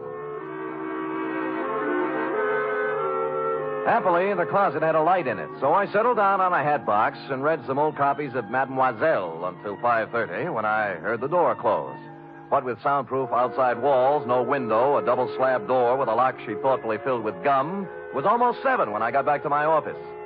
The next move, of course, was to call Lieutenant Dundee and wise up the Los Angeles police on Galliano. I picked up the phone and put it down 4 times. There was no use kidding myself. The yarn she told was pretty wild, but there was something about the way she told it. And I believed her. In here. Yeah. You remember me this morning, huh? Oh, George, yeah. the technician from the X-ray mobile unit? Yeah, George, what's on your mind? Funny thing, that girl, 34 chest, you remember the blonde? Oh, yeah, I remember her very well, George. What about the blonde? Well, I tried to call her. Operator says there's no such number, and the company has no record of a Bernice. She was using a phony moniker, George. Her name's Patricia Conroy. Ah, now why would she do that? Well, a girl's got to be careful, you know. She does, for sure. How come? How come? I kind of took an interest in her case, you know. I rushed the pictures through as soon as we closed up tonight. She's an incipient case. Oh? Yes. I wanted to wise her up right away. You see, here. Oh. This is... No, this one's Johnny Stroud. I took it when he wasn't looking. Told him I was testing. He was right at that. Nothing wrong with him. But I always say you never... Yeah. How about the girl? How about the girl? Cold. Oh, yes. Yes. Here, now, look. You see this shadowy part here? Yeah? Hey, wait a minute. I wasn't looking at the shadow part. I was looking at something at the left side of the picture, right where the inside coat pocket would be.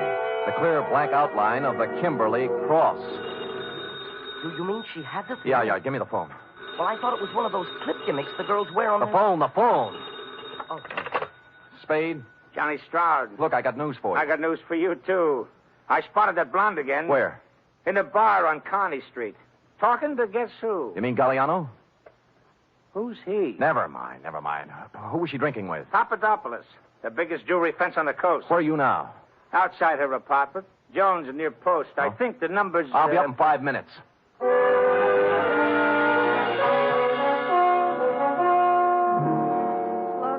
like I told you, Spade, I don't want to argue. She says she doesn't want to argue, Sam. Too bad. I don't mind telling you I'm a little burned up, baby. I fell for that line you handed me this afternoon. I didn't even mind sitting in your closet for 2 hours.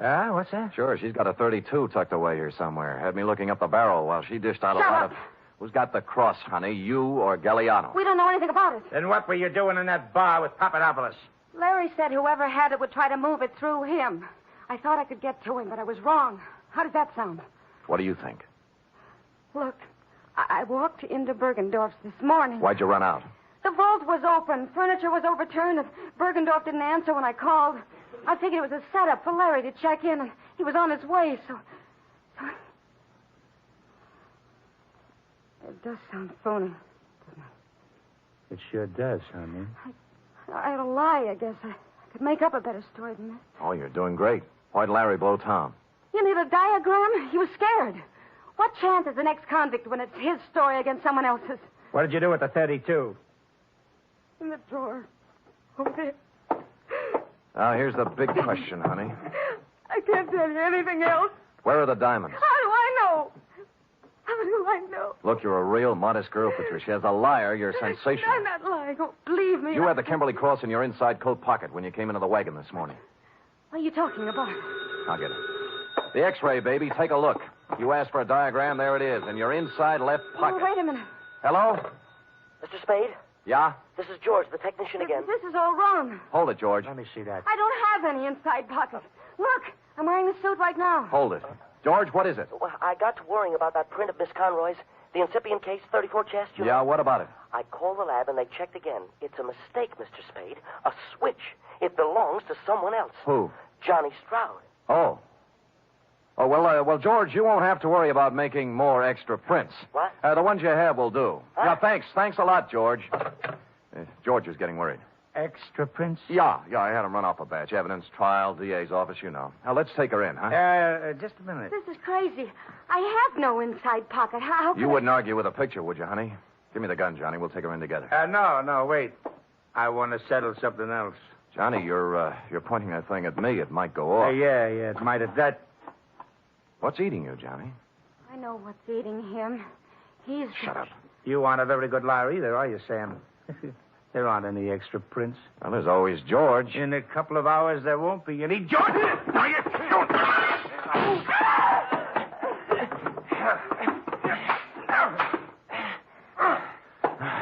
Okay, Johnny, on your feet. Let me go, Sam. Let me go. We can work out a deal. Shut up. Sam, your head. You're shot. Here, take the gun. Call Dundee. Get it? Dundee. Homicide.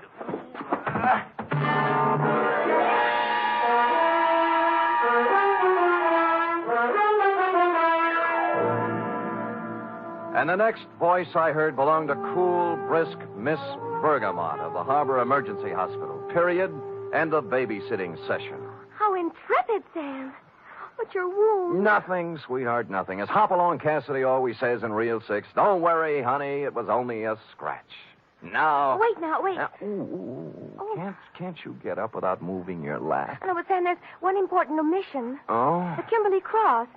What did Stroud do with it? That, cherub, is an intramural affair between Stroud and Mr. Runcible. While, as you know, this report is an affair between you and the portable. Oh. Scoot.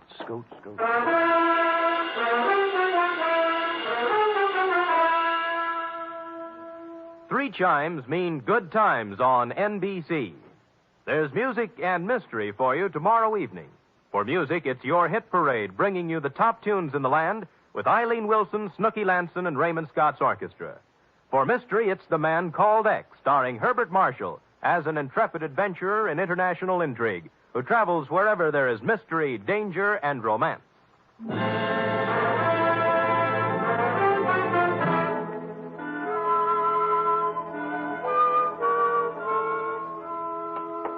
Here it is, Sam. Oh, brisk, efficient Miss Perrine. You may lay it on my desk and restore your lap to its original position. Oh, yes, sir.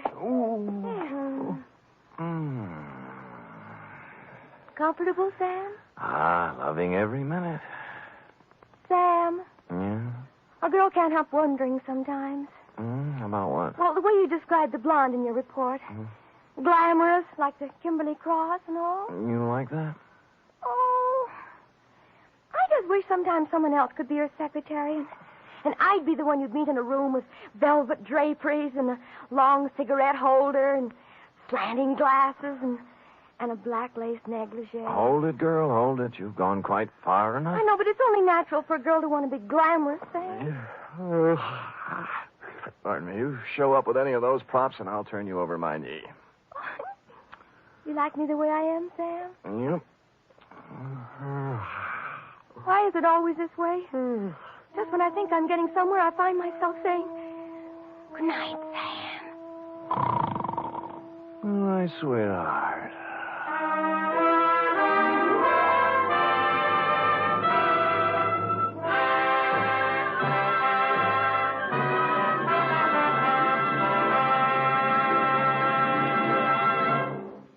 The Adventures of Sam Spade are produced, edited, and directed by William Spear. Sam Spade was played by Stephen Dunn. Lorene Tuttle is Effie. Also in the cast were Wally Mayer, Fritz Feld, Georgia Ellis, Sidney Miller, Olin Soule, Alice Wellman, and John Monahan. Script for tonight's adventure by Harold Swanton. Musical scoring by Lud Gluskin, conducted by Robert Armbruster.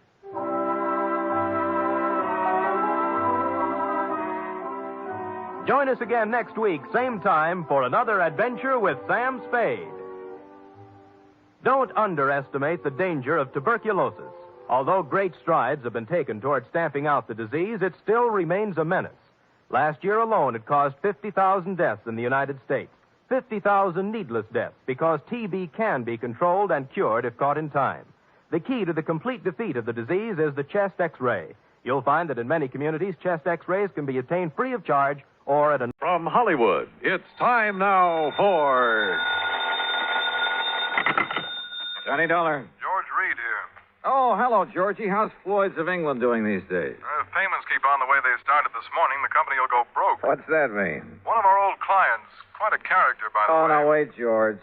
For just once, give me a case involving some nice, ordinary, normal person. No, Johnny. First, it was that old fuss-budget Jediah Gillis. Yes, but now... Then big bad Michael Meany, who thought he owned half the state of Louisiana. Well, yes, I know, but compared to them, Durango Laramie Dalhart is as normal as they come. Durango what? Except for one thing, of course. The payment of his insurance premium this morning. What was the matter with it? $4,500, Johnny, in $100 bills. They're still here on my desk. $100 bills? You call this character normal? Listen, will you? Every one of these bills is counterfeit. Oh. I'll be right over.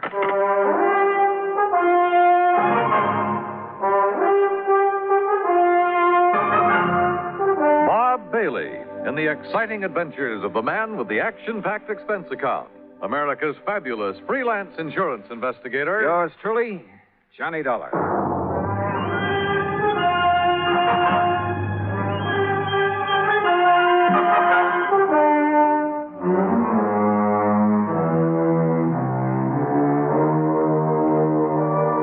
Expense account submitted by Special Investigator Johnny Dollar to Floyd's of England, North American offices, Hartford, Connecticut.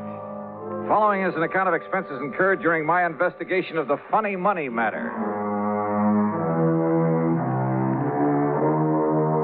Expense account item 1, $1 even, taxi from my apartment to George Reed's office. I found him sitting, staring grimly at a pile of paper money spread around on the top of his desk. Well, there they are, Johnny. 45 $100 bills, and every one of them as phony as I've ever seen. Look at them. Yeah, I see what you mean. Whoever turned these out didn't even have sense enough to use the proper kind of ink. Yeah, it looks like he must have diluted it. Yeah. Have you ever seen such washed-out-looking money in all your life? Good tough paper, though, just like the real McCoy. Yeah, it's real crisp and new. But, Johnny, look at those colors. Even the black isn't really black. Yeah. You'd think they'd at least have tried to wrinkle them up a bit and dirty them. Yeah. This is the most obviously flagrant... What are you looking at, Johnny? Well, this is unusual. For counterfeit, that is. What? Well, they've all been printed up with different serial numbers. See? Here. And here. Huh? How about that? Pretty smart. Funny, isn't it? The thing that usually makes this stuff easy to spot is the same number on all the bills. Sure. And whoever made these was clever enough to think of that. Had sense enough to use good paper, too. Uh-huh. But he certainly slipped up when it came to the color and quality of the ink. As for the press work... Well, I don't pretend to know much about phony money, George. Who needs to? Heavens knows I don't see too many $100 bills. But to me, this engraving looks just about perfect. That's just what I'm saying. Perfect plates, sense enough to change the numbers, good paper. Yet look at the result. Yeah. Has he ever tried anything like this before? What? Durango? Yeah. And just for the sake of the record, what is his real name? That's it. Durango Laramie Dalhart. Oh, I can't believe it. And the answer to your first question is no. Durango is as honest as the day is long. Well, maybe you mean he was. Well, maybe. But if so, I want to know why. There'd have to be a mighty good reason, believe me. Running out of dough is the best one I can think of. But he's always had plenty. After all, $4,500 to spend on insurance year after year. Well, just who is he? And where is he? He lives on a ranch in Oklahoma. What kind of a ranch? I don't know. But it must be awfully big. Where in Oklahoma? A place called Bum Spung. Bum Spung? Yes. Oh, now, look, George, this whole thing is beginning to get a little too thick. Durango, Bum, Spung, Laramie, Dalhart, whatever it is. Look, counterfeit money is for the Secret Service, so why don't you just put in a phone call to them and let them carry the ball? No. Why? Because of Durango. I simply can't believe he'd deliberately hand over a lot of phony money. He's been paying on that policy for years. Always in cash? Always in cash. Crisp, new, legitimate $100 bills. Up till now. Were you here when he left these? No. Now, look, Johnny, if somebody is trying to take him, it's up to us to protect him. Well, that's a big if, George, from where I stand. Johnny, we've always tried to give more personal service to our clients than some of the other companies. Look, I want you to investigate this thing for us, without Durango's knowing, of course, on a fee plus expense account basis. Oh, an extra fee? That's not usual, George. With you, it is. You know as well as I do, the padding that goes on your expense account is plenty fee for anybody. Oh, George, you cut me to the quick. All right, where is where is Mr. Dalhart now? Back in Bum Spung, Oklahoma, or at least on the way. But I thought he just left this money this morning. Every year he follows the same pattern. Comes east for a fling. You know, New York and all the nightclubs, that sort of thing. Then, just before leaving, he drops in here, makes his premium payment, and is gone. So? George, I still think you should have called in the Secret Service. But I'll take this on for just one reason. What's that? I want to find out what kind of a place could ever deserve the name of Bum Spung. Since George had already arranged for plane travel as far as Enid, Oklahoma, item 2 is a mere $8.55 for incidentals along the way. I arrived in Enid shortly after noon. Item 3, $2.60 for lunch. Item 4, $50 deposit on a rental car. And the owner of the drive-your-own agency wore a silly little smile as he gave me the directions to Bum Spung. Anyway, I headed due north on Highway 81 across the Oklahoma flatland. Some 26 miles or so further on, after passing through Pond Creek and crossing the Salt Fork of the Arkansas River, I spotted a rather crude, weather-beaten sign indicating that the place I was looking for was somewhere up a dirt road to the left. Road? That's a laugh. And it twisted and turned for seemingly endless rough miles along the riverbank. I just about decided that Bum Spung was a bum steer when suddenly I almost ran into the gate of an old wooden fence, surrounding some 2 or 3 acres of sandy ground.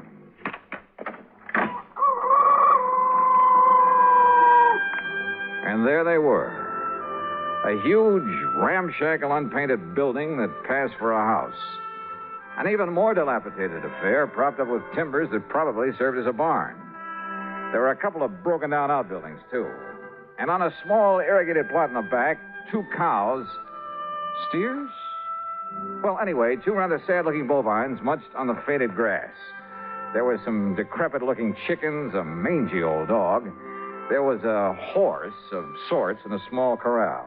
The windmill, its whole tower sagged with fatigue, and the rudder on it slapped idly against the broken vanes. But right next to it, in complete contrast, stood a spanking new Cadillac convertible. And on the other side of the house, hanging some flimsy pretties on a clothesline, she was maybe 23 or 4, a brunette, and wearing a pair of well-tailored white riding breeches and a tight flowered silk blouse.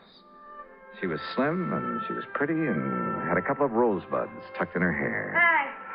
And about as out of place as anything I ever saw. I said hi. It was like seeing the vision of a goddess. And... Come on in. Just swing aside that post that you left. It's what Durango called the gate. Oh, yeah. Durango, did you say? Don't tell me this is bum spunk. It sure is. Didn't you see the sign down the road? The vast acreage within this broken-down fence is the cattle ranch of Durango Laramie Dahlhart, who happens to be my uncle.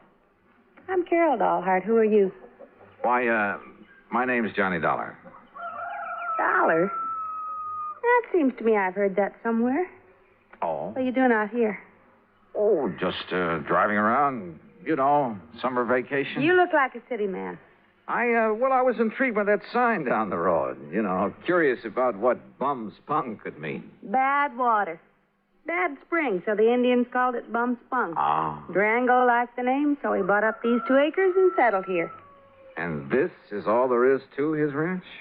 What's the matter with it? He likes it. But I'd had an idea. Well. Yeah? Nothing. From what you've told me, I think I'd like to meet Durango. Is he around?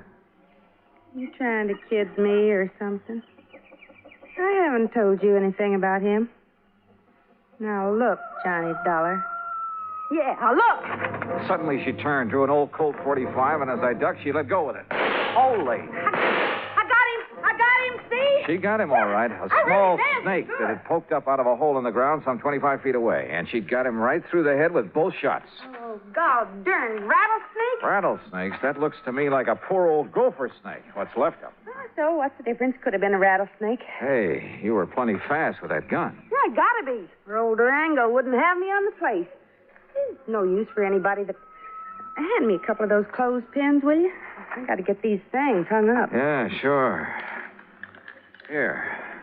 You said you're his niece. That's right. Only one left to take care of the old buzzard. You live here with him? Part of the time. Well, enough to look after him, make sure he don't get lonely, that he's got enough food in the house, that kind of thing. And I stick around when he goes out on the West Coast or back east for a fling. That's where he is now. Yeah, and he's due back. Hand me that slip out of the laundry desk. Sure. Here you are. I take it that convertible's yours, huh? Yeah, that was my birthday present. Oh, your family must be pretty well heeled. Family? Me and Durango, we're all that's left. Give me them stockings now. Sure. But certainly Durango... Why not? He gives me a new one every year. And this ranch is all he owns? Except for his money. Says he has a barrel of it. Well, he must have. Or else... Or else what? Nothing. Go on with what you were saying. More clothespins. Yeah, here. And when he kicks off, I get it all. And I can give up the filling station. Filling station? Well, you must have passed it, just the side of Enid. Durango says a woman's no good unless she's got a job, so I got a filling station. Let somebody else run it for me, though, and Durango don't know the difference. Or at least he don't care. The main thing is I'm around to keep him happy and give him somebody to cuss at now and then. And say, why am I shooting off my face to you this way? I don't know, but don't stop. There. Them clothes will be dry in an hour, and if you're still here, you can help me take them down again. Okay. Carry that basket for me, and I'll give you a cool drink in the house. Hey, great. You say Durango is due back here, huh? Mm-hmm. Why, don't save yourself time traveling by plane instead of train, I'll never... Johnny, if you're just around here on vacation, I'll eat my shirt. Why'd you come here? And don't give me any guff. All right, come on. Pour me that drink, and I'll tell you. Now, I'll tell you. If you're here to pull something on... Oh! What's it?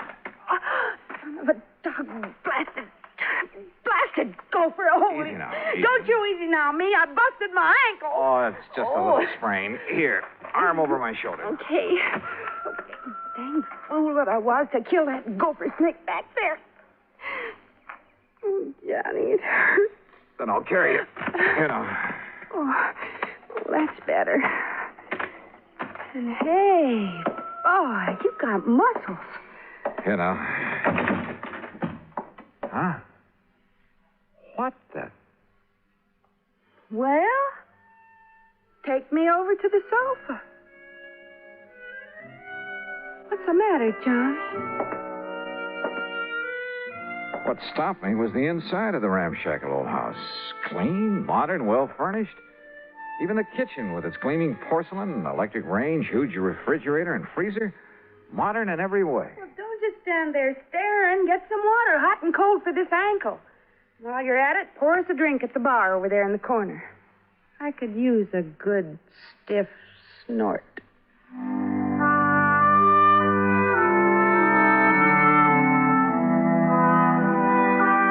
I did what I could to reduce the swelling in her ankle.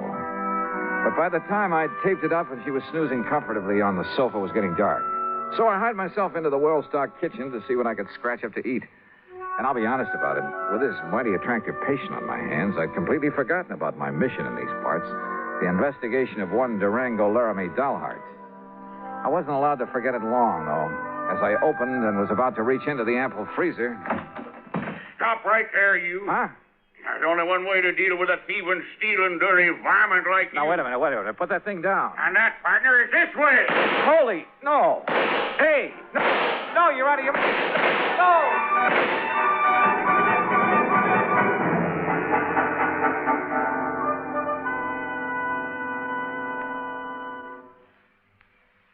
Act two of yours truly, Johnny Dollar, in a moment.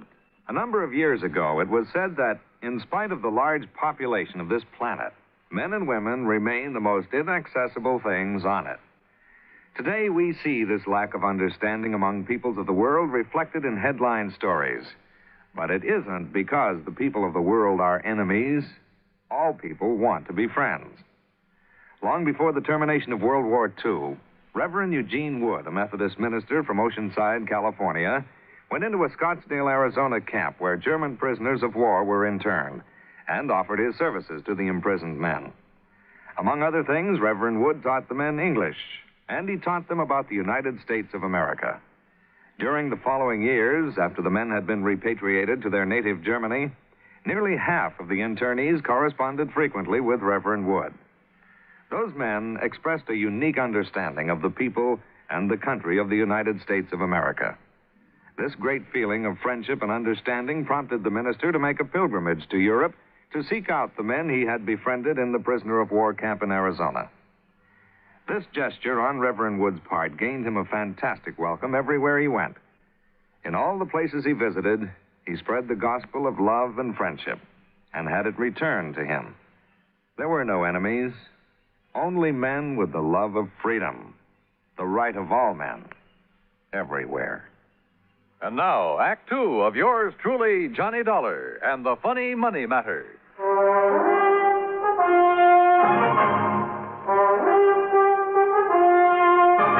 Robbing my house, eh, you thief? Now, wait a minute. Not my old Durango's around. Durango, you old maverick! Watch it! Cut out that shooting while I'm trying to sleep. Ain't had a chance like this in years. Well, you cut it out. Quit it! Cut it out, I say! Enough. Me, too. Take a swing at me, will you? Right. Holy Moses. Okay. Yeah, and here's your gun. Keep it in your pocket where it belongs. Sure. Now, what was the big idea? Well, whenever you bring one of these fancy boyfriends of yours around to my house, I got a right to have a little fun with them, ain't it? Fun? Is this your idea of fun? Crazy gall darn fun. Look what you did to the stove. You blowed it full of holes. An old wood stove would have held up. Here, buy yourself another one. There's $500 nice new dollars. Hey, wait, let me see Now, what about that window and the jars on the shelf? Okay, here. You should have saw him when I started throwing that lid all around him. Sure. Here, Johnny, let me wipe off some of that jam that fell on your head. Johnny? Johnny who? Johnny Dollar. And I take it you're Durango Laramie Dollheart. Nah, sure am. Fastest shot in the country, too. My pa learned how in Durango, my ma learned how in Laramie, and I'm better than both of them was. Only thing is, I get no chance to show off no more. Durango, you crazy idiot. What's the idea? No harm, man, no harm. Yeah, take a slug of this. You forget all about it. I'll get a glass. Glass, a man drinks out of the bottle. Go ahead, Johnny. Oh, well, thanks. Bad enough a he-man has to live around all this feminine fripsy and lace curtains and rugs all over the floor and You know, stuff. Dad, blame well, you like the way I fixed up this old dumpy ears Durango. Yeah. Now, wait a minute. Look, you two. Yeah, you know dang well a man gets tired just sitting around, no matter how pretty it is. Why else do you suppose I got to get away every now and then to San Francisco or New York or some of them places where they got some noise and excitement? Is that right, Johnny Dollar? Just leave him out of this. Why?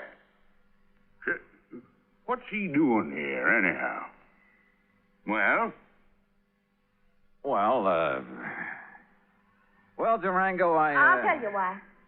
Because he's just driving around on his vacation, and he happened to get to the end of the road, and I made him come in. That's why. Thanks, girl. You got any objections? Now, I'll say this. He's got a lot more get-up and guts than most of the boys you bring around here. That larrup on the chin he give me is... Yeah, well, I'm sorry about that, Durango. Sorry for what? Because you didn't act like some of them lily-livered kids she brings around and run for home? No, sir, boy, you're all right. Cheryl, what the Sam hell you got on your foot? Well, it's high time you noticed. Well, what happened to it? I like to have busted my ankle in a gopher hole, and if it hadn't been for Johnny, I'd still be laying out in the yard howling with pain. Yeah, me, I'd seen that happen. I thought she'd broke her leg. I'd liable to took her out and shot her. But Johnny, boy, you done a real good job on my little ticket. Here, honey, I have to get back on the sofa. No, now, let Johnny. He's a lot gentler. And besides, well, I kind of like him. You hear that, Johnny? You better look out when a pretty girl starts talking to you like that. You're sure fixing to get lassoed and thrown. Well, I can think of a lot worse things. Durango, you just shut up and fix us up some victuals. We're hungry. Yeah, sure. No sooner than I get back here and some woman starts giving me orders. Take it easy now, girl. Oh, I don't need help. I'm feeling fine now. I just wanted to talk to you. Hey, you should have stayed on that sofa. What, missed all the fun? Fun? You too? You know. Oh, thanks. Hey, sit beside me, Johnny. Well, sure. Why not? Now, none of that mush stuff. That isn't what I meant. Oh, I can't say as I'd mind it with you, Johnny. Well, now, if that isn't an invitation, Hey, you kids, some nice steaks, a couple of chops, maybe some pancakes and beans to fill you up, be all right? Just make it good and take your time. Or shall I do it? Yeah, woman, I can cook better than you any time. Oh. Well? Johnny, before you start that... What's the matter with some lights in there, you kids? It's getting dark. Oh. Just mind your own affairs. And I warn you, Johnny, you better watch out for yourself. Yeah, I'll risk it, Durango. You don't, want the light, do you, Carol? You know what I want? What? I don't know why you come out here to bum spun. Can't I wait? Dollar, I bet you got somewhere else to go, and it's going to be pretty late by the time we met. Why, I might as well bunk here tonight. Got plenty of room. What do you say? Johnny? Sure, Durango. Thanks a lot. No, Carol. You haven't answered my question, John. Tomorrow. I'll tell you tomorrow when we can be alone. Aren't we alone now? Oh, not as much as I wish we were. You're a mighty cute guy, Johnny. Oh, you don't know me, Carol. I'm really just an old wolf. Oh, I don't believe that. I don't. Ooh. Just one of the roses fell out of my hair. There it is. With buds of roses in her hair and kisses on her mouth. What's that? Pretty. Just a line from an old poem. I have the roses in my hair. What about the rest? Won't you find out? You kids want to bell down on the jug while you're waiting? Oh, Oh, why don't you tend to your cooking? Johnny?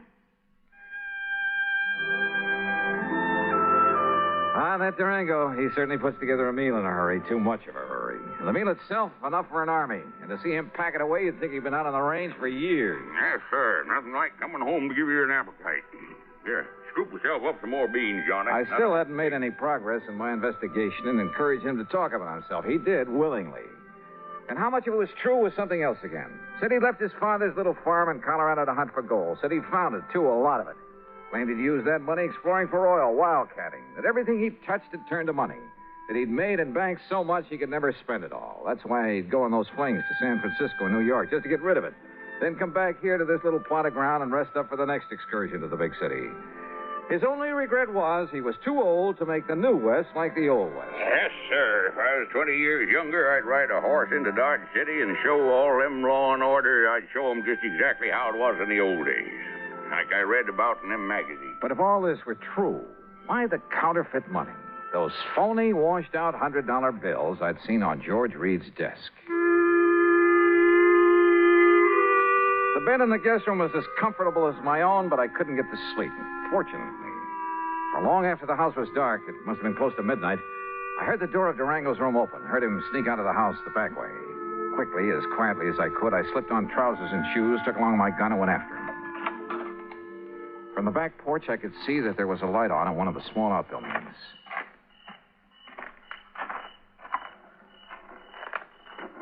With my ear pressed tightly to the side of the little shack, I could hear it only too plainly. The printing press on which Durango was turning out the phony money. No question about it. And I was sorry. Kind of begun to like the old character. To say nothing of his beautiful... Johnny. Huh? Carol. What are you doing out here? If it's a walk in the moonlight you want, why didn't you ask me to come with you? Carol, listen. I'll lay my cards right on the table. What I really came to this place for was to find out... Well, it was right here inside this little shack. Oh, no. And now that I've found out, Johnny, you'll break his heart. He thinks nobody knows about this. Oh, of course he does. He's been doing it ever since... And he thinks that even I don't know about I'll bet. Oh, Johnny, please, you'll spoil everything. Why not? It's about time, isn't it? And he means no harm to anybody. What do you mean, no harm? Are you kidding? Or maybe you're in this whole thing with him. Are you? Oh, no, but I don't see what difference it would make.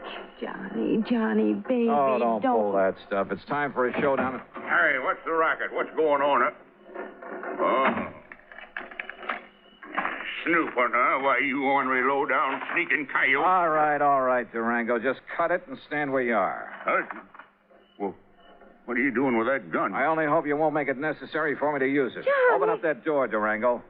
I want to see what you've got inside there. Go ahead now, open it. Yeah. Now, look, son, there ain't no harm in what I'm doing in there. No harm? That seems to be a pat phrase around here. Well, it's just that well, ever since I made my pile, everywhere I'd go, I'd spend a lot of money. So you told me at great length. Always.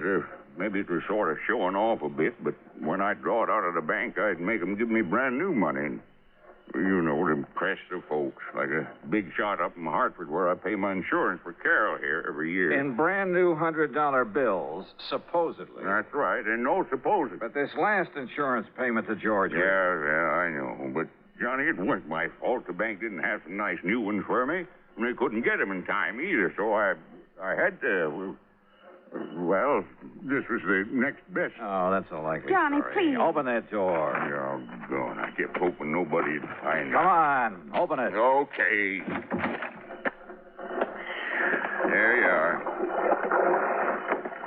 What under the... That's the washing machine there.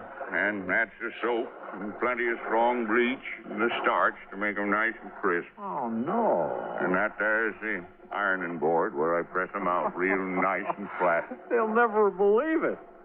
But it does make them look real pretty and new. Honest, Johnny, I didn't think there was no harm in it.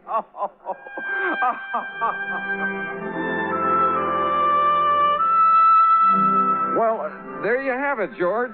Full report on the funny money that turned out to be only cleaned up a bit. And the next time, call in the Secret Service, will you? No, I didn't mean that. Just don't question the charges on this account for the extra week I've spent out here. If you could see this pretty little Carol. Oh, that Carol. And if I ever get enough money, so help me, I think I'll retire to Bum-Spung, Oklahoma. Expense account total, including incidentals, and the trip back to Hartford, $171.25. Yours truly, Johnny Dollar.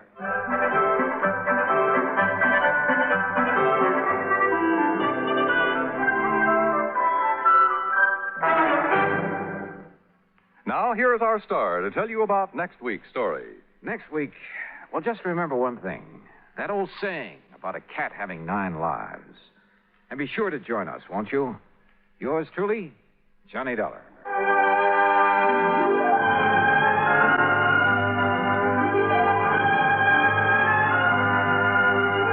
Yours truly, Johnny Dollar, starring Bob Bailey, originates in Hollywood. It is produced and directed by Jack Johnstone, who also wrote tonight's story. Heard in our cast were Virginia Gregg, G. Stanley Jones, and John McIntyre. Be sure to join us next week, same time and station, for another exciting story of yours truly, Johnny Dollar. This is Dan Cubberly speaking.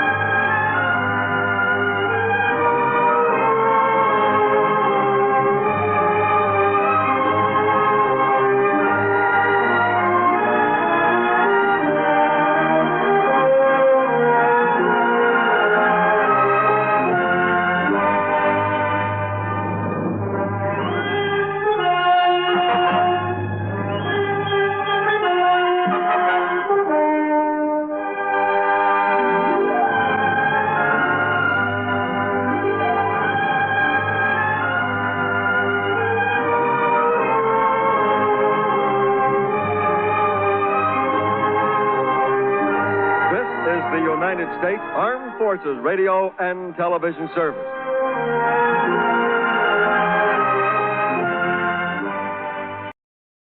From Hollywood, it's time now for...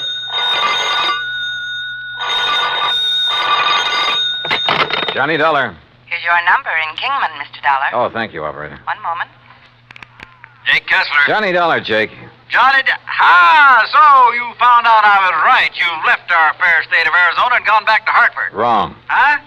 You mean you're still at Lake Mojave Resort? I sure am. Then I'm still betting that you haven't found anything to indicate Elmer Hobbs' death wasn't accidental drowning. Jake. So your expenses will have to come right out of your own pocket instead of the company. Listen. As for that crow you talked about eating, how do you want it cooked? Listen, will you?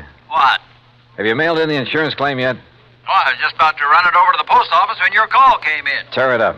What? Because, Jake, Elmer Hobbs was murdered.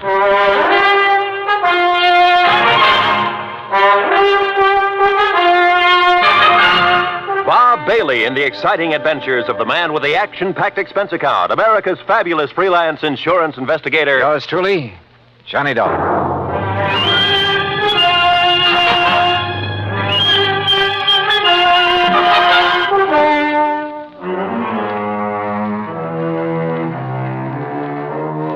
Expense account submitted by Special Investigator Johnny Dollar to the Greater Southwest Insurance and Liability Company, Kingman, Arizona office. Following is an account of expenses incurred during my further investigation of the Mojave Red Matter.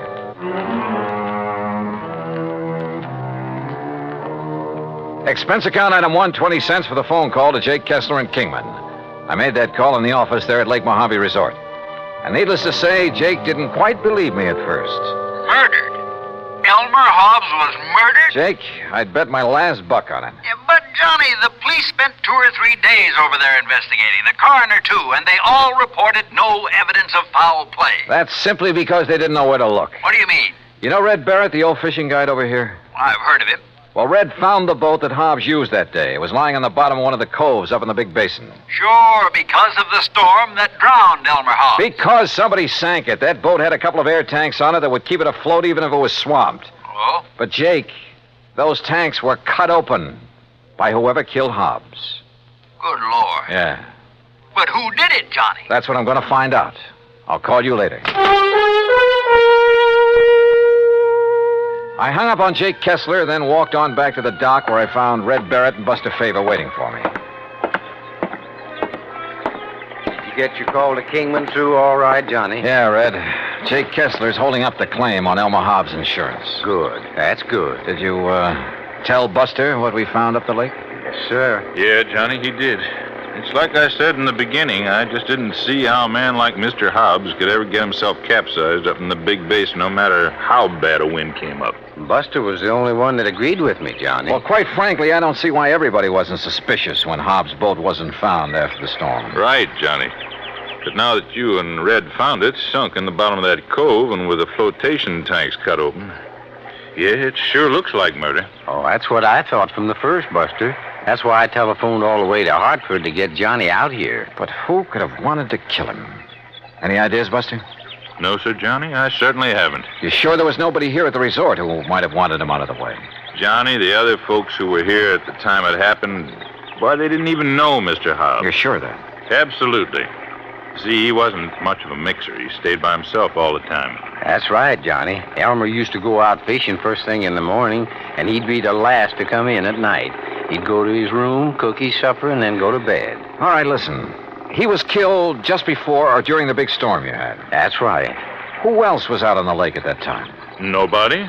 Nobody from here, that is. All our people, all our boats were back here at the landing. They'd got the storm warning. So don't you see, Johnny, it must have been somebody from up the lake. What do you mean? From one of the other landings. What other landings? Cottonwood, Emery's, any one of them. Yes, sir. Somebody sank his boat and tried to sink his body with it. But we found his body washed up on the Nevada shore. You found it, Red. Yes, I did. My best friend. I dove down to that boat, Buster. And I found not only the bashed-in flotation tanks, but where the anchor line had apparently been lashed around the body to hold it there. And you remember, Buster, the rope marks we found on Elmer's body? Yeah, but the police, sheriff, and coroner, and the rest... What did they say? He probably just got tangled up in that rope when he was fighting the storm. But they were wrong. Yeah, apparently. Well, why do you say that, Johnny? Well, because so far this evidence of murder is, well, it's all circumstantial. As for motive... Motive? Well, I hadn't thought of that. Red... Well, the main thing is that cutting open the flotation tanks was done with some kind of an axe. I was asking about motive. And I know that Elmer didn't have any axe on that boat. Did you find the axe, Johnny? No. Now, Red... I'll tell you what he had in his boat, beside his clothes, I mean. Well, let's cover this motive thing. He had the anchor, of course. That went with the boat. Red. He had a nice new Silaflex rod with a Mitchell 300 on it. Yeah, but now look. He had a long-handled net that he'd picked up somewhere in L.A., and an old beat-up McKinney tackle box full of plugs and spoons and a fish stringer. And that was all, Johnny. No axe. That was all he had. Red, that bush you're beating around is getting pretty big. Well, Johnny, I don't know what you mean. Well, I asked you about possible motive, and so far all you've done is evade the question. Now, why should I do that? Well, that's what I want to find out. Well, now, Johnny... Do you know of anyone who might have wanted Mr. Hobbs dead? You say you knew him pretty well. And I did, yes, sir. Well? No, sir. No, sir, I certainly don't. You're sure? Why, Elmer... Well, nobody could want to kill a fine man like him, Johnny. He was one of my best friends. Yeah. At least while ever he was here, I mean. I never knew anything about him in L.A., I mean. He was in business back there, I understand. That's right, with a man he called Stu Manley. Wait a minute. What is it, Johnny? I'm going back to the office and call Jake Kessler again. Yes, sir. Elmer was my best friend. Come on up to the office with me, Buster. Well, you can use the phone here on the dock, Johnny. No. Come on. Red, we'll see you later. I'll be here, sir. You look like you just got hit with an idea, Johnny. Yeah, and I'm afraid it isn't a very pretty one. Oh? Morning, What Buster. is it, Johnny? Any of the early fishermen come in yet? Oh, yes, sir, Mr. Carson, and they picked up some nice bass up above the power line crossing. Good. I was thinking of going up that way myself. Yeah, well, good luck. Now, what were you going to say, Johnny? Were Red and Mr. Hobbs such really good friends? Well, they were always together when he came here. Of course, they were always fighting like cats and dogs over some silly thing or other, but didn't mean it. Oh, now, wait a minute, Johnny. Was Red alone when he found Hobbs' body? Yeah, he was, and he brought it back here. But now, look. There weren't any other boats up the lake? Yeah, there were, but Red was searching that particular part of the shore alone. But surely you don't Jake think... Kessler told me something about Hobbs' insurance policy, but not quite enough. Johnny, listen. Come on, let's get to that phone.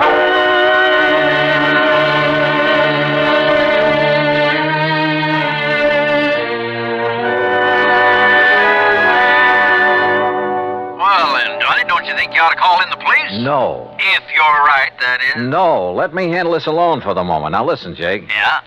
Didn't you tell me that the insurance claim was filed by one of Hobbs' beneficiaries, plural? That's right, by his business partner in L.A.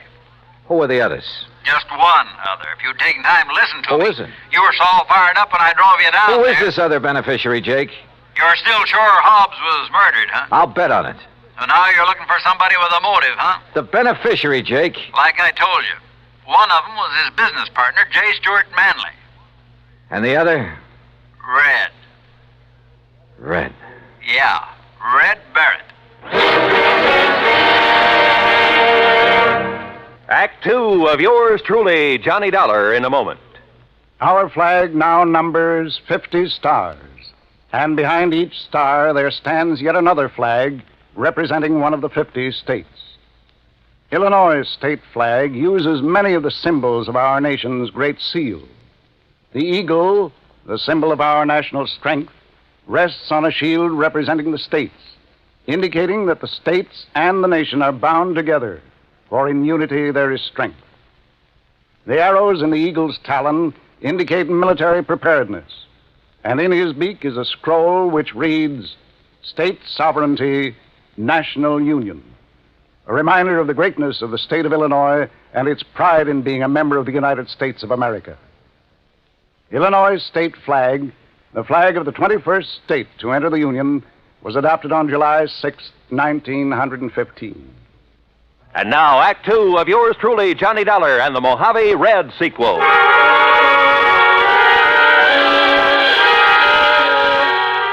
Two people who I knew stood to gain by the death of Elmer Hobbs. One, his business partner, J. Stuart Manley in Los Angeles.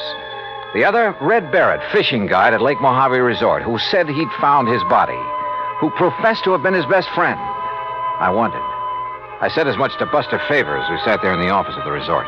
Red do a thing like that, I won't believe it, Johnny. But he's the one person who could have engineered the whole thing, Buster. But why, then, would he lead us to the place where Mr. Hobbs' boat was sunk? And point up the fact it was deliberately sunk, and an attempt made to sink Hobbs' body with it? Oh, there's a cover-up? To make him look clean? Oh, no, Johnny. Well, the boat would have been found in that cove sooner or later anyway. I tell you, you're wrong if you suspect Red.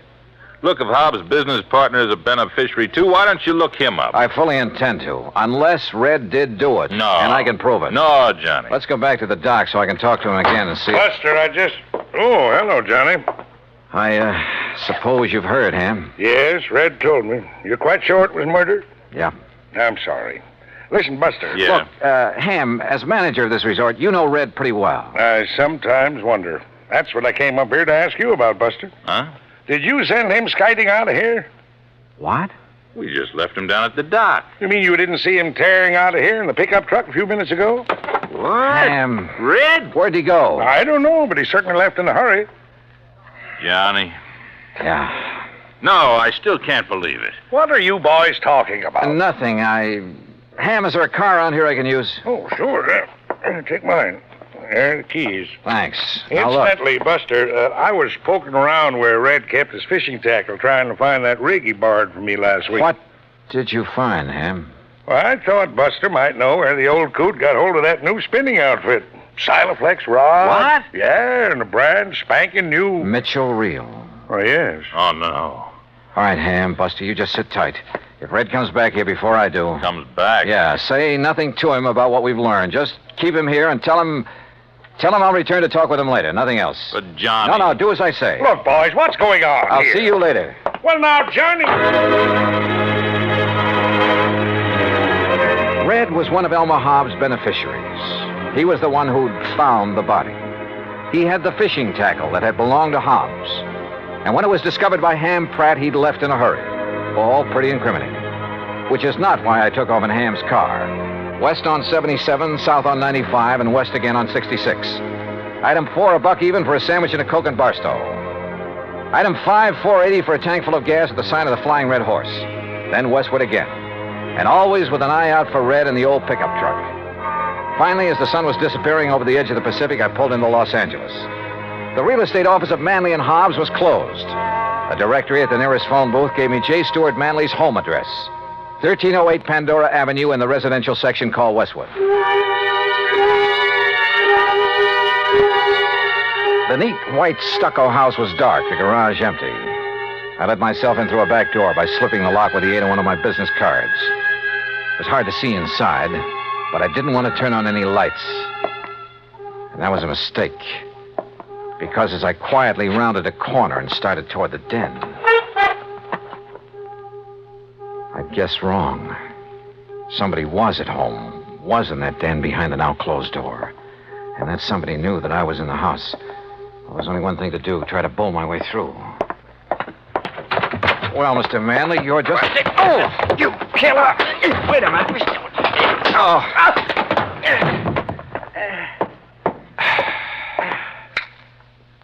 Red. Johnny Dollar. Well, it kind of looks like I made a mistake, doesn't it? Yeah, Red. The biggest mistake of your life.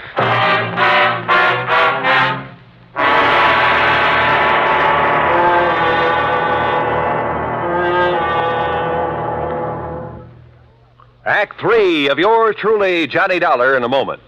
A question that has been asked many times is, at what age does a boy become a man? It isn't when he reaches the age of 21, but when the qualities of grit and determination within him make him face up to the responsibilities of a job to be done, no matter what the difficulties.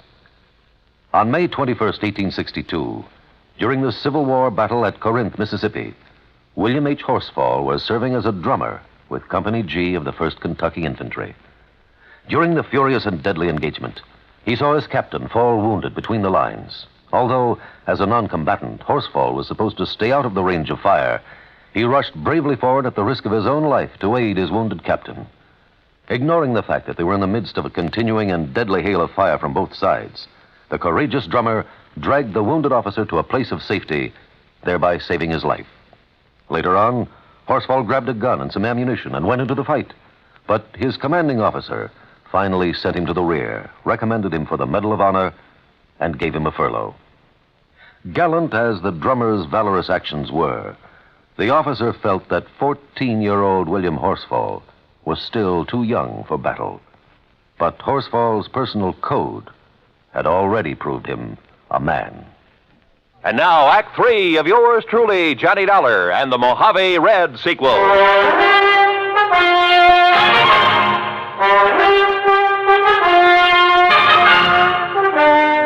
You know what common sense tells me, Red? What, Johnny? That you and J. Stuart Manley were in cahoots in the murder of Elmer Hobbs. Oh, no, sir. You can't believe that. You told us that Hobbs had a Silaflex rod, a Mitchell reel in his boat. Yes, sir, he did. Just like the We rig. found him, Red, among your things back at the lake. Oh, you found mine, Johnny, that Elmer gave me to match his. Look. Now, look what I found here in Manley's closet. This was Elmer's rod and reel, Johnny. What? All strung up with a wobble right spoon on it, just the way he fished with it. And he could cast so accurate. You're sure this was his? Well, here's his initials right on the butt, and scratched on the reel, too. E.H. Yes, if you'd have looked, you would have found my initials on the rod there at the lake. But look here. Look what I found in the corner of this closet, all wrapped up, like to hide it. The axe. And I'm no detective, Johnny, but just look at these marks, like it was used to hack at some kind of thin metal. The flotation tanks on that boat. Maybe you are a detective, Red, and a good one. But why did you come tearing in here to L.A.? In the hopes, Johnny, I'd find these things. I thought from the first that Manley might be the one. Elmer never did really trust him. He told me that many a time. But you didn't accuse him when I talked to you at the lake. I wanted some proof. Manley'd not only get a hunk of Hobbs' insurance, but a share of the business. That's right, sir. I pulled a little trick on him, too. What do you mean? Well, I stopped along the way and I phoned him to make sure that he wouldn't be here for a while. Well, what did you tell him? I disguised my voice, Johnny, real good. That voice of yours? I told him that this was a friend, I said. That I thought he ought to know that you were working on the case. Oh. That if he'd left any evidence at Lake Mojave, he'd better get there and steer you away from it. Red. And that's the way I got him away from here so I could find this stuff. But if he's gone to Lake Mojave... Oh, I knew you could take care of him. And if I did find these things like I did, I was going to phone you there to be ready for him. Well, then why did you attack me when I came in here? Sorry, Johnny, but I thought maybe he'd got wise and come back and maybe recognized my voice after all. Exactly what happened, Red. Mr. Manley?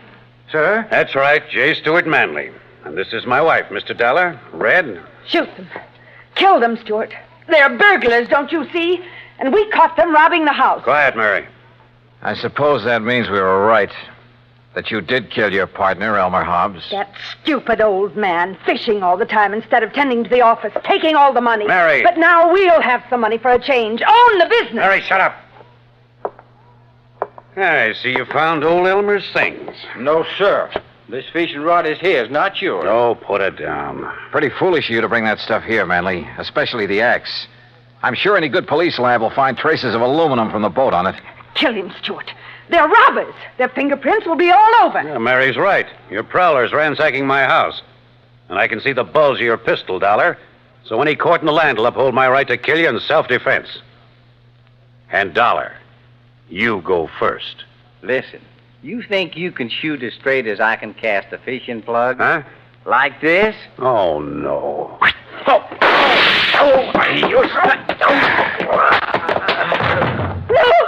No! Oh, get back, Mrs. Manley. I'd hate to have to sock a woman. But you hurt him. Yeah, as badly as he hurt Elmer Hobbs. And look, that horrible fishing plug.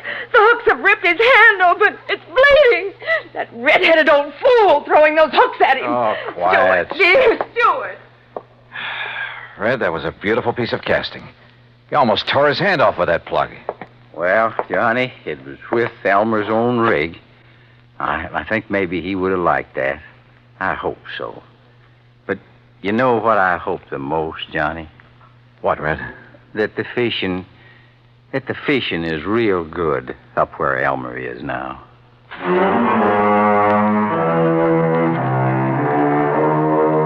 Manley and his wife. Yeah, Red had figured right. The morning of the day that Hobbs was killed, they'd rented a boat out of Cottonwood Landing, a few miles up the lake. Then ambushed him there in the big basin. Bob Cole at Cottonwood had noticed the new rod and reel when they'd come back off the lake, just before the big storm. Had noticed the axe, too, when he'd wondered about it. Now he knows. So, from here on in, it's up to the sheriff's office and the courts. Expense account total, including return of Ham's car, a few days of fishing, and the trip back to Hartford, $307 even. Yours truly, Johnny Dollar.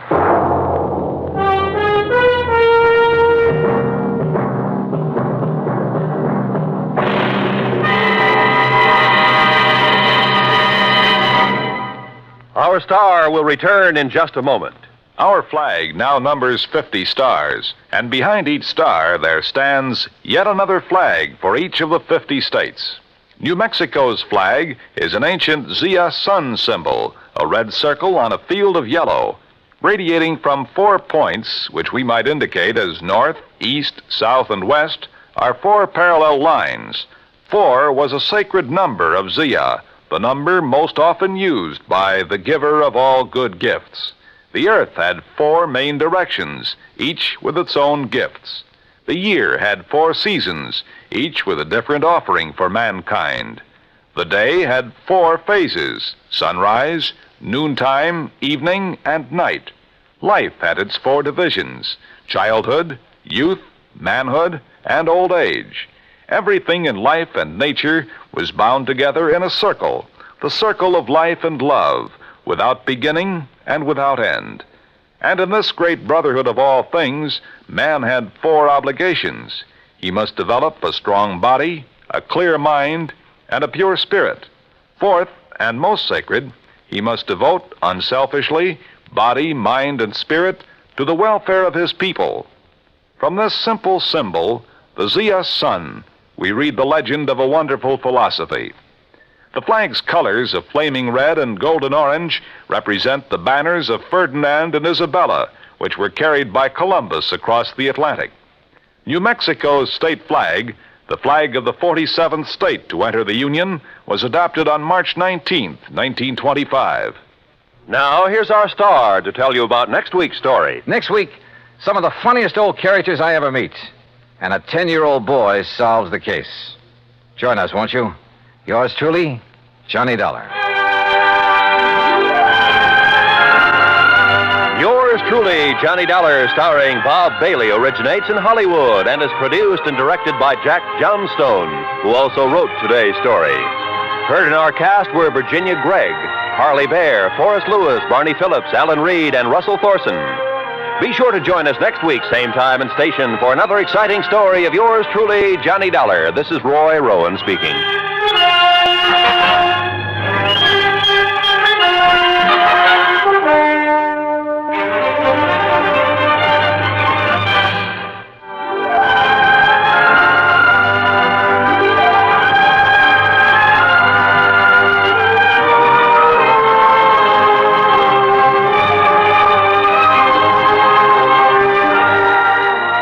This is the United States Armed Forces Radio and Television Service.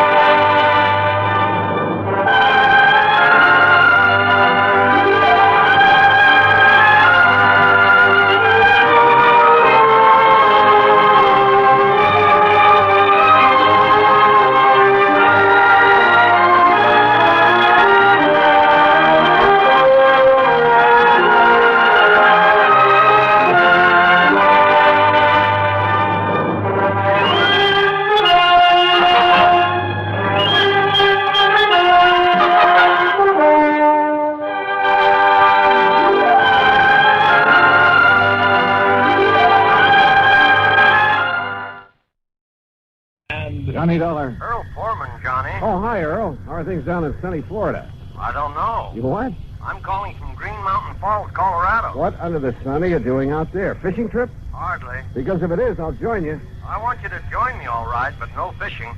I got a problem, Johnny. One of my important clients has disappeared. Ah, I see. Okay, Earl, I'll grab the next plane.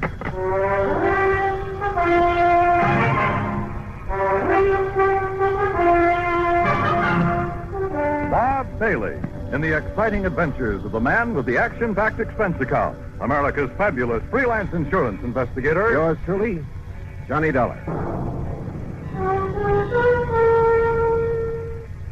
And now, Act One of yours truly, Johnny Dollar.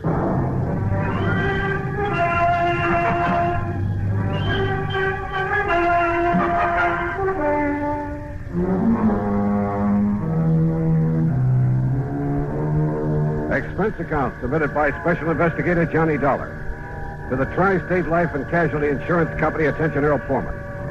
Following is an account of expenses incurred during my investigation of the Three Sisters matter.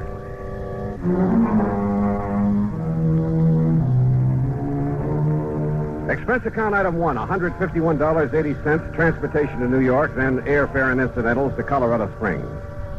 Earl met me at Peterson Field, the municipal airport. Oh, I'm glad to see you, Johnny. Hi. Toss in your bags and hop in. Okay, sure. And where's this Green Mountain Falls you call from? A little place about 12, 13 miles east of here. I'm staying at the Lucky Four Ranch. One of the last places Rolanov was seen. Rolanov? Misha Rolanov, the concert pianist. Rolanov. Oh, sure. Yeah, I've heard of him. He has a little place up on the mountain just back of the Lucky Four where he and his daughters live when he's not on concert. Daughters? How many? Olga, Maria, Ada. Now, here's what happened. Rolanov and the girls, well, they're really stepdaughters, by the way. Oh, where's the mother? She died some years back. Well, anyhow, they arrived up here about 10 days ago, right after his last concert swing over in Europe. Well, what does he do when he's up here? He and the girls just loaf. Oh, he has a piano in his cottage to keep him practiced, that's all. And now you say he's disappeared. You see, Johnny, he was fond of taking long walks. This is pretty good hiking country. Well, I can see that all right if you're part mountain goat. Yeah. Well, anyhow, 3 days ago, right after breakfast, he started out on his usual morning walk. He stopped in for a second cup of coffee with Ray Schmishny and his wife. Who are they? Ray and Glee run the Lucky Four. Oh, yeah. Well, go on. Well, that's all. That was the last time Rolanov was seen. Well, has any kind of a search been made? Yes, and that's not easy terrain to search. There's been quite a bit of snow, too, enough to cover up any tracks he might have made. All right. Do you know of any reason he might have wanted to disappear? No, I don't think so. I knew him very well, Johnny. I've known him for years. Of course, he occasionally got fed up with having 3 girls around his neck all the time. Silly man. Well, that who wouldn't, but he loved them, I'm sure. Especially Ada, the youngest. She's a brilliant pianist. Hey, Earl, tell me, how did the girls feel about him? Really feel about him? Oh, now, just a minute. Well, you said yourself they aren't his own blood. Well, just wait till you meet them and decide for yourself. Yeah, Earl, I will.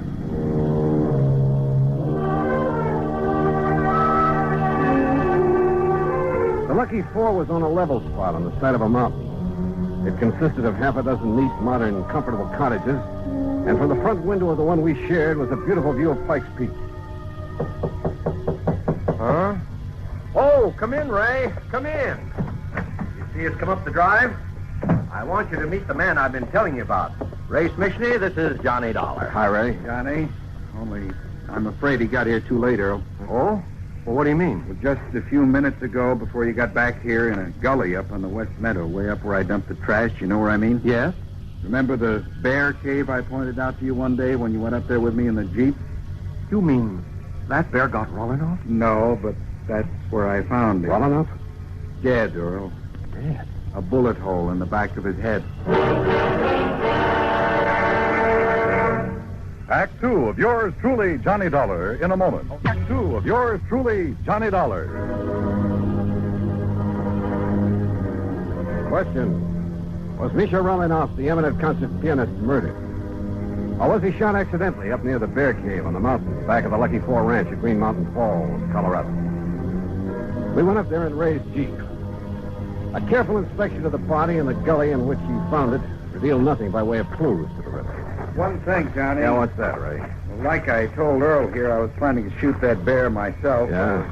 Letting him get nice and fat on the garbage from the ranch. So what? What's that? He used to come down every day, regular as clockwork, and tip over the pails and gorge himself. Well, what are you trying to say? It's been over a week now since I've seen him. Well, I don't see what you're getting at, Ray. Well, it could mean only one thing, Earl. Somebody else got to that bear before I could. And it must have been some time before Rolanov disappeared. That's right. So his being killed here couldn't have been accidental by somebody gunning for that bear. Look here, Johnny. This cartridge case I picked up. Oh, let's see. Here. 257 Roberts. Where'd you find it? Behind that tree there down the slope. You know anybody around here who shoots a 257 Roberts? All the hunters in these parts use a 30-06 or a 270 or a 30-30. Only 257 I've... Well, what's the matter, Ray? You look sick. Yeah. There's a 257 up in the Rolanov cottage, and one of the girls, she's a pretty good shot. Ray, you know what you're saying? Which one, Ray? Olga? Maria? Ada? No, I won't do it, Johnny. I won't accuse you. Look, this is no guessing game. This is murder. No, Johnny, I can't believe it. Not one of them. Besides, I got to drive into Colorado Springs, notify the coroner and the police. But if you know something that'll help us... No, Johnny, because if I was wrong, I'd never forgive myself. Don't you understand? Oh, all right. Earl, do you know the way up to the Rolanov place? Yes, Johnny. Road all right for my car, Ray? Yeah, it's okay. Then let's go.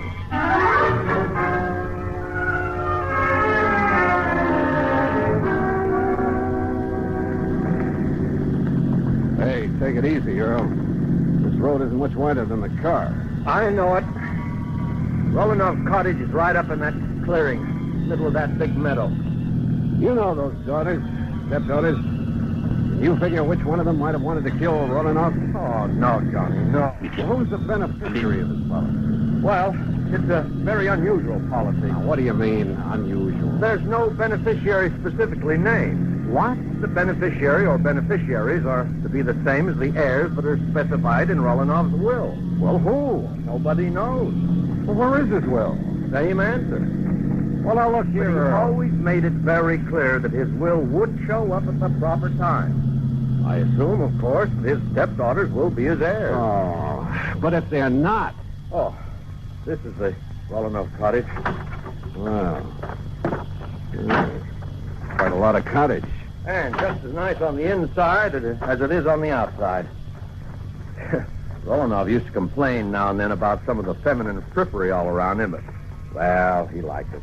And you're sure they all got along well together? Well, of course, every family has a little spat once in a while. Johnny, now listen to me. Well, we shall see what we shall see. I know that after what Ray said, the evidence kind of seems to point to one or all of them, but, well... Yes? Oh, hello. To say the girl who stepped through that door was beautiful would be the understatement of the week.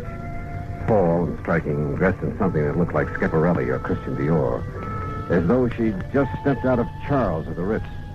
And if her two sisters were anything like this...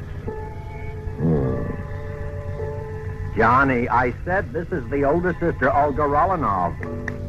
Johnny. Oh, I'm sorry. Hi, Johnny. Hi. Daydreaming? Yeah, I guess so. So you're the investigator Earl told us about. Come in, won't you? Sure, thanks.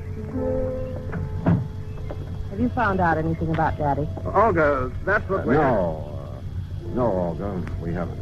Oh, dear, it's such a terrible... Oh, wait a minute, Johnny. You wait. Ada, we have guests. Oh? Hello, Earl. Oh, hello, Ada. And this good-looking man is Johnny Dollar. Hi. Hello. Well, that's a nice, warm welcome. Ada, why don't you go in and fix your hair? You look a fright. That plain old house there, really. What's that you're playing, Ada? It's the last thing Daddy wrote. He wrote it frantically the morning it was almost as though he knew something was going to happen to him. Oh, come now. And then he had to write it before it did happen. Oh? Where were you, Ada, the morning he left? Right here, Johnny.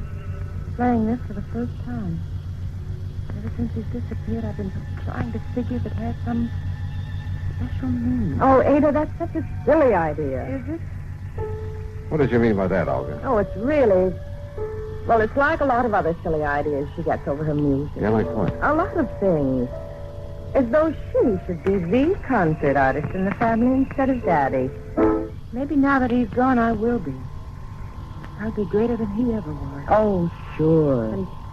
And I'll do it in memory of him. You'll do it for your own self-glorification. I'm sorry, son. That's all right. Incidentally, where were you that morning, Olga? In Colorado Springs. I went shopping right after breakfast. Or rather, window shopping. Oh. I need some new things so badly, and... Well, you know, I have to keep up with the styles, or I'd look like our poor little artist here. Oh, yeah. Where was your other sister, Maria? I don't know. Oh, Ada, stop that. When I left the house, she and Ada were doing the dishes. Well, you weren't helping. I told you, Johnny, I had to go into the spring. Oh, yeah. Where is she now? Oh, Maria's probably out in the hills somewhere, camping all Maria's right here, Olga. Hello, Earl. Well. Oh, come in, dear. This is Johnny Dollar, the investigator Earl said that you was getting. Yes. So I see. Well, investigator? I saw two. And I didn't like what I saw. Maria was dressed in khaki shirt, breeches, and hunting boots. And hanging in the crook of her arm was a high-powered hunting rifle.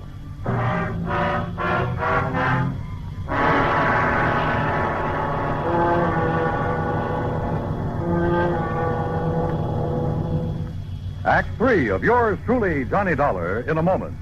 Act 3 of yours truly, Johnny Dollar, and the Three Sisters Matter.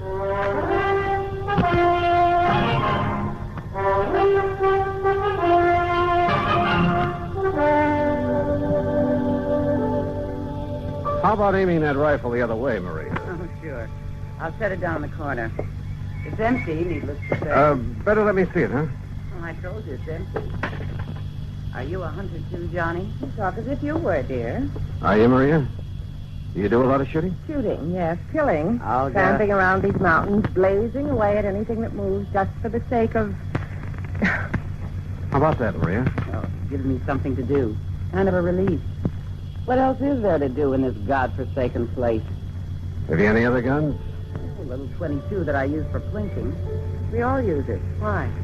I want to see that one you put in the corner, Maria. Sure.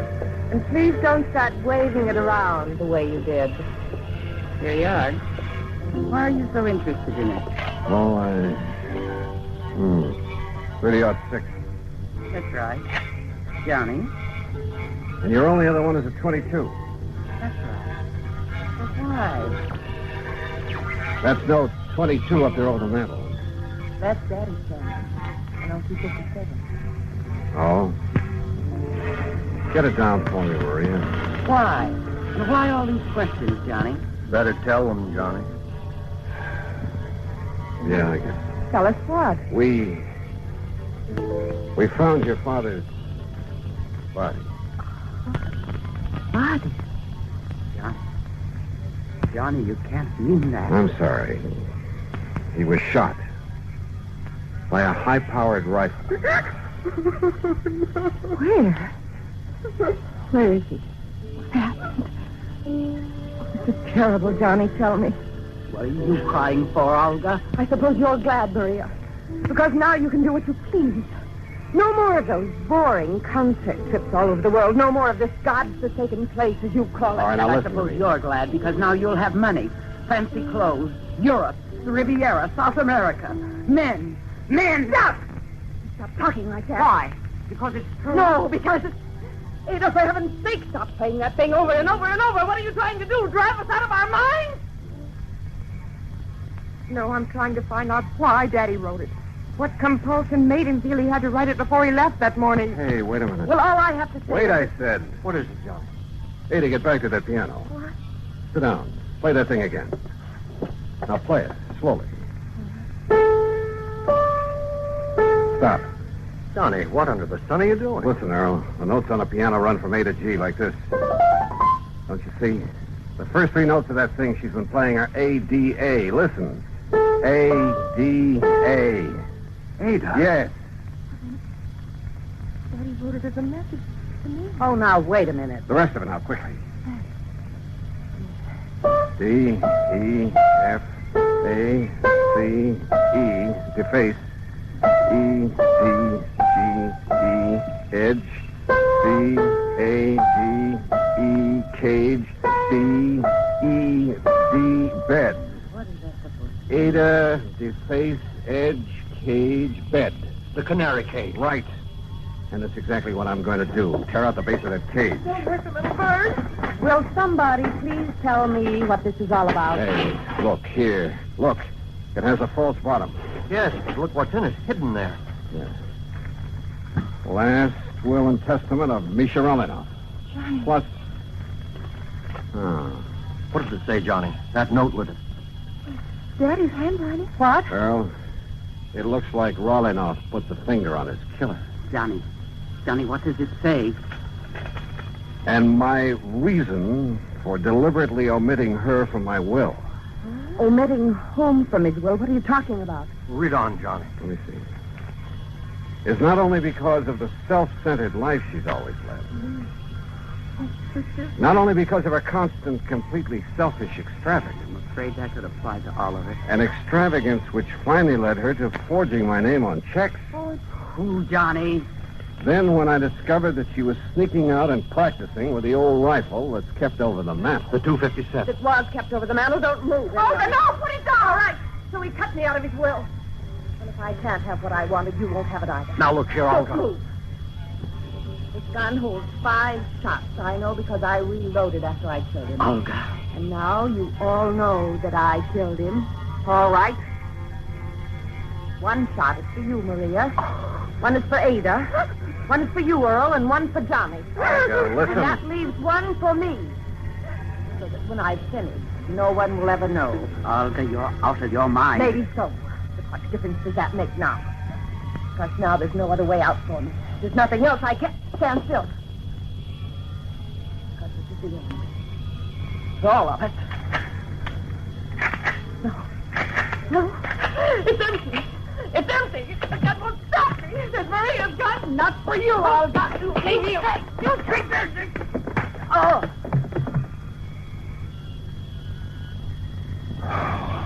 Thank God somebody emptied the bullets out of that gun. Yeah. Maria? Yes, Johnny. Ada and I, we didn't want to believe it. We tried not to, but I guess we knew that when Daddy disappeared, she must have somehow said something like this might happen. And she did kill him. Yes, she did.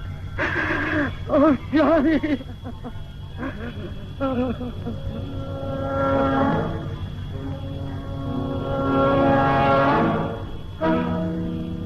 Why? What kind of a mind could be so twisted? Expense account total, including fare back to Hartford, $351.20. Remarks? None. Yours truly, Johnny Dollar.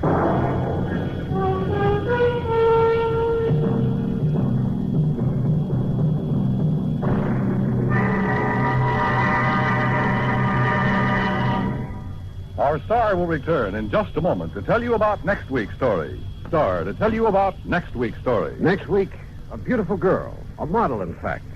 And, unfortunately, a model crime to go with her. Join us, won't you?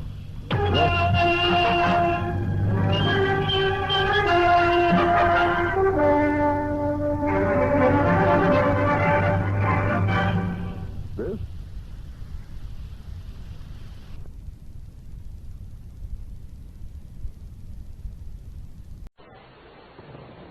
The National Broadcasting Company presents The Adventures of Sam Spade, Detective.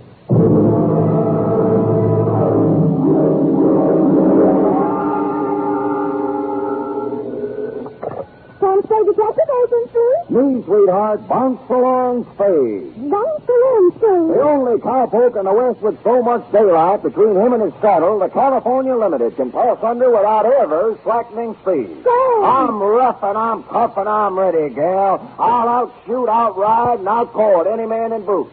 Or barefooted either, as a matter of fact. Choose your weapon. What's come over you? Where have you been? Where the air is warm and the women are warmer, if then the end comes swift and sudden. Oh? I took Horace Greeley's advice, sweetheart. I went west. West?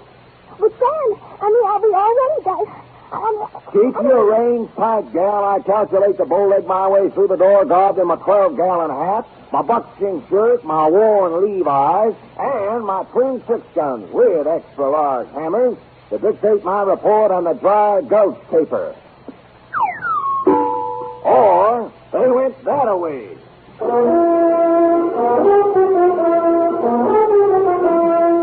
For NBC, William Spear, radio's outstanding producer-director of mystery and crime drama, brings you the greatest private detective of them all in The Adventures of Sam Spade. Effie!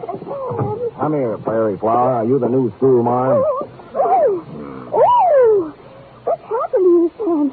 You're so strong, so real. For real? Not only that, so beat, Effie. So absolutely. Oh, is there anything I can get you? Not unless you have an in at the local cushion factory. Shall we, sweet? I'd like to get it over with. Thanks, sir. You mean it gives you a headache just to think of it? It's not my head that I was referring to. You ready, little partner?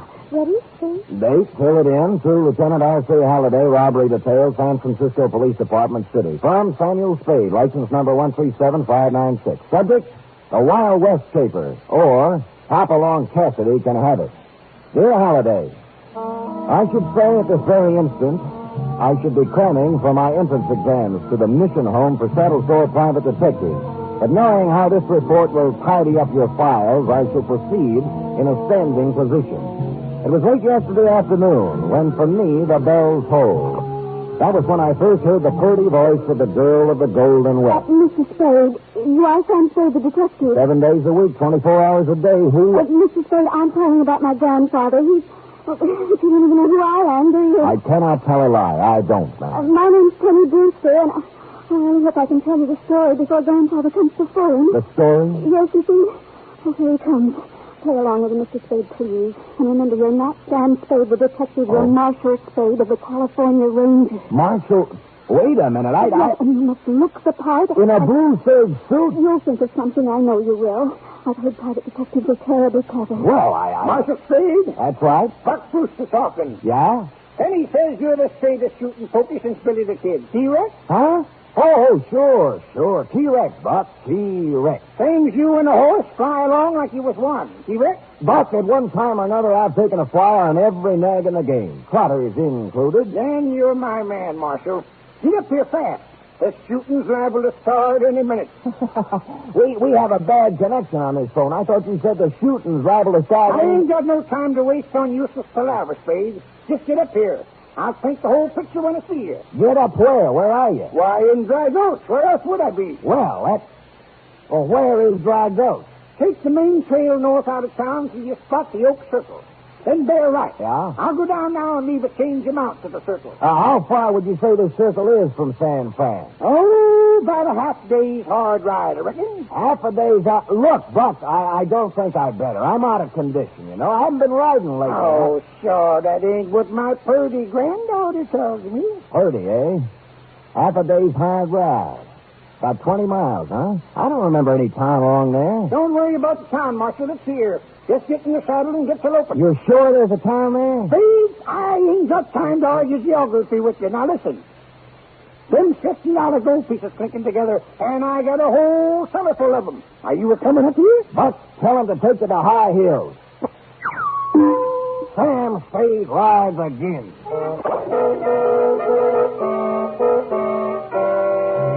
I made 2 stops before I hailed a cab and told the saddled driver to proceed north on the main trail out of town. At a corner newsstand where I riffled through a Western Story magazine to determine what the saddle and sagebrush set is wearing this season, and at the Hitch and Post costume shop where I donned what I thought was a rather colorful facsimile of the same. We drove out 101 at a smooth 55 for almost half an hour before I spotted a circular clump of trees, complete with horse. As we reared to a halt, the driver looked back at me and shook his head. I'm taking down your description, Buster, just in case they ask. Black 10-gallon hat, purple silk shirt, orange Angora chaps. Boy, I've seen everything now. You obviously aren't an Esquire man. Now, this wardrobe was personally endorsed by Mr. T. Yeah. You sure you want to get out here, Buster? At this very spot, Buster. But there ain't nothing here, but nothing. Wrong, my good man. For you, there is this. For me, yonder steed and the dusty trail on your right. Pleasant journey back to the fort and keep an eye peeled for the Indians. A fruitcake. I've been hauling a fruitcake. He drove off, and I staggered on the sides of my ankles toward the horse, the mount that Buck had left for me. Now, this ornery critter took one look at my costume, and as I swung up into the saddle, he shuddered, then closed his eyes, and zowie! Hey, wait for me, horse! Hey, horse!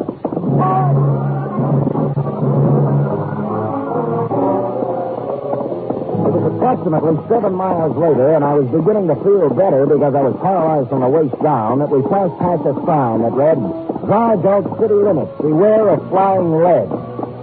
And then came Dry Gulch proper. Ramshackle buildings lined its solitary, dusty streets. Roofs sagging, walls leaning crazily inward. There wasn't a human being in sight. Dry Gulch was a ghost town.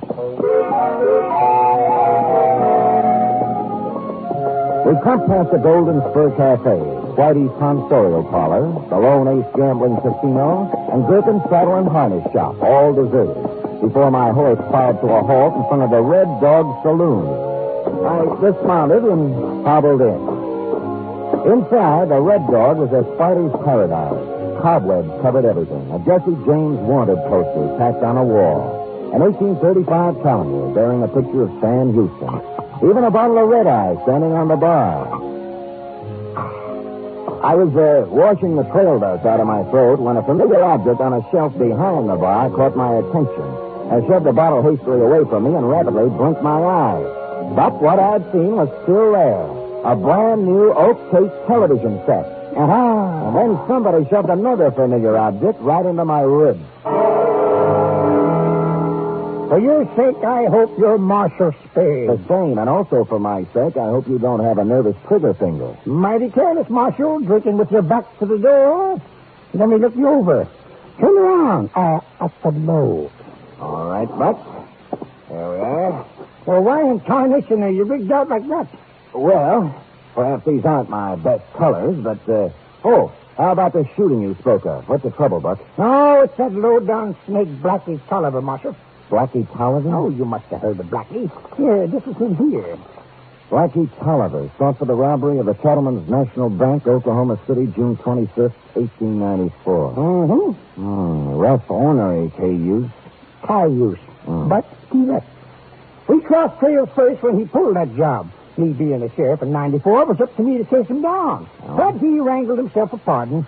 Slippery snake. And then?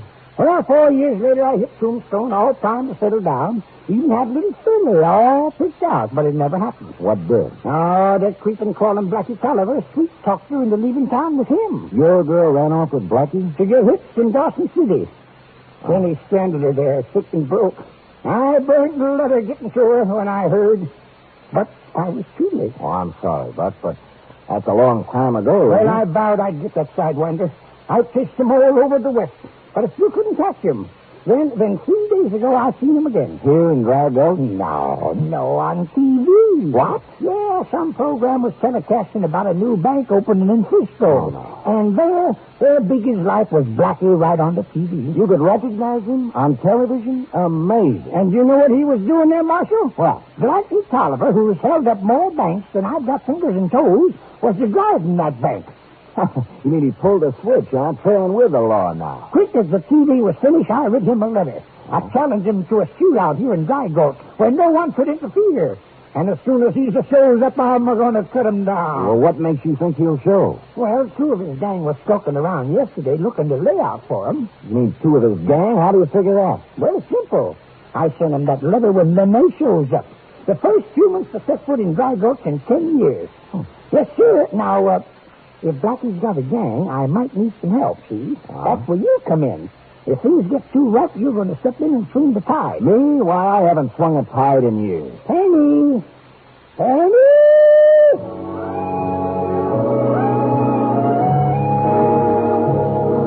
A girl now entered the Red Dog. A girl, and I do not use the term loosely. Golden hair framed a face that belonged nowhere but on a ranch romantic cover. And her plaid shirt and jeans encased the sort of figure that lonely cowpokes dream of. The sort of figure, as a matter of fact, that lonely private detectives dream of, too. Now, this is my granddaughter, Penny, Marshal. Pretty as a new saddle, ain't she? Howdy, Marshal. I've heard a lot about you. So I've heard. Show the Marshal where he'll bed down, honey. And keep your eyes open, Spade. Them varmints are liable to strike any minute. Hey, you can run along now. Okay, Buck, you'll be here? Well, I wouldn't be nowhere else for the next half hour. Not with Sagebrush Sandy coming on. Sagebrush Sandy? Yes, sir. The best thing that ever happened to TV. Oh, no. The greatest stick jockey this side of the Pecos River. Now, if I can just find him. Now we remove the cake from the oven. Oh. Oh, dear, what a mess. Why, a quick substitute today. Dad-ratted cooking expert. Oh, Dixieland. That's Dixieland. Musical murder, that's what it is. And San Francisco police have no clue to the whereabouts of 2 armed gunmen who late this afternoon forced the guard to open the doors of the Park State Bank and escaped with a suitcase full of currency. Dixieland bank robbers. They're in Tarnation Sagebrush Sandy.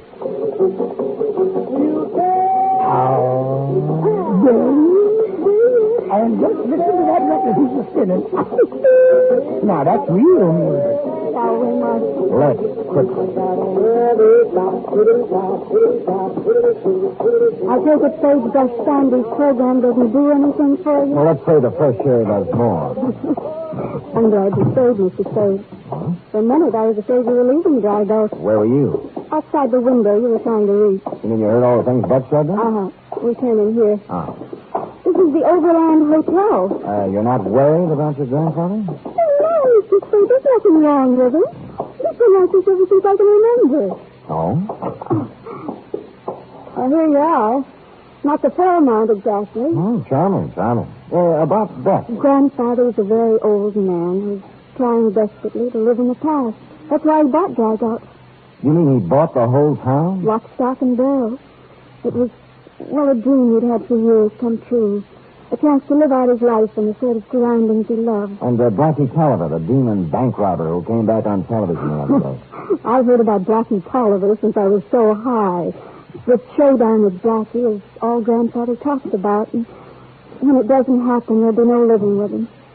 Unless he can be convinced Blackie was just too scared to face him. And I'm to convince him? Why me? Who could convince him easier than Marshal Spade of the California Rangers talking to him man to man? Oh, I see. Well, look, I can't take his money for this. Say, just for tonight. Tomorrow you can leave and forget the whole thing. You will help me. Won't you, Sam? Her face was only inches from mine and getting closer every second when the silence of Dry Gulch was shattered by shouts and the sound of pounding feet. I crossed the room and peered out into the twilight. A man was running through the Red Gulch saloon toward the hotel, but nowhere near fast enough. All four of the shots that lanced out from the Red Dog caught him directly under my window. He staggered drunkenly and then fell face up in the street. As I looked down at him, two thoughts were inescapable. A, his was the same face Buck had shown me on the poster, so there was that Blackie Tolliver. And B, whatever game Penny's grandfather was playing right now was apparently one he was playing for keeps. You are listening to the weekly adventure of radio's most famous detective, Sam Spade.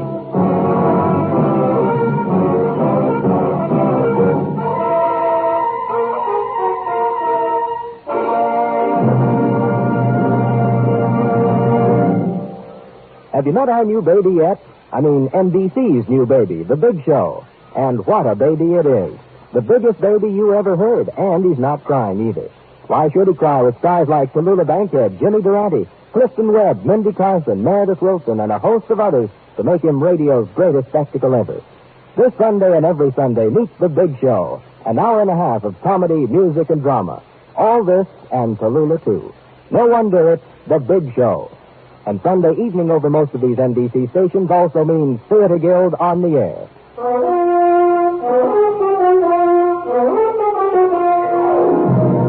Now back to the Dry Gulch Caper, or They Went That-A-Way. Tonight's adventure with Sam Spade.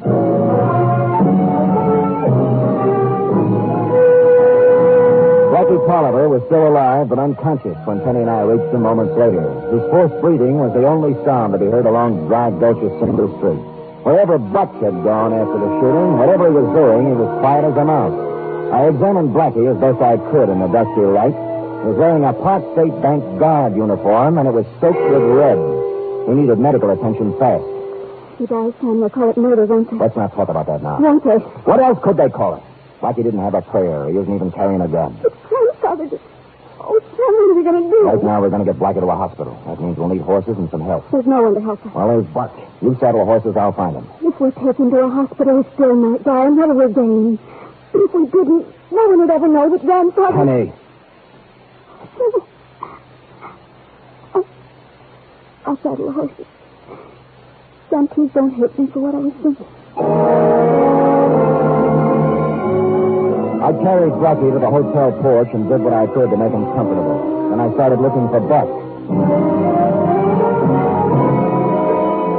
Buck's TV set was still on when I reached the Red Dog, but it was playing to a dark, empty house. I turned away to continue my search, and then I stopped. The music tearing at my eardrums was pure Dixieland.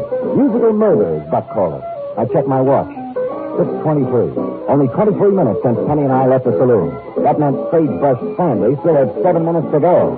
I could see Buck taking a powder after dropping Blackie, but I couldn't see him forsaking his beloved Sandy for Dixieland before he did it. I was wondering who had switched channels when I saw what I'd missed before. A sliver of light shining under a door at the back of the room.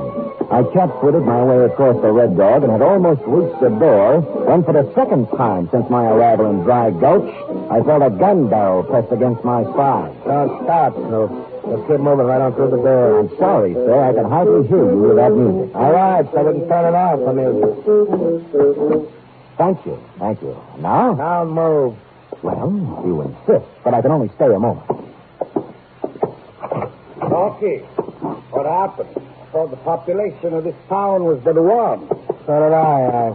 I got rid of the old town, but on the way back I ran into this G. Apparently the census taker's overlooking him. It only proves you can believe no man.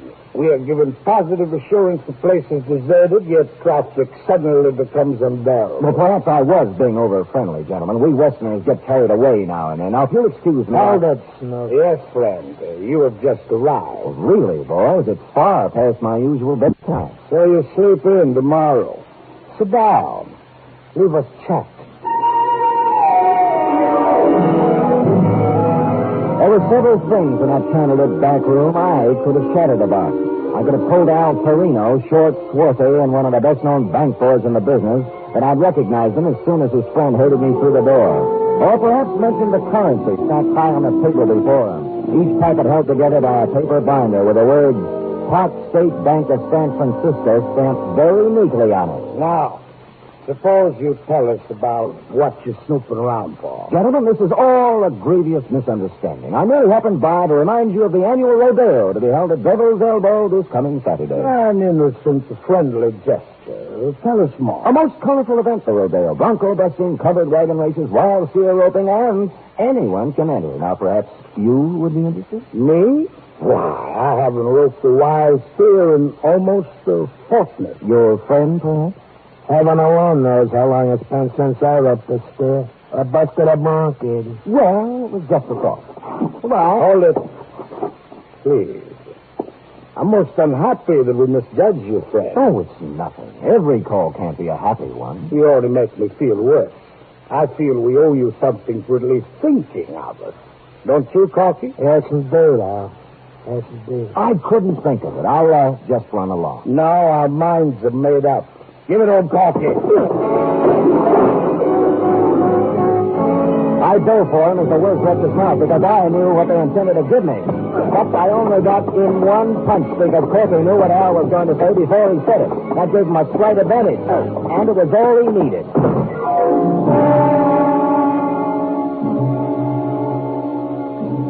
When I came out of it, I was lying in total darkness, and I wasn't alone. Oh, that blasted varmints. You wouldn't let it loose and get my hand on it. Oh. Varmints. Let me loose. Just a minute, Buck. I'll give you a hand. There you are. Hey, how'd they get you, Buck? Oh, I was watching the TV, and I heard a car, and then Blackie and them two that were skulking around yesterday drove up, and they walked right into the Red Dog as if they was in the stairs. Who was carrying the suitcase? Blackie was. And the others was walking along behind him with their guns drawn, protecting them, so I couldn't get to them. Oh. So I sneaked around to the front of the Red Dog, hoping I could surprise them. Well, it was me that got surprised, though. Well, what happened, Buck? Well, they was in the back room, and Blackie was hollering about a double cross and a fair cut. I'm got their kind of talk. And then the door busted open, and he came tearing out across the room with that little critter right behind him. That'd be Al Torino. He's the one who got Blackie. He what? Got Blackie. You mean that wall-eyed critter's been messing around my range? Remember we heard on TV about the Park State Bank being knocked over? These are the boys who did it. Well, I'll be your... And Blackie was the hostage that announcer fellow was talking about. He was the bank guard, and they took him. No, Blackie was in it, too. The inside man. He had to be. You think Blackie opened them doors for him without any persuasion, eh? I'll give you odds on it, Buck. And they didn't just happen to pick Dry Gulch as their hideout, either. Blackie must have suggested it after you wrote and told him you were up here all alone. You didn't know it, but you were handing him a perfect hideout. Yes, but why would one of his own gang drop Blackie? Torino and the other one apparently figured a lot of money for 3 would be even more for 2. Yeah, I guess... Hey, listen to that. Oh. Them varmints are fixing to pull out. Come on, let's go get them. I'm right with you, Buck. Hey, hold up. Hold up, you bushwhacking dudes. Hey. Oh, dad rat, it's too late, Marshal. There they go, tearing down the back road. Is there any way we can cut across country and head them off? Oh, no, not afoot we can. And by the time we saddle up some ponies, they'll be gone. It pains me to even mention this, Buck, but I sent Penny to do just that some time ago. You did? Yeah. Well, what are we waiting for? We galloped up draws, down canyons, through streams, over cliffs, and across deserts. And the only place on me that felt good was my head, where Corky had sacked me. And finally, Buck, riding ahead of me, pulled his pony to a halt and waited for me to catch up. Somehow, I slid south off my horse's neck and was back in the saddle again when I drew abreast of him. Well, we ain't going to have to trap them dudes after all, Marshal. Huh? No, Cripple Creek done it first. Cripple Creek? The driest creek in the west. It crosses the road up ahead a piece. And right now, them critters are sitting hard deep in sand. Come on, let's start riding circle. Riding circle? Indian style. Oh. Round and round the car till we pick them off. Oh, no, Buck. We're going to handle this my way, and it won't be on horseback. Huh. What fancy plan have you got? None. It's very simple. We leave the horses right here. You get as close to them as you can along the road, and I'll circle around behind them. Now, don't show yourself until I go after them. You got it? Well, all right. But I still think circling's better. I left him there and dodged from bush to boulder to tree, working my way to a position behind Al Torino and Corky. I had just reached a rock formation that overlooked the road right over their car and slipped my .38 out of its hiding place beneath the purple silk shirt when I realized that Buck wasn't going to do things anyway but his own. All right, you city-fied tomecats, make your play!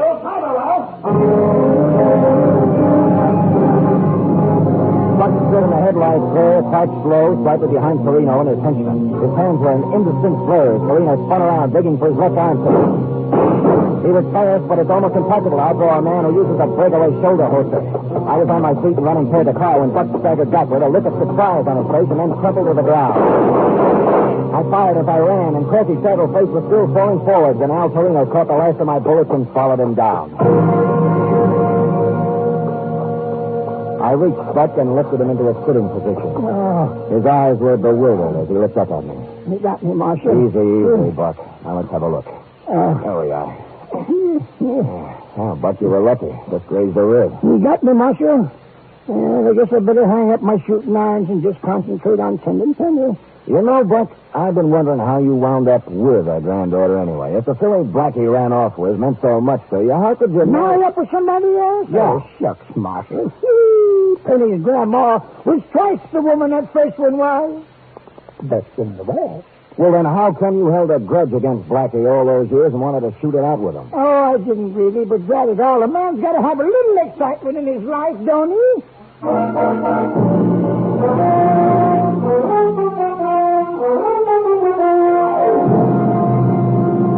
End of report.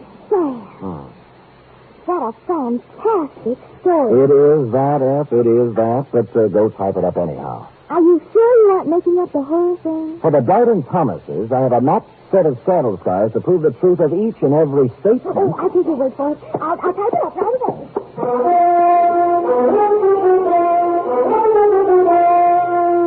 3 chimes mean good times on NBC. There's no cover charge at Duffy's Tavern. Just keep your dial tuned to NBC later as Archie and his delightful friends cook up another mad and merry session at that remarkable restaurant, Duffy's Tavern.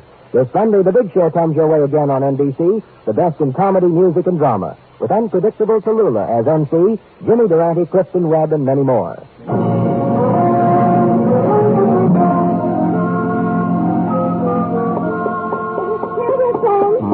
No questions? Yes. One, if you don't mind. Ask. Blackie died, I suppose. Indeed not. He'll be up and in fine fettle by the time his trial rolls around. But you went galloping across the desert and forgot all about him. Who took care of him? The doctor. Who else? The doctor? Yeah. What doctor? In a ghost town? Oh, besides forgetting Blackie, I also forgot there was a phone in Dry Gulch. That's how Penny contacted me in the first place, remember? And she called the doctor. Mm-hmm. This was Penny. Mm-hmm. You, sort of liked her, didn't you, Sam? Oh, she was all right in a beautiful, gorgeous sort of way. Oh, I see. We never did get to sit down and talk things over, Ass. In fact, I never got to sit down. I still haven't. Poor Sam. It's like Mother says, we all have muscles that we're not accustomed to use. And then when we use them, they do indeed, Ass. The things you have to do to make both ends meet. Oh, shut up. Come here. Good night, Sam. Good night, sweetheart.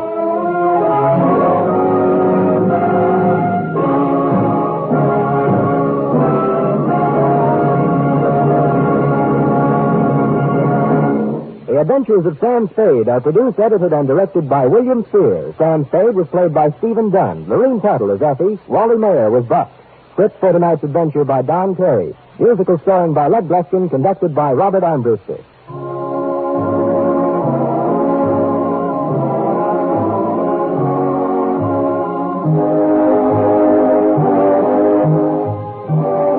Join us again next week, same time, for another adventure with Sam Spade. Hear the magnificent Montague, then visit Duffy's Tavern on NBC.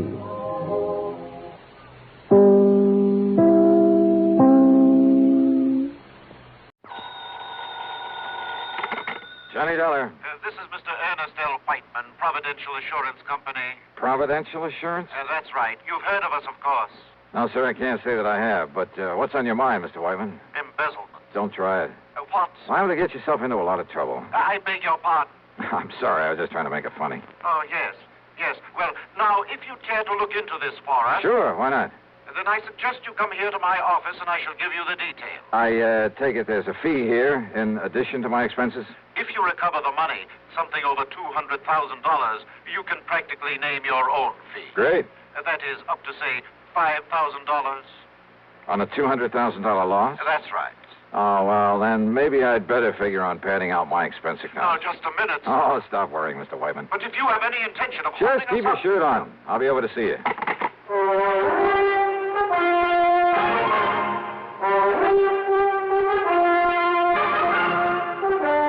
CBS Radio brings you Bob Bailey in the exciting adventures of the man with the action-packed expense account, America's fabulous freelance insurance investigator. Yours truly, Johnny Dollar.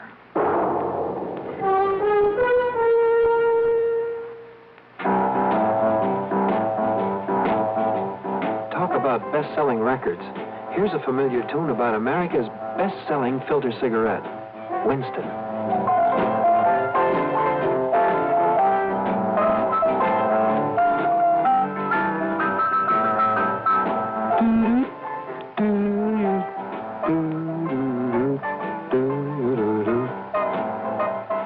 Winston gives you real flavor, full, rich tobacco flavor. And you know, that's because only Winston has filter blend up front. Choice, flavorful tobaccos, specially selected and specially processed for filter smoking. No wonder Winston tastes good, like a cigarette should. Smoke Winston. And now, Act One of yours truly, Johnny Dollar.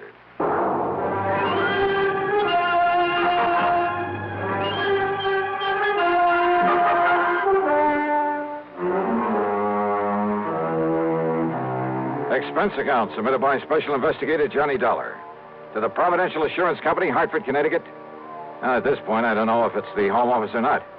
Anyhow, following is an account of expenses incurred during my investigation of the Hand of Providential Matter.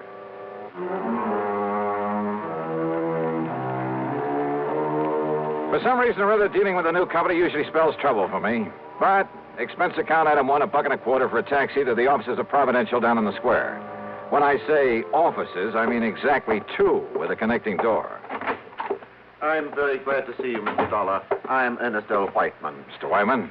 And this gentleman, Mr. Dollar... I'm the man that had Ernie Whiteman send for you. Yes, this is... Name is Elwood Sprague, Dollar. I'm the owner of this business. The sole owner, Mr. Sprague? That's right, son. Providential Assurance is all mine, lock, stock, and barrel. I see. Made a lot of money in oil down in Texas. Couldn't find any way to spend it all, so I started this here. So what happens? All I get is more money out of it. Yeah, well, Mr. Whiteman said something over the phone about an embezzlement. Exactly. $200,000 that was Go taken ahead. from... Go ahead and tell them all about it, Ernie, my boy. Tell them how it happened. Well, you see, Mr. Dollar, immediate public acceptance of our company is largely due to the What fact he that... means, Dollar, is the reason we sell so many policies is on account of we always pay off any claims real prompt in cash and hard, cold cash. Exactly. And for that reason, Never question a claim. Just pay it off in cash.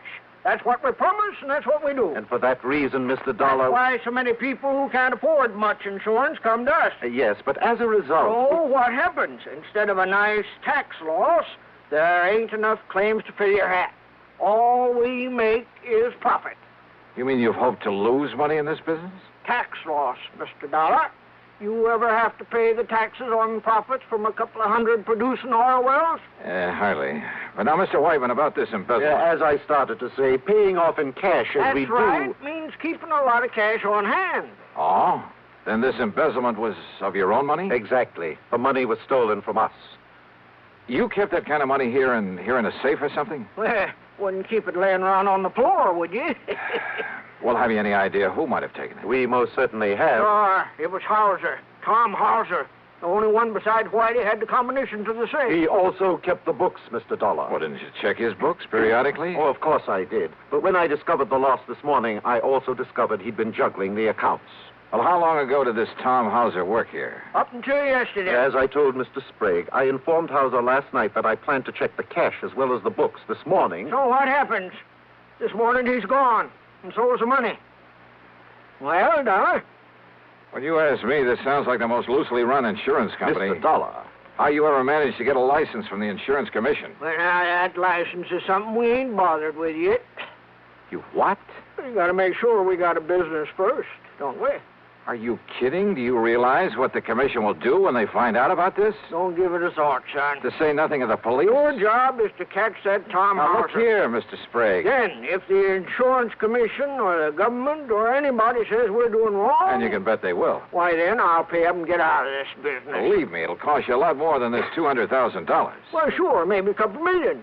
It'll make a nice tax loss. Yeah, and you'll probably end up in jail. Well, now, you let me worry about that. Your job is to get this embezzler. And don't forget, we're paying you $5,000 to do it. Look, you say it may cost you millions to get out of this mess. That's right. And yet you're worried about a couple of $100,000? Well, now, that's different. Huh? That was stolen, son. That was illegal. Trying to make sense with this man was like trying to reason with a hitching post. I told him I didn't want the case and that I could understand why he'd hesitate about calling in the police. Sure, they'd probably start asking questions. With the only answers he could give them, he'd really be in trouble. I told him that my only duty, as far as I could see, was to notify the commission of this whole operation. Sure, son. If your conscience hurts you, go ahead and notify him. After you got this money back first. After? Well, I don't know much about investigation, but seems to me that with him gone only a few hours, well, if I was you, I wouldn't be wasting any time. Yeah, you got a point there. Sure.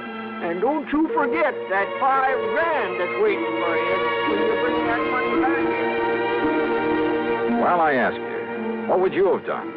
And with a fee of $5,000 dangling in front of your eyes? Yeah, that's what I did. I took the case.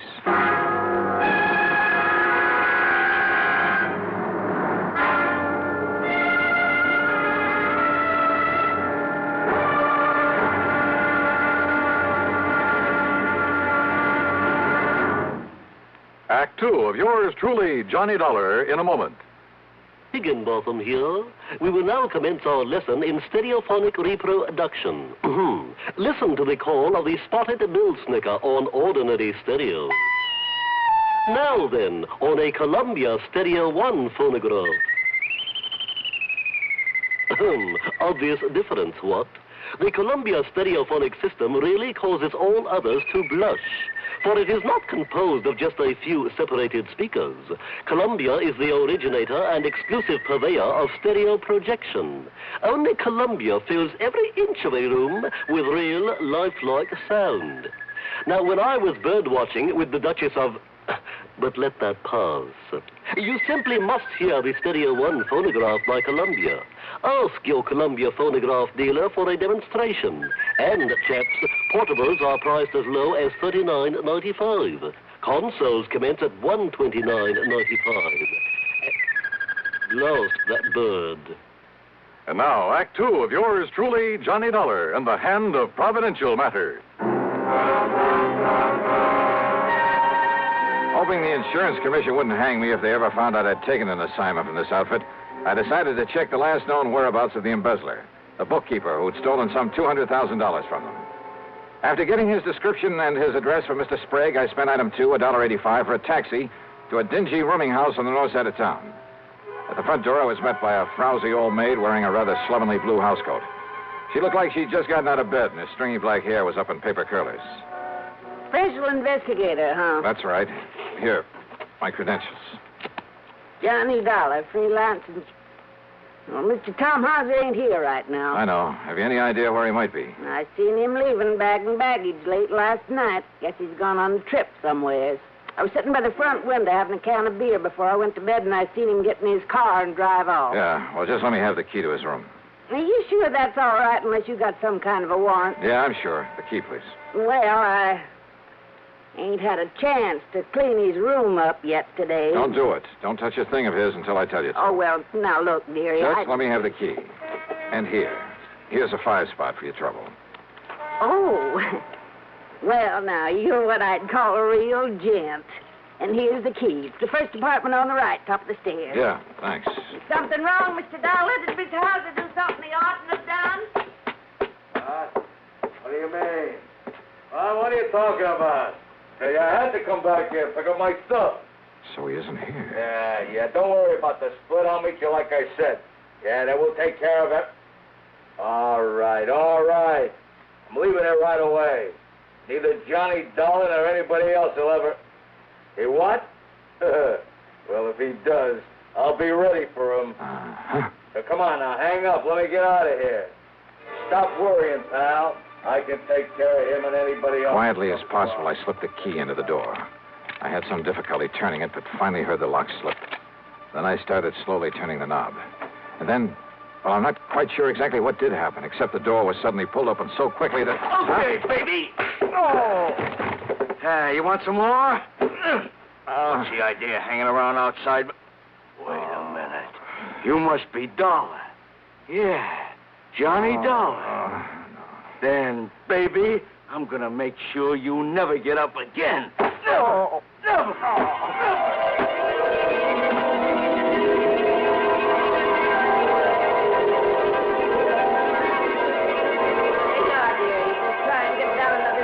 Out of this bottle. Just leave that wet rag laying there on your forehead. It'll make you feel better. What do you... Oh, holy... Yeah. You just stay there on the floor until you feel better. Where'd he go? Oh, dearie. Who done this to you? You didn't you see him? I heard a big noise up here, and when I run up the stairs, he must have heard me and run away. And he was just laying here bleeding this way. That window. What's outside that window? Only the fire escape. Look, dearie. Yeah? Busted table lamp. This must have been what... Don't touch it. What? No, I'll wrap it in my handkerchief and... But who could have come here and done this to you? I can't imagine. Well, I can. Tom Hauser. Item 3, $1.20 for a cab to police headquarters. Anybody but Sergeant Ed Wilson would have asked a lot of questions that I didn't feel like answering. Ed simply took the lamp, told one of the boys in the lab to check, and if he found any prints on it, to classify them, then send a teletype to Washington. Item 4, $1 even for a cab to my apartment. After a long, cool shower, I felt somewhat better. I just got back into my clothes when the phone rang. Johnny Dollar. Ed Wilson, Johnny. Those prints on that lamp. Yeah, Ed. Thomas Harker, alias Tim Hosker, alias Tommy Hauser, alias just about everything else you can think of. Johnny, that boy is one of the 10 most wanted. No kidding. And for everything from safe-cracking to murder. You got any kind of a lead on him?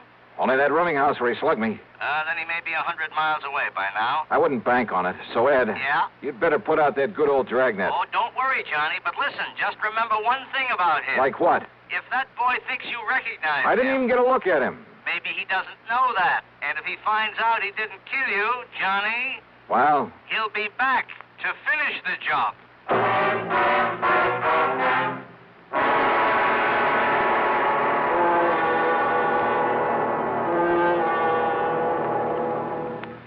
Act 3 of yours truly, Johnny Dollar, in a moment.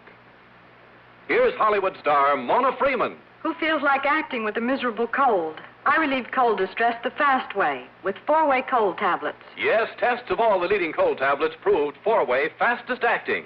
Amazing 4-way starts in minutes to relieve muscular pains and headache, reduce fever, calm upset stomach, also overcomes irregularity. When a cold strikes, do what I do. Take 4-way cold tablets.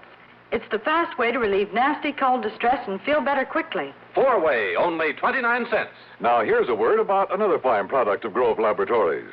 Does dandruff dull your hair, leave scalp itchy?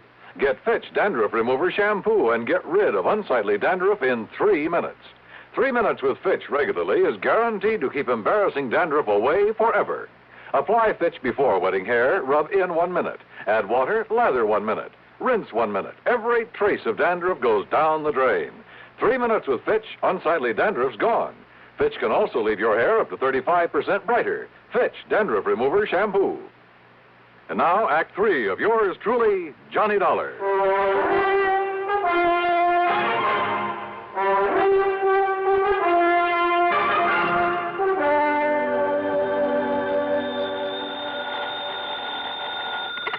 Ed. Ed, this is Pat McCracken, Johnny, at Universal Adjustment Bureau. Oh, sorry, Pat. I thought it was Ed Wilson again. Sergeant Wilson of Police Headquarters? Yeah, and listen, I'm in kind of a hurry. Oh, then I won't hold you. I was just hoping you'd have time to look into what appears to be a phony insurance company for us. What? Keep talking. But if you're already working on it... No, just go on with what you were saying, Pat. Well, we got a complaint about some new company here in town that we'd never heard of. Seems they're stalling on the payment of a small claim. Yeah, sure. In spite of their pledge to pay off promptly and without question. Yeah. Also to pay off in cold cash. Yes, that's right. Providential Assurance Company. Well, what do you know about them? Johnny? Oh, I'm working on a case for them. Oh, no. Oh, Johnny, don't. I telephoned the commission, to find out who they are and Yeah, where but they the commission never heard of them. Exactly. So if I were you, until we can find out whether they're a legitimate outfit, Johnny, I wouldn't touch them. Hey, tell me, Pat, what'll the commission do? But they've notified them by mail. They're sending over a committee to investigate, to look at the books and so on. When? First of the week, Monday or Tuesday. Why? That may be too late. What? If that outfit's what I think it is, and if I can do what I think I can. Johnny. Well, if I can't collect my fee and expenses from them, maybe I'll send a bill on to you. What? After all, I may be doing the whole insurance business a great and glorious service. Johnny, what are you talking about? That is, if I don't get killed first. Listen, Johnny. I'll see you later. And now the question is, but wait a minute. If Providential is what I think it is, where does Tommy House's theft of $200,000 come in? If he was working for them. Well, why did they call me in? Johnny Dollar. Hello. This here is Elwood Sprague. Oh, yeah, Mr. Sprague. I wasn't sure I'd find you in. Yeah, I think I can understand that. Or maybe you weren't sure you'd find me around at all anymore. No, listen, don't get me wrong, Dollar. I want to see you. I got to see you right now. Yeah, why not? They're at your office? No. Well? My room, here at Guilford. And you'll come alone? Are you alone, Mr. Sprague? Yes, Mr. Dollar. Will you come right away? Yeah, as soon as I can. Thank you. That's funny. If he wants to see me, if he is alone, or is this some kind of a trap? No, there was absolute sincerity in his voice. I was sure of it. Yeah, and there was something else, too. Fear. Maybe that was it, fear. Hello? Johnny, listen, you said you'd been working with the police.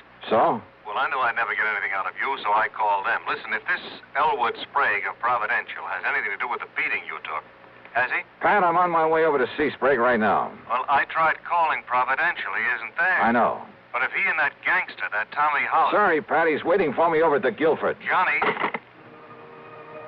There was no time to waste. Maybe Hauser was still gunning for me, but if so, well, maybe I wasn't the only one. Item 5, a couple of bucks for a cab to the Guilford Hotel. And there in his room, I found a very different Elwood Sprague than I talked to earlier. And the story that he slowly, nervously unfolded proved to be very interesting. So maybe I didn't ever make no oil fortune there in Texas.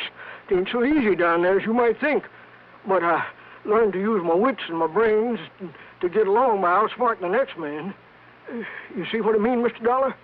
Then those 200 oil wells you were talking about... Well, it made a good line. It fooled you, didn't it?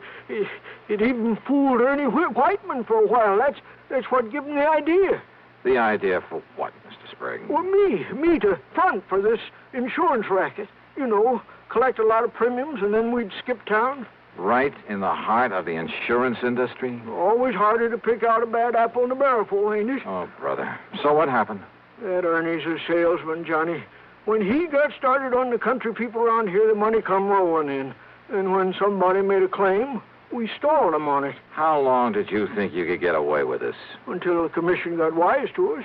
and we'd move out. The commission was planning to investigate you next week. I know. Only by that time we'd be out of here. You and Wyvern and this Tommy Hauser. Hauser. Ernie brought him in. He said because he had a record, the police would know about him, so he would take the rap if anything went wrong. But then he walks out with all the money last night. And then you sent for me. Why? Because Ernie and me go after Hauser, he might have killed us.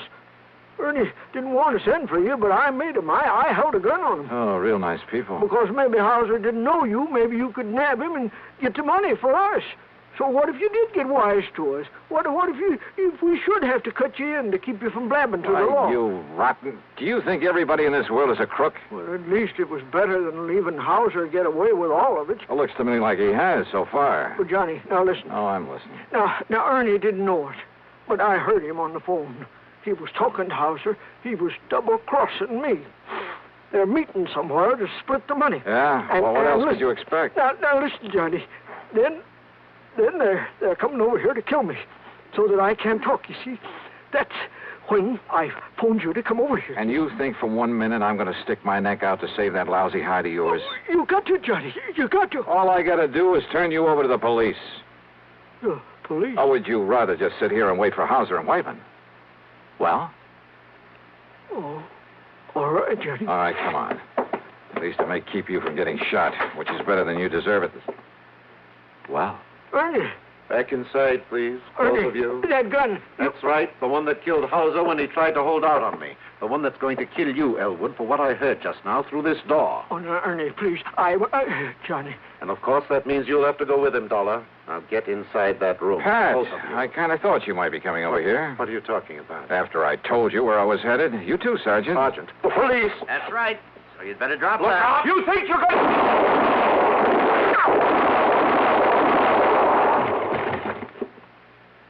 Well, Johnny? Well, thanks, Ed. You too, Pat. Oh, and Ed. Yeah, Johnny. Maybe you'd better put a pair of cuffs on Mr. Sprague here. You know, to keep him out of any more trouble. Oh, I'll go along peaceful.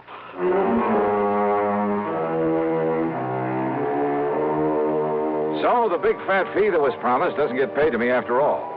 And I'm sure I may as well forget the expense account for a change. But you know something? It doesn't matter. Because the important thing was to have had some small part in wiping out this dirty racket. Me? I feel good. Yours truly, Johnny Dollar.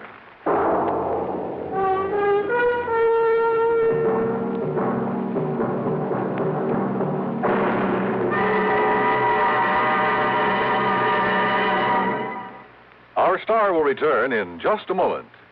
Constipation is something people don't talk about much, but it can be a problem for anyone, even doctors. And when constipation occurs, it's interesting to see just what doctors consider important about a laxative they might use or recommend. Well, a majority of the doctors we heard from had this to say. A laxative should be effective, gentle, as close to natural acting as possible, and a medicine that can be used with complete confidence. Now, X-Lax has been popular with many doctors and millions of people over the years because pleasant-tasting chocolated X-Lax is effective. Overnight, it helps you toward your normal regularity. X-Lax is gentle. Next morning, it gives you the closest thing to natural action. And that's why many doctors and millions of people use X-Lax with complete confidence. X-Lax, the laxative that helps you toward your normal regularity gently, overnight. Is X-Lax in your medicine cabinet? Now, here is our star to tell you about next week's story. Next week, a man who uses government help to promote his one-man crime wave. Join us, won't you? Yours truly, Johnny Dollar.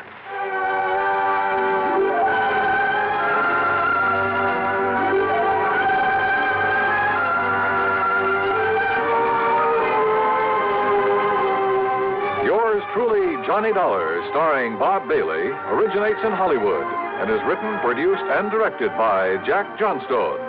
Heard in our cast were Virginia Gregg, Edgar Barrier, Junius Matthews, Jerry Hausner, and Lawrence Dobkin. Be sure to join us next week, same time and station, for another exciting story of yours truly, Johnny Dollar. This is Dan Cubberly speaking. Next, the nerve-tingling progress of a man hurled into space from Suspense on the CBS Radio Network. Citizens of Troy, this is Neil Kelleher, the Republican candidate for mayor of Troy. I'm taking this brief opportunity to tell you that a Republican city administration will restore garbage collection and disposal to an efficient level. The Democratic administration, having burned out the municipal incinerator, has now returned to the ancient system of garbage and refuse disposal by depositing it on an open dump. I shall take steps immediately to restore the incinerator and eliminate the threat of stench and smog that will surely be blanketing the northern section of our city as soon as the refuse piles get deep enough and the underground fires begin to burn. I intend also to eliminate the noisy collection of garbage in residential areas in the middle of the night so that Trojans can get their sleep. If you approve of the foregoing proposal, may I suggest that you can assure its becoming a reality by voting row A all the way election. From Hollywood, it's time now for... Johnny Dollar. Joe McNabb, Northeast Indemnity, Johnny. Oh, hi, Joe. What's up? At the moment, my blood pressure. Too much work? No. Prospect of having to pay off on a $100,000 life insurance policy. Uh-oh. Fella I think you know, Johnny. Art Wesley.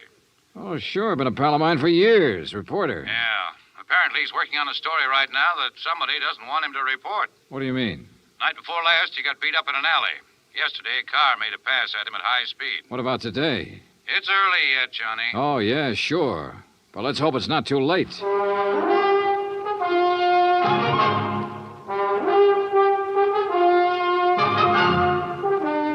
Bob Bailey in the exciting adventures of the man with the action-packed expense account.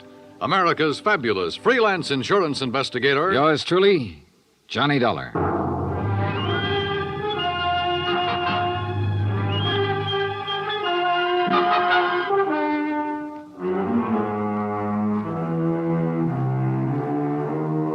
From Special Investigator Johnny Dollar to the Home Office, Northeast Indemnity Affiliates, Hartford, Connecticut. The following is an accounting of expenditures during my investigation of the Big Scoop matter. Expense account item 1, $18.40, transportation and incidentals to New York City. I called Art Wesley's paper. He wasn't in and nobody seemed to know where he was. Then I remembered a small bar called Tony's over on 3rd Avenue. I took a cab, that's item 2, $1.25, and found him in a corner booth.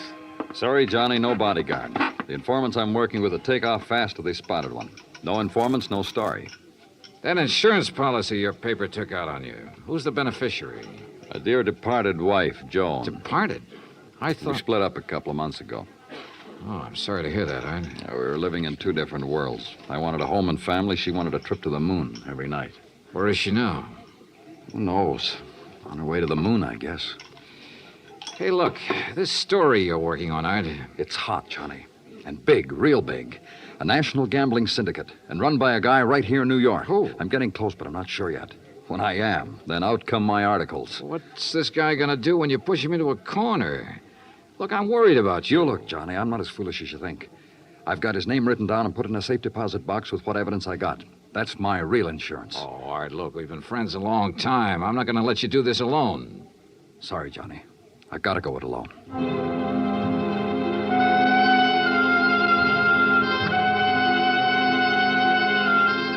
Since I'd gotten nowhere with Art, I decided to try his wife, Joan, even though they were separated. I found her in an apartment on East 68th, but she was hardly what you'd call cooperative. Look, Mr. Dollar, so you're a friend of Art's. At the moment, I'm not. Mrs. Wesley, your marriage with Art is none of my business. But that insurance policy his paper took out on him is. And incidentally, you're still the beneficiary. So? So he could be in danger, those articles he's writing. Why doesn't he drop it? Oh, look, you know Art better than that. Then what am I supposed to do about it? That story is his business. How I feel about things is my business. And come to think of it, I can't see that either of those things is your business. Item 3, $1.80 cab fare to police headquarters in the office of my old friend, Detective Lieutenant Rostelli. Sure. I know about those attempts on Art's life. So I talked to him and got nowhere. He told me the story's about a national gambling syndicate. It's more than he told me. Supposedly the big boss is here in New York. Now, what are you going to do about it? Look, the minute Art quits thinking he's got to hit the jackpot all by himself and lets us in on it, we'll give him all the protection he... Lieutenant Rostelli. Yeah, just a minute. for you, Johnny. Oh, thanks. Hello? Art Wesley, Johnny. They told me at your hotel where to reach you. Anything new, Art? I'm leaving town for a few hours. This could be it, Johnny. Tonight could be the jackpot. Well, listen, let me go with you. Sorry, I gotta go alone. It's part of the deal. Art, it could be a trap. I can take care of myself. Call you when I get back. Wish me luck. Well, look, wait. Art! Art!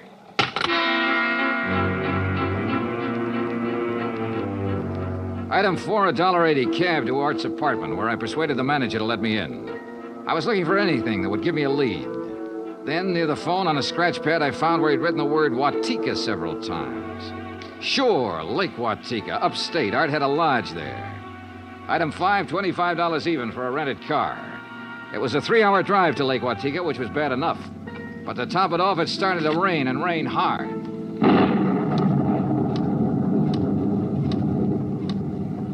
When I finally got to the highway turnoff, the side road to the lake was a mass of mud. Then I got 2 quick breaks. It stopped raining, and I spotted the 6-mile road into Art's place. Half an hour further on, I saw a light.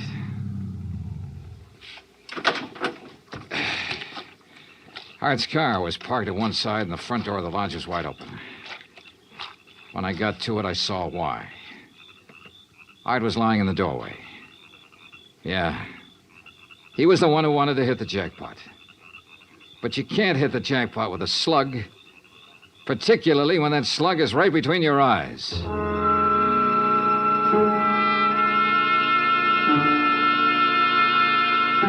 I drove to the sheriff's office and reported it. Sheriff Tompkins and his boys took over. But in the darkness and the mud, they could only make a routine check. He asked me to meet him at the lodge the next morning, so I did. Buddy was right here in the doorway, huh, son? Yeah, Sheriff, I didn't move it. And Wesley probably got shot when he answered the door by somebody standing out there on the ground.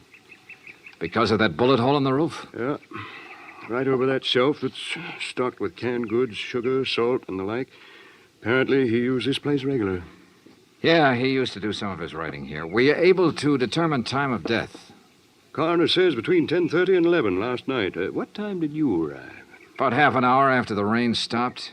I'd say 11:45. Means it was still raining a good half hour after the killing. No wonder we found no tracks. Hey, look, Sheriff. Art was working on a hot story about a national gambling syndicate. Could be that he found out who the boss was last night, the hard way. Oh? Then you think the killer was from out of town? Maybe New York? Yeah. Now, where would he stay? Is there a hotel around here? Lake Watika Inn, just outside the village, about 6 miles from here. Sheriff, I'll check it out. Guests here at the inn, Mr. Dollar? Well, we have only 2 who checked in yesterday. It's the off-season, of course. Yeah, clerk, who are they? Well, Mr. Cooper yesterday afternoon and Mr. Buckley around dark. Uh-huh. They still here? Mr. Cooper is sitting right out there on the terrace, but Mr. Buckley paid in advance and left quite early this morning. I see. Did Buckley give any reason for stopping here? He said he was a traveling man and didn't like to drive in the rain. Okay. I'd like you to write down a description of him. I'll pick it up on the way out. Oh, I'll be glad to, sir.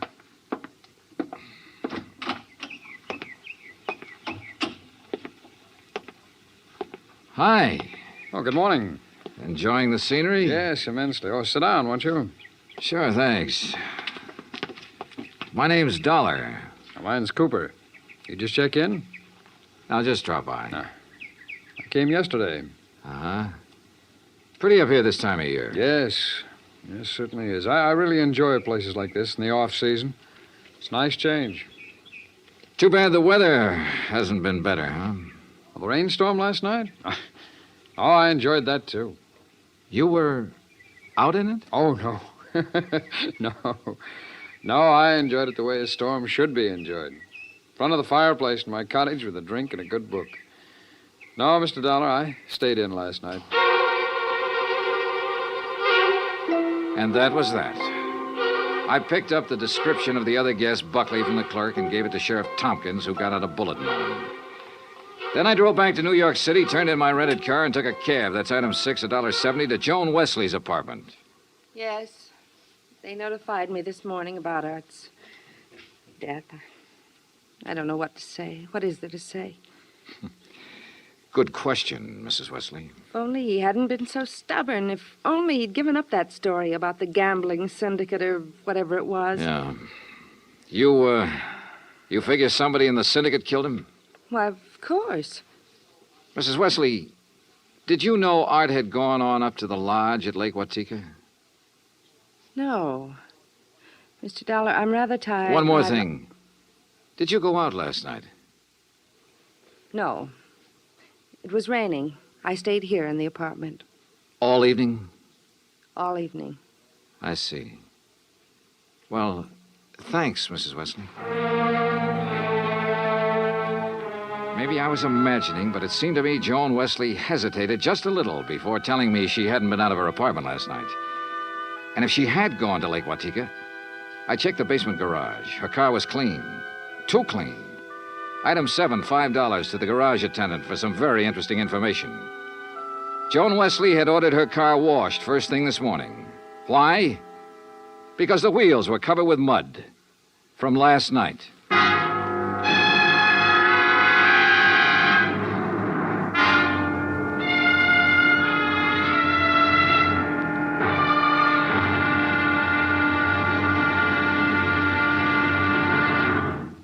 Act Two of yours truly, Johnny Dollar, in just a moment.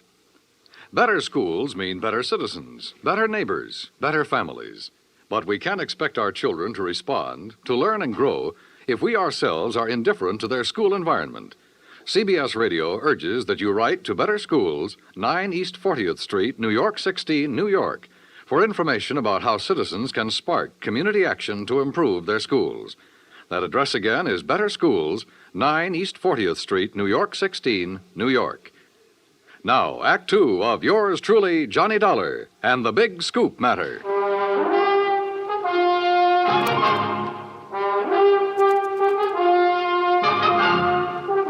I tell you, I didn't leave this apartment last night. Your car says differently, Joan. Car? You had it washed today because it was all muddy. And the reason it was muddy was because you had it out in the rain last night. Look, Another thing. You told me you didn't know Art had gone to the lodge. You hadn't heard from him. But the switchboard operator told me you had a call from him yesterday. Now, why else would he call you except to tell you where he was going? Well, how about it, Joan? All right. Art did call me yesterday and told me he was going to Lake Watika. And how about last night? Yes. I went out, but not to Lake Watika. Art wouldn't give you a divorce. By killing him, you get your freedom and $100,000. I didn't kill Art. I didn't go up there last night. Then where did you go? Might as well know. The reason I wanted a divorce from Art was because I'd found someone else. Oh? That's where I went for a few minutes last evening. Why did you lie about the phone call from Art yesterday? I don't know. I was confused. I was afraid it would look bad for me if it came out that I knew Art had gone up there. It doesn't look good for you this way, believe me. Oh, Johnny, I'm telling the truth. Who is this fella you're interested in? I don't see why he Who has is to... he? His name is Ted Nash. Will you have to talk to him? I sure will. And right now. But I was wrong about talking to Ted Nash right now. I called his apartment and got no answer. Item 9, $1.60 cab fare to police headquarters in the office of Detective Lieutenant Rastelli. You figure this guy Nash and Joan Wesley could have killed Art and used the gambling syndicate threat as a cover, huh? It's a possibility, Lieutenant. Well, I'll see what I can find out about Nash. How'd you do at Lake Watika? 2 guests checked in the day of the killing. One, a man named Buckley. He left early this morning. Sheriff Tompkins has a bulletin out on him. Who else? A fellow named Cooper, who apparently likes to go places in the off-season. Nothing to tie him in particularly. Cooper, huh? We had a rumble some time ago that a guy named Cooper was involved in that gambling syndicate. What? Trouble is, we got no proof. Hey, wait a minute. What's the matter? Art told me he'd put the name of the man he was after in a safe deposit box. If we could find the key to that box. How about Art's apartment? Let's take a look. So we looked, and we found the key tucked away in a desk, but only a number on it. Nothing to tell where it was located. I gave it to Lieutenant Rastelli, and he promised to check every bank in town if necessary. While I went on back to Lake Watika to see if the man named Cooper at the inn was the same one Rastelli told me about. When I got there, after a frantic 3-hour drive, I found him comfortably sitting by the fireplace. Well, Mr. Dollar, isn't it? Yeah, that's right. Cooper, I want to get right to the point. You told me you came up here to enjoy the scenery. Yes, that's right. Why? The man who was killed last night, Art Wesley. He was trying to expose a national gambling syndicate. Oh, that's very interesting. So? So, I know a police detective in New York who thinks you're a member of that syndicate. Well, now, Mr. Dollar, that's a very serious charge. I presume you have proof. Well? No proof. Well, in that case, I don't think there's any... Dollar, long-distance call for you. You can take it on that phone right beside you. Thanks, clerk. Johnny Dollar. Rastelli in New York, Johnny. Hi, Lieutenant. You locate that? Yeah, the safe deposit box, and in it we found the name of the man Art Wesley was closing in on. It's Cooper. Thanks all very right, much. So you... Well, Cooper, you wanted proof? We've got it. Evidence that ties you in with the syndicate. Clerk. Well, now, this is ridiculous, Is it? Dollar. Let me tell you the facts about this thing. Is something the matter, Mr. Dollar? Get Sheriff Tompkins on the phone, clerk. Tell him I've got Art Wesley's killer here. You mean Mr. Cooper? Oh, now, wait a minute. Now, look, Dollar. If you'd get your facts straight, you'd drop this silly notion of yours. What kind of facts, Cooper? What time was Wesley killed? Between 10:30 and 11 last night. But, Mr. Dollar, Mr. Wesley's place is some 6 miles from here. That's right. Why? Well, then Mr. Cooper couldn't have killed him. What do you mean? Last night, I took a drink to Mr. Cooper's cottage here at the inn. What time? Around 20 to 11, and I chatted with him for at least 15 minutes. Are you sure about that? Oh, quite sure. Well, Mr. Dollar, I'll buy you a drink sometime. Cooper strolled back to the bar with a satisfied smirk on his face. So the one man who had to be Art's killer couldn't have killed him. I collared the clerk again and had him repeat his story in detail. If you recall, it rained heavily last night, Mr. Dollar. Yes, I drove through it on my way up here. Well, I was making the rounds of the inn, checking windows, things like that, when the house phone rang. It was Mr. Cooper calling from his cottage. He wanted a drink. You say that was at 20 to 11? Yes, I always jot down the time when I am called away from the desk. All right, go on. Well, when I got to Mr. Cooper's cottage, he was sitting in the living room in front of the fire with a book. Yeah. We chatted a while, and then when I returned here to the desk, I jotted down the time again. 10:55.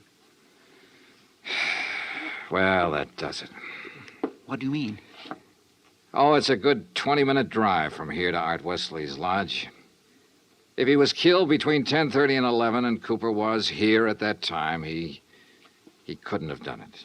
Well, I'm sorry, but facts are facts. And... Oh, excuse me. Lake Watika Inn. Yes, just a moment. Sheriff Tompkins, Mr. Dollar. Oh, thanks. Hi, Sheriff. Thought you ought to know, son. Remember that man Buckley we were looking for? Yeah, sure, the other guest at the inn. Yeah, we picked him up. I've been questioning him for an hour. Any luck? No, sir.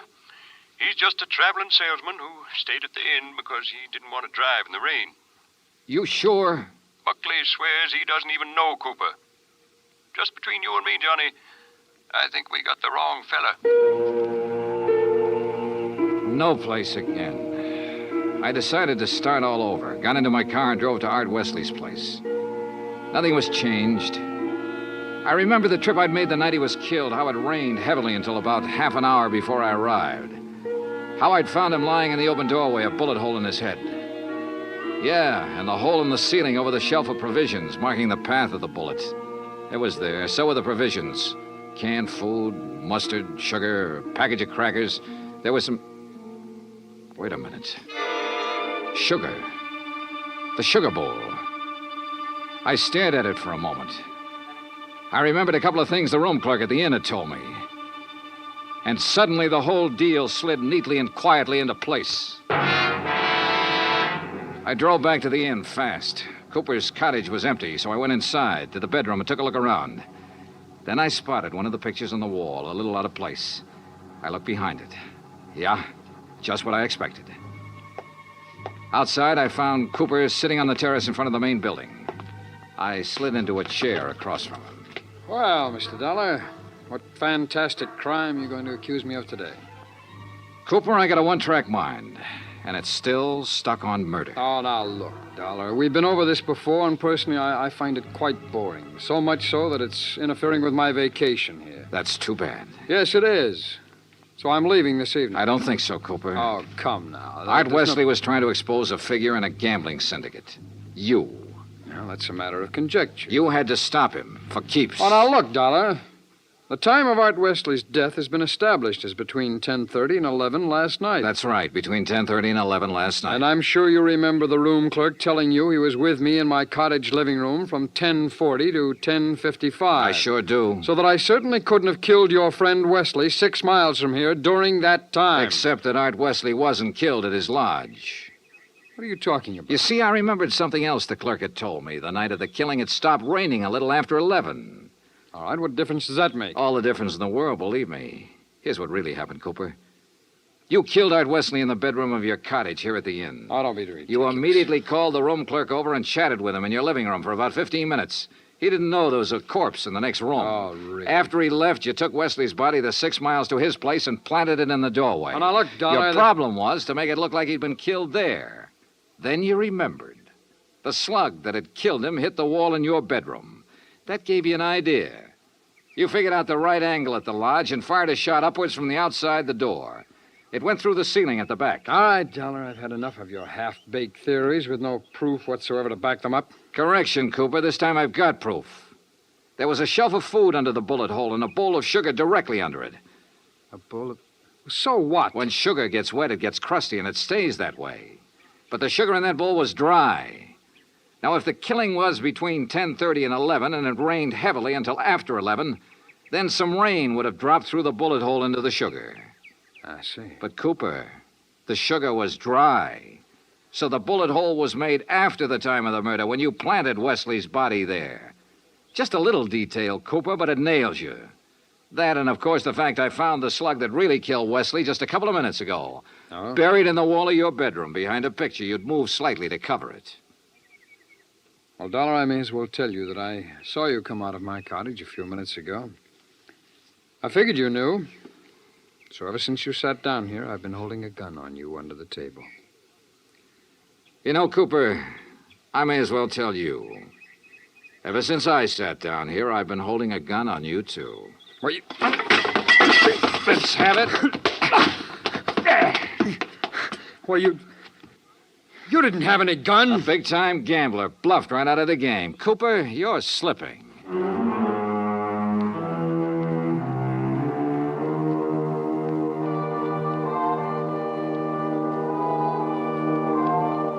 Item 10, $37.50. Transportation and incidentals back to Hartford. Expense account total $187.40. Remarks?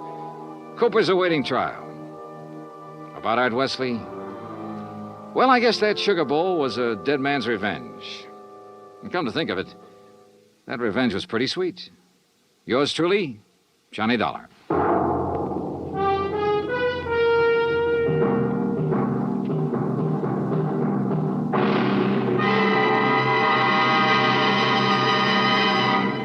Our star will return in just a moment.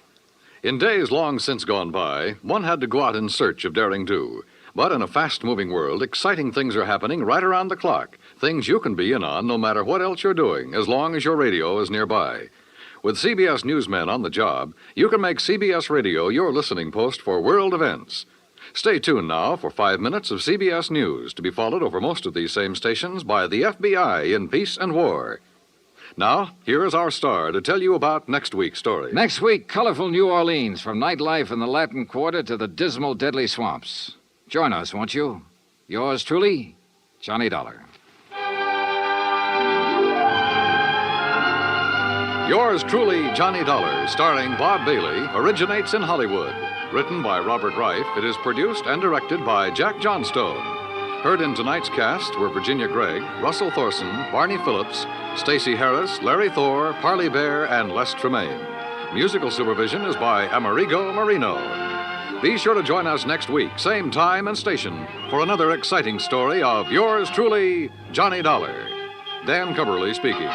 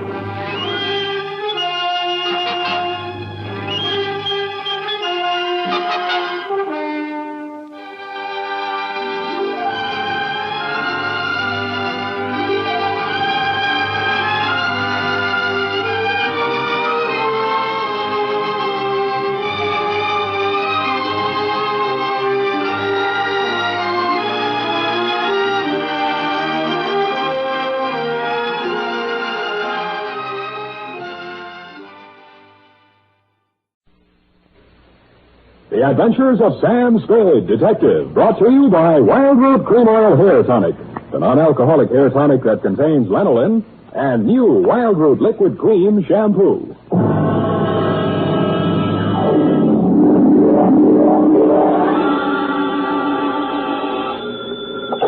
Sam Spade Detective Agency? It's me, sweetheart.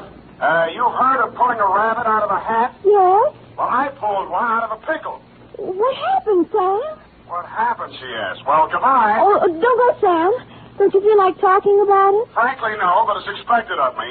Sharpen a carrot, throw me some rabbit punch, get the hutch ready, for I'm about to hippity-hop through the door with the lowdown on the Flopsey, Mopsey, and Cottontail Caper.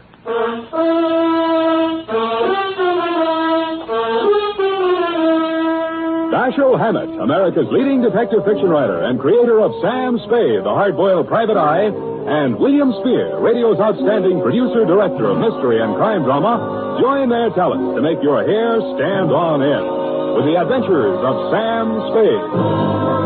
Presented by the makers of Wild Root Cream Oil for the hair.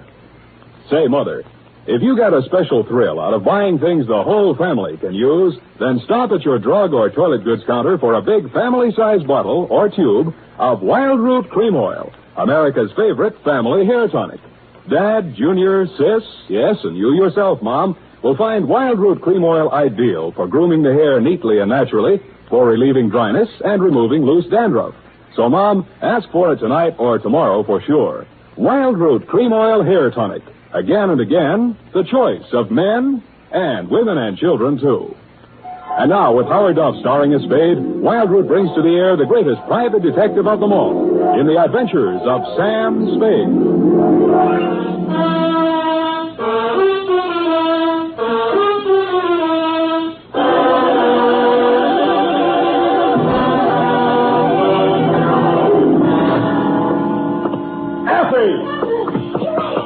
What's the meaning of this? Of what? My desk and my chair shoved over to one side of the office. To make room for the other desk and the bookcase. There'll be no other desk and no bookcase and no anything else. But, Sam, I thought you... Don't say it. Don't even think about that, man. You understand?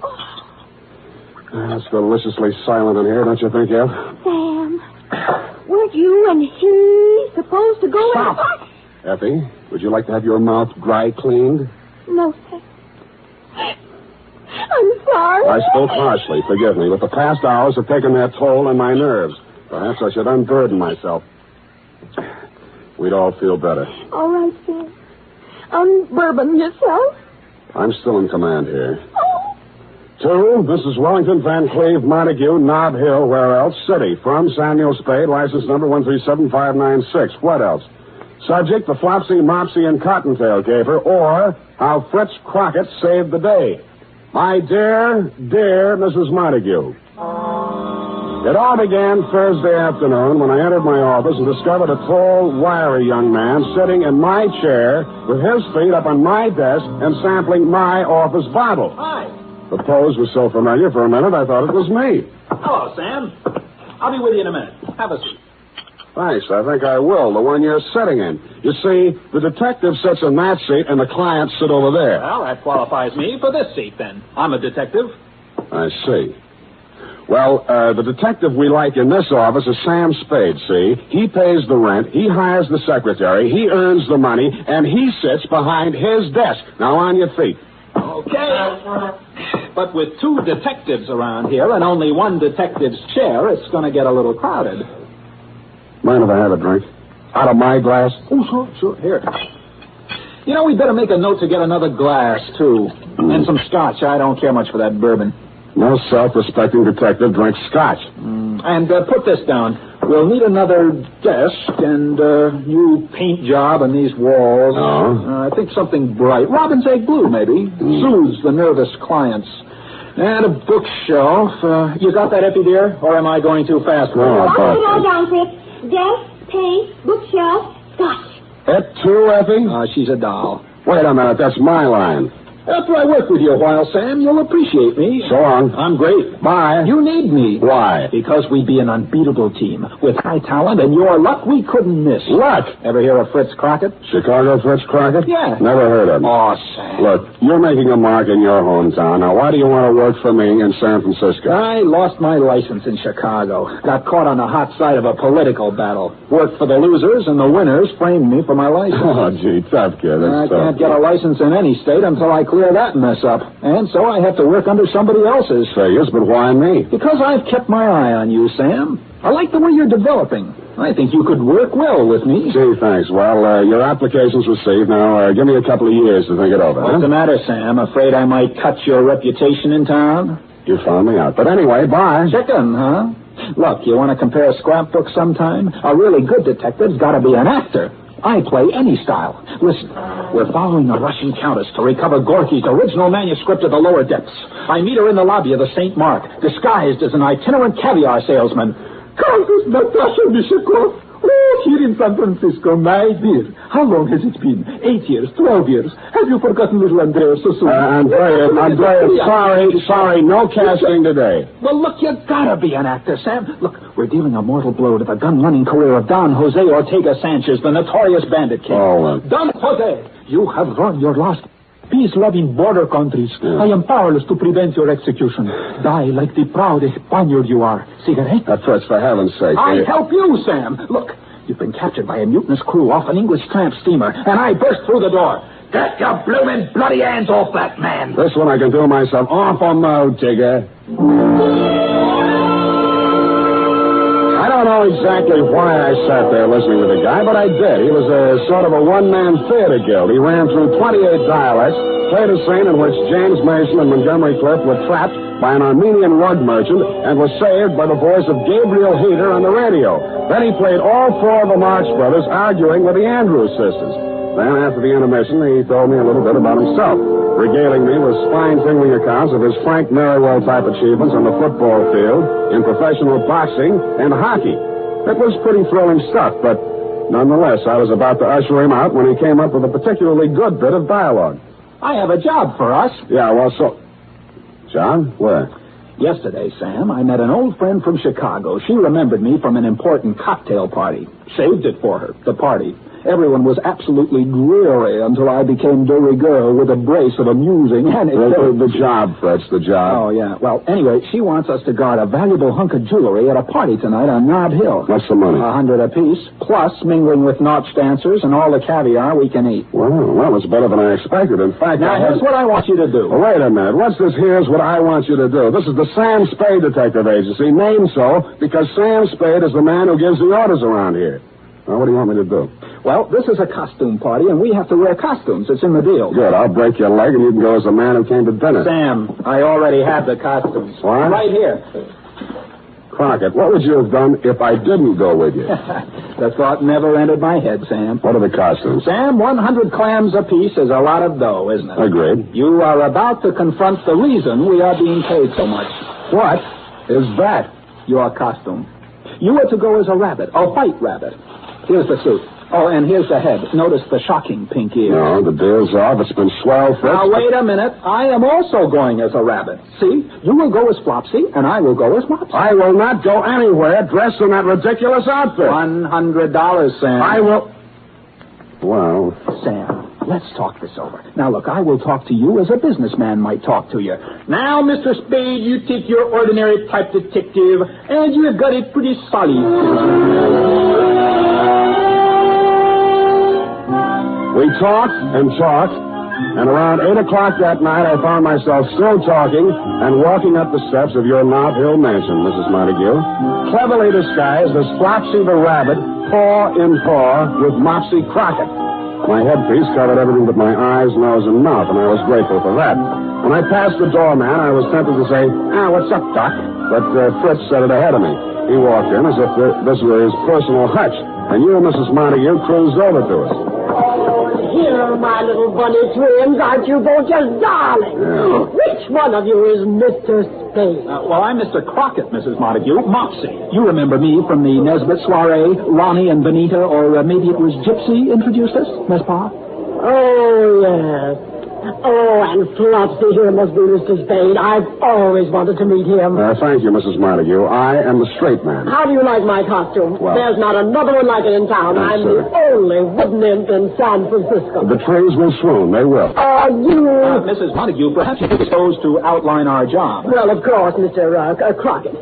Myself, Mrs. Arlington Crippen McGill, and the famous Spanish artist Julio Duriego are going to pick the woman with the most fascinating costume. Search no farther. It could be no one but you. I'm not eligible. Oh. Then at 10 o'clock we will have the grand parade. The winner will lead the parade wearing a small jewel-studded crown. Oh, darling. Diamonds and emeralds and all sorts of amusing things. Well, this crown once belonged to Josephine of France. Imagine. Mrs. Montague, I hate to be an old killjoy, but are we here to guard the crown? That's right, Flopsy. I mean, Mr. Spade. Oh, sorry. Oh, of course, I don't expect any trouble, but it's so valuable, I can't take any chances. My husband picked it up in Iran. He's in pickles, you know. Well, you know best. Where is the crown now, Mrs. Montague? Oh, in a wall safe in the master bedroom on the second floor. Here's the combination to the safe written down. I'd rather not have the combination, if you don't mind, until it's time to get the crown. Oh, now don't you be silly, Mr. Spade. Except for the crown, there's only $50,000 or $60,000 in the safe. Oh, well, if that's all Now, the right. safe is behind the Degas original. Now, until I need you, go and enjoy yourself. Well, we'll go. Maybe I'll even let you dance with little me.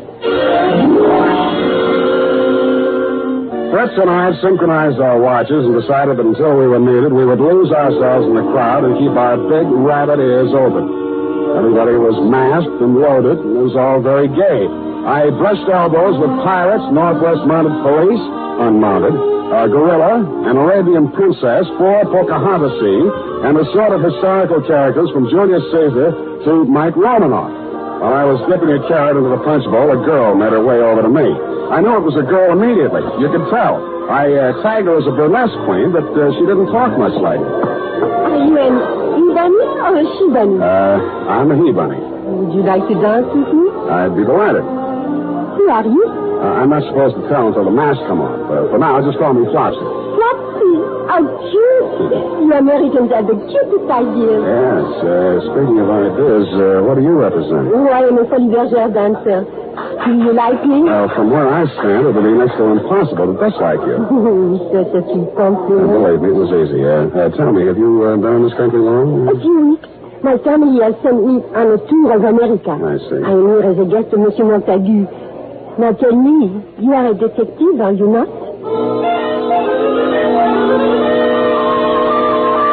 As much as I regretted doing it, I hastily detached myself from Miss Foley's Bergère of 1949. How she knew I was a detective puzzled me. I saw Crockett talking with a paunchy red devil and a middle-aged Christopher Columbus and stopped by. They were big businessmen, obviously, and so was he. Well, now you take your ordinary horse tape of abrasive. Double duty poison. It was impossible to interrupt him, so I moved on. Finally, I sat down to rest in a dim corner of the library, and I no sooner did than a large green pickle with 2 bandy legs sticking out of it sat down beside me. Want to bite a pickle? No, thanks. No. Go ahead, it's free. I only eat carrots. Thank you, just the same. I suppose you know who I am? As a matter of fact, I don't know. Well, I shouldn't tell you, but I'm lonesome for somebody to talk to. Yeah, my wife's dancing with another man. Sometimes I think she only likes me for my money. I find that hard to believe. I have millions, you know, just millions. I'm Horace Montague, the pickle king. I've sold more pickles than any living man. Congratulations. You like my costume? Never smelled anything like it. I came this time. It's just an ordinary new pickle. Sometimes I come as a dill, sometimes I come as a gherkin. Oh, jolly. Once I came as a sweet-sour mixture, and I got very confused. Yeah, well, that's up to you. I guess all I really have is my money, but I get tired of being so rich. It was fun in the early days. I was a pioneer, you know. You started, I suppose, with just a wart.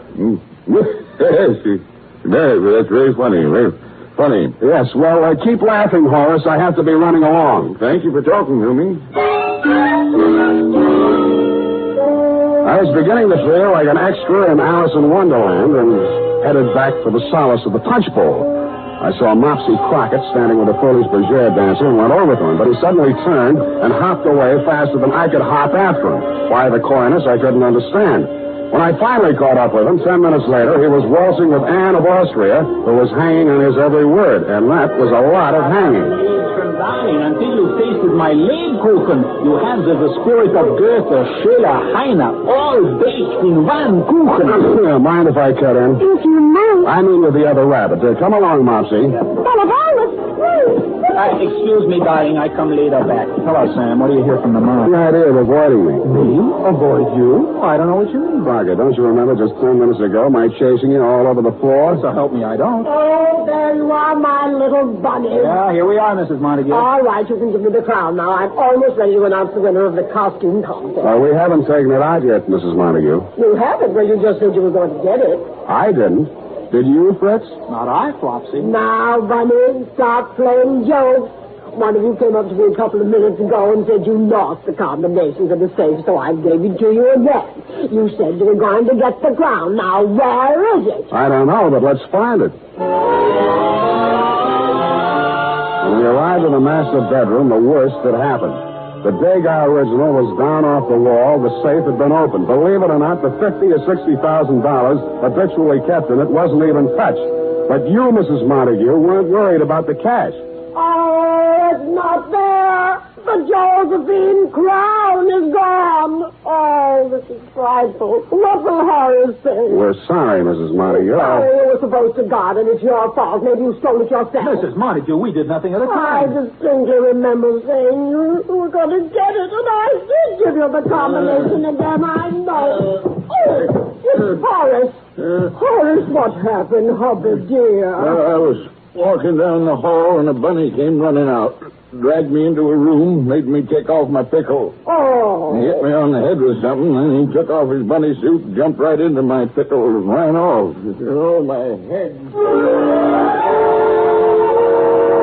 Crockett and I dashed down the hall to the room the Pickle King had abdicated. On the floor was the limp, unfilled costume of A. Rabbit.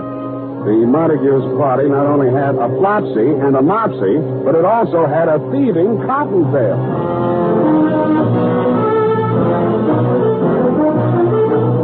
The makers of Wild Root Cream Oil are presenting the weekly Sunday issue of Dashiell Hammett's famous private detective, Sam Spade.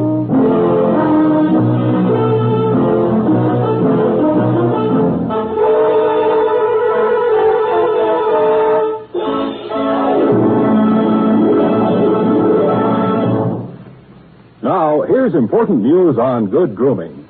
If you want the well-groomed look that helps you get ahead, socially and on the job, listen. Recently, thousands of people from coast to coast who bought Wild Root Cream Oil for the first time were asked, how does Wild Root Cream Oil compare with the hair tonic you previously used? The results were amazing. Better than 4 out of 5 who replied said they preferred Wild Root Cream Oil. Remember, non-alcoholic Wild Root Cream Oil contains lanolin. It grooms the hair naturally, relieves dryness, and removes loose, ugly dandruff. So if you want your hair to be more attractive than ever before, get the new 25-cent get-acquainted bottle of Wild Root Cream Oil, America's leading hair tonic, on sale at all drug and toilet goods counters. It's also available in larger economy bottles and the handy new tube. By the way, smart girls use Wild Root Cream Oil, too, and mothers say it's grand for training children's hair. Get Wild Root Cream Oil. Again and again, the choice of men and women and children, too. And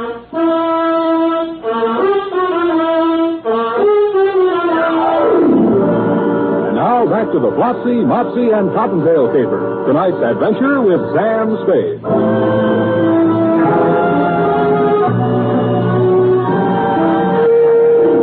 I left Fritz Crockett and you, Mrs. M, attending to Horace in your master bedroom and pounded down the stairs, through the guests, and out the front door. I was standing there wondering where to pick up the tracks of a rabbit-turned-pickle when I saw the Foley's Bergère dancer come running out of the Montague mansion through a side entrance and enter a taxi. I jumped into another cab and followed her, divesting myself of my Flopsy costume en route. She went almost to the west end of O'Farrell Street and entered a shabby gray apartment house. I followed. I knocked on every door until I found hers. Yes? It's me, the he-bunny, Flopsy, remember? Why did you follow me here? Voila, because you're so beautiful. May I come in? No. Thanks. I said no. Did you not hear me? Yes, but have no fears. I'm bonded. How did you know there was a detective A detective's heart beating under my rabbit suit. I am not going to answer. You have no right to come in here. Come on, huh? I think I overheard somebody say it. Now, if that is all you wanted to know, please go. Why did you leave the party early? Because it bored me. I thought America was not a police state. Why am I being questioned? Because somebody stole the Josephine crown that belonged to Mrs. Montague, you see. I heard that it was stolen, and I am delighted. But I did not steal it. What's your name? Charmaine Roger, and what is yours? Sam Spade. Why are you so happy that the crown was stolen? Because it does not belong in the ugly home of a rich American party giver. Oh? A childish woman who thinks only of her social position and her money. Where does it belong? In France, where it was made and where it was appreciated. I see. How much is it worth? In money, almost 50 million francs. In sentiments, more than 1/10 stay. Now, will you leave me You're alone? saying that the crown means more to a Frenchman than money, How would you like it if your Abraham Lincoln's death was being used by some French businessman to serve cocktails over? I get the point. I tell you again, I do not know what happened to the Josephine crown tonight. Do you believe me? I did, but only because when she left the party, she wore only her costume, and that costume wouldn't have hidden, well, she couldn't have had it on her. I went a block up the street, picked up a cab, and sat in it until she came out 5 minutes later. She was now in street clothes and carrying an overnight case. She drove to Castle Street, and I followed. She went into a restaurant called La Parisienne. I waited a discreet moment, then went in. She was nowhere to be seen. But a tall, lean, black-haired individual approached me with a menu in his hand. Good evening, monsieur. I regret to say that we are just closed. I'm not interested in meeting you. Where's the girl who just came in? Girl? In here? Don't dummy on me. She walked right in here 30 seconds ago. Brown hair, red coat. Charmaine Roger by name. You have made some mistake. You can see there was no one here. I have made no mistake. Now come clean, will you? Monsieur, contain yourself, please. Let me go. No girl came in, but if one did, there is no place to hide but the kitchen. All right, then show me the kitchen. Monsieur Bonneau. Monsieur. Oh, my. Spade. Well, it didn't take you long to get here, Mr. Montague. Well, please. Don't move, Mr. Spade. I have a knife at your neck. Yes, I feel it. Shall I take care of him, Monsieur Montague? No, Bonneau. Put down your knife. Thanks. Mr. Spade and I will sit down at the table and talk quietly. You can go. As you say, monsieur. But I will keep out an eye. Let's keep an eye out. Sit down, please. Spade, while you're here, I have a personal matter to take up with you. About the Josephine crown? Yes. Well, I'm sorry to report that as yet I haven't found it. Good. I'd be happy if you never found it. Oh? Does Mrs. Montague know you feel this way? No, and I'd be equally happy if she didn't know. Mm-hmm. In other words, you want me to stop looking for it? That's the idea. Oh, you could make a pretense of trying to find it, but no more. That's interesting. I'll pay you a good fee if you do this for me. Why don't you want it found, Mr. Montague? Well, I'll talk to you man to man. Please do. A French girl showed up in town. Charmaine Roger? Well, have you seen her? Quite a bit of her. At the party. Well, she's young and beautiful, and right to the point, I was indiscreet. I see. She turned out to be more designing than I realized. A blackmail? Of a sort. She didn't want just money. She wanted the Josephine crown. And you let them steal it? Well, I told them I'd get them into the party and furnish them a car, and the rest is up to them. Why didn't you just give them the crown? Well, I couldn't. My wife values it too much. It's her prized possession. She even wears it around the house when just the two of us are there. Oh, that's cute. Now, will you forget about this, Spade? I'm afraid not, Mr. Montague. I'm hired out to your wife, who asked me to guard it. I did a bad job, so it's up to me to get it back, you see. No, Spade, I can't afford a scandal with that girl. Well, you'll have to work that out for yourself. Very well. I'm sorry. I must admit, Mrs. Montague, I underestimated your husband, for at that point he produced a gun out of thin air and very professionally relieved me of mine. He called the proprietor, Bonneau, who appeared with Charmaine Roger. They held an immediate kangaroo court. Sentence was about to be pronounced when the front door burst open, and in swept a tall character in black beret and cape and sporting a handlebar mustache. Prominently pinned on his cape were a brace of French war medals, including the Croix de Guerre and so on. His entrance held everybody bug-eyed, including me. Keep your mouth shut, Spade. What a joyous, charming gathering have we here. Oh, the glow of warm friendship fills the room like a cottage fireplace in Alsace-Lorraine. Ah, no, it cannot be. Can I believe these weary eyes of man? Is it not truly my intime ami, Monsieur Montague?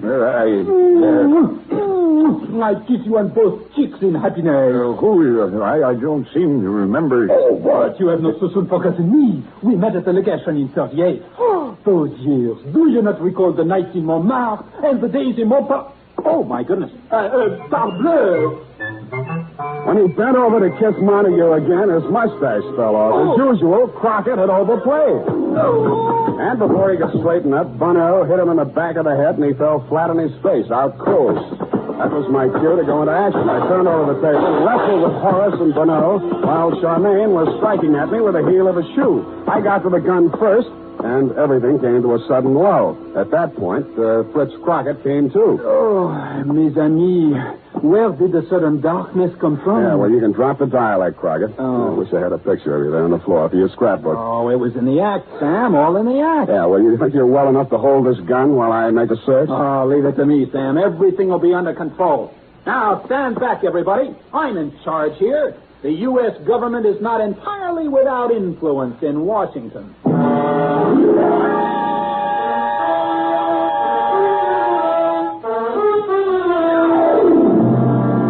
The Josephine Crown hidden in the baking oven and called the police. I was afraid the incident struck a blow at Franco-American relations until a search of Charmaine Rouget and Bernot produced 2 tickets not to Paris or Pointe French, but to Rio de Janeiro. And you know the rest, Mrs. Montague. Your husband went home and you forgave him. He made a superb gesture and contributed to international harmony by returning the Josephine Crown to the French Historical Society. And when you asked who might be the man to guard the crown safely back to La Belle France, I was overjoyed to be in a position to recommend to you Fritz Crockett. I hope he marries Soubrette and stays over there. Period. End of report. Oh, Sam. Isn't that Fritz Crockett an exciting man? Don't let's talk any more about him. Let him get his own program. The first person in his office to mention his name again is a rotten egg. Now go type that up.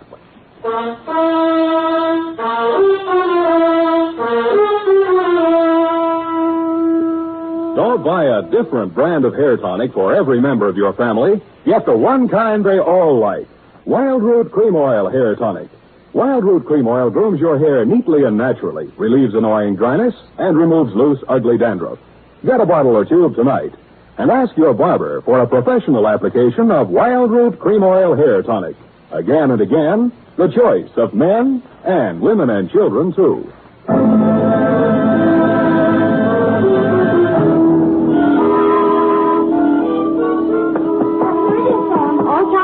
Oh, thanks, Sonny. Sam Spade, Detective Agency. Oh, it's for you, Sam. Hello. It's me, Sam. Fritz. Oh, no. I'm at the airport. I just wanted to tell you I'll be out of town for a while. Won't be using the office, so just take the whole thing over. Well, that's very generous of you. And you can use Effie if you need her for anything. Well, I'll never be able to repay you. Oh, that's all right. You did a pretty good job on the caper today. Thanks. I was just talking with Mrs. Montague, and I told her, I said... I'm looking over. I've heard enough of him for one day. Come here. So nice you'll have to be satisfied with my one arm. Oh, that's good enough for me. Oh, good night, Sam. Good night, sweetheart. Good night,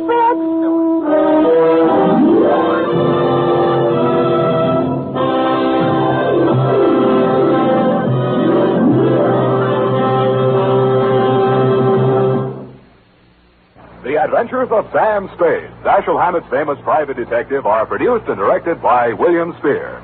Sam Spade is played by Howard Duff. Lorene Tuttle is Effie. The Adventures of Sam Spade are written for radio by Bob Tallman and Gil Dowd. Musical direction by Lud Gluskin, with score composed by Renee and Pierre Garrigank. Join us again next Sunday when author Dashiell Hammett and producer William Spear join forces for another adventure with Sam Spade. Brought to you transcribed by Wild Root Cream Oil. Again and again, the choice of men and women and children, too. This is Dick Joy reminding you to get Wild Root Cream Oil, Charlie. It keeps your hair in trim.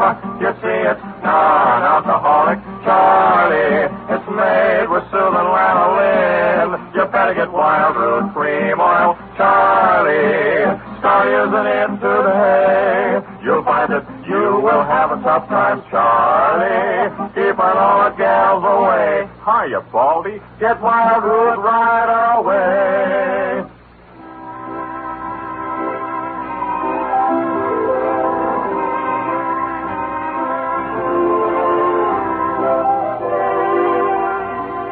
is CBS, the Columbia Broadcasting System. The Greater Southwest Insurance Company office in Kingman, Arizona. The following is an account of expenses incurred during my investigation of the Red Rock matter.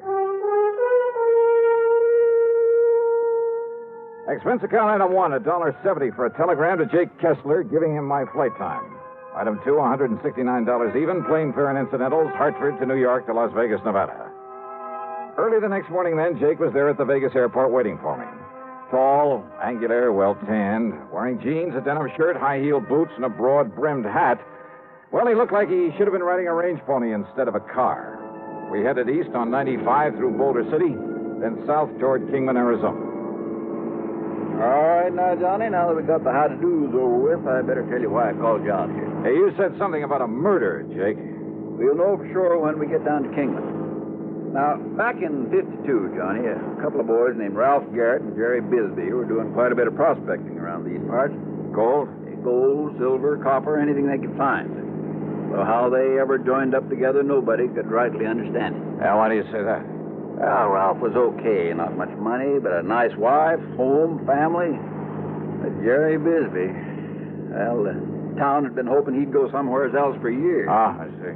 Anyhow, one day they set out to pound the rocks up near the town of Chloride over near Mount Tipton. A month or so later, though, Jerry Bisbee came back to Kingman alone. Oh? Folks asked him where Ralph Garrett was. He said Ralph had left him to go out and get a job in California. And left Bisbee with the rights to all their claims?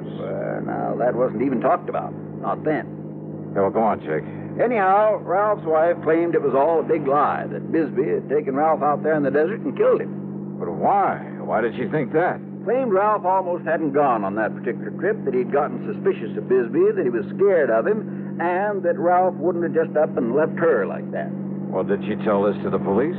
Sure did. So they looked around all over the state, even notified the boys over in California, but nobody couldn't find a sign of Ralph. I see. So then she got a hold of some relative she has over in the state's attorney's office over in Phoenix. And, Johnny, before you knew it, Jerry Bisbee was up on trial for murder. Oh, but on such flimsy evidence and without a body. Sure. Jerry was acquitted. Now, like I say, that was back in 52. But we only paid off the insurance on Ralph about a year ago, lacking any legal proof that Ralph was dead until that statute of limitations said he had to be here or something. Yeah, I know. But now about this man Bisbee. Does he still live in Kingman? No, Johnny. As soon as that trial was over, he sold his little place, left town, and never come back. And with no actual proof that he'd killed his partner. Now, just a minute. Yeah? Didn't your Eastern papers carry anything about that big windstorm we had out here last week? Windstorm? Biggest one we've had in years. Must have blew 70, 80 mile an hour. Johnny. Oh, yeah, I guess I did read something about that. Sure you did. Yeah, I remember now. That wind uncovered the bones of a man who'd apparently become lost somewhere out here in this desert some years ago. Lost, huh? What do you mean? There's something the papers didn't say, Johnny. There was a bullet hole in the back of the skull. Oh? From exactly the same caliber as the old Winchester 94 Jerry Bisbee'd always carried with him. Then it looks like the skeleton is Ralph Garrett's. Murdered and buried out there by this Jerry Bisbee. Well, now, there's only one person can identify that skeleton for sure, Johnny. Who's that? Young Doc Blessing. And if we're lucky, we'll find him awaiting for us in Kingman.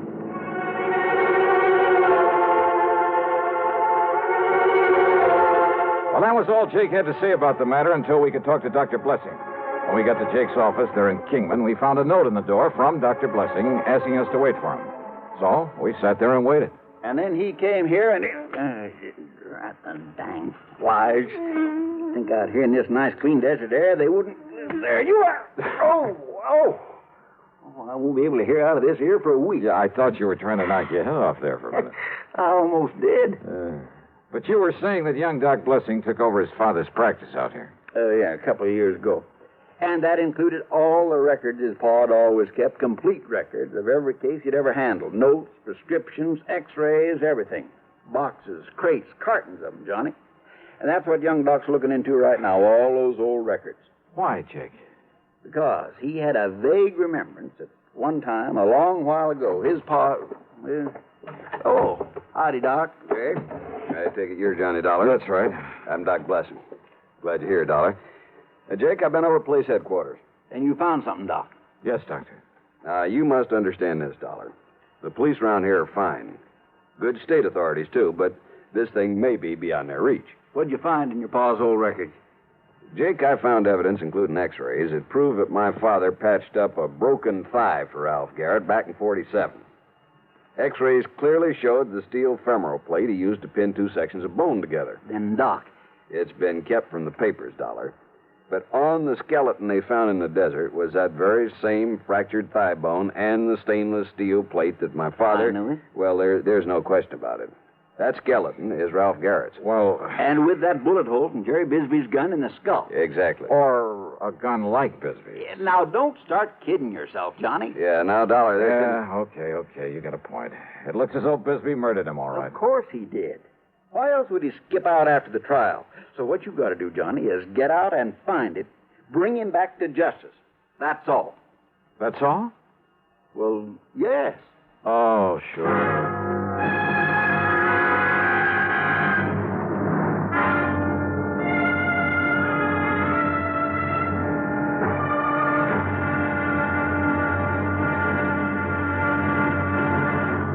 Next time you refresh, enjoy a frosty, ice-cold Pepsi-Cola. Sociability, Charlie. All right, Kay, how's this? Pepsi is light, refreshes without filling. You like to refresh? Have a Pepsi right now. Well, offer it to everybody, Charlie. I will. Enjoy Pepsi at the fountain. It's delicious at home, too. Have one at lunch or with a snack. Charlie. At the beach or at dinner. Wherever you go, wherever you're thirsty, Pepsi is there. It's here, too, in our Be Sociable song. Be sociable, look smart, keep up to date with Pepsi. Drink light, refreshing Pepsi. Stay young and fair and debonair. Be sociable, have a Pepsi. For the weekend, have plenty of Pepsi around. Pick up an extra carton today. CK, I'm sociable. With Pepsi, everyone is. And now, the second act of yours truly, Johnny Dollar.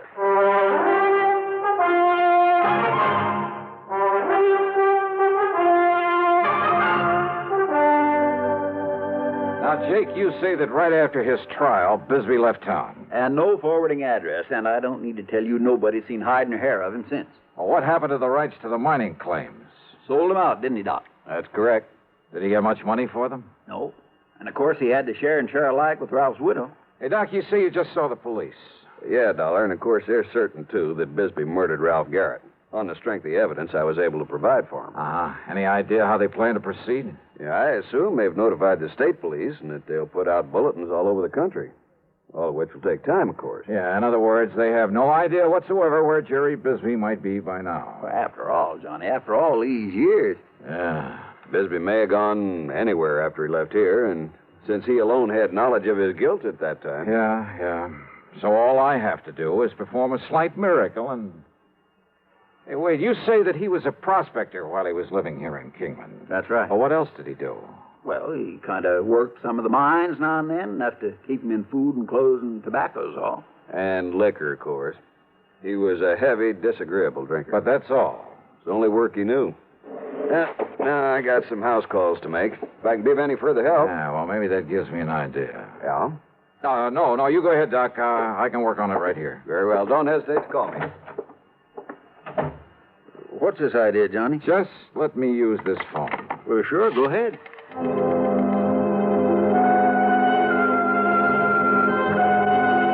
My first call was to the Bureau of Mines in Washington. I practically had to have them check me out with the FBI before they'd give me the information I wanted. But finally, in the course of running up a $27 phone bill, that's item 3 on the expense account. Yes, Mr. Dollar, I've located a listing of mining claims in the name of Jerry Bisbee. Then he's still prospecting. The list begins with 1944. All claims up to 1952 were in Arizona. Yeah. Would you like me to read them to you? No, thanks. What I'm interested in is recent claims, and I've got a suspicion they won't be in Arizona. Let me see now. Yes, you're quite right. Yeah? Within the past few years, he's apparently been doing some prospecting in the state of Nevada. Where? Well, in several rather widely separate... Well, of course, the office in Carson City could give you more up-to-date information than we have. Yeah, you're right. I'll call him. Thanks very much. Progress? Yeah, Jake. It looks like maybe we're getting somewhere. I knew you would, Johnny.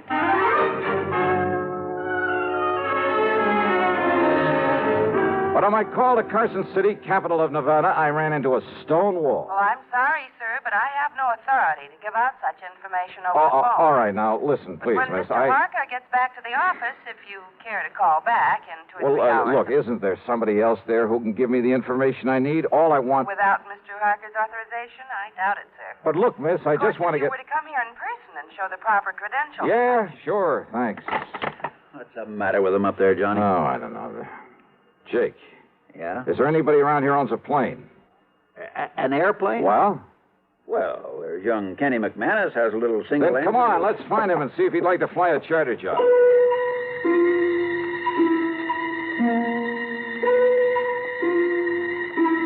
Expense account item 4, $175 to Kenny McManus for the use of his plane and his service as pilot. Only I'm not so sure I would have chartered that particular plane if I'd taken time for a real good look at it before we started off. Yeah, with 2 passengers, a full load of gas, and my luggage, it was hardly... Well, let's face it. It was old and definitely underpowered for such a trip. We missed the tops of several mountains by only inches along the way. But somehow, shortly after noon, we landed in the Nevada capital. Item 5, $1 to one of the lads at the hangar for a ride into the local bureau representative. Mr. Harker was somewhat reticent until I mentioned one word. What was that, Mr. Dollar? Murder, Mr. Harker. I want this man Bisbee for murder. I see. And I'm certain I can be of help to you. And now, thanks to Mr. Harker's cooperation, I finally really got on Jerry Bisbee's trail. Item 6, $50, deposit on a rental car, and I headed due east. I headed for the lively old ghost town of Virginia City. I didn't know I was also heading into one of the most dangerous situations in my whole career.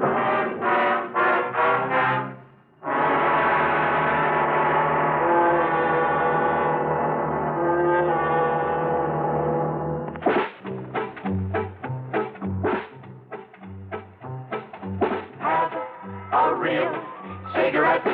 Have a Camel. Have a Camel cigarette. Have a real cigarette. Have a Camel. Have a Camel cigarette.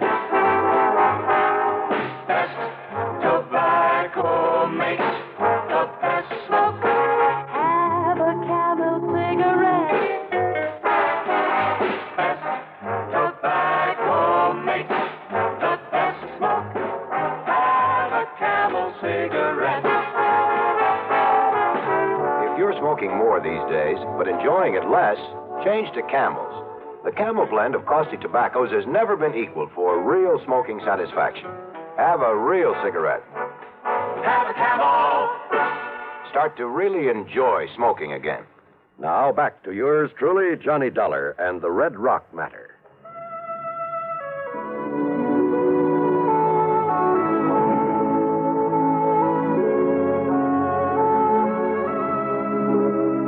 Virginia City is fabulous. A monument to the rip-roaring days of the Comstock Lode.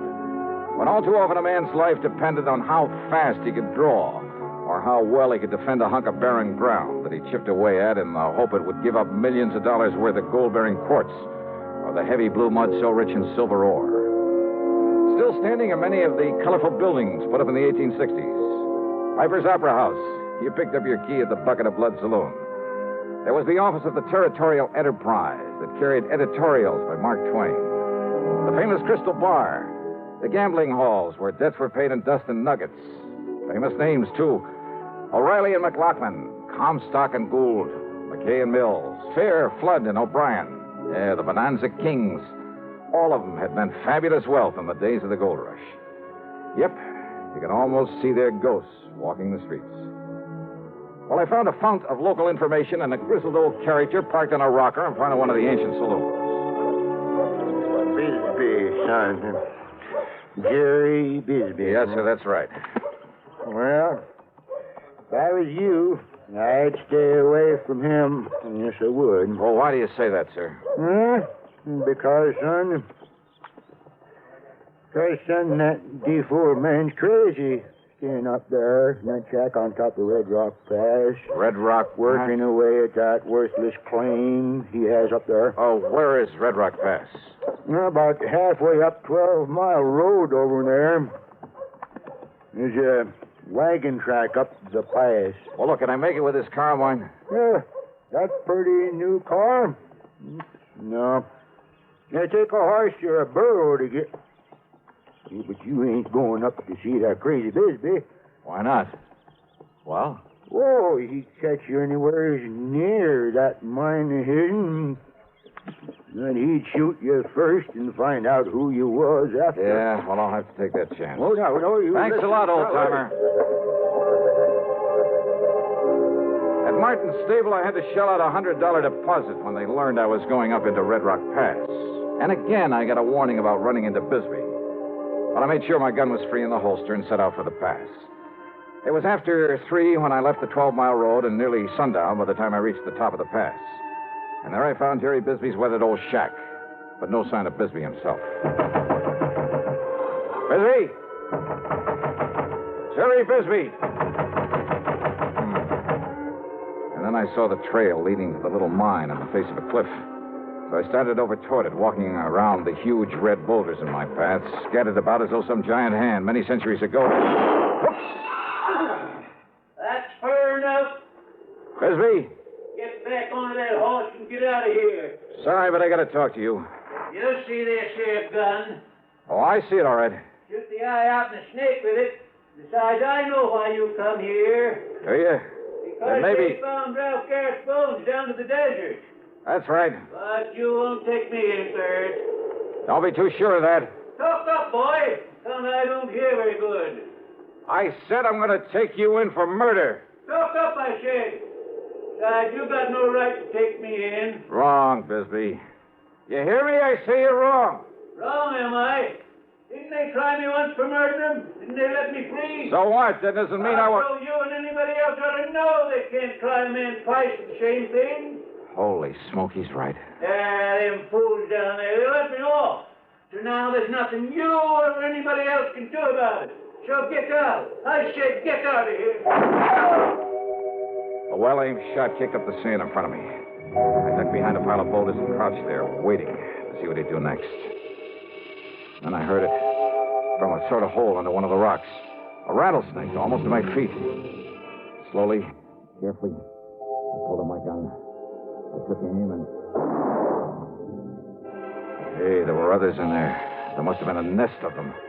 No use, boy. I'm coming over there to get you. Yeah, well, listen. I'm going to kill you. There was another rock to my left, a boulder that maybe I could reach without his seeing me. And the sound of the rappers at my feet wasn't exactly friendly. So I bent down low and made a dash for it. Brother, that time I could practically taste the lead. It's no good, boy. You're not so smart. Because from where you are now, you ain't got no place to go. Not without me having a shot at you. And all it's going to take is one clear shot. Bisbee, can you hear me? And this rock pile where you was, I can get you without you having a shot at me. So I got you cornered, boy. Yeah, he was right. He knew it and I know it. Through a narrow cleft in the rock in front of me, too narrow even to push the barrel of my pistol, I could see him advancing slowly toward the pile of boulders where I'd left the nest of rattlers. But if he was so deaf, he'd never hear them. Oh, Bisbee. Hey, Bisbee, listen to me. Talk up. You got anything to say? Stay away from that pile of rocks. I'm going to kill you. Hey, look, I said stay away from that pile of rocks. I'm going to kill you dead. Unless you throw out your gun, then come out here with your hands up over your head. Come on out of there. Yeah. Okay. I'll do it. What you say? I said yes. Here, look. Here's my gun. You coming out like I told you? Yes, look. With my hands up. I was going to fool you. What? Because I'm going to kill you anyway. The same as I did Ralph Garrett. Bisbee. Hey, Bisbee, wait. Stay away from those rocks. If you got another gun hit on you, it'll do you no good. Bisbee! Things happened fast. He jumped backward into the protection of the rock pile, and he raised and aimed his gun to shoot me down. But a sudden movement among the angry nest of rattlesnakes. No! Rattlesnakes! No! Any of them! No!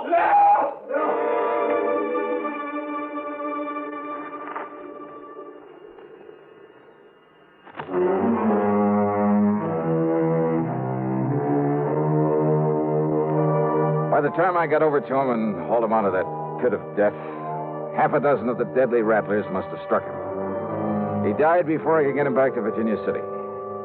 Yeah, justice again. In one of her own inscrutable ways. Expense account total, including a couple of good stiff drinks. Then the trip on back to Hartford, $496.25. Yours truly, Johnny Dollar.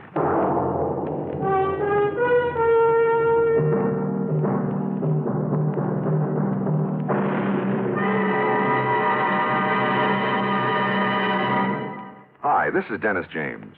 Say, remember way back when this melody was popular?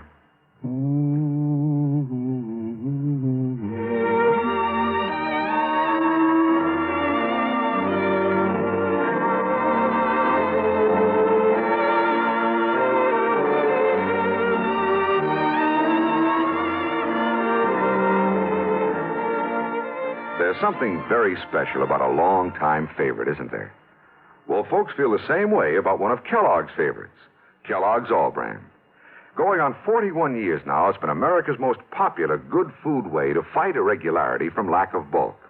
Because it's whole brand, Kellogg's All Brand gentles away irregularity safely and reliably. And because it's deep toasted for extra crispness, it never gets mushy in milk. There's only one All Brand, Kellogg's All Brand. That's ALL-BRAN. Kellogg's All Brand. Now, here's our star to tell you about next week's story. Well, next week, the canned canary matter. You heard it right. And I promise you that title is a real fooler. Join us, won't you? Yours truly, Johnny Dollar.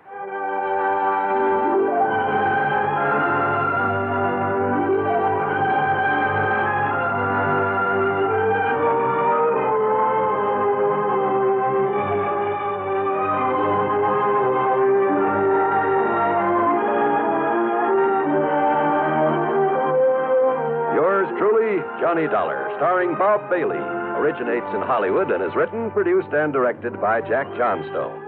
Heard in our cast were Virginia Gregg, Parley Bear, Harry Bartell, Vic Perrin, John Daner, Will Wright, Tom Hanley, and Bill James. Be sure to join us next week, same time and station, for another exciting story of yours truly, Johnny Dollar.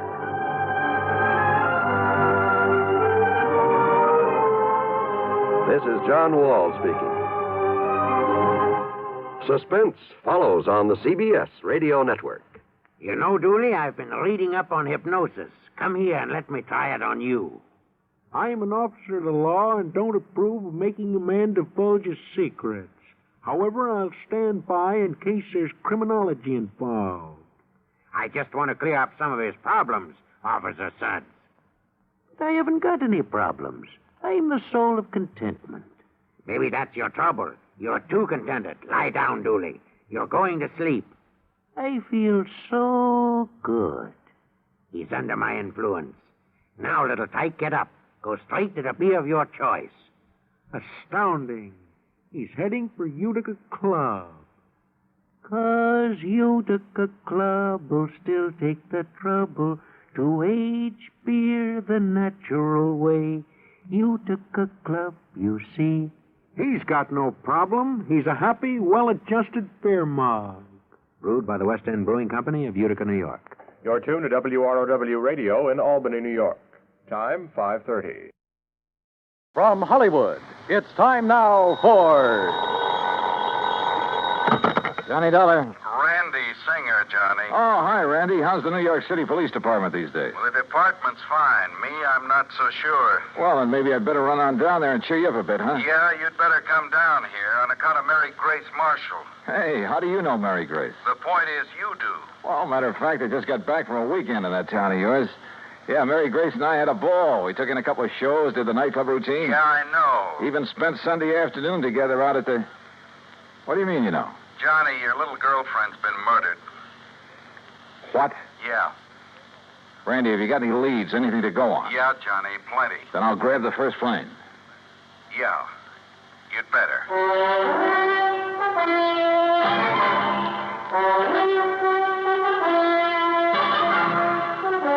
Bob Bailey in the exciting adventures of a man with the action-packed expense account. America's fabulous freelance insurance investigator. Yours truly, Johnny Dollar. Act one of yours truly, Johnny Dollar.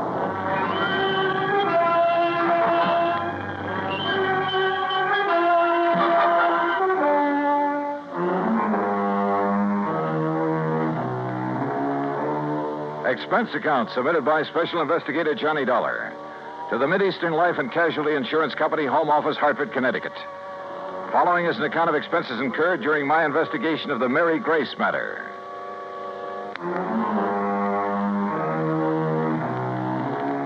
Expense account item 1, 10 cents. Phone call to the airport to reserve a seat on the first plane to New York.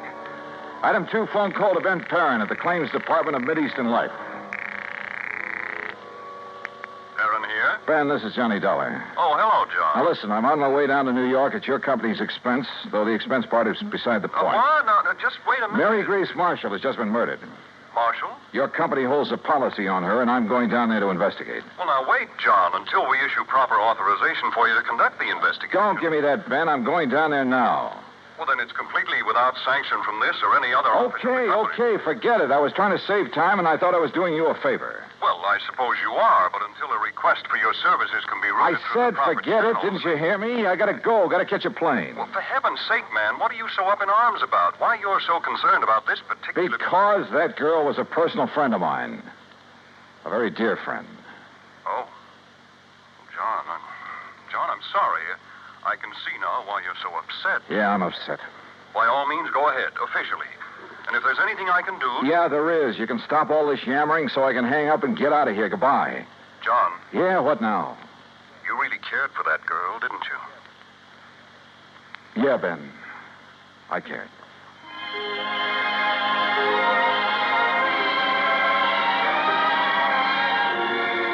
Expense account item 3, 920. Cab to the airport and plane ticket to New York. The trip down there gave me time to think. And thinking about it hurt. Mary Grace Marshall. Tall, brunette, and very beautiful. And as straight a girl as I'd ever known. There was a time a few years ago when I'd hoped she might marry me. But she wanted to stay with her successful career as a fashion designer. And she was right. I'm not the marrying type either. So we just remained friends. We had a lot of fun together. Theaters, dancing, an occasional nightclub. Sometimes the long hair stuff, a recital or the opera. And we'd go to the zoo or the circus, a boxing match or a baseball game. Or just go for a quiet walk in the park. And often just a long, quiet evening in her apartment over a tall, cool drink and good conversation. A goodnight kiss? Sure. But that was all. Now she was gone. And believe me, somebody was going to pay. Item 4, $6 even for a fast taxi to the 18th Precinct headquarters and Sergeant Randy Singer. Come on in, Johnny. Close the door. Sure. Hi. Better sit down, huh? Yeah. All right, when did it happen, Randy, and how? You said on the phone you have some leads. Clues all over the place. They all point toward one person. Oh. Toward the one person known to have been with her at about the time the coroner says she was killed. How was she killed? Struggle. Fell and struck her head on the base of the fireplace. Cigarette, Johnny? Oh, yeah, thanks. Incidentally, so far I've been able to keep this thing out of the papers. Oh? Hey, give me a light, will you? I seem to have forgotten my lighter. Yeah, you have. Here. Thanks. Now, the coroner says she was killed Sunday night, late. What? By somebody who must have spent several hours with her. You said late Sunday night. That's a... Go on, Johnny. Hey, look, stop snapping that lighter and... Wait a minute, where'd you get that? According to all the evidence, it was left behind by whoever murdered Mary Grace Marshall. Here. Look familiar? Are you crazy? This lighter is mine. Yeah, Johnny. I know. And now, Act 2 of yours truly, Johnny Dollar and the Mary Grace Matter.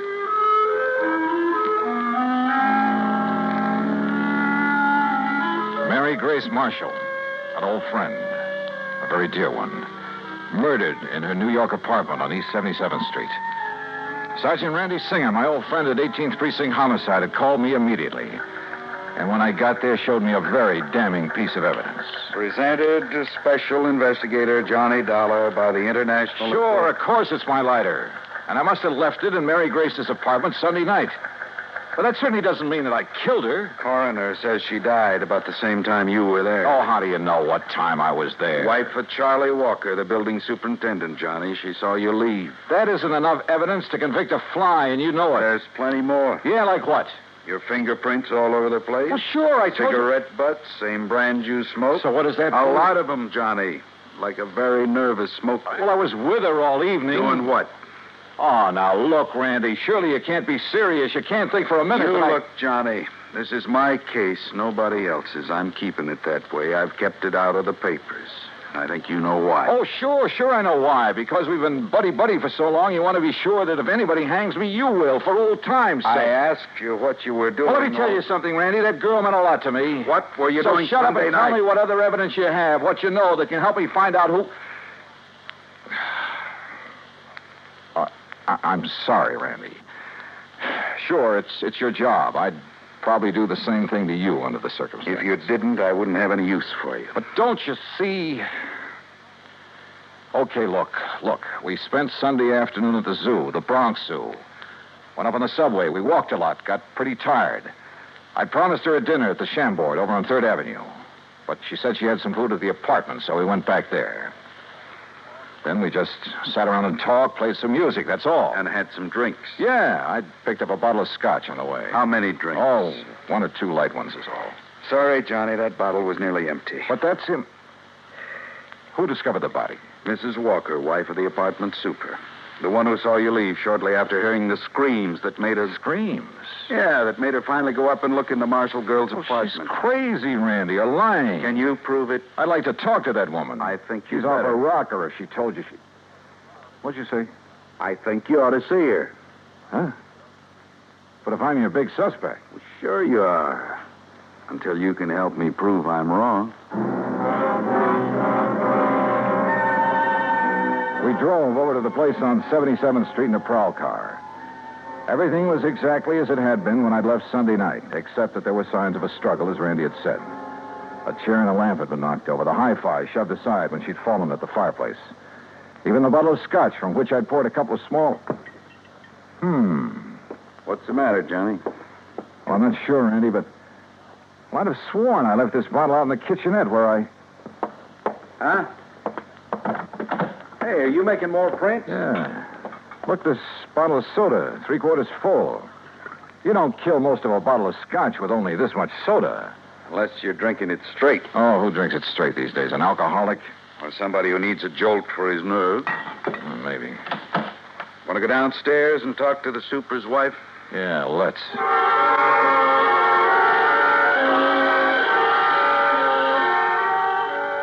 The superintendent's wife turned out to be a living doll.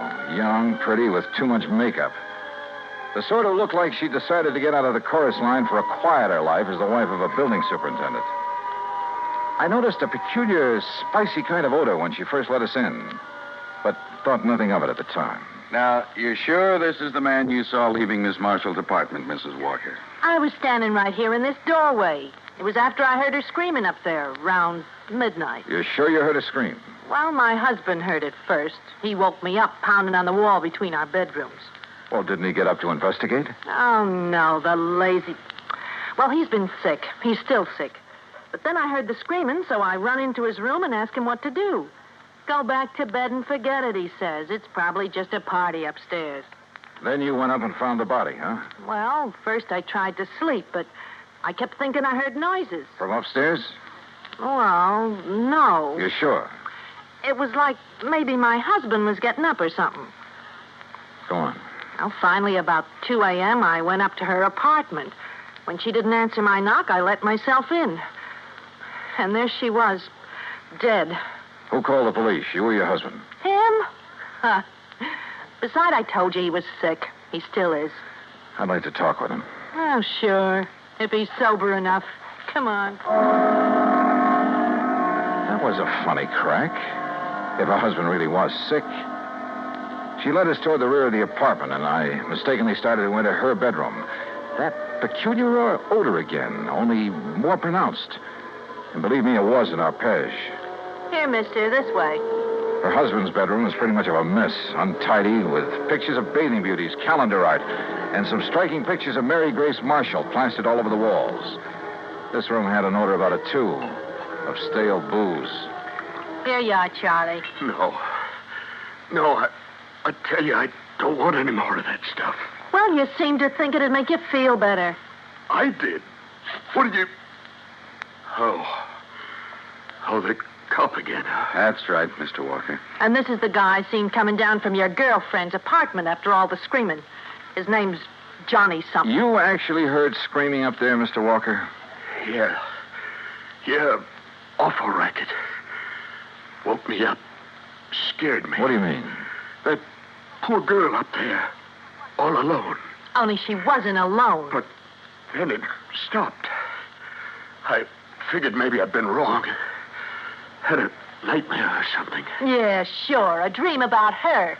You think about me for a change instead of dreaming about that dame. Shut up. Talking about her, dreaming about her, sneaking around to have a look at her when she came in and out. Shut up, I tell you. If you wasn't sick, I think you'd sneaked up there and done her in because you couldn't have her. Will you take her out of here? It wouldn't be the first time a drunken bum has killed somebody because of it. Shut up! Mrs. Walker, I thought I told you this man was supposed to be kept quiet.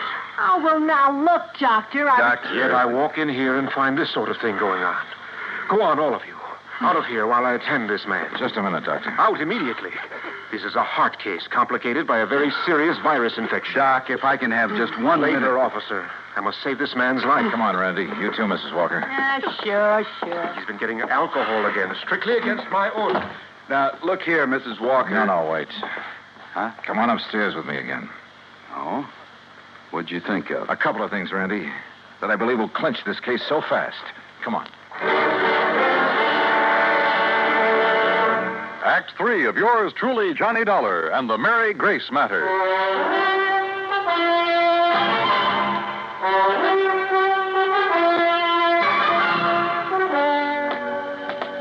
What do you mean, clinch the case, Johnny? Didn't you hear enough from Charlie Walker and his wife? Yeah, I heard plenty, Randy. Well, then what's the point of coming back here to the dead girl's apartment? Let me show you something here in the kitchenette. A scotch bottle. You shouldn't pick that up, Johnny. Print. Yeah, prints. And where your boys dusted over them to show them up. But look. Yeah? Right here they're smeared, see? By a piece of cloth. Sure, he tried to erase them when he killed that bottle. Now, come on back to the living room. And here, take a look at this. Well, what's the hi-fi set got to do with I it? told you Mary Grace and I sat here Sunday night talking and playing records. So? This record on the turntable is the same one we were playing just before I left her. Look at it. Dolorima by Vingetti. Never heard of it. We shut it off because it got too noisy in the death scene from that opera. Huh? Listen.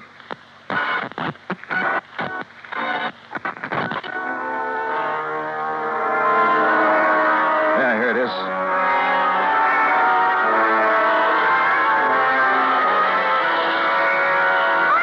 Holy. It sounds like somebody... Shut it off! I'll be darned. Sure. The screams that Walker and his wife said they heard. And that record's what gave him the idea. And now it's a matter of pinning it on him. All right, what have you got for his motive? Motive? Are you kidding? Didn't you see those pictures of all those beautiful those babes he has on the wall of his room? And the pictures of the Marshall girl? All right. He was gone for Mary Grace, talked about her, dreamed about her, had her pictures all over his room, but she wouldn't give him a tumble. All right. All right. So he hits the bottle heavier than ever on account of this frustration over the Marshall girl. Wouldn't be the first time that sort of thing has happened. Happens all the time. So if he can't have her, he's going to kill her. You see my point? Yeah, and it's well taken, Randy. All right.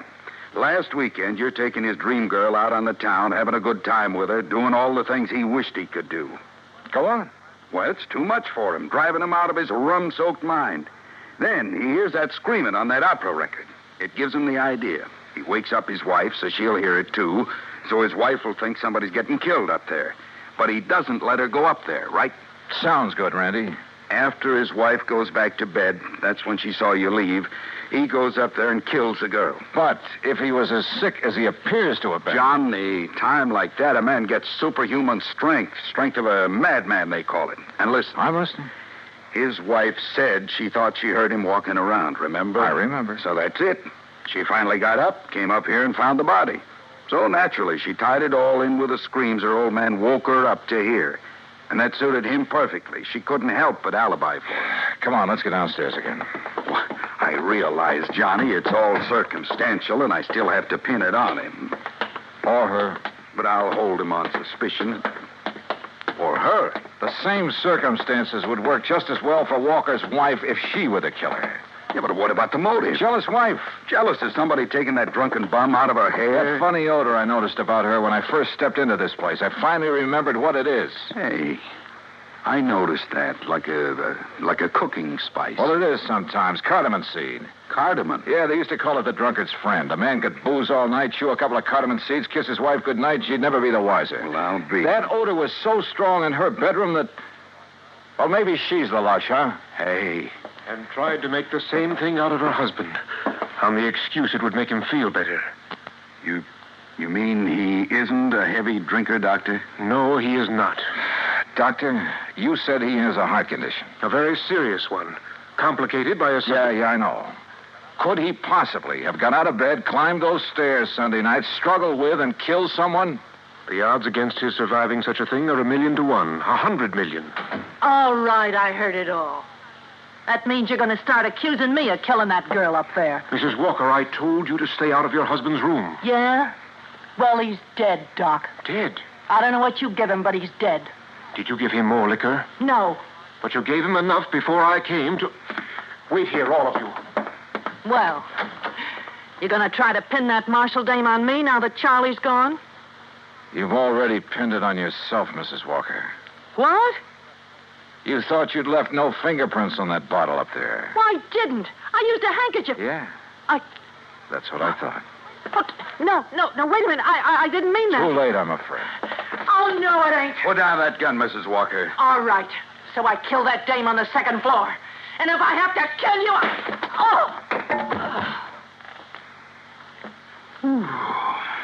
Yeah. Thanks, Doctor. It's quite all right, sir. Well, Randy, there's your killer. Happy? Yeah. I guess I ought to be. You? It doesn't bring back Mary Grace.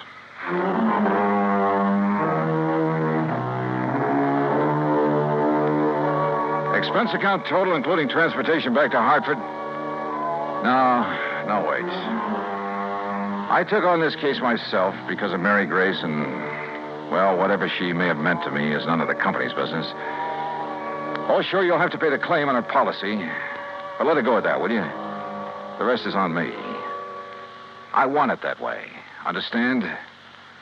For old time's sake. Yours truly, Johnny Dollar.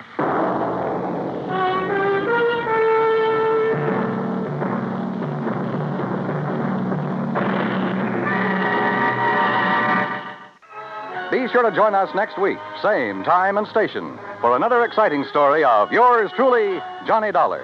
This is Dan Cubberly speaking.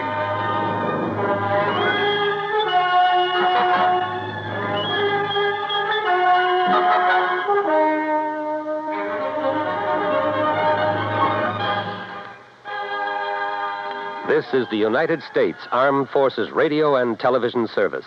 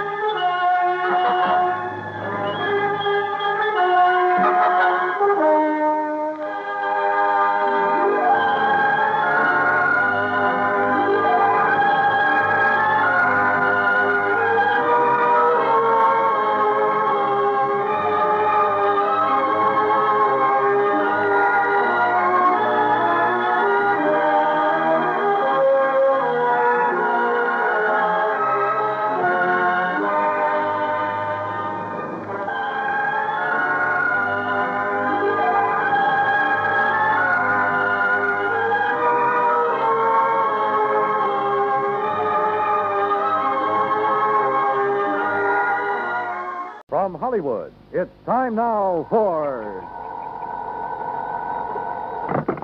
Johnny Dollar. Pat McCracken, Johnny, Universal Adjustment Bureau. Well, hi, Pat. What's new? I've got a problem. This is new? Pat, every time you call me up, you've got a problem. What is it this time? Johnny, did you ever have any trouble getting rid of money? Getting rid of... Look, Pat, this is the thing I do best. Well, not so here. What do you mean? I got $25,000. I've been trying to give it away for 2 weeks, but I can't. Just a minute. Let me shake the phone. Huh? For a minute, I thought you said you were trying to give away $25,000 and couldn't. You heard me correctly. Boy, you have got a problem. I'll be right over.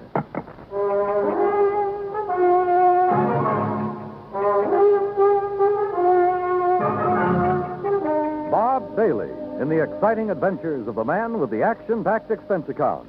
America's fabulous freelance insurance investigator. Yours truly, Johnny Dollar. And now, Act One of yours truly, Johnny Dollar.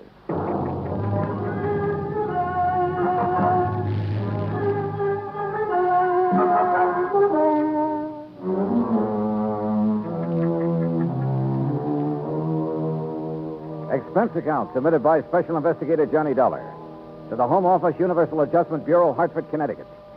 Following is an account of expenses incurred during my investigation of the Shy Beneficiary Matter.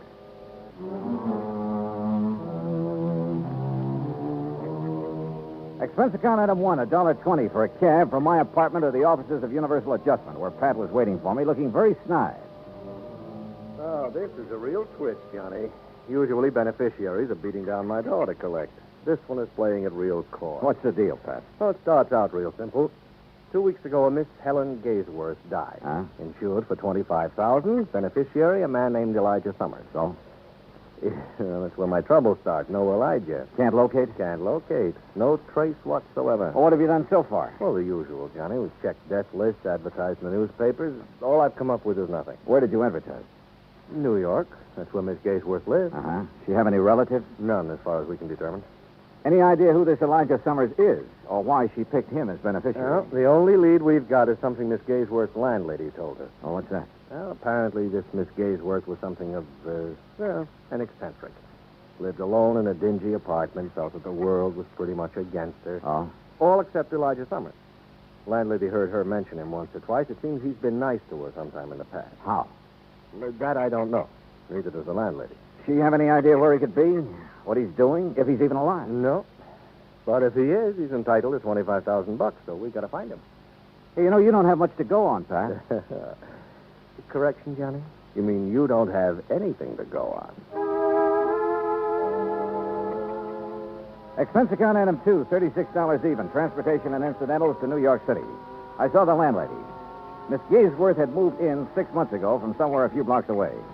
3 hours later, I'd located the somewhere a few blocks away. There, I learned only that she'd, moved in from somewhere else a few blocks away. Gradually, however, a picture arose before my mind of a sweet little old lady drifting from place to place alone, and, well, I felt sorry for her.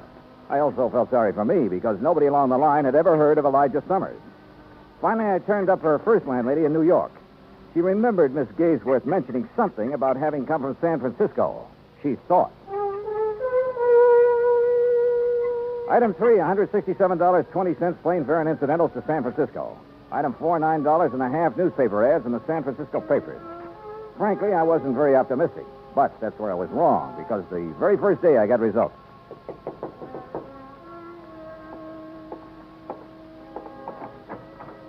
The results, incidentally, were blonde with brown eyes. Mr. Dollar? Yeah. I'm Janet Blake. May I come in? Oh, sure. Thank you. What can I do for you, Miss Blake? You're the one who ran the ad about Elijah Summers. Yeah, that's right. Has he answered it? Not yet. Do you have any idea where he is? No, none at all. That's why I advertised. Look, are you related to Mr. Summers? No. I'm a friend of his. Well, have you any idea where he might be, Miss Blake? Have you ever heard of a little town called South Fork, California? No. It's on the Yuba River, up in the Sierras, in what used to be some of the gold rush country. You think Elijah Summers might be up there? Maybe. What makes you think so? Just call it a hunch, Mr. Dollar. Just a hunch.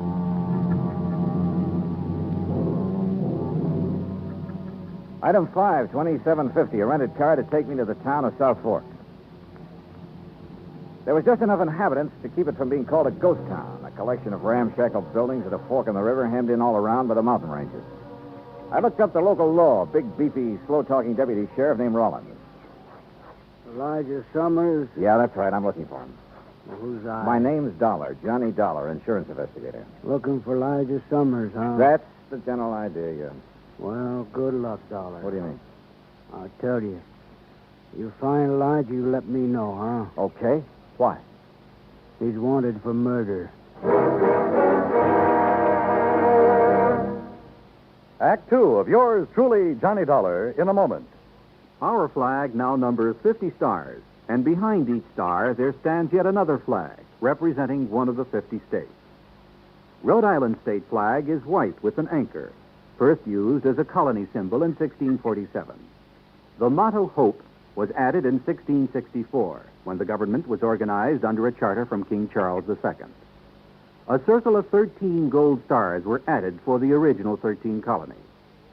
This is the flag of a unique colony and state, which carried out a most noble experiment in freedom. The Royal Charter of 1663 reads, "To hold forth a lively experiment, that a most flourishing state may stand and best be maintained with full liberty in religious concernments." Rhode Island state flag, the flag of the 13th state to enter the Union, was adopted on May 19, 1897. And now, Act 2 of yours truly, Johnny Dollar, and the Shy Beneficiary Matter.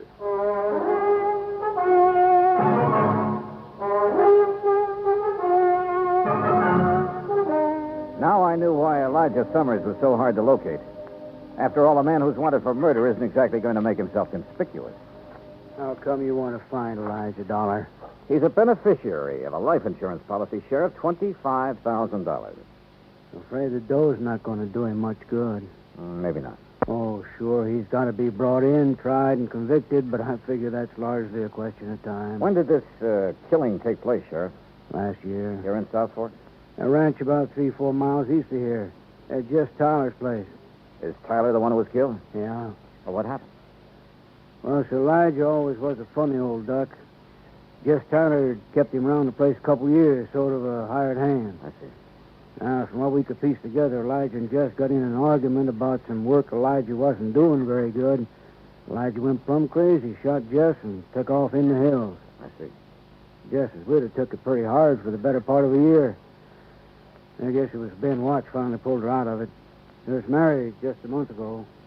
Oh? She and Ben are living on the ranch. Straight out of town to the east, up on a rise. Okay. Can't miss it. Figure on going out there. Yeah, I thought I might. You any idea where Elijah might have gone? Matter of fact, I got a pretty good idea. Yeah? Over the next range of mountains is a place called Tough Luck Canyon. A couple of hermits in there panning gold. Gold? Only get maybe $3-4 worth a day. Enough to live on. Now, I got me a hunch Elijah's holed up somewhere in there. Have you been up there after him? 2-3 times. Well? Well, someone's got to be careful.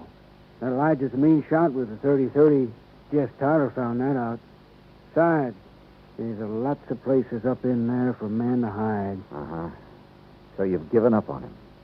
Dollar, I don't give up on no man. Elijah stays up there long enough, he's going to get careless. One of these times I go up there, I'll get him. I got into my car and drove out to the Tyler Ranch where his widow Clara and her new husband Ben Watts were living. They were expecting me. Sheriff Rollins phoned us you were coming, Mr. Dollar. I doubt if there's much we can add to what he's already told you about Elijah and the killing. Well, I'm sure you don't enjoy talking about it, Mrs. Watts, but I don't mind anymore, Mr. Dollar. Time has a way of taking care of most things. Of course, I still can't help feeling sort of bitter about Elijah. But I also can't help feeling sorry for him. Yeah, sure, I understand. I gather that Mr. Tyler always treated Elijah pretty well. Yes, he did. I kept him around here when it really didn't pay to. Uh-huh. Then how could Elijah turn on him that way? Well, Elijah was always pretty unpredictable, I guess. No one really knows what the argument was about. Mr. Watts, how would I get to Tough Luck Canyon? You? You mean you're going after Eliza? I'd like to try. I don't think that's a very good idea, Mr. Dollar. Probably not. But why not? Could be dangerous for you. Maybe. And why do it? My job. I've been thinking about Elijah a lot lately. An old man like that somewhere up in that canyon out in the open, in the cold. It just isn't right. Yeah, well, anyway, how do I get there? As the road takes off a mile or so from here, you'll see it marked. Winds up through the mountains to about 3 hours' hike from Tough Luck Canyon. Okay, thanks. Just one thing, Mr. Dollar. This Elijah, he's a good shot. I know. Yeah, so do I. Put a 30-30 slug in my shoulder once. When was that? Night of the killing. I was living on the next ranch over at the time. I was one of them that took off after him. He winged me from 200 yards. Oh? I tell you for a fact, Mr. Dollar, he can shoot fast, he can shoot straight. With those cheerful words from Ben Watts ringing in my ear, I drove back to town. Item 6, $35.40 for some camping equipment. I figured I'd be spending a couple of nights out in the open. I found the so-called road they told me about. Finally, it just sort of petered out among the trees and rocks up near the timberline. I started hoofing it. 3 hours later, I was over the ridge and working my way down the western slope of Tough Luck Canyon. Suddenly, I stopped. Yeah, somebody was trailing me. I crouched behind some brush and waited. Then I lunged. Hey, wait a minute. You're the girl who answered my ad about Elijah in San Francisco. Mr. Dollar. Janet Blake, isn't it? Oh, I'm afraid I lied to you about my name, Mr. Dollar. It's really Janet Tyler. Tyler? Just Tyler, the man Elijah killed. He was my father. Well, what are you doing here? Decide to take the law into your own hands, maybe? You don't understand. I don't want to harm Elijah, but he must be found and brought back. Well, I'm with you there. Then stay with me, because I think I can lead you to him.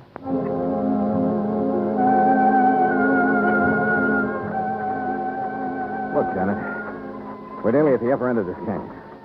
Now, what makes you think Elijah's around this neck of the woods? Well, years ago, Elijah brought me up here.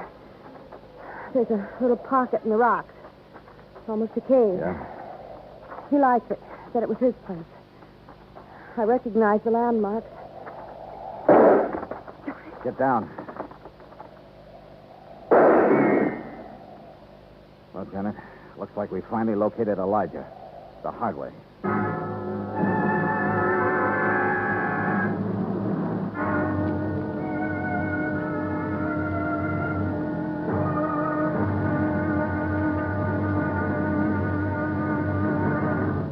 Act 3 of yours truly, Johnny Dollar, in a moment. It is a very well-known fact that symbols are important to men everywhere. Whether they be symbols of country, religion, or honor, they're a cherished part of the culture and tradition of all peoples. As in almost all countries of the world, the people of Spain are very religious. And in the Spanish town of Vendrell, the people were having difficulty with a symbol. A 300-pound angel sitting on top of a 150-foot church steeple. The angel had been there since 1784 and needed repairs to keep it from falling down on the heads of the parishioners. But 150 feet is a long way up, and 300 pounds are a lot of weight to bring down. Now, there was a great deal of head-scratching over the problem until someone casually mentioned the problem to someone else who happened to be stationed at the United States Air Force Base in Zaragoza, Spain. It wasn't long before visions of a helicopter came to mind. Because Americans like to help other people everywhere, the Air Force whirlybird lifted the angel from the church steeple, brought it down for repairs, and later returned it to its perch. So grateful were the people of Vendrell for this act of friendly cooperation that they held a mass celebration of American Day to show their appreciation. Television and newsreels carried the story of kindness. So did the newspapers and magazines throughout Spain. This gesture on the part of the United States Air Force created a new symbol, a symbol of friendship and understanding. It became a symbol of freedom, the right of all men everywhere. And now, Act 3 of yours truly, Johnny Dollar, and the Shy Beneficiary Matter.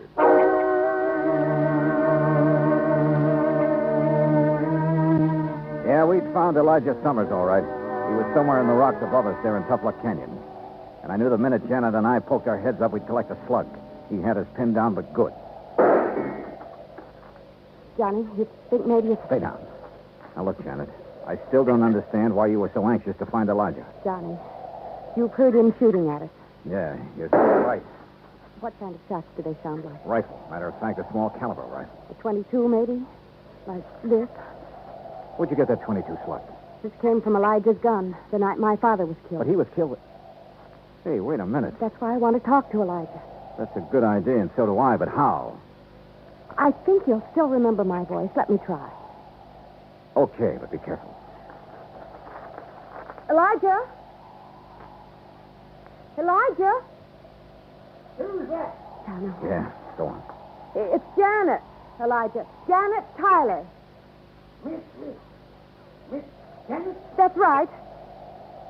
Who's that with... Dollar, Elijah.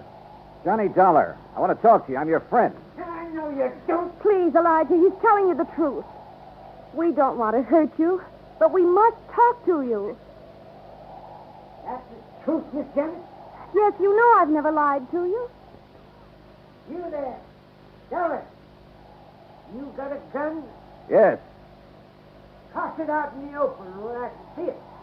Well, if we've guessed wrong about Elijah, we're dead. I just know I'm not wrong about him. I sure hope not. Okay, here it is. Now stand up and come out into the open. Okay. Elijah. Hello, Miss Janet. Oh. Elijah, you look terrible. Have you been up here all this time living like an animal? Oh, don't you worry about me, Nana. I've been getting along pretty good up here. By the looks of you, you haven't been getting much food. Enough to keep my eyes sharp, mister. Oh, I see that deputy sheriff fella come poking around here a time or two.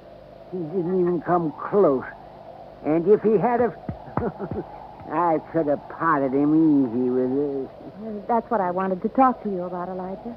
That rifle of yours. It's a good one, Miss Janet. I remember when you gave me it 2-3 years ago for the grounds crew. Elijah, have you ever had any other rifle besides that 22? Nope. You're sure about that? Of course I'm sure. You see, yeah, I've took good care of it, too. I kept it clean and polished. Yeah. Look now, Elijah. Have you ever used any other rifle besides that one? Nope. Janet, your father was killed with a 30-30. I know, Johnny. That 22 slug you showed me a while ago. You said you got it the night your father was killed, that it came from Elijah's gun. I saw someone pry this slug out of his own shoulder the night of the killing. He threw it away. He didn't notice I was watching. Later, I heard him tell it around he'd been hit with a 30-30 slug. You mean your stepfather, Ben Watts? I was confused at first. I didn't understand. Then it came to me. Ben Watts was the one who'd killed my father. Elijah was probably trying to protect Dad and shot Ben with his 22. Yes, there was a big fight, Miss Janet. I don't just remember what all happened, but except all of a sudden they was chasing me. I run. Sure. Ben figured he could pin the killing on somebody like Elijah who wouldn't have a chance proving his innocence. Elijah, have you seen Ben since you ran away? Oh, sure. Oh, Ben's come poking around here, too, every so often. But I'm too smart for him. Yeah, sure. It figures, Janet. Elijah's a threat to Ben as long as he's alive. So Ben comes hunting up here every now and then. It's horrible. Well, of course, I got to be real careful, because I only got a 22, and he's got a 30-30. But he'll never get old Elijah. Believe you me, he won't get Elijah! Get down and keep quiet. The shot had come from a clump of rocks more than 100 yards away. I scooped up my automatic where I'd thrown it on the ground and started circling slowly, trying to get around behind the clump of rock. I'd almost made it when my foot slipped and sent a rock down the slope. He popped up then, ready to shoot, but lucky for me, his first look was toward the rock instead of me. He saw his mistake swinging his rifle toward me, but he was too late. Johnny! Johnny! Yeah, right here, Janet. How's Elijah? Shoulder. He's all right, though. Johnny? Yeah, it's Ben Watts, all right. Is he still alive? Oh, yeah, he'll keep. Long enough.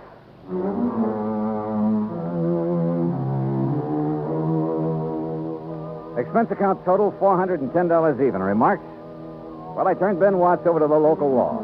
And I helped old Elijah fill out his claim for the $25,000 insurance money Miss Gaysworth had left him. It ought to keep him real comfortable for the rest of his life. You know, Pat, once in a while I get the feeling that this job of mine is worthwhile after all. Yours truly, Johnny Dollar.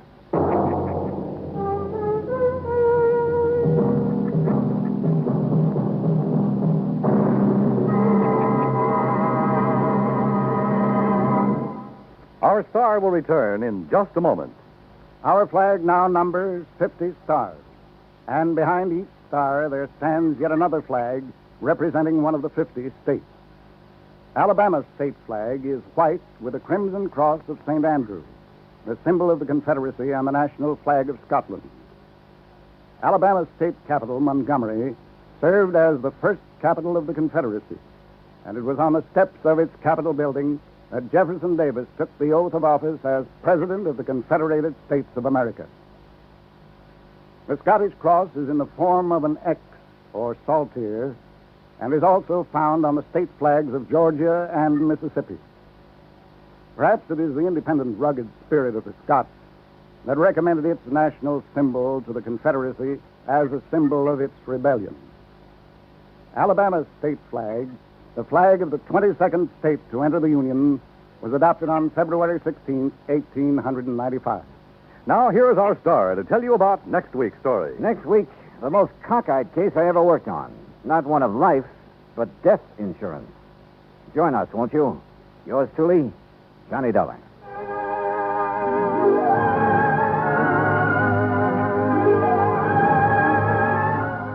Yours truly, Johnny Dollar, starring Bob Bailey, originates in Hollywood.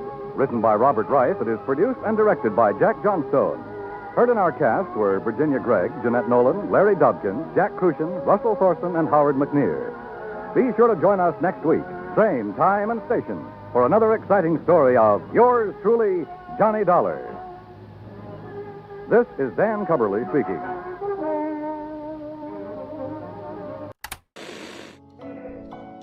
Relax, unwind, and step into the golden age of radio.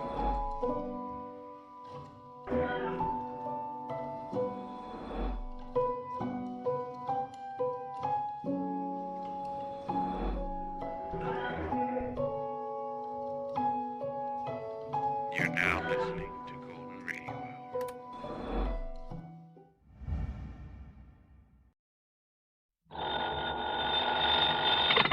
Johnny Dollar. Dollar, this is Peter H. Fillmore at the Office of Surety Mutual Insurance Limited here in Denver. Mr. Fillmore.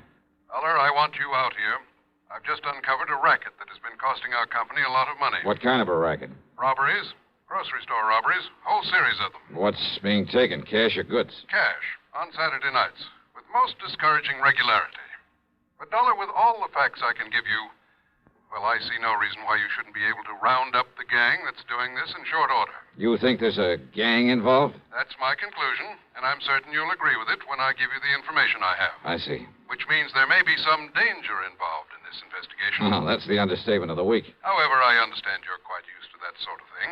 Oh? And in view of the importance to our company of putting a stop to these robberies, of bringing the criminals to justice... Now, Mr. Fillmore... Well, we shan't quibble over your expense account, or even any extraordinary expenses you may incur. Now, look. And, Dollar, there will also be the customary fee. The commission for any recovery of actual money you may be able to effect. Listen, would you please? More than ample compensation, I would say, for the fact your own life may be endangered. So, Dollar... Mr. Fillmore, Dollar, I'll expect you out here on the first possible plane flight. Goodbye, sir. Huh? Oh, sure. Goodbye.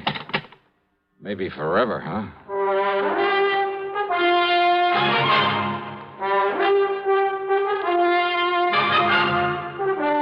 CBS Radio brings you Bob Bailey in the exciting adventures of the man with the action-packed expense account, America's fabulous freelance insurance investigator. Yours truly, Johnny Dollar.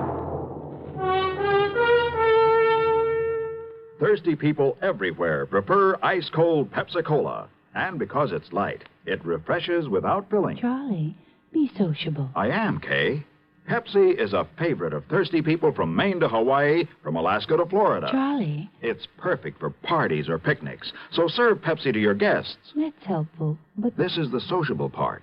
Keep plenty of Pepsi ice-cold and ready. Remember, it goes fast because everybody likes Pepsi. Singing still sounds more inviting. May I? Be sociable, look smart, keep up to date with Pepsi. Drink light, refreshing Pepsi. Stay young and fair and debonair. Be sociable, have a Pepsi. But singing doesn't say, pick up an extra carton of Pepsi today. Better yet, get a case. You do that. And now, Act One of yours truly, Johnny Dollar.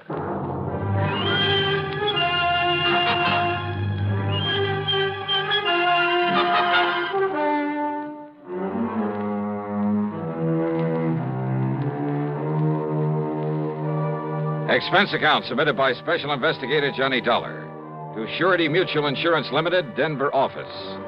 Following is an account of expenses incurred during my investigation of the Saturday night matter.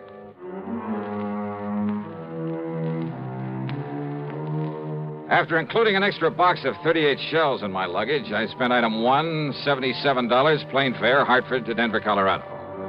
Item 2 is $1.95 for a cab to the office of Surety Mutual and Mr. Peter H. Fillmore. Here in Denver, no Dollar, all over the state, in a regular pattern. A pattern that has finally, today, enabled me to realize there's a connection between these robberies. Well, you better tell me all about it, Mr. Fillmore. Well, in the first place, you must understand that insurance against loss of actual cash, well, not many companies issue it, without limit, that is. So I understand. However, since virtually all of our accounts are the commercial type, you understand what I mean by that? Yeah, I think so. Instead of individual life and home policies, endowments, that sort of thing. Exactly. Manufacturing plants, merchandising organizations, that sort of thing. Including a great many stores, both large and small, including 50 or more grocery stores, supermarkets. I see. Dollar, it was my own idea to insure them against unlimited loss by robbery. And I must say it's increased our number of clients considerably. Yeah, I think so. But don't the premiums for that kind of protection have to come pretty high? Oh, very high. As a result, the company has shown a very nice profit over the past couple of years. But, of course, if these robberies continue... Yeah, you say there's been a definite pattern to them. Yes. To begin with, Dollar, every one of them has occurred on a Saturday night. When the markets are likely to have more cash on hand than usual, huh? Exactly. How many robberies have there been? So far, 8. Well, that's about time you were catching up with them. Exactly. So, on with the pattern. The robbers have forced their way in at gunpoint, just as the owner, alone, was about to lock up and leave. In each case, there have been 2 of them, wearing nylon stockings over their faces by way of disguise. One of them, tall and husky, the other one, short and thin. That's about as much description as we've been able to learn from the store owners. And don't forget, Dollar, there's been no real coordination of police effort in these robberies. Because they've all occurred in different towns. Exactly. And that brings us to the important part of the pattern, which I only realized this morning. Whereupon I called you immediately. Well? The first was right here in Denver. The next in Pueblo, then Colorado Springs, Aurora, Lakewood, Englewood, Greeley. Last Saturday, a week ago tonight, the Casey Market over in Boulder was robbed. True to pattern. I'm afraid I don't quite see it. Denver, the largest city in the state. Then Pueblo, the next largest. I'll take your word for it. Then Colorado Springs, next in size to Pueblo. Then Aurora. And so on down the line? Exactly, Dollar. Exactly. And the last robbery was in Boulder? Just a week ago. So there may be another one tonight. All right. If you know the population of the various towns in the state as well as you seem to, you ought to be able to tell me where they'll go next, whether it's tonight or next Saturday or whenever. That's just the trouble. What? Until I get the latest population figures, well, I don't know. It'll be either in Wheat Ridge, barely northwest of Denver here, or in Grand Junction. How far away is that? some 260 miles. Oh, great. Now, the last figures I have show 18,014 in Wheat Ridge, 18,021 in Grand Junction. But that may have changed by now. And there's no way of checking? Not before tonight, when there may be another robbery. Yet somehow you must decide on one of those towns and be there to prevent it. I must decide. Of course. And I'm certain you realize how important your decision is. Oh, sure. Very well, then, Dollar. Which is it? Wheat Ridge or Grand Junction? Well, come on, man. There isn't much time. Well, let me see if I have a quarter in my pocket. Hmm? Yeah, here we are. I'm afraid I don't understand. Pretty important decision, huh? It certainly is. Okay, then. Heads, I go to Wheat Ridge. Huh? Tails, I go to Grand Junction. What? Can you think of a better way?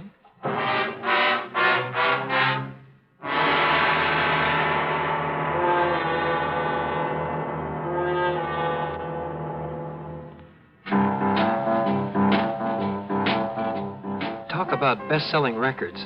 Here's a familiar tune about America's best-selling filter cigarette, Winston.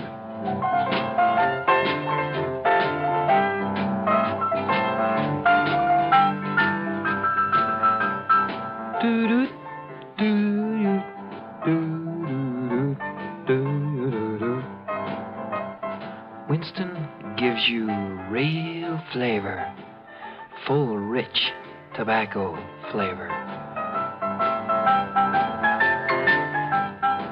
And you know, that's because only Winston has filter blend up front. Choice, flavorful tobaccos, specially selected and specially processed for filter smoking. No wonder Winston tastes good, like a cigarette should. Smoke Winston. And now, Act Two of yours truly, Johnny Dollar and the Saturday Night Matter.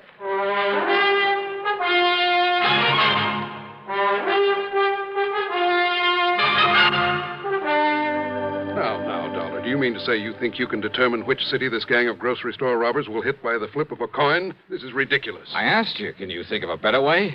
Well? All right, Dollar. Okay, then. But don't you see, if you go to Wheat Ridge, they strike in Grand Junction. Be kind of too bad, wouldn't it? Exactly. We'd have to pay off another big insurance claim. Perhaps thousands of dollars.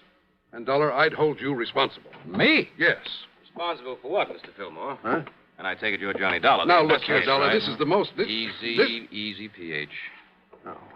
Dollar, this is Albert Berry, my assistant. How are you, Johnny? Al? Albert is the one who really built up this plan of mine for insuring the stores against loss of cash. I see. And if you want my opinion, PH, and I've said this before, we'd better stop issuing any more such policies right away. No. Cancel those that are outstanding. Give them a rebate and forget this whole thing. No, Albert. Admit that we're beaten by a bunch of crooks? You know I wouldn't. Yes, I know you wouldn't. But I still think you should. If we have to face any more of these losses... Let me worry about the losses. You just keep running up your nice big commissions on those policies and be glad you're getting them. No, sir. What do you mean by that? I mean that I won't let you. PH. Well? PH, I'd rather leave the company than have to continue feeling responsible as I do. Responsible? For what? Don't you understand, sir? I'm the one who sold the policies. And if any more of these robberies occur... Oh, don't worry, my boy. They won't. Thanks to my perceptive mind, little ingenuity, my own deductions, Dollar here is going to put a stop to them. Well, I knew you were sending for Mr. Dollar, but how will he know where the gang plans to operate next? Well, of course he will. At least, well... Very easy, Al. Look here. What? Tails. Okay, that means that I'm about to head for, Yes? Where? Dollar, good heavens, Just man. keep your shirt on, Mr. Fillmore. What if these criminals... If they hit the other town on the list, they won't stand a chance of getting away with it there either. How can you be sure? Just leave it to me, huh? Dollar. Now, I'll see you later. I gotta get busy. The coin had come up tails. That meant I was to head for Grand Junction. Yeah, I know it's crazy, but that's the way it was. Since it was afternoon, I'd have to make good time to get there before dark. So, expense account item $350 deposit on a rental car. But first I drove to Wheat Ridge, to the police headquarters there. I talked with the Sergeant Keesley. Oh, sure. The supermarket's just a couple of blocks south of here. You must have passed it. Yeah, I did. Well, don't worry, Dollar. If they hit again tonight and that's their target, they won't stand a chance. We'll have that place so well covered. Good. Well, now, wait. What if they pick Grand Junction? You want me to phone the boys in the department over there? No, that won't be necessary. I'm heading on over there right now. Good. That's better than me trying to explain this complicated pattern you've stumbled on. Yeah. Now, your man there in Grand Junction is Lieutenant Dick Speidel. Okay. You tell him you've talked to me, and he'll do anything you want. Good. He's a nice, cooperative guy, and he knows his way around. First, we can't be sure they'll operate again tonight. Maybe they'll skip a week. We'll still be ready for them if they follow their pattern. So will the boys in Grand Junction. Okay. Thanks, Sergeant. I'll be in touch. I picked up Route 6 and headed on west. Fortunately, the traffic was light, and I made good time over the broad winding highway. And I'll say this, it's a mighty beautiful drive through that country. More than once I spotted clear, cold streams where I knew darn well there were plenty of fighting trout to be taken during the season. And maybe with luck, I'll be able to go back someday and wet a line, there in the shadow of one of the imposing mountain peaks. I stopped at Glenwood Springs long enough to gas up and grab a sandwich. That's item 4, 5 1/4. Then drove on, hoping an early sunset wouldn't spoil the view of the scenery. But you know something? Keeping at that scenery was my undoing. Yeah, too much attention to it had caused me to disregard another car on the road following me. And it finally caught up with me at the beginning of a short detour, only a few miles from Grand Junction, about where Asbury Creek joins the Colorado River. The highway was wet from the melted snow. It slowed down to cross a narrow temporary wooden bridge when the other car pulled up to me, then swung into my left rear and threw me into a skid. Hey, what the devil?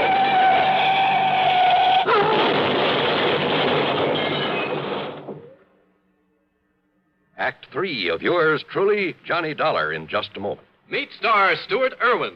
Nothing's worse for an actor than a nasty cold. To feel better quickly, I take wonderful 4-way cold tablets, the fast way to relieve cold distress. Right. Tests of all the leading cold tablets proved 4-way fastest acting. 4-way starts in minutes to relieve muscular pains, headache, reduce fever, calm upset stomach, also overcomes irregularity. Take my advice. For your next cold, take 4-way cold tablets, the fast way to relieve those cold miseries. 4-way, only 29 cents. And now here's a word about another fine product of Grove Laboratories. Had dandruff for years? Now get rid of it in 3 minutes with Fitch Dandruff Remover Shampoo. 3 minutes with Fitch regularly is guaranteed to keep unsightly dandruff away forever. Apply Fitch before wetting hair. Rub in 1 minute. Add water, lather 1 minute. Then rinse 1 minute. Every trace of dandruff goes down the drain. 3 minutes with Fitch, embarrassing dandruff's gone. Fitch can also leave hair up to 35% brighter. Get Fitch Dandruff Remover Shampoo today. And now, Act 3 of yours truly, Johnny Dollar. Things were a little vague after my car got pushed off the road on the way into Grand Junction. I remember lying there in the wreckage, cold, terribly cold, but unable to move. Then the state highway patrolman who came along pulled me out from under the steering post, and I remember passing out again when the warmth inside their car hit me. I remember being wheeled along on a stretcher through a long corridor, the smell of antiseptics, then the sight of a hand with a hypo in it poised above my left arm. Nothing but shock, I'm certain of it. This will help him to sleep. And in a few hours, he should After that, a soft, warm, comforting darkness. Oblivion. Then, when I finally came to and there was sunlight streaming in through the hospital window... Just take it easy, Dollar. What? Take it easy and get some rest, and you'll be all okay. I'm Lieutenant Dick Speidel. Oh. Lieutenant. Sergeant Keesley over at Wheat Ridge called about you. Yeah, well, Just look, wanted to make sure everything was all right over here. You're in Grand Junction, you know. Did they nab the gang behind the market robbery last night, was it? No trouble at all over there. Nothing happened. But I sure wish you hadn't skidded off the road before you could get Listen, to me. there was another car. It came up behind me. Yeah, I know. So far, we haven't been able to get a lead on it. What if they didn't hit the market over there? Yeah, Dollar. It was the Bluebird supermarket right down the street from here. Over $3,000. Yeah? Well? A set of tire marks, same as from the car that ran you off the road. But that's all. Oh. Except for one thing. What's that? What? Now, look, you're in no shape to worry about this thing now. You said except for one says thing. You need a lot of rest. What is it? But when you're up and around What again... is it, Lieutenant? Well, when Barnaby Schultes came out here from the west and opened that market... Yeah? Well, always when somebody comes here with a lot of money, I run a check on him. And? Schultes has a record of stock manipulations and phony bankruptcies across the country as long as your arm. Sure. So when his market gets robbed after he's made sure of collecting a lot of insurance for it... Worth thinking about, isn't it? Oh, you bet your